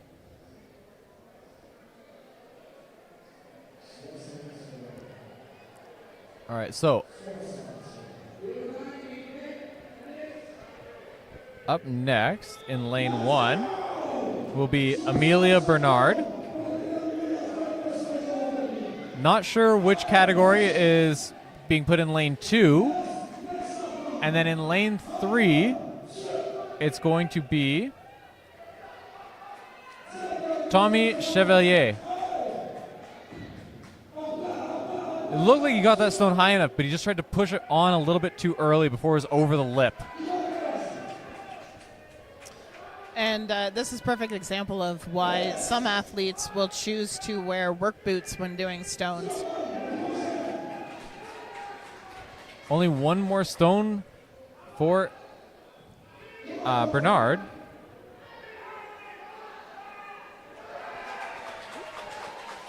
And that's a completed run.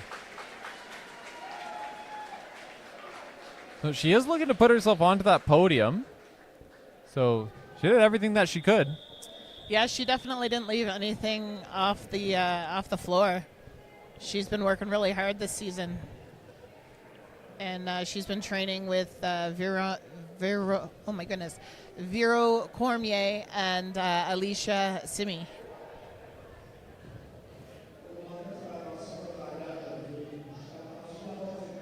It looks like they're...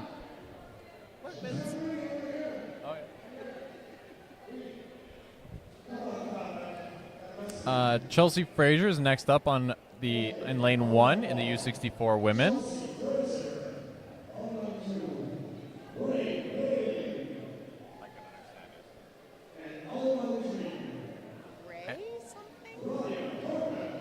And lane 3 is Ryan Hartman. Still trying to figure out which category is in lane 2.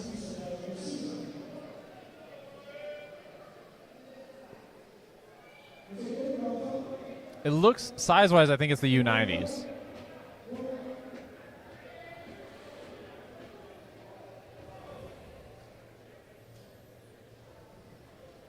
Also, they've gotten rid of their whistle and are now just yelling go. And it's way harder to hear go for the stopwatch.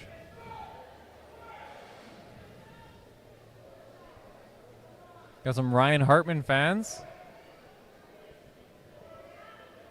I'm wondering if they decided to scrap the whistle because of what happened with the sandbags. Oh, that could be. Oh, it looks like Ryan might be on a different clock because he's setting up. They're not getting him to wait until the other lanes are done.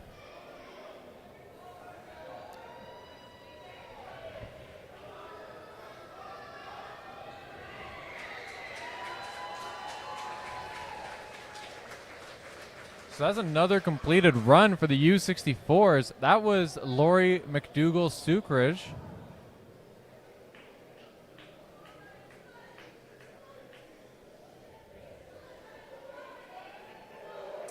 I don't think that she was as fast as Amelia, but we're going to have to wait and see.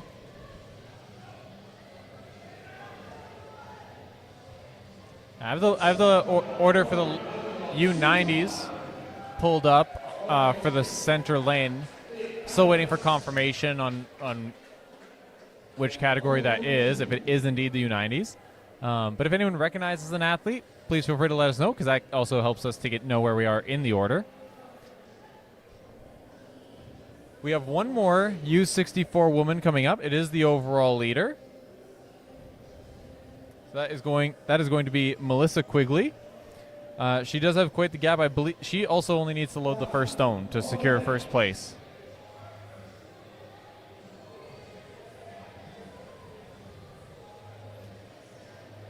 And in the men's open, we have Dan Bartlett. Nick Annis is now up in the U90s.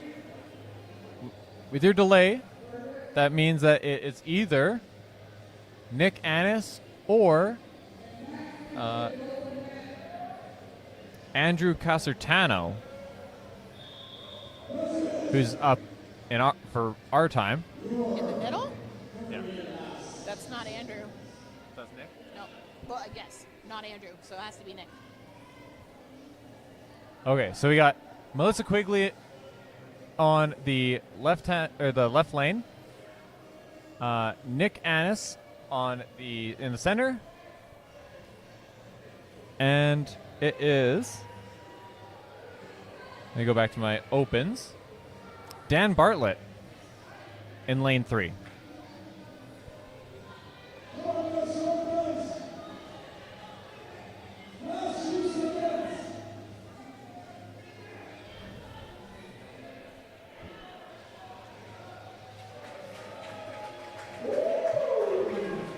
Another successful run for the U64.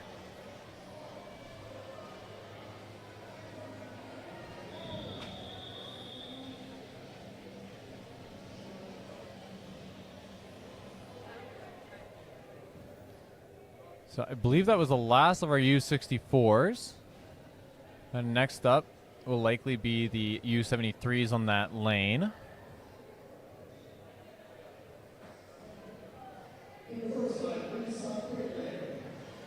We're also going to have Andrew Casertano, likely up in lane 2, and Joel Anderson in lane 3.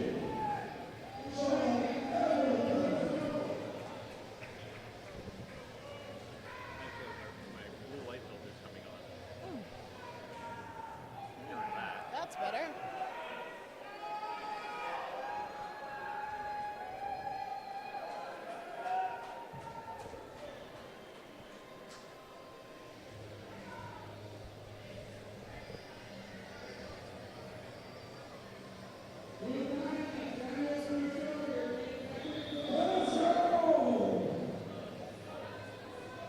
Middle lane is Robin Killoran.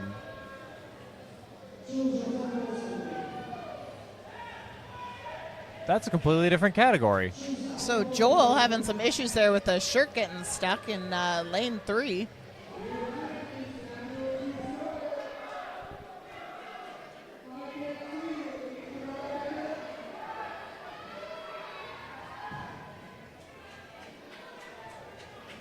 I don't think Chris. Oh, okay. Wait. Sorry, Kelly. I don't think that's Robin, because our U80s are definitely done. Oh, we're hearing Andrew pulled out. There we go. That makes sense. Thank you for that, Zane. So this is, in fact, our U73 women. We'll get that switched over.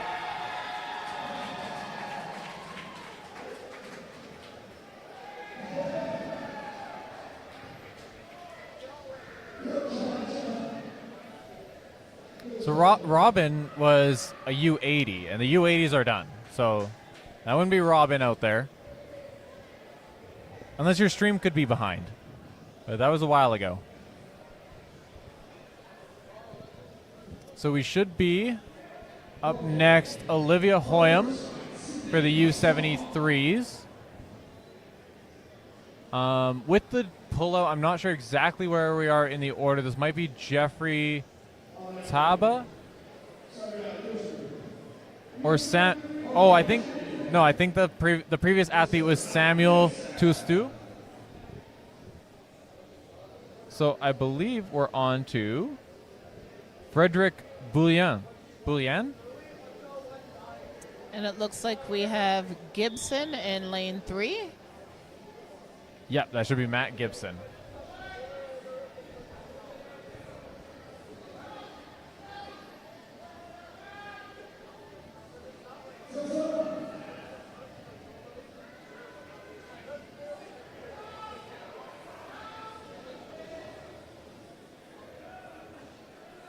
This is a good stone run in lane 1. Already onto the 5th stone.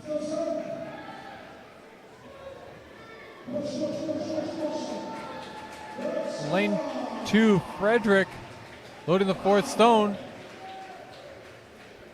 I don't know if he's getting some advice or ran over to I forget which twin is in which lane.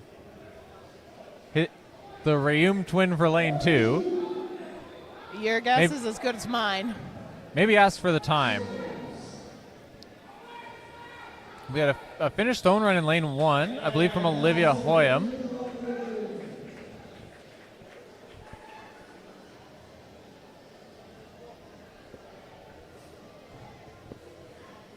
So up next, I believe is going to be, for the women's U73, Minette Marinick.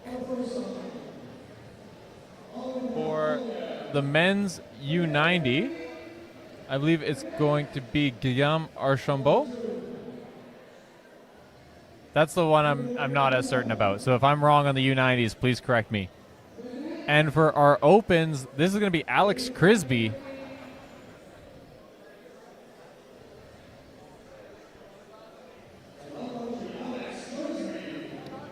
Standings for the U73. The order on your screen on the left-hand side from top to bottom should be top is the lowest person in the standings right now, and bottom is the highest person. It's also the order. It's also the order for the overall. So, oh, Olivia's up now.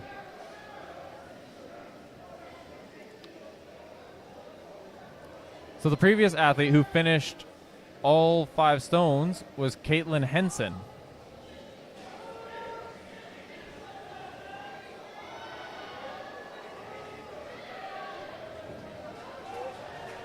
Oh, but I will read out the podium for the U73. First place is Taylor Peck with 33 points. She's 5 points ahead of Mylene Couture, who's at 28. And then Sonia Romanowski is at 24 points.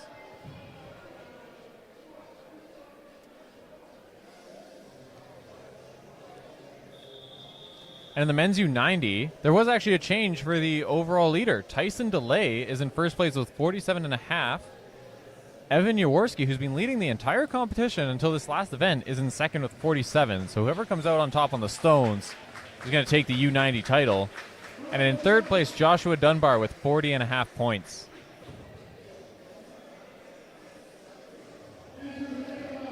And since they're up right now, since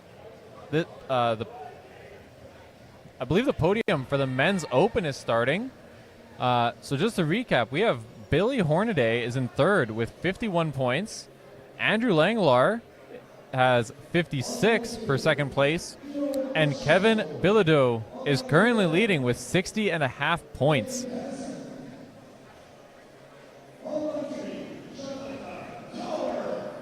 So up next for our women's U73 is going to be Minette Marinick.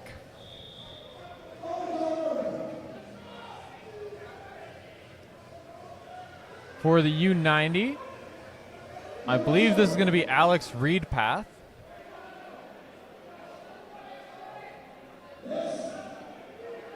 And in the men's open, this is Jonathan Prevost.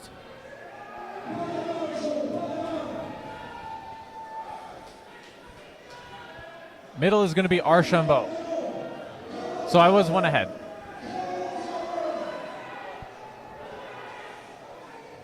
Thank you for telling me where we are in the order.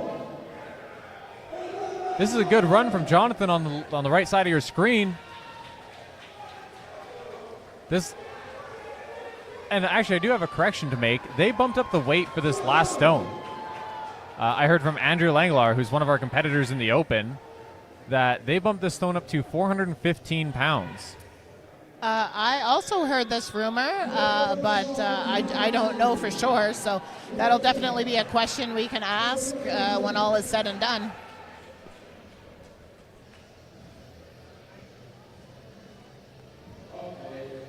Now, Andrew's a really good stone loader. He actually won Manitoba's Strongest Man with a 430-pound stone load to finish a run to beat Tyler Sigurdsson, who just came in 5th at Canada's Strongest Man. And Andrew had trained stones a grand total of 1 time. Wow, very impressive. Is he going to do the record breakers tomorrow? He is. I believe he's doing every event even. Awesome. Look forward to seeing him. All right, so in the center lane, because I already announced him for the last one, this is going to be Alex Reedpath. For our men's open, it's going to be Billy Hornaday in the purple shorts. And for our women's U73, it's going to be Allison Thorne.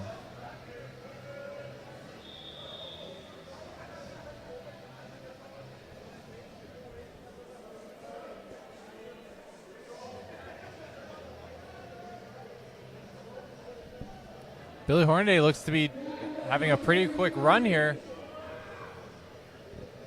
Already has that 3rd stone up. He looks good to finish this run. But that is a big jump if it is a 415 stone to finish.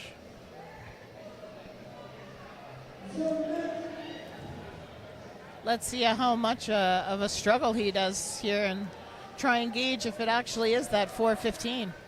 Well, he picked that up pretty easy. All 3 lanes onto the 5th stone. Billy loads it.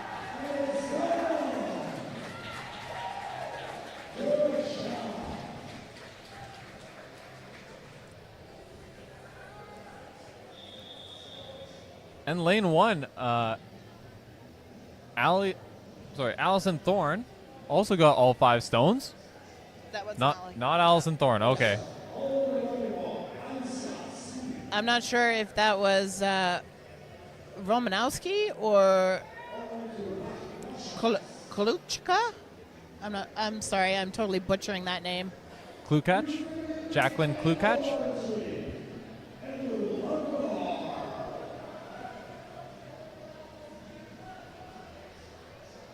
If somebody can correct us on where we are at in the U73 women. This is Simi.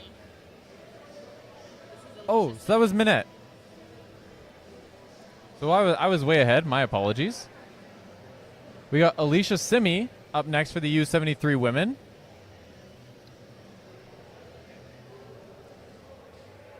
For our U90 men, we were at Marc Lachance. And for our opens, this is Andrew Langlar, currently in 2nd in the overall in the opens.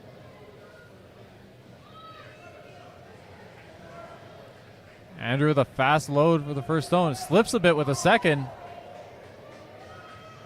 Might be trying to rush this a bit too much. He needs to get a good purchase on these stones. Alicia Simi down there in lane 1 making light work of these stones.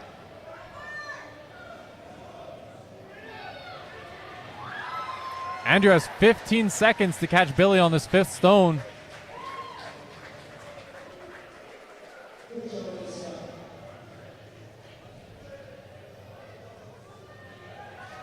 And I do believe that was the fastest stone load so far.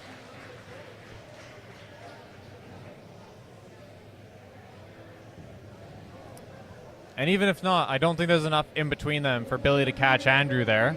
So the only thing left to see is how good Kevin does, if he can hold on to that 1st place spot. So Up next in lane 1 is going to be Jacqueline Klukach. In lane 2 is going to be Joshua Dunbar. And finishing out our men's open is going to be Kevin Bilodeau in lane 3.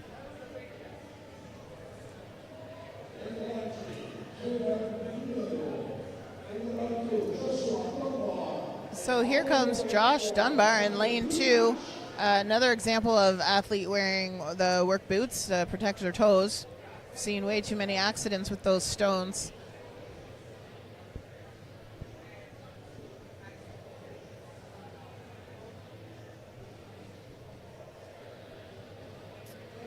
So I don't know what the point spread is for the U90, but based on the standing in the order of competitors coming up to the load, Dunbar is sitting in 4th.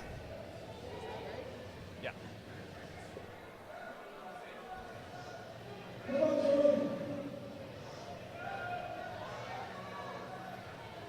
All athletes getting those first couple high loads successfully. These are the ones that I thought Kevin might struggle the most with, being a bit of a shorter athlete.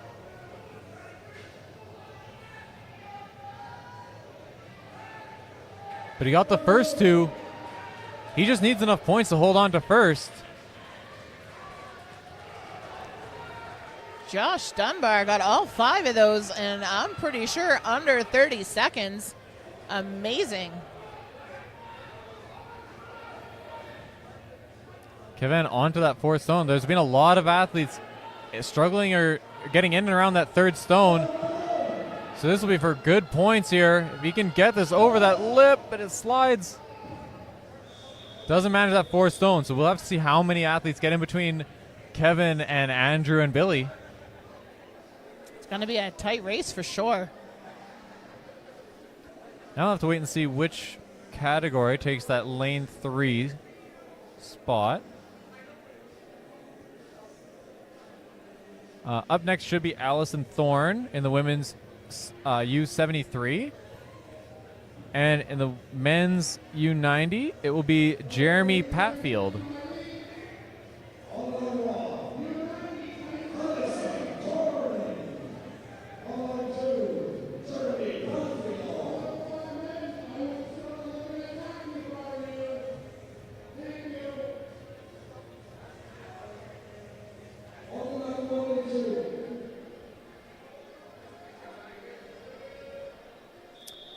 So Allison Thorne in lane 1 from Nova Scotia. She's a very well-rounded athlete. I don't see this being an issue for her getting all 5.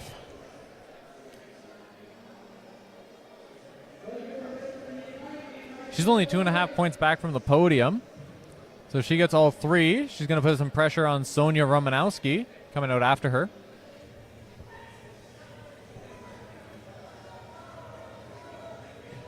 Jeremy Patfield, a bit slow on these first couple of stones. No, and he's waving it off.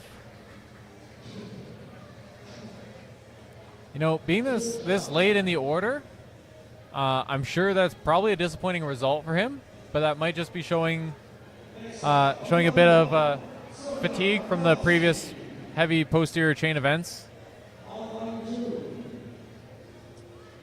Also, if there's too much of a point spread, some athletes, they're not going to go all out if it's not going to make a difference this late in the game. That's true. I don't know how much of a gap there is between him and 3rd.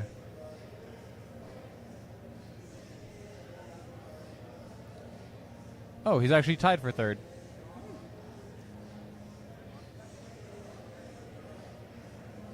So I'm actually not sure how they did the order for that, because my sheet organizes the tie by countback.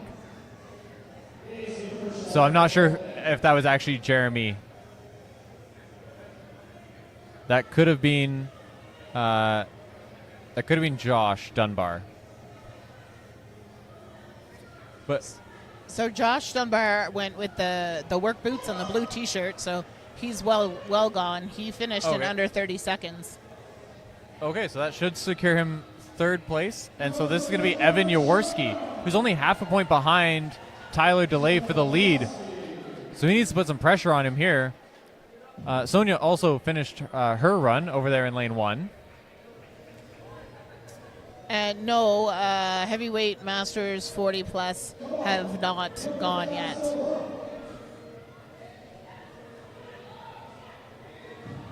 Oh, he tried to push it on too early.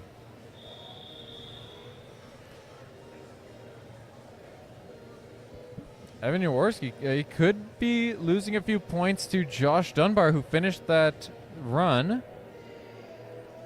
They did have a bit of a point spread, but it's a big category. You never know how many people could get in between them. So I have to wait and see how the points break down and who ends up on the podium. So up next is going to be Mylene Couture in the U73s in lane 1. And the last of our U90s in the lead by half a point. He's going to need to get at least the first 4 stones to guarantee his win. And this is going to be Tyson DeLay. Still not sure which category is going to be taking that platform in lane 3.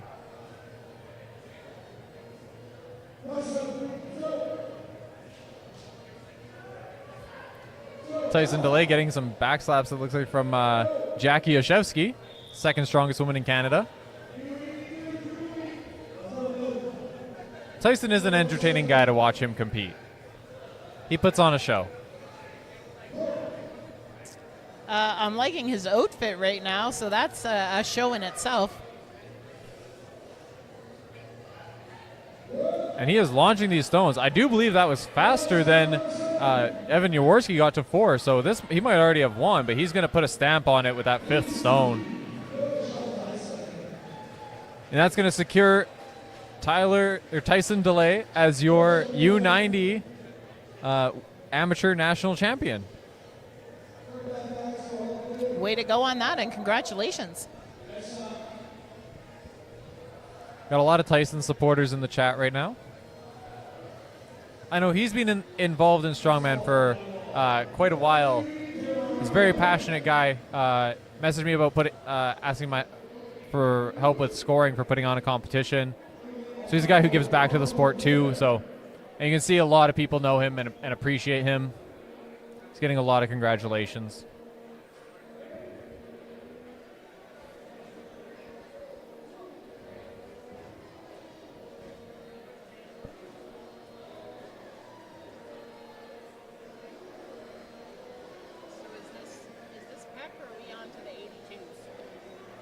This should be Taylor Peck in the lane 1. Yeah, currently in the lead. See Christy Lavier. I hope I said your name right, Christy. Cheering on Taylor.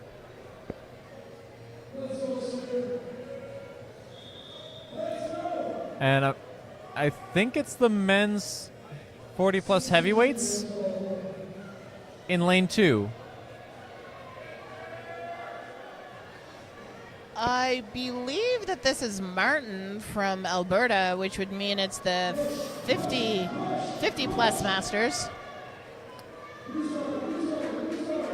I'll take your word for that. So right now we have Taylor Peck. Oh, already done. I looked away to change the 50 plus for a second. That was a very fast run. Wish I had seen it. Ah, but you can, because it's live streamed and will be on YouTube forever. If you want to watch a 10-hour live stream, packed for 1 event.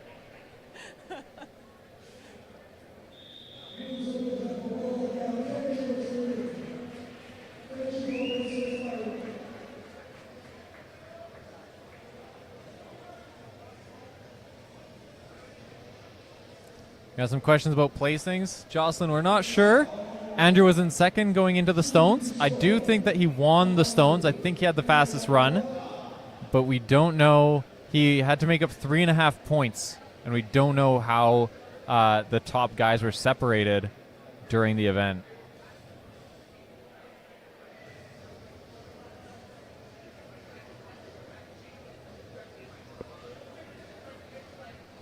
Okay, so I'll give a quick rundown of the Masters 50 plus.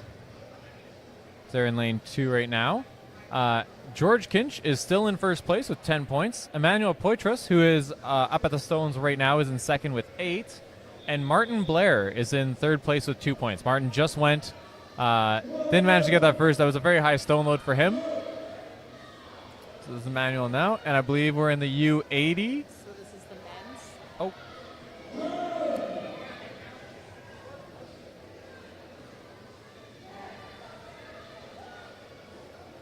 Sorry, and the women, I believe, is U82. Yeah.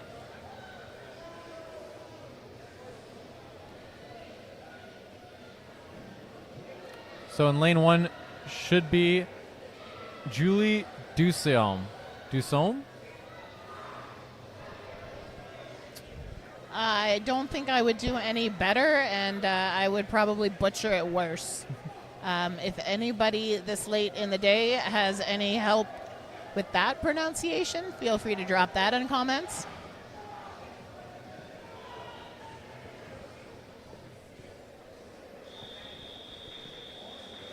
All right, so Emmanuel loading 4 stones, puts him in the lead so far for the men's 50+. And Julie also being the first U82 and loaded 4 stones for the lead there.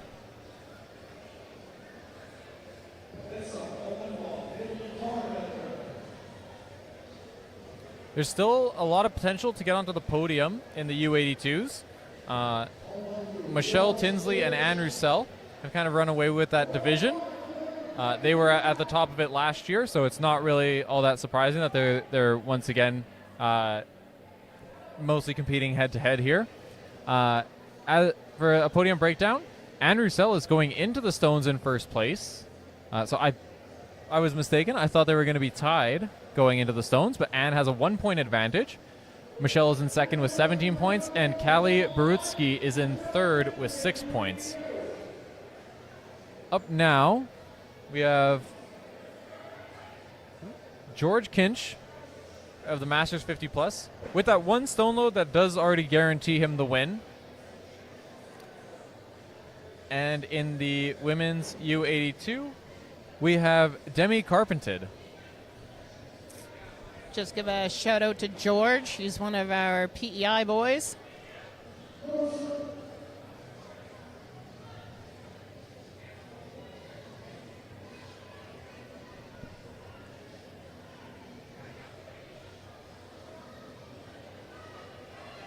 Also, my apologies for forgetting to start the score clock over and over. I'm really trying to follow a list so we know who is going out, so we can let you know who's on your screen. And because I have to do both of those 2 jobs at the same time, I keep forgetting the score clock. So my apologies to anyone who is trying to get a gauge of who's what people's times are or split times are. We'll try to bring this home better because now it's smaller categories and they're easier to follow. Next is going to be Callie Barutsky in the women's U82. And we're going to have a new category taking over in lane 2.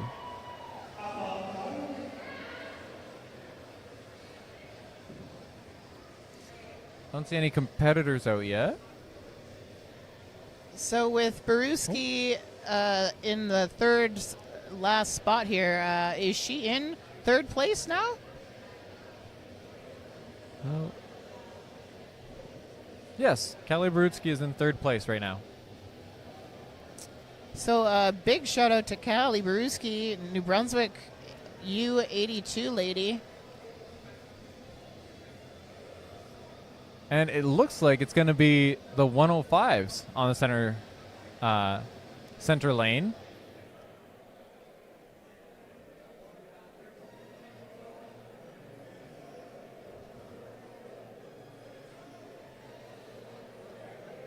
Oh. Maxime Boudreau, barely strong enough to do up Clint's belt.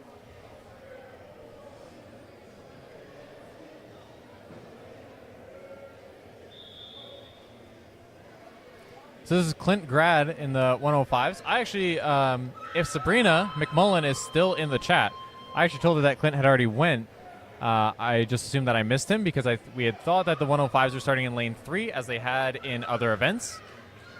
But Clint is up right now, so he clearly did not go earlier. So Sabrina, I hope you didn't leave. Loading the third stone. Both competitors at stone number 4 with about half their time left. Ooh, Clint's just struggling to get that over his knees and into his lap. I feel like Callie could have gone faster in this event, but maybe she's pretty happy and content in that third place spot and seems to be taking her time a little bit.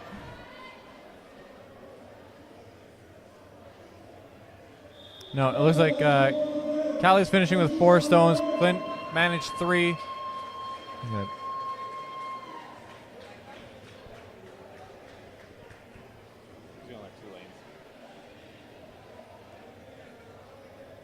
Thank you, Michael, for the compliment. Michael Ham, you ham. So up next, we're going to be getting into our 2 ladies who are running away with the U82s. It's going to be Michelle Tinsley in lane 1. And we're going to have the second of our men's under 105. So this is going to be, let me pull it up. Doug Jones in lane 2.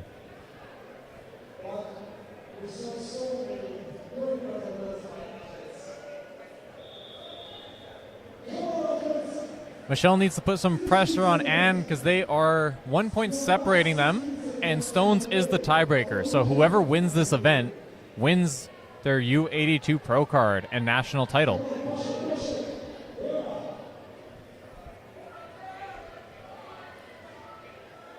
Michelle's a quick stone run through 3. Doesn't seem to be slowing down.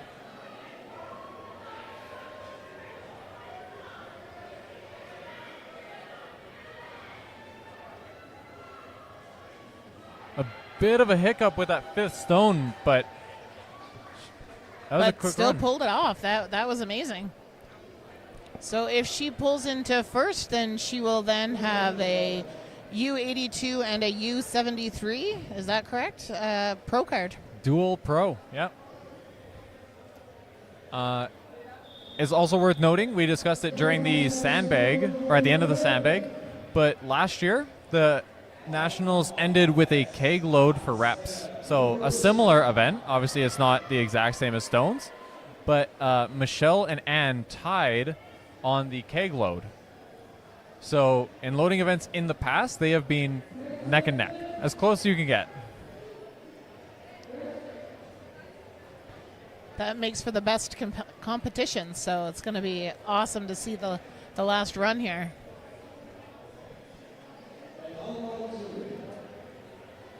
Prowler, are you asking about the Masters lightweights or heavyweights for 40 plus? The lightweights have already gone, so I can give you a preview of the Masters heavyweights.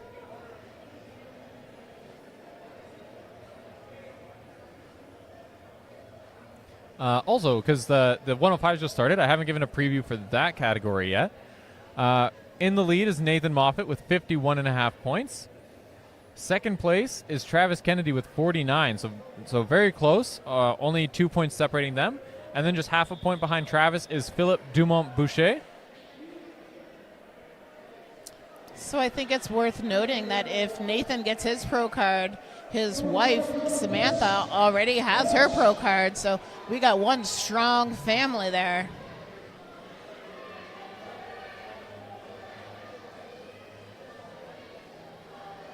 Tuning in to see Chris Gashnitz. Give you the update in between the runs here. But right now, we have the men's 105, which is the lane I haven't updated yet.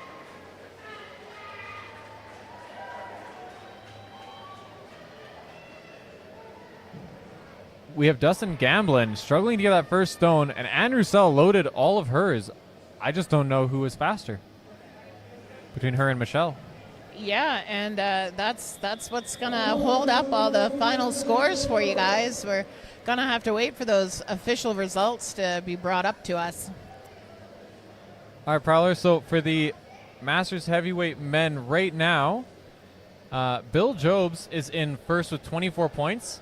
Chris Gashnitz is right behind him, 22 points in second, and they have a bit of a separation behind past the third place athlete, which is Alex Wallace with 17 and a half.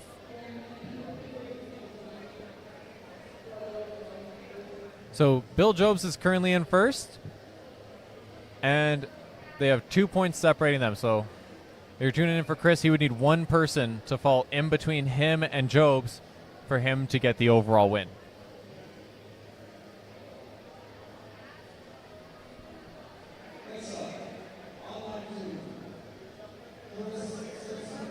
So I believe we're probably going to go on to the Women's Open in lane 1.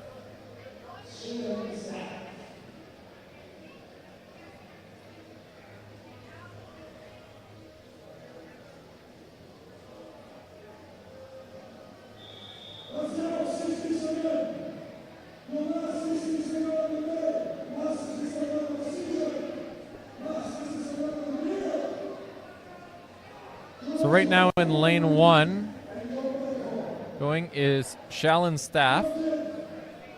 And for our men's 105, the current athlete is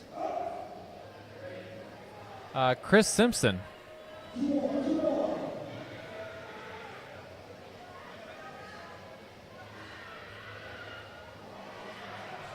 Shallon leaning way back to get that stone over the lip there.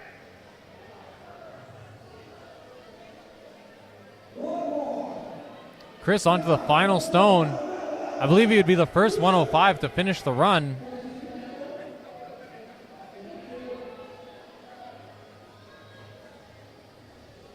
So it looks like Staff is calling it with 3 stones. Good job. Final event.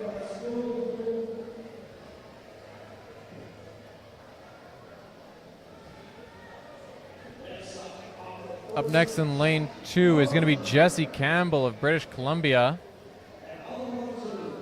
So up next for the Open women, making her way over in the beautiful yellow shirt there, Jackie Parker from New Brunswick. Again, first time national appearance for Jackie Parker.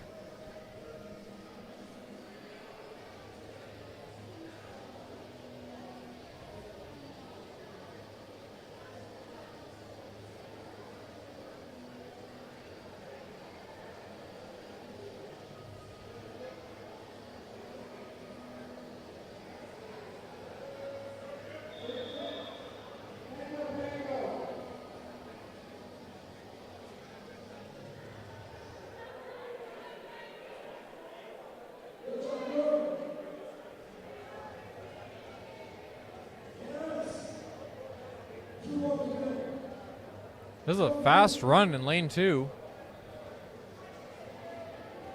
Jessie Campbell. Jessie, a bit of a taller, longer athlete. It's good for loading. And he's going to be the first 105 to successfully load all 5 stones. Jackie moving on to the 4th stone. If she can get this, she'll keep her place ahead of Staff.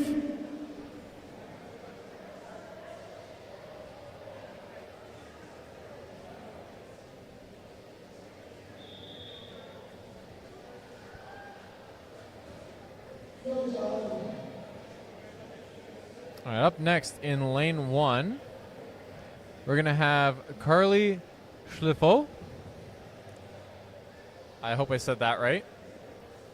And in lane 2, for the men's 105, we're going to have Brandon Charbonneau.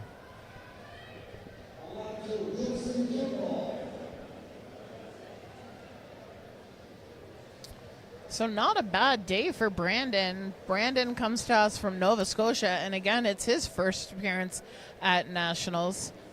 Doing very well, sitting pretty well smack dab in the middle of the pack for the U105.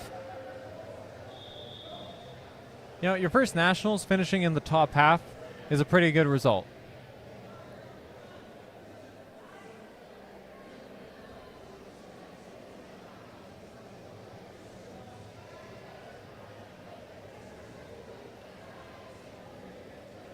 Carly onto the 4th stone already. Still has 40 seconds left, so lots of time.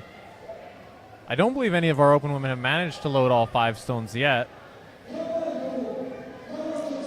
No, both Staff and Parker only successfully loaded 3. So she's already in the lead, but she finishes the 5th stone, wants to give herself the best chance anyway.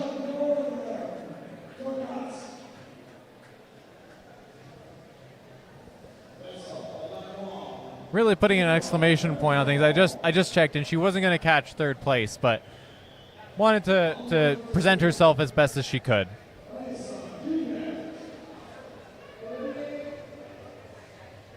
And you know, the athletes, they're having such a busy day and there's so much going on.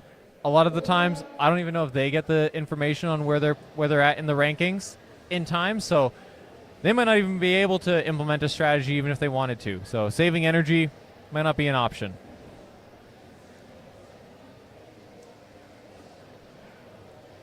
So up next we have Kendra in lane 1, open women's. And for the men's 105, we have Vincent Guillemette.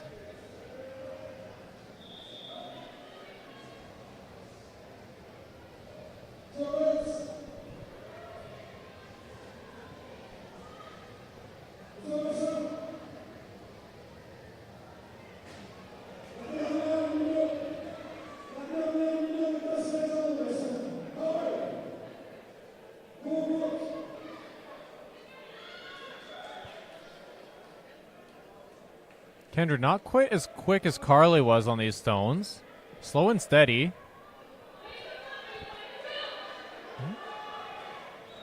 A little bit of a hiccup. She lifted it easy, though.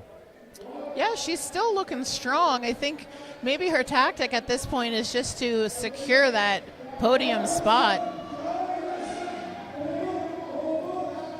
Oh, it doesn't quite have the load in her.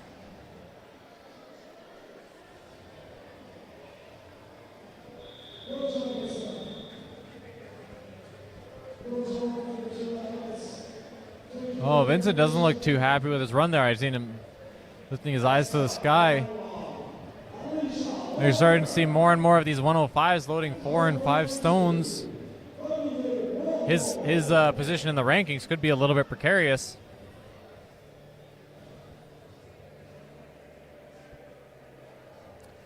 Up next for the men's under 105, we're going to have Olivier Morneau.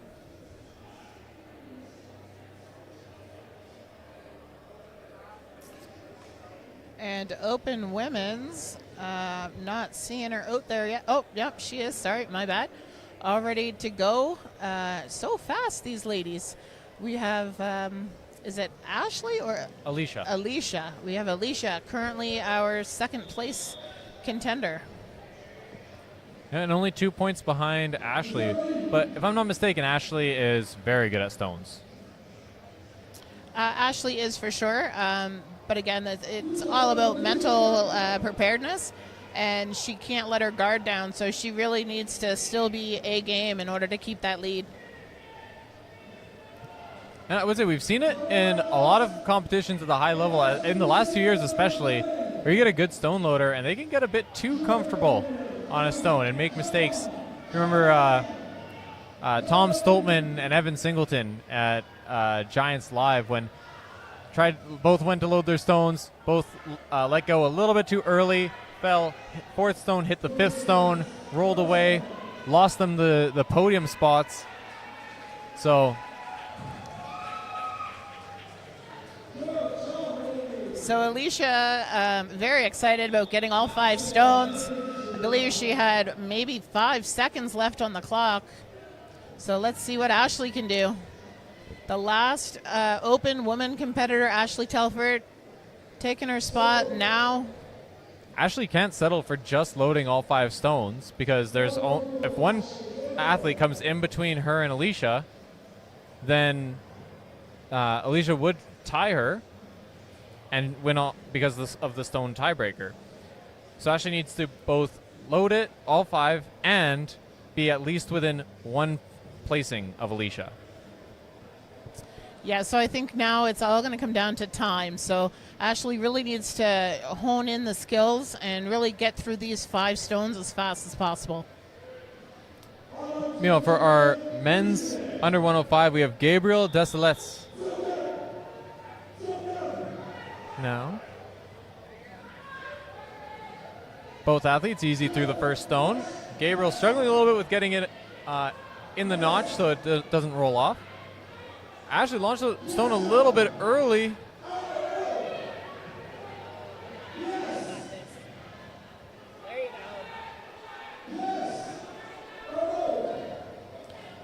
Ashley's still making good time, even with that little hiccup, but as you saw, sometimes it's better to let the implement go and reset.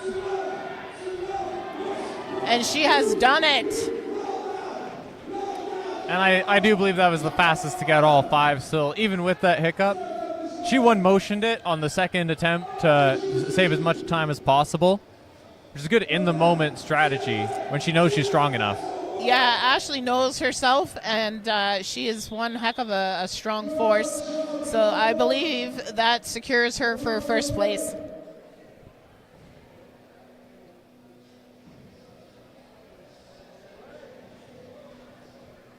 We'll have to wait and see which category is going to be taking over that lane 1. But up next for the men's under 105, we have Sean Myron. So Ashley Telford, if in fact she does get her pro card today, if she accepts it, because as previously mentioned, you do get to pass one time only. I honestly can't see her doing that, but if she gets her pro card, I believe she's taken home the first female pro card for Nova Scotia. As well as an invite to the Arnolds and OSG. Absolutely. So I need to make some friends with her real fast because I want to go.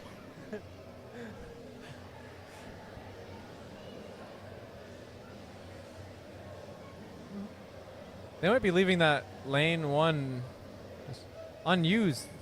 It's like the third lane there. Oh, our camera died.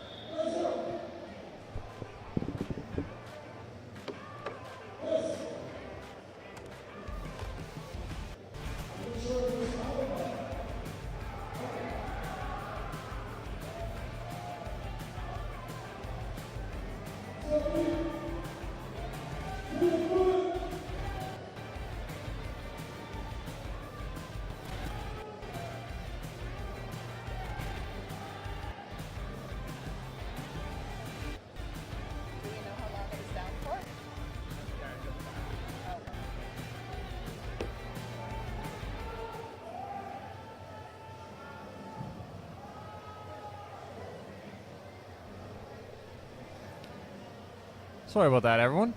Got a bit too distracted with making sure we had the updates for the stones, and I forgot to keep an eye on our camera battery. Apologize for the one missed stone run there.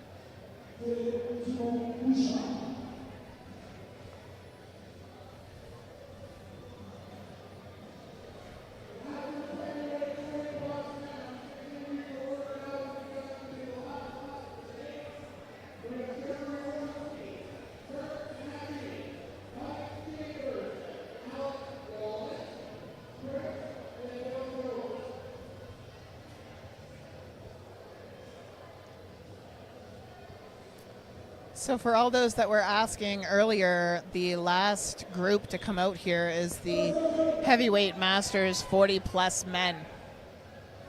And out right now we have Philip Dumont Bouchard. I've been saying his name wrong this whole time because it's cut off on my screen.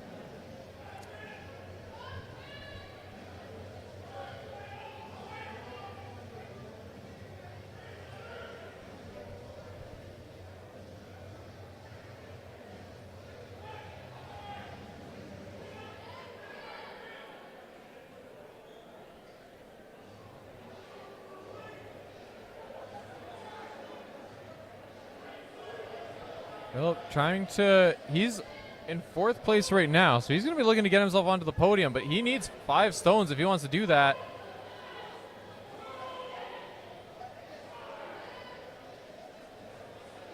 Only one more stone, and he only has 8 seconds. So he needs to go if he's going to do it. He needs to move now. No, it looks like he's going to pass. I think his coach there tapped him on the shoulder, letting him know there was no time. He looks like he is exhausted. So coming out now here with the blue hat on backwards, we have Travis Kennedy from Nova Scotia, currently sitting in second. Not sure what the point spread is, but it looks like he might have a comfortable second place. No, actually, because I was mistaken about Philip. He was actually in third, and Travis is only half a point ahead of him. But Philip only managing the 4 stones and not in a particularly fast time. Travis has a good opportunity to get to, well, make it challenge for first, but hang on to a second. So I think if anyone's going to push the limits here today, it's going to be Travis to mix up the points here a bit.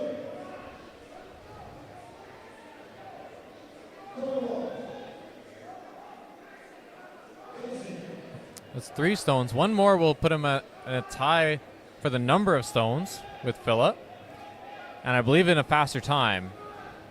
So he has 25 seconds to load this last stone, whereas Philip didn't have any time at all. So that secures him second. So now it'll be whether he can challenge Nathan Moffat for the win.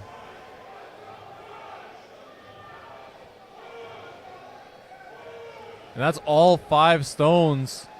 That was in about 55 seconds. We're just going to have to keep our eyes on the clock while Nathan's going.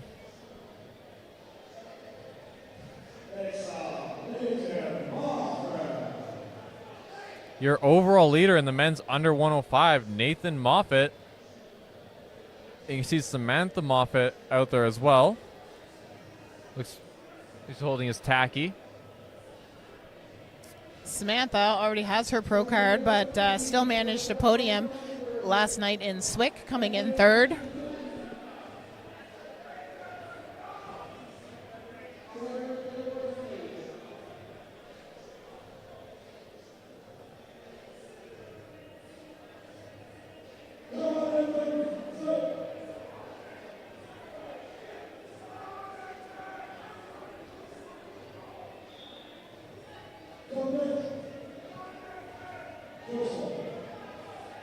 It's a good first stone load. He looks to be comfortable.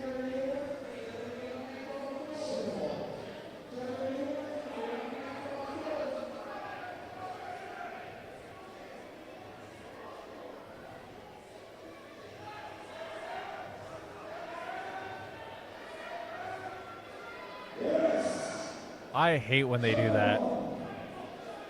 That was an impressive save. He's going to need to push it on these last 2 stones. He for sure needs to get all 5.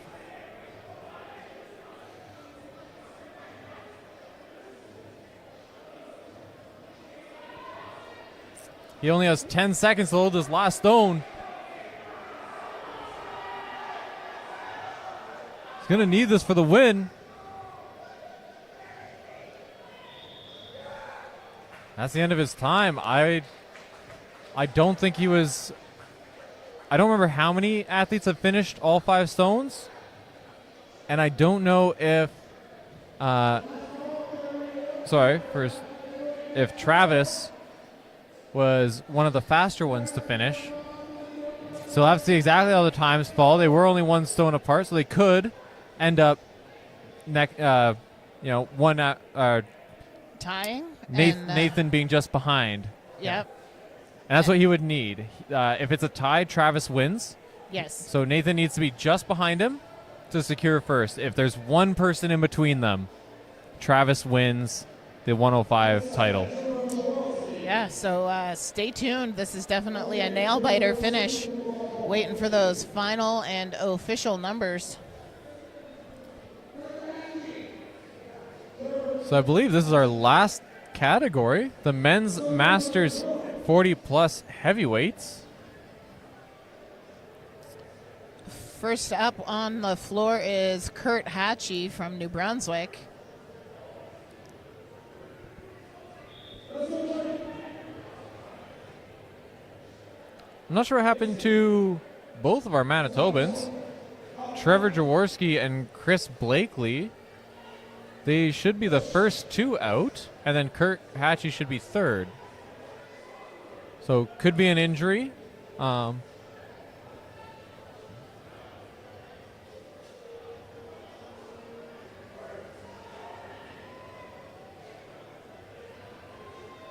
I guess could be two injuries. An injury. This late in the day, it could come down to injury. It could come down to no way of moving in a spot. So the athlete reserving their energy and kind of calling it a day.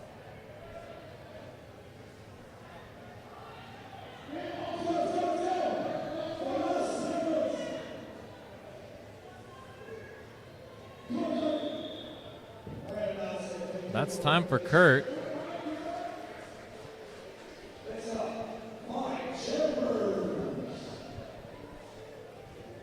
So that's gonna hurt Kurt mentally because he prides himself in completing the tasks. So he's gonna have a hard time with that not having been completed.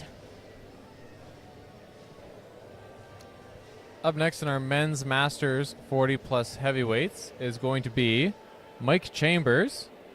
So currently the podium for this category is Bill Jobs in first on 24 points. Chris Gashnitz right behind him at 22. And then Alex Wallace is rounding out the podium at 17.5 points. So similar situation to the 105s.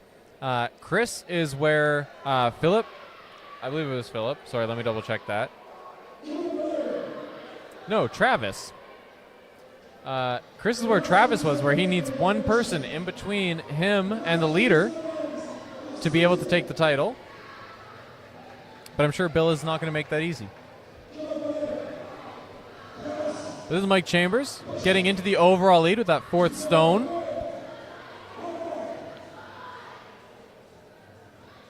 Now he's calling it on that fifth. He felt it and he knew it wasn't there.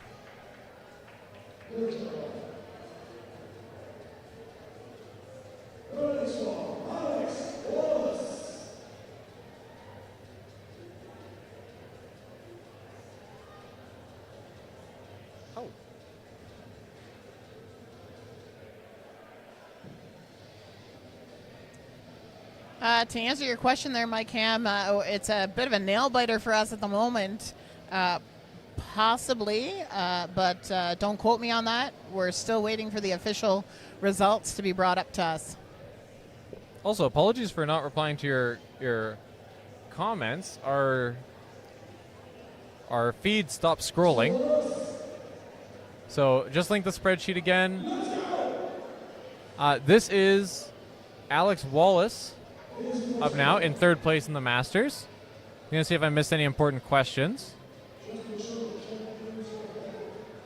Lots of cheers for various athletes, so that's awesome to see. Okay.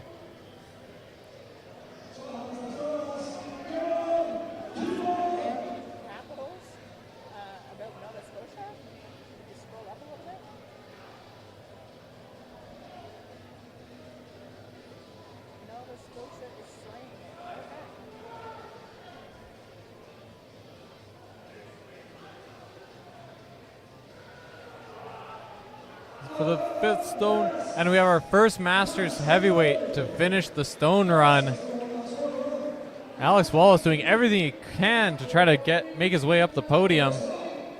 He needs a lot of results to fall his way to move up in placing, but he gave himself the best opportunity. So Alex comes to us today from PEI. Looks like he may have secured third place. But again, have to wait for the official results. Also, William reminding me about the stopwatch. I'm very sorry. Trying to make sure that we were keeping on top of which athletes coming out. I will make sure these last two athletes that are neck and neck, I promise I will start the stopwatch for them.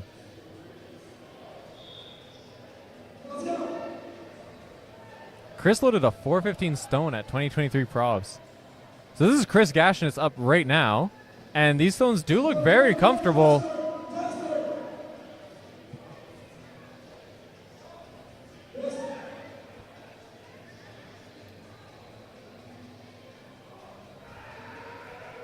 Fourth stone from Chris, and I do believe he's on a much faster pace than any of the loaders we've seen so far.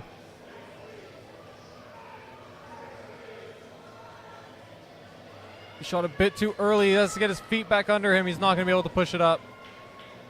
You can see Max knew it. Max, one of the best stone loaders in the world.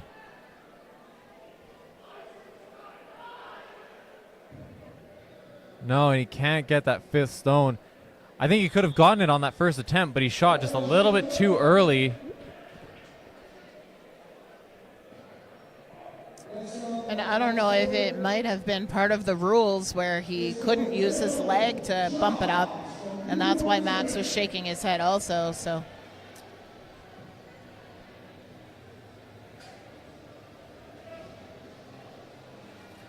now we have our very last competitor of the entire day coming out. Bill Jobs currently leading in the men's 40-plus Masters heavyweight. And all he needs to guarantee his win is to load all 4 stones. All 4. 4 of the 5, sorry.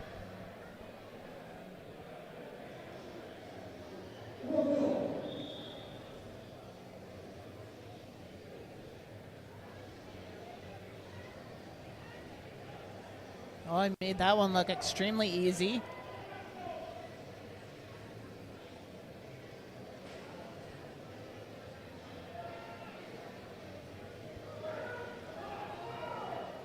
Bill already on the 3rd stone, loads it comfortably. If he loads this stone, I believe he does secure his win.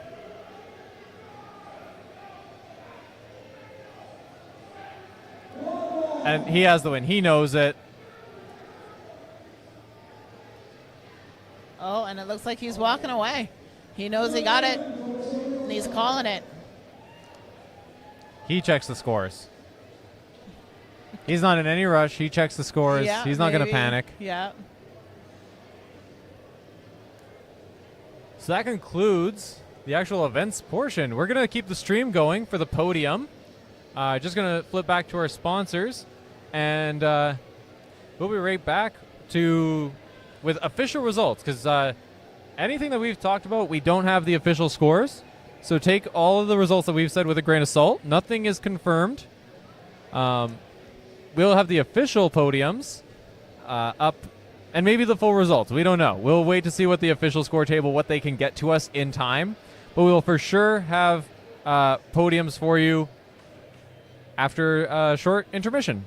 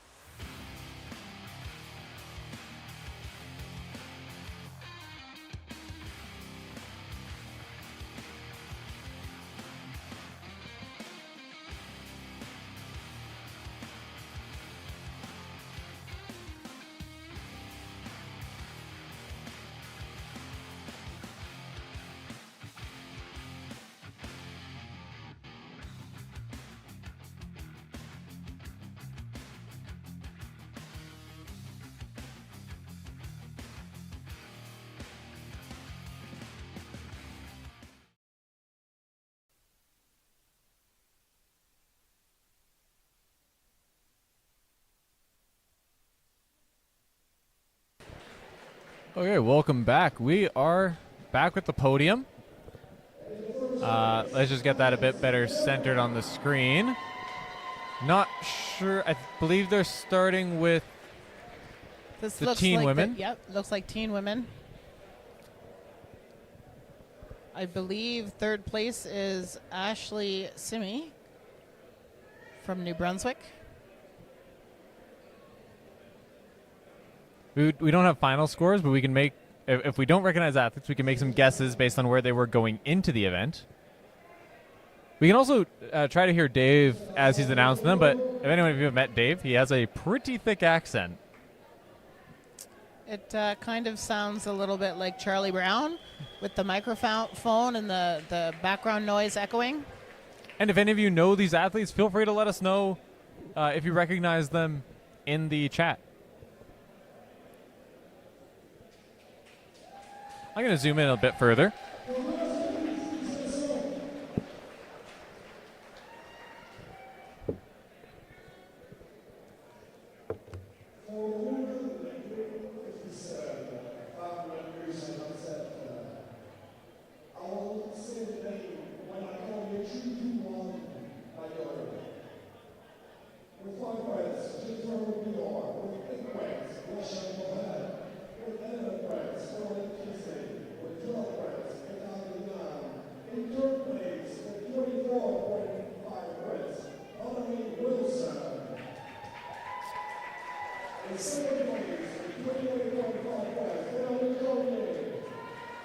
So we're going with the U57 women. In third place, we have Wilson.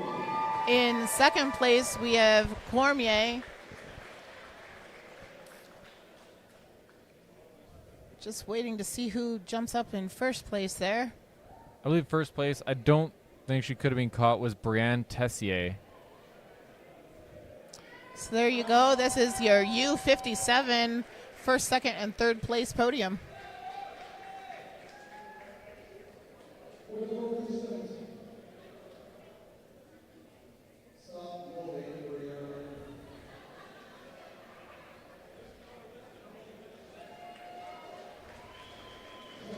Let's get this podium more centered.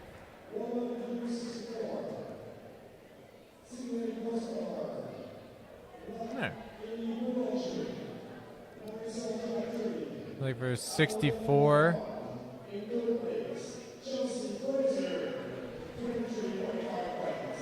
Third place, Chelsea Frazier.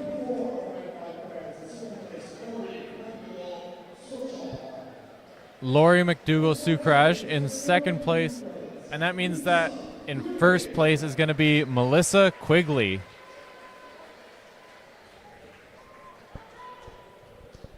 Lori, I do believe, is one of the few athletes that has been to every SCC Nationals. Oh, my mistake. I don't have a record of her for 2023, but my record keeping isn't perfect. But it was my score. It was my score she would use for that one, so I think I would know if she was on it. So Melissa Quigley, if I'm not mistaken, also holds the log record for this weight category.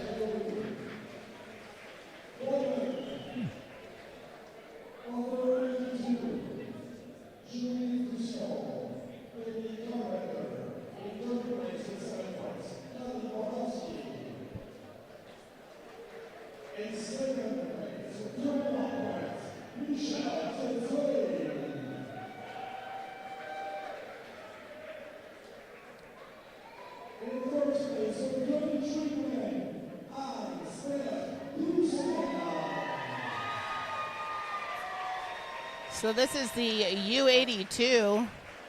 Callie Baruski in third. No, I'm not.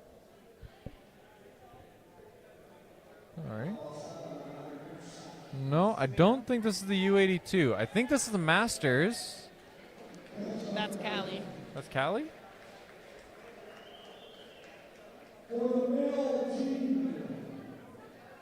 Baruski in third. Anne Roussel and Michelle Tinsley were both listed as being from Ontario, and that was not an Ontario flag that she was holding up. Interesting. Anybody can clarify that, that would be helpful. But We I don't- do know that it yeah. was Baruski there in the third spot.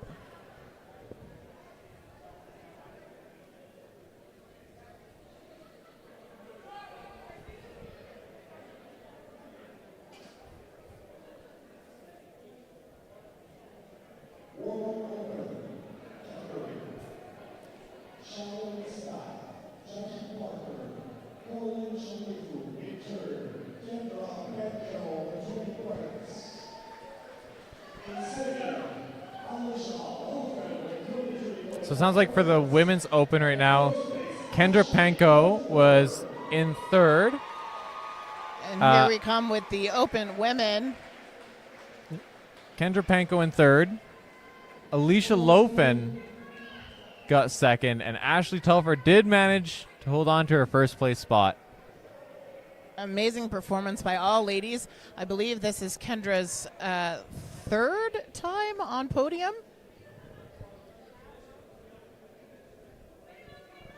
And your prediction came true. Yeah, so Ashley Telford bringing home Nova Scotia's first pro card, training out of Raw Power Strength and Performance in Dartmouth, Nova Scotia. Also owned and operated by the Nova Scotia SCC rep Bradley Tremblay and Sherry Millington. Also, this is why the chat's so awesome.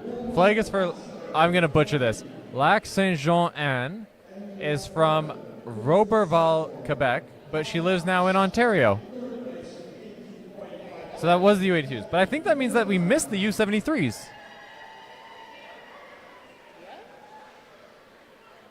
I don't remember them announcing the... Yeah, they went U64s to U82s. So I think they missed the U73s.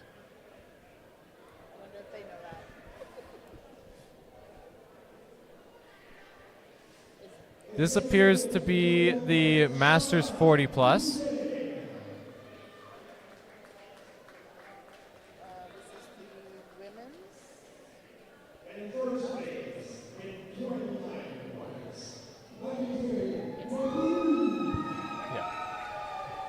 So this is now the women's 40 plus Masters.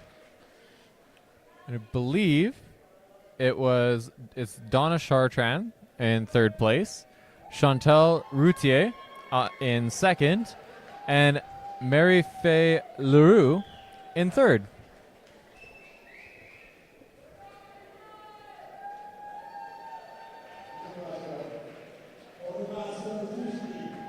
Master 50 plus up next. Christine Blythe in third place with 4 points.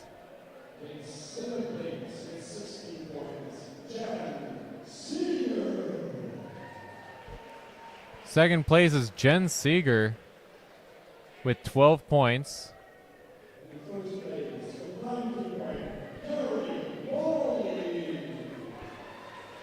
And top of the podium, she led most of the competition, is Carrie Poole.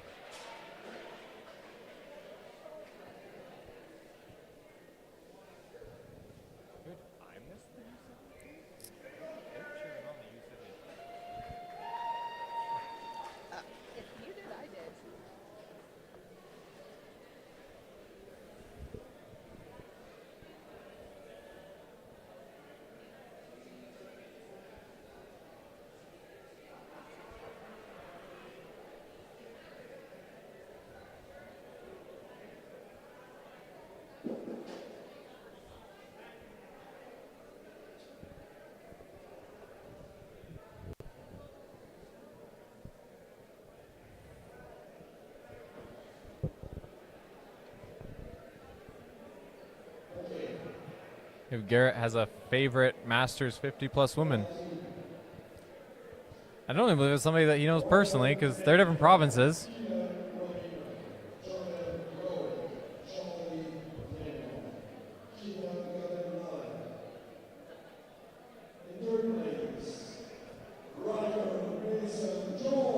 So on to the men's team now. I'm so glad that you could hear that because that was garbled to me. In third place, we have Ryder Joy from Manitoba.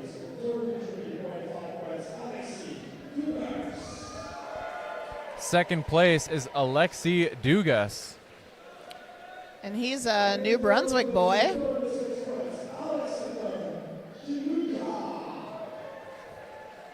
And in first place, he was leading for the last few events, Alexander Skruka.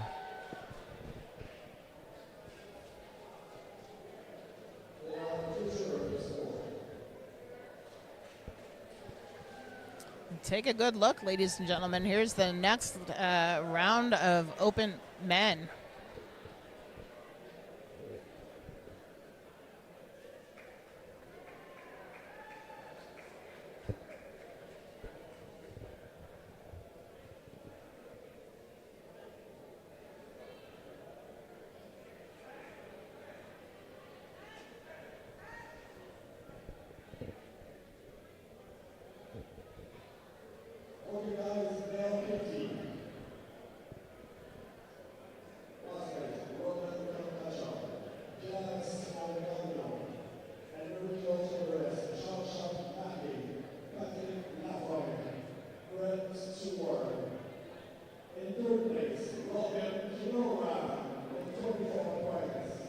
Third place in the men's U80, Robin Killeran. He moved himself up from fifth into third on that stone run.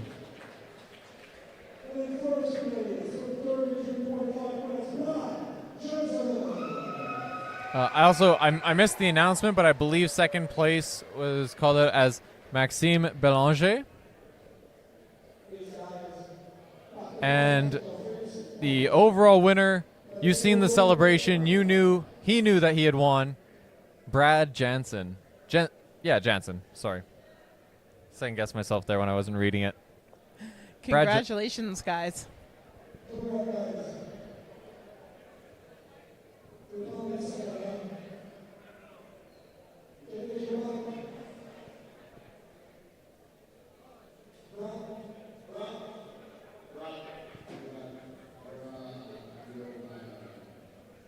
Brad doesn't need the goodies. He has a pro card now.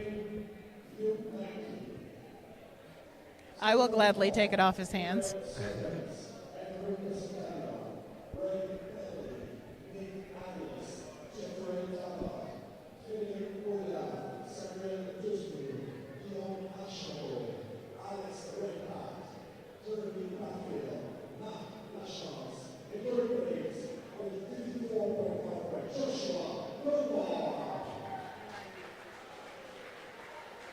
In third place, Joshua Dunbar. Second place is Evan Jaworski.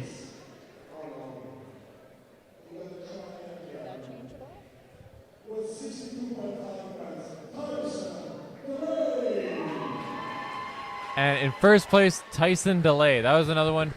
He knew what he needed to do, and you've seen him celebrating and getting congratulations from the entire BC contingent out here.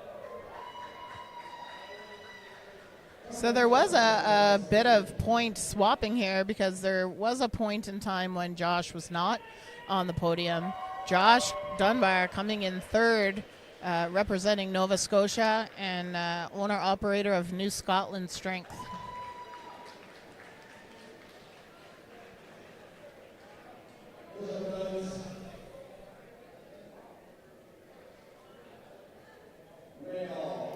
Nicole, I think they missed the women's U73.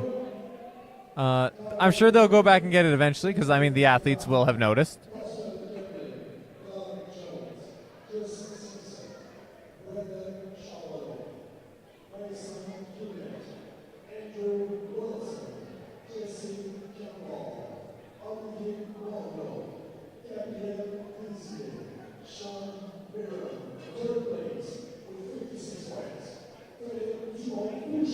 In our men's U105, in third place, Philip Dumont Bouchard.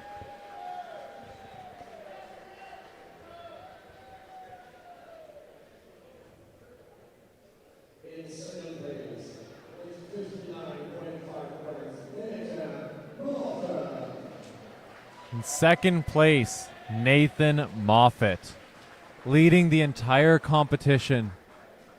So let's see who first is. Well, there you have it. We have first place, I believe was just called Travis Kennedy. Nova Scotia boy finally did it. He did attend Nationals last year in 2023. And here we go. He's getting his pro card. Way to go, buddy. That's got to be heartbreaking for Nathan Moffat, leading the entire competition and never really dropped points. Just Travis stayed with him the entire time and then usurped the top of the podium on the last event. Yeah, and again, a perfect example of how you cannot let your guard down. You can't get comfortable in where you are, and you really have to push it until the end.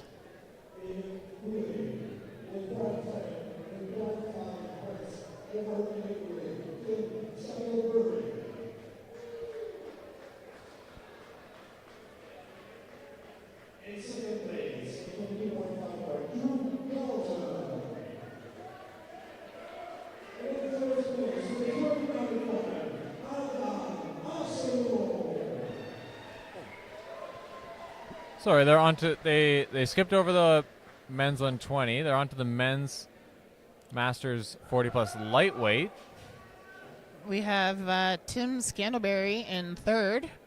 And it is Drew Carlton in second and Adam Arsenault in first. So Tim moved himself onto the podium with the stone run because Eric Boulay was in that third place spot going into the last event.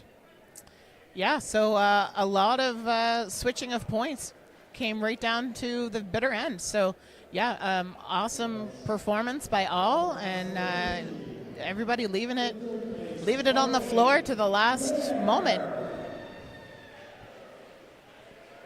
So we're on to the Masters 50 plus. Third place is Martin Blair.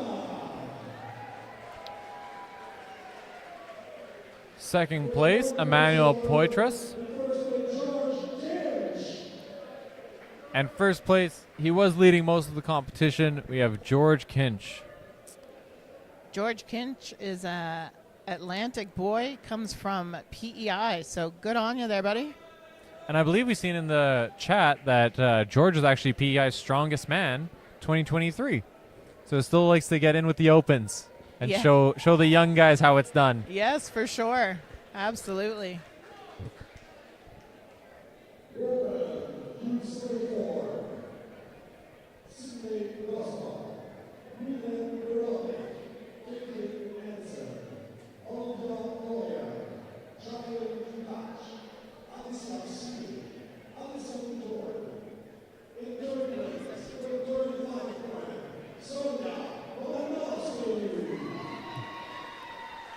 So coming back to the U73, I believe they finally realized they've been missed. Third place is Sonia Romanowski. Second place, Mylene Couture.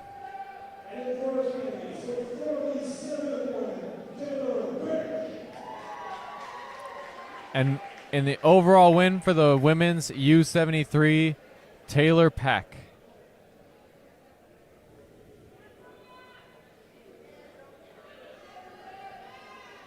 You know, Taylor just was very consistent. She started off the day with 2 second-place finishes, and then started taking off towards the end. A win in the car deadlift and a win in the sandbag medley. And I believe she also won the stone, so she was just dominant the entire day. Yeah, so that makes out for a very well-rounded athlete right there. Another example of showing you don't have to come first in every event to be first. It doesn't hurt to come in first in more than half the events, though. For our men's Masters heavyweight, third place was Alex Wallace. And apparently there was a half a point separating. So if I heard Dave correct. Oh, sorry. I was just going to say Alex Wallace comes to us from PEI, so we've got 2 PEI boys in the Masters taking home podium placements. In second place, Chris Gashnitz. You know, he kept it close the entire time. but didn't manage to overtake Bill Jobs.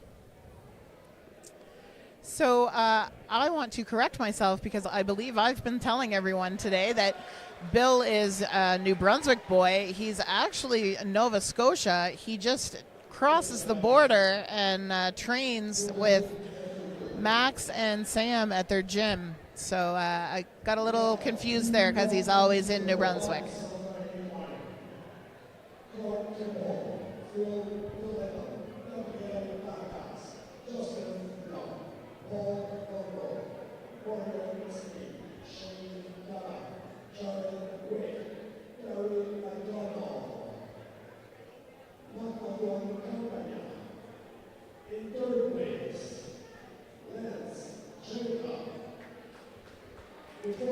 In third place for the men's under 120, Lance Gingras.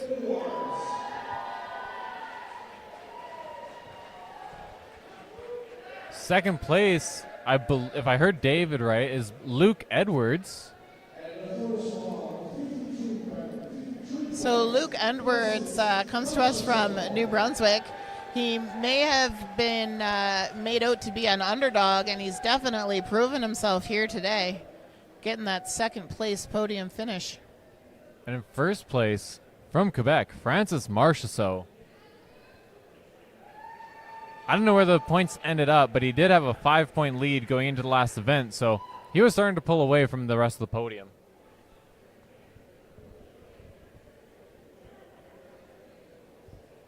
Luke Edwards managed to flip him and Lance. They were Luke was third going into the final event, and he managed to take second.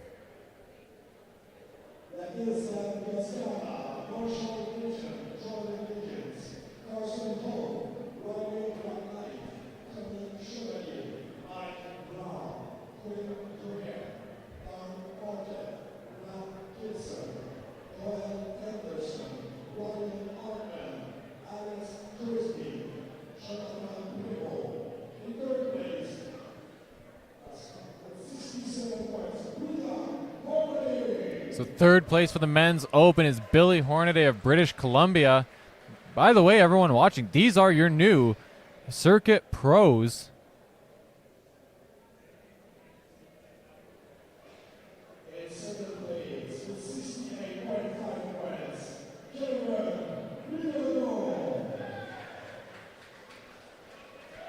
Second place is Kevin Bilodeau. So those of you from Manitoba, you know what's coming.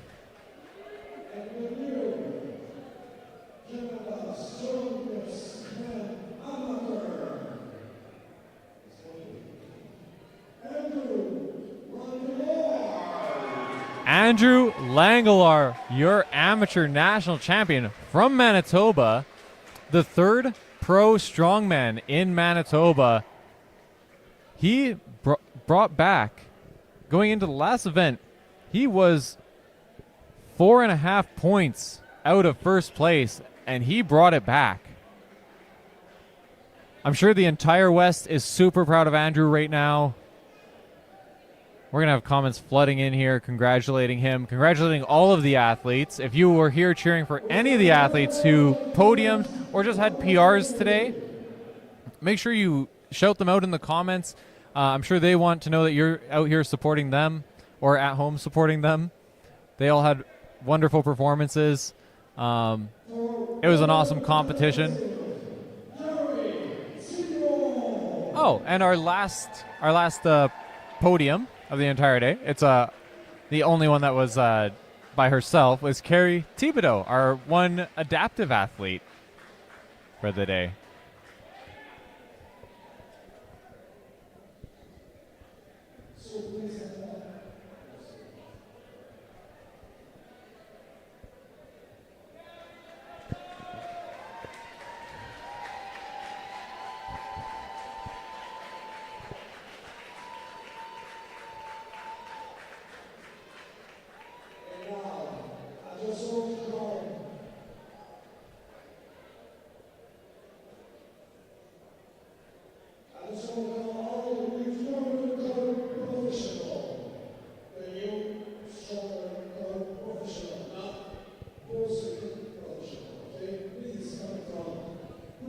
believe we're calling out all of the new Strongman Corp Canada pros. So just to let everyone know, as a reminder, it's only the first place finishers that get the pro card. The others do get the invites to the OSG and Arnold's, but first place is pro card.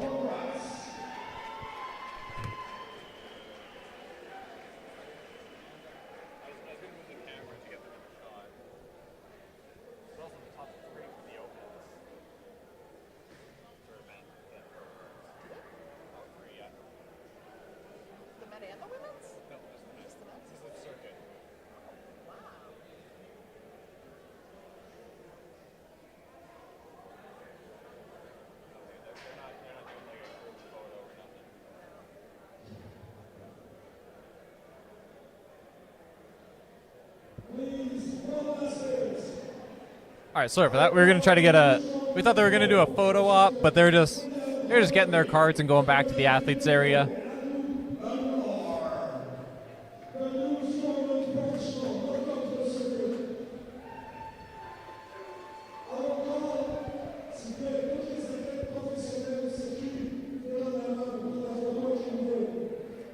Now they're calling out.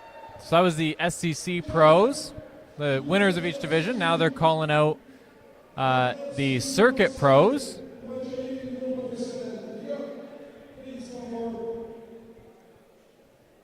Still waiting for a chance for a photo op from them.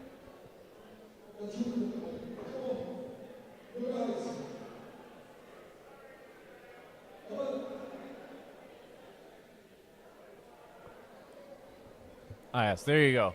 Your brand new Circuit Pro Strongmen, top 3 from Amateur Nationals, all get their Circuit Pro status. So these athletes expect to see more shows across the country. These are the next up-and-comers. You know, I'm sure we'll see a few, at least a couple of these guys at CSM in the future. So congratulations to all of them, to everyone who competed today, whether you were on or off the podium. Amazing show, right down to the last minute. So big congrats to everyone who competed today. Also, don't forget, tomorrow, day 3, we have the record breakers happening.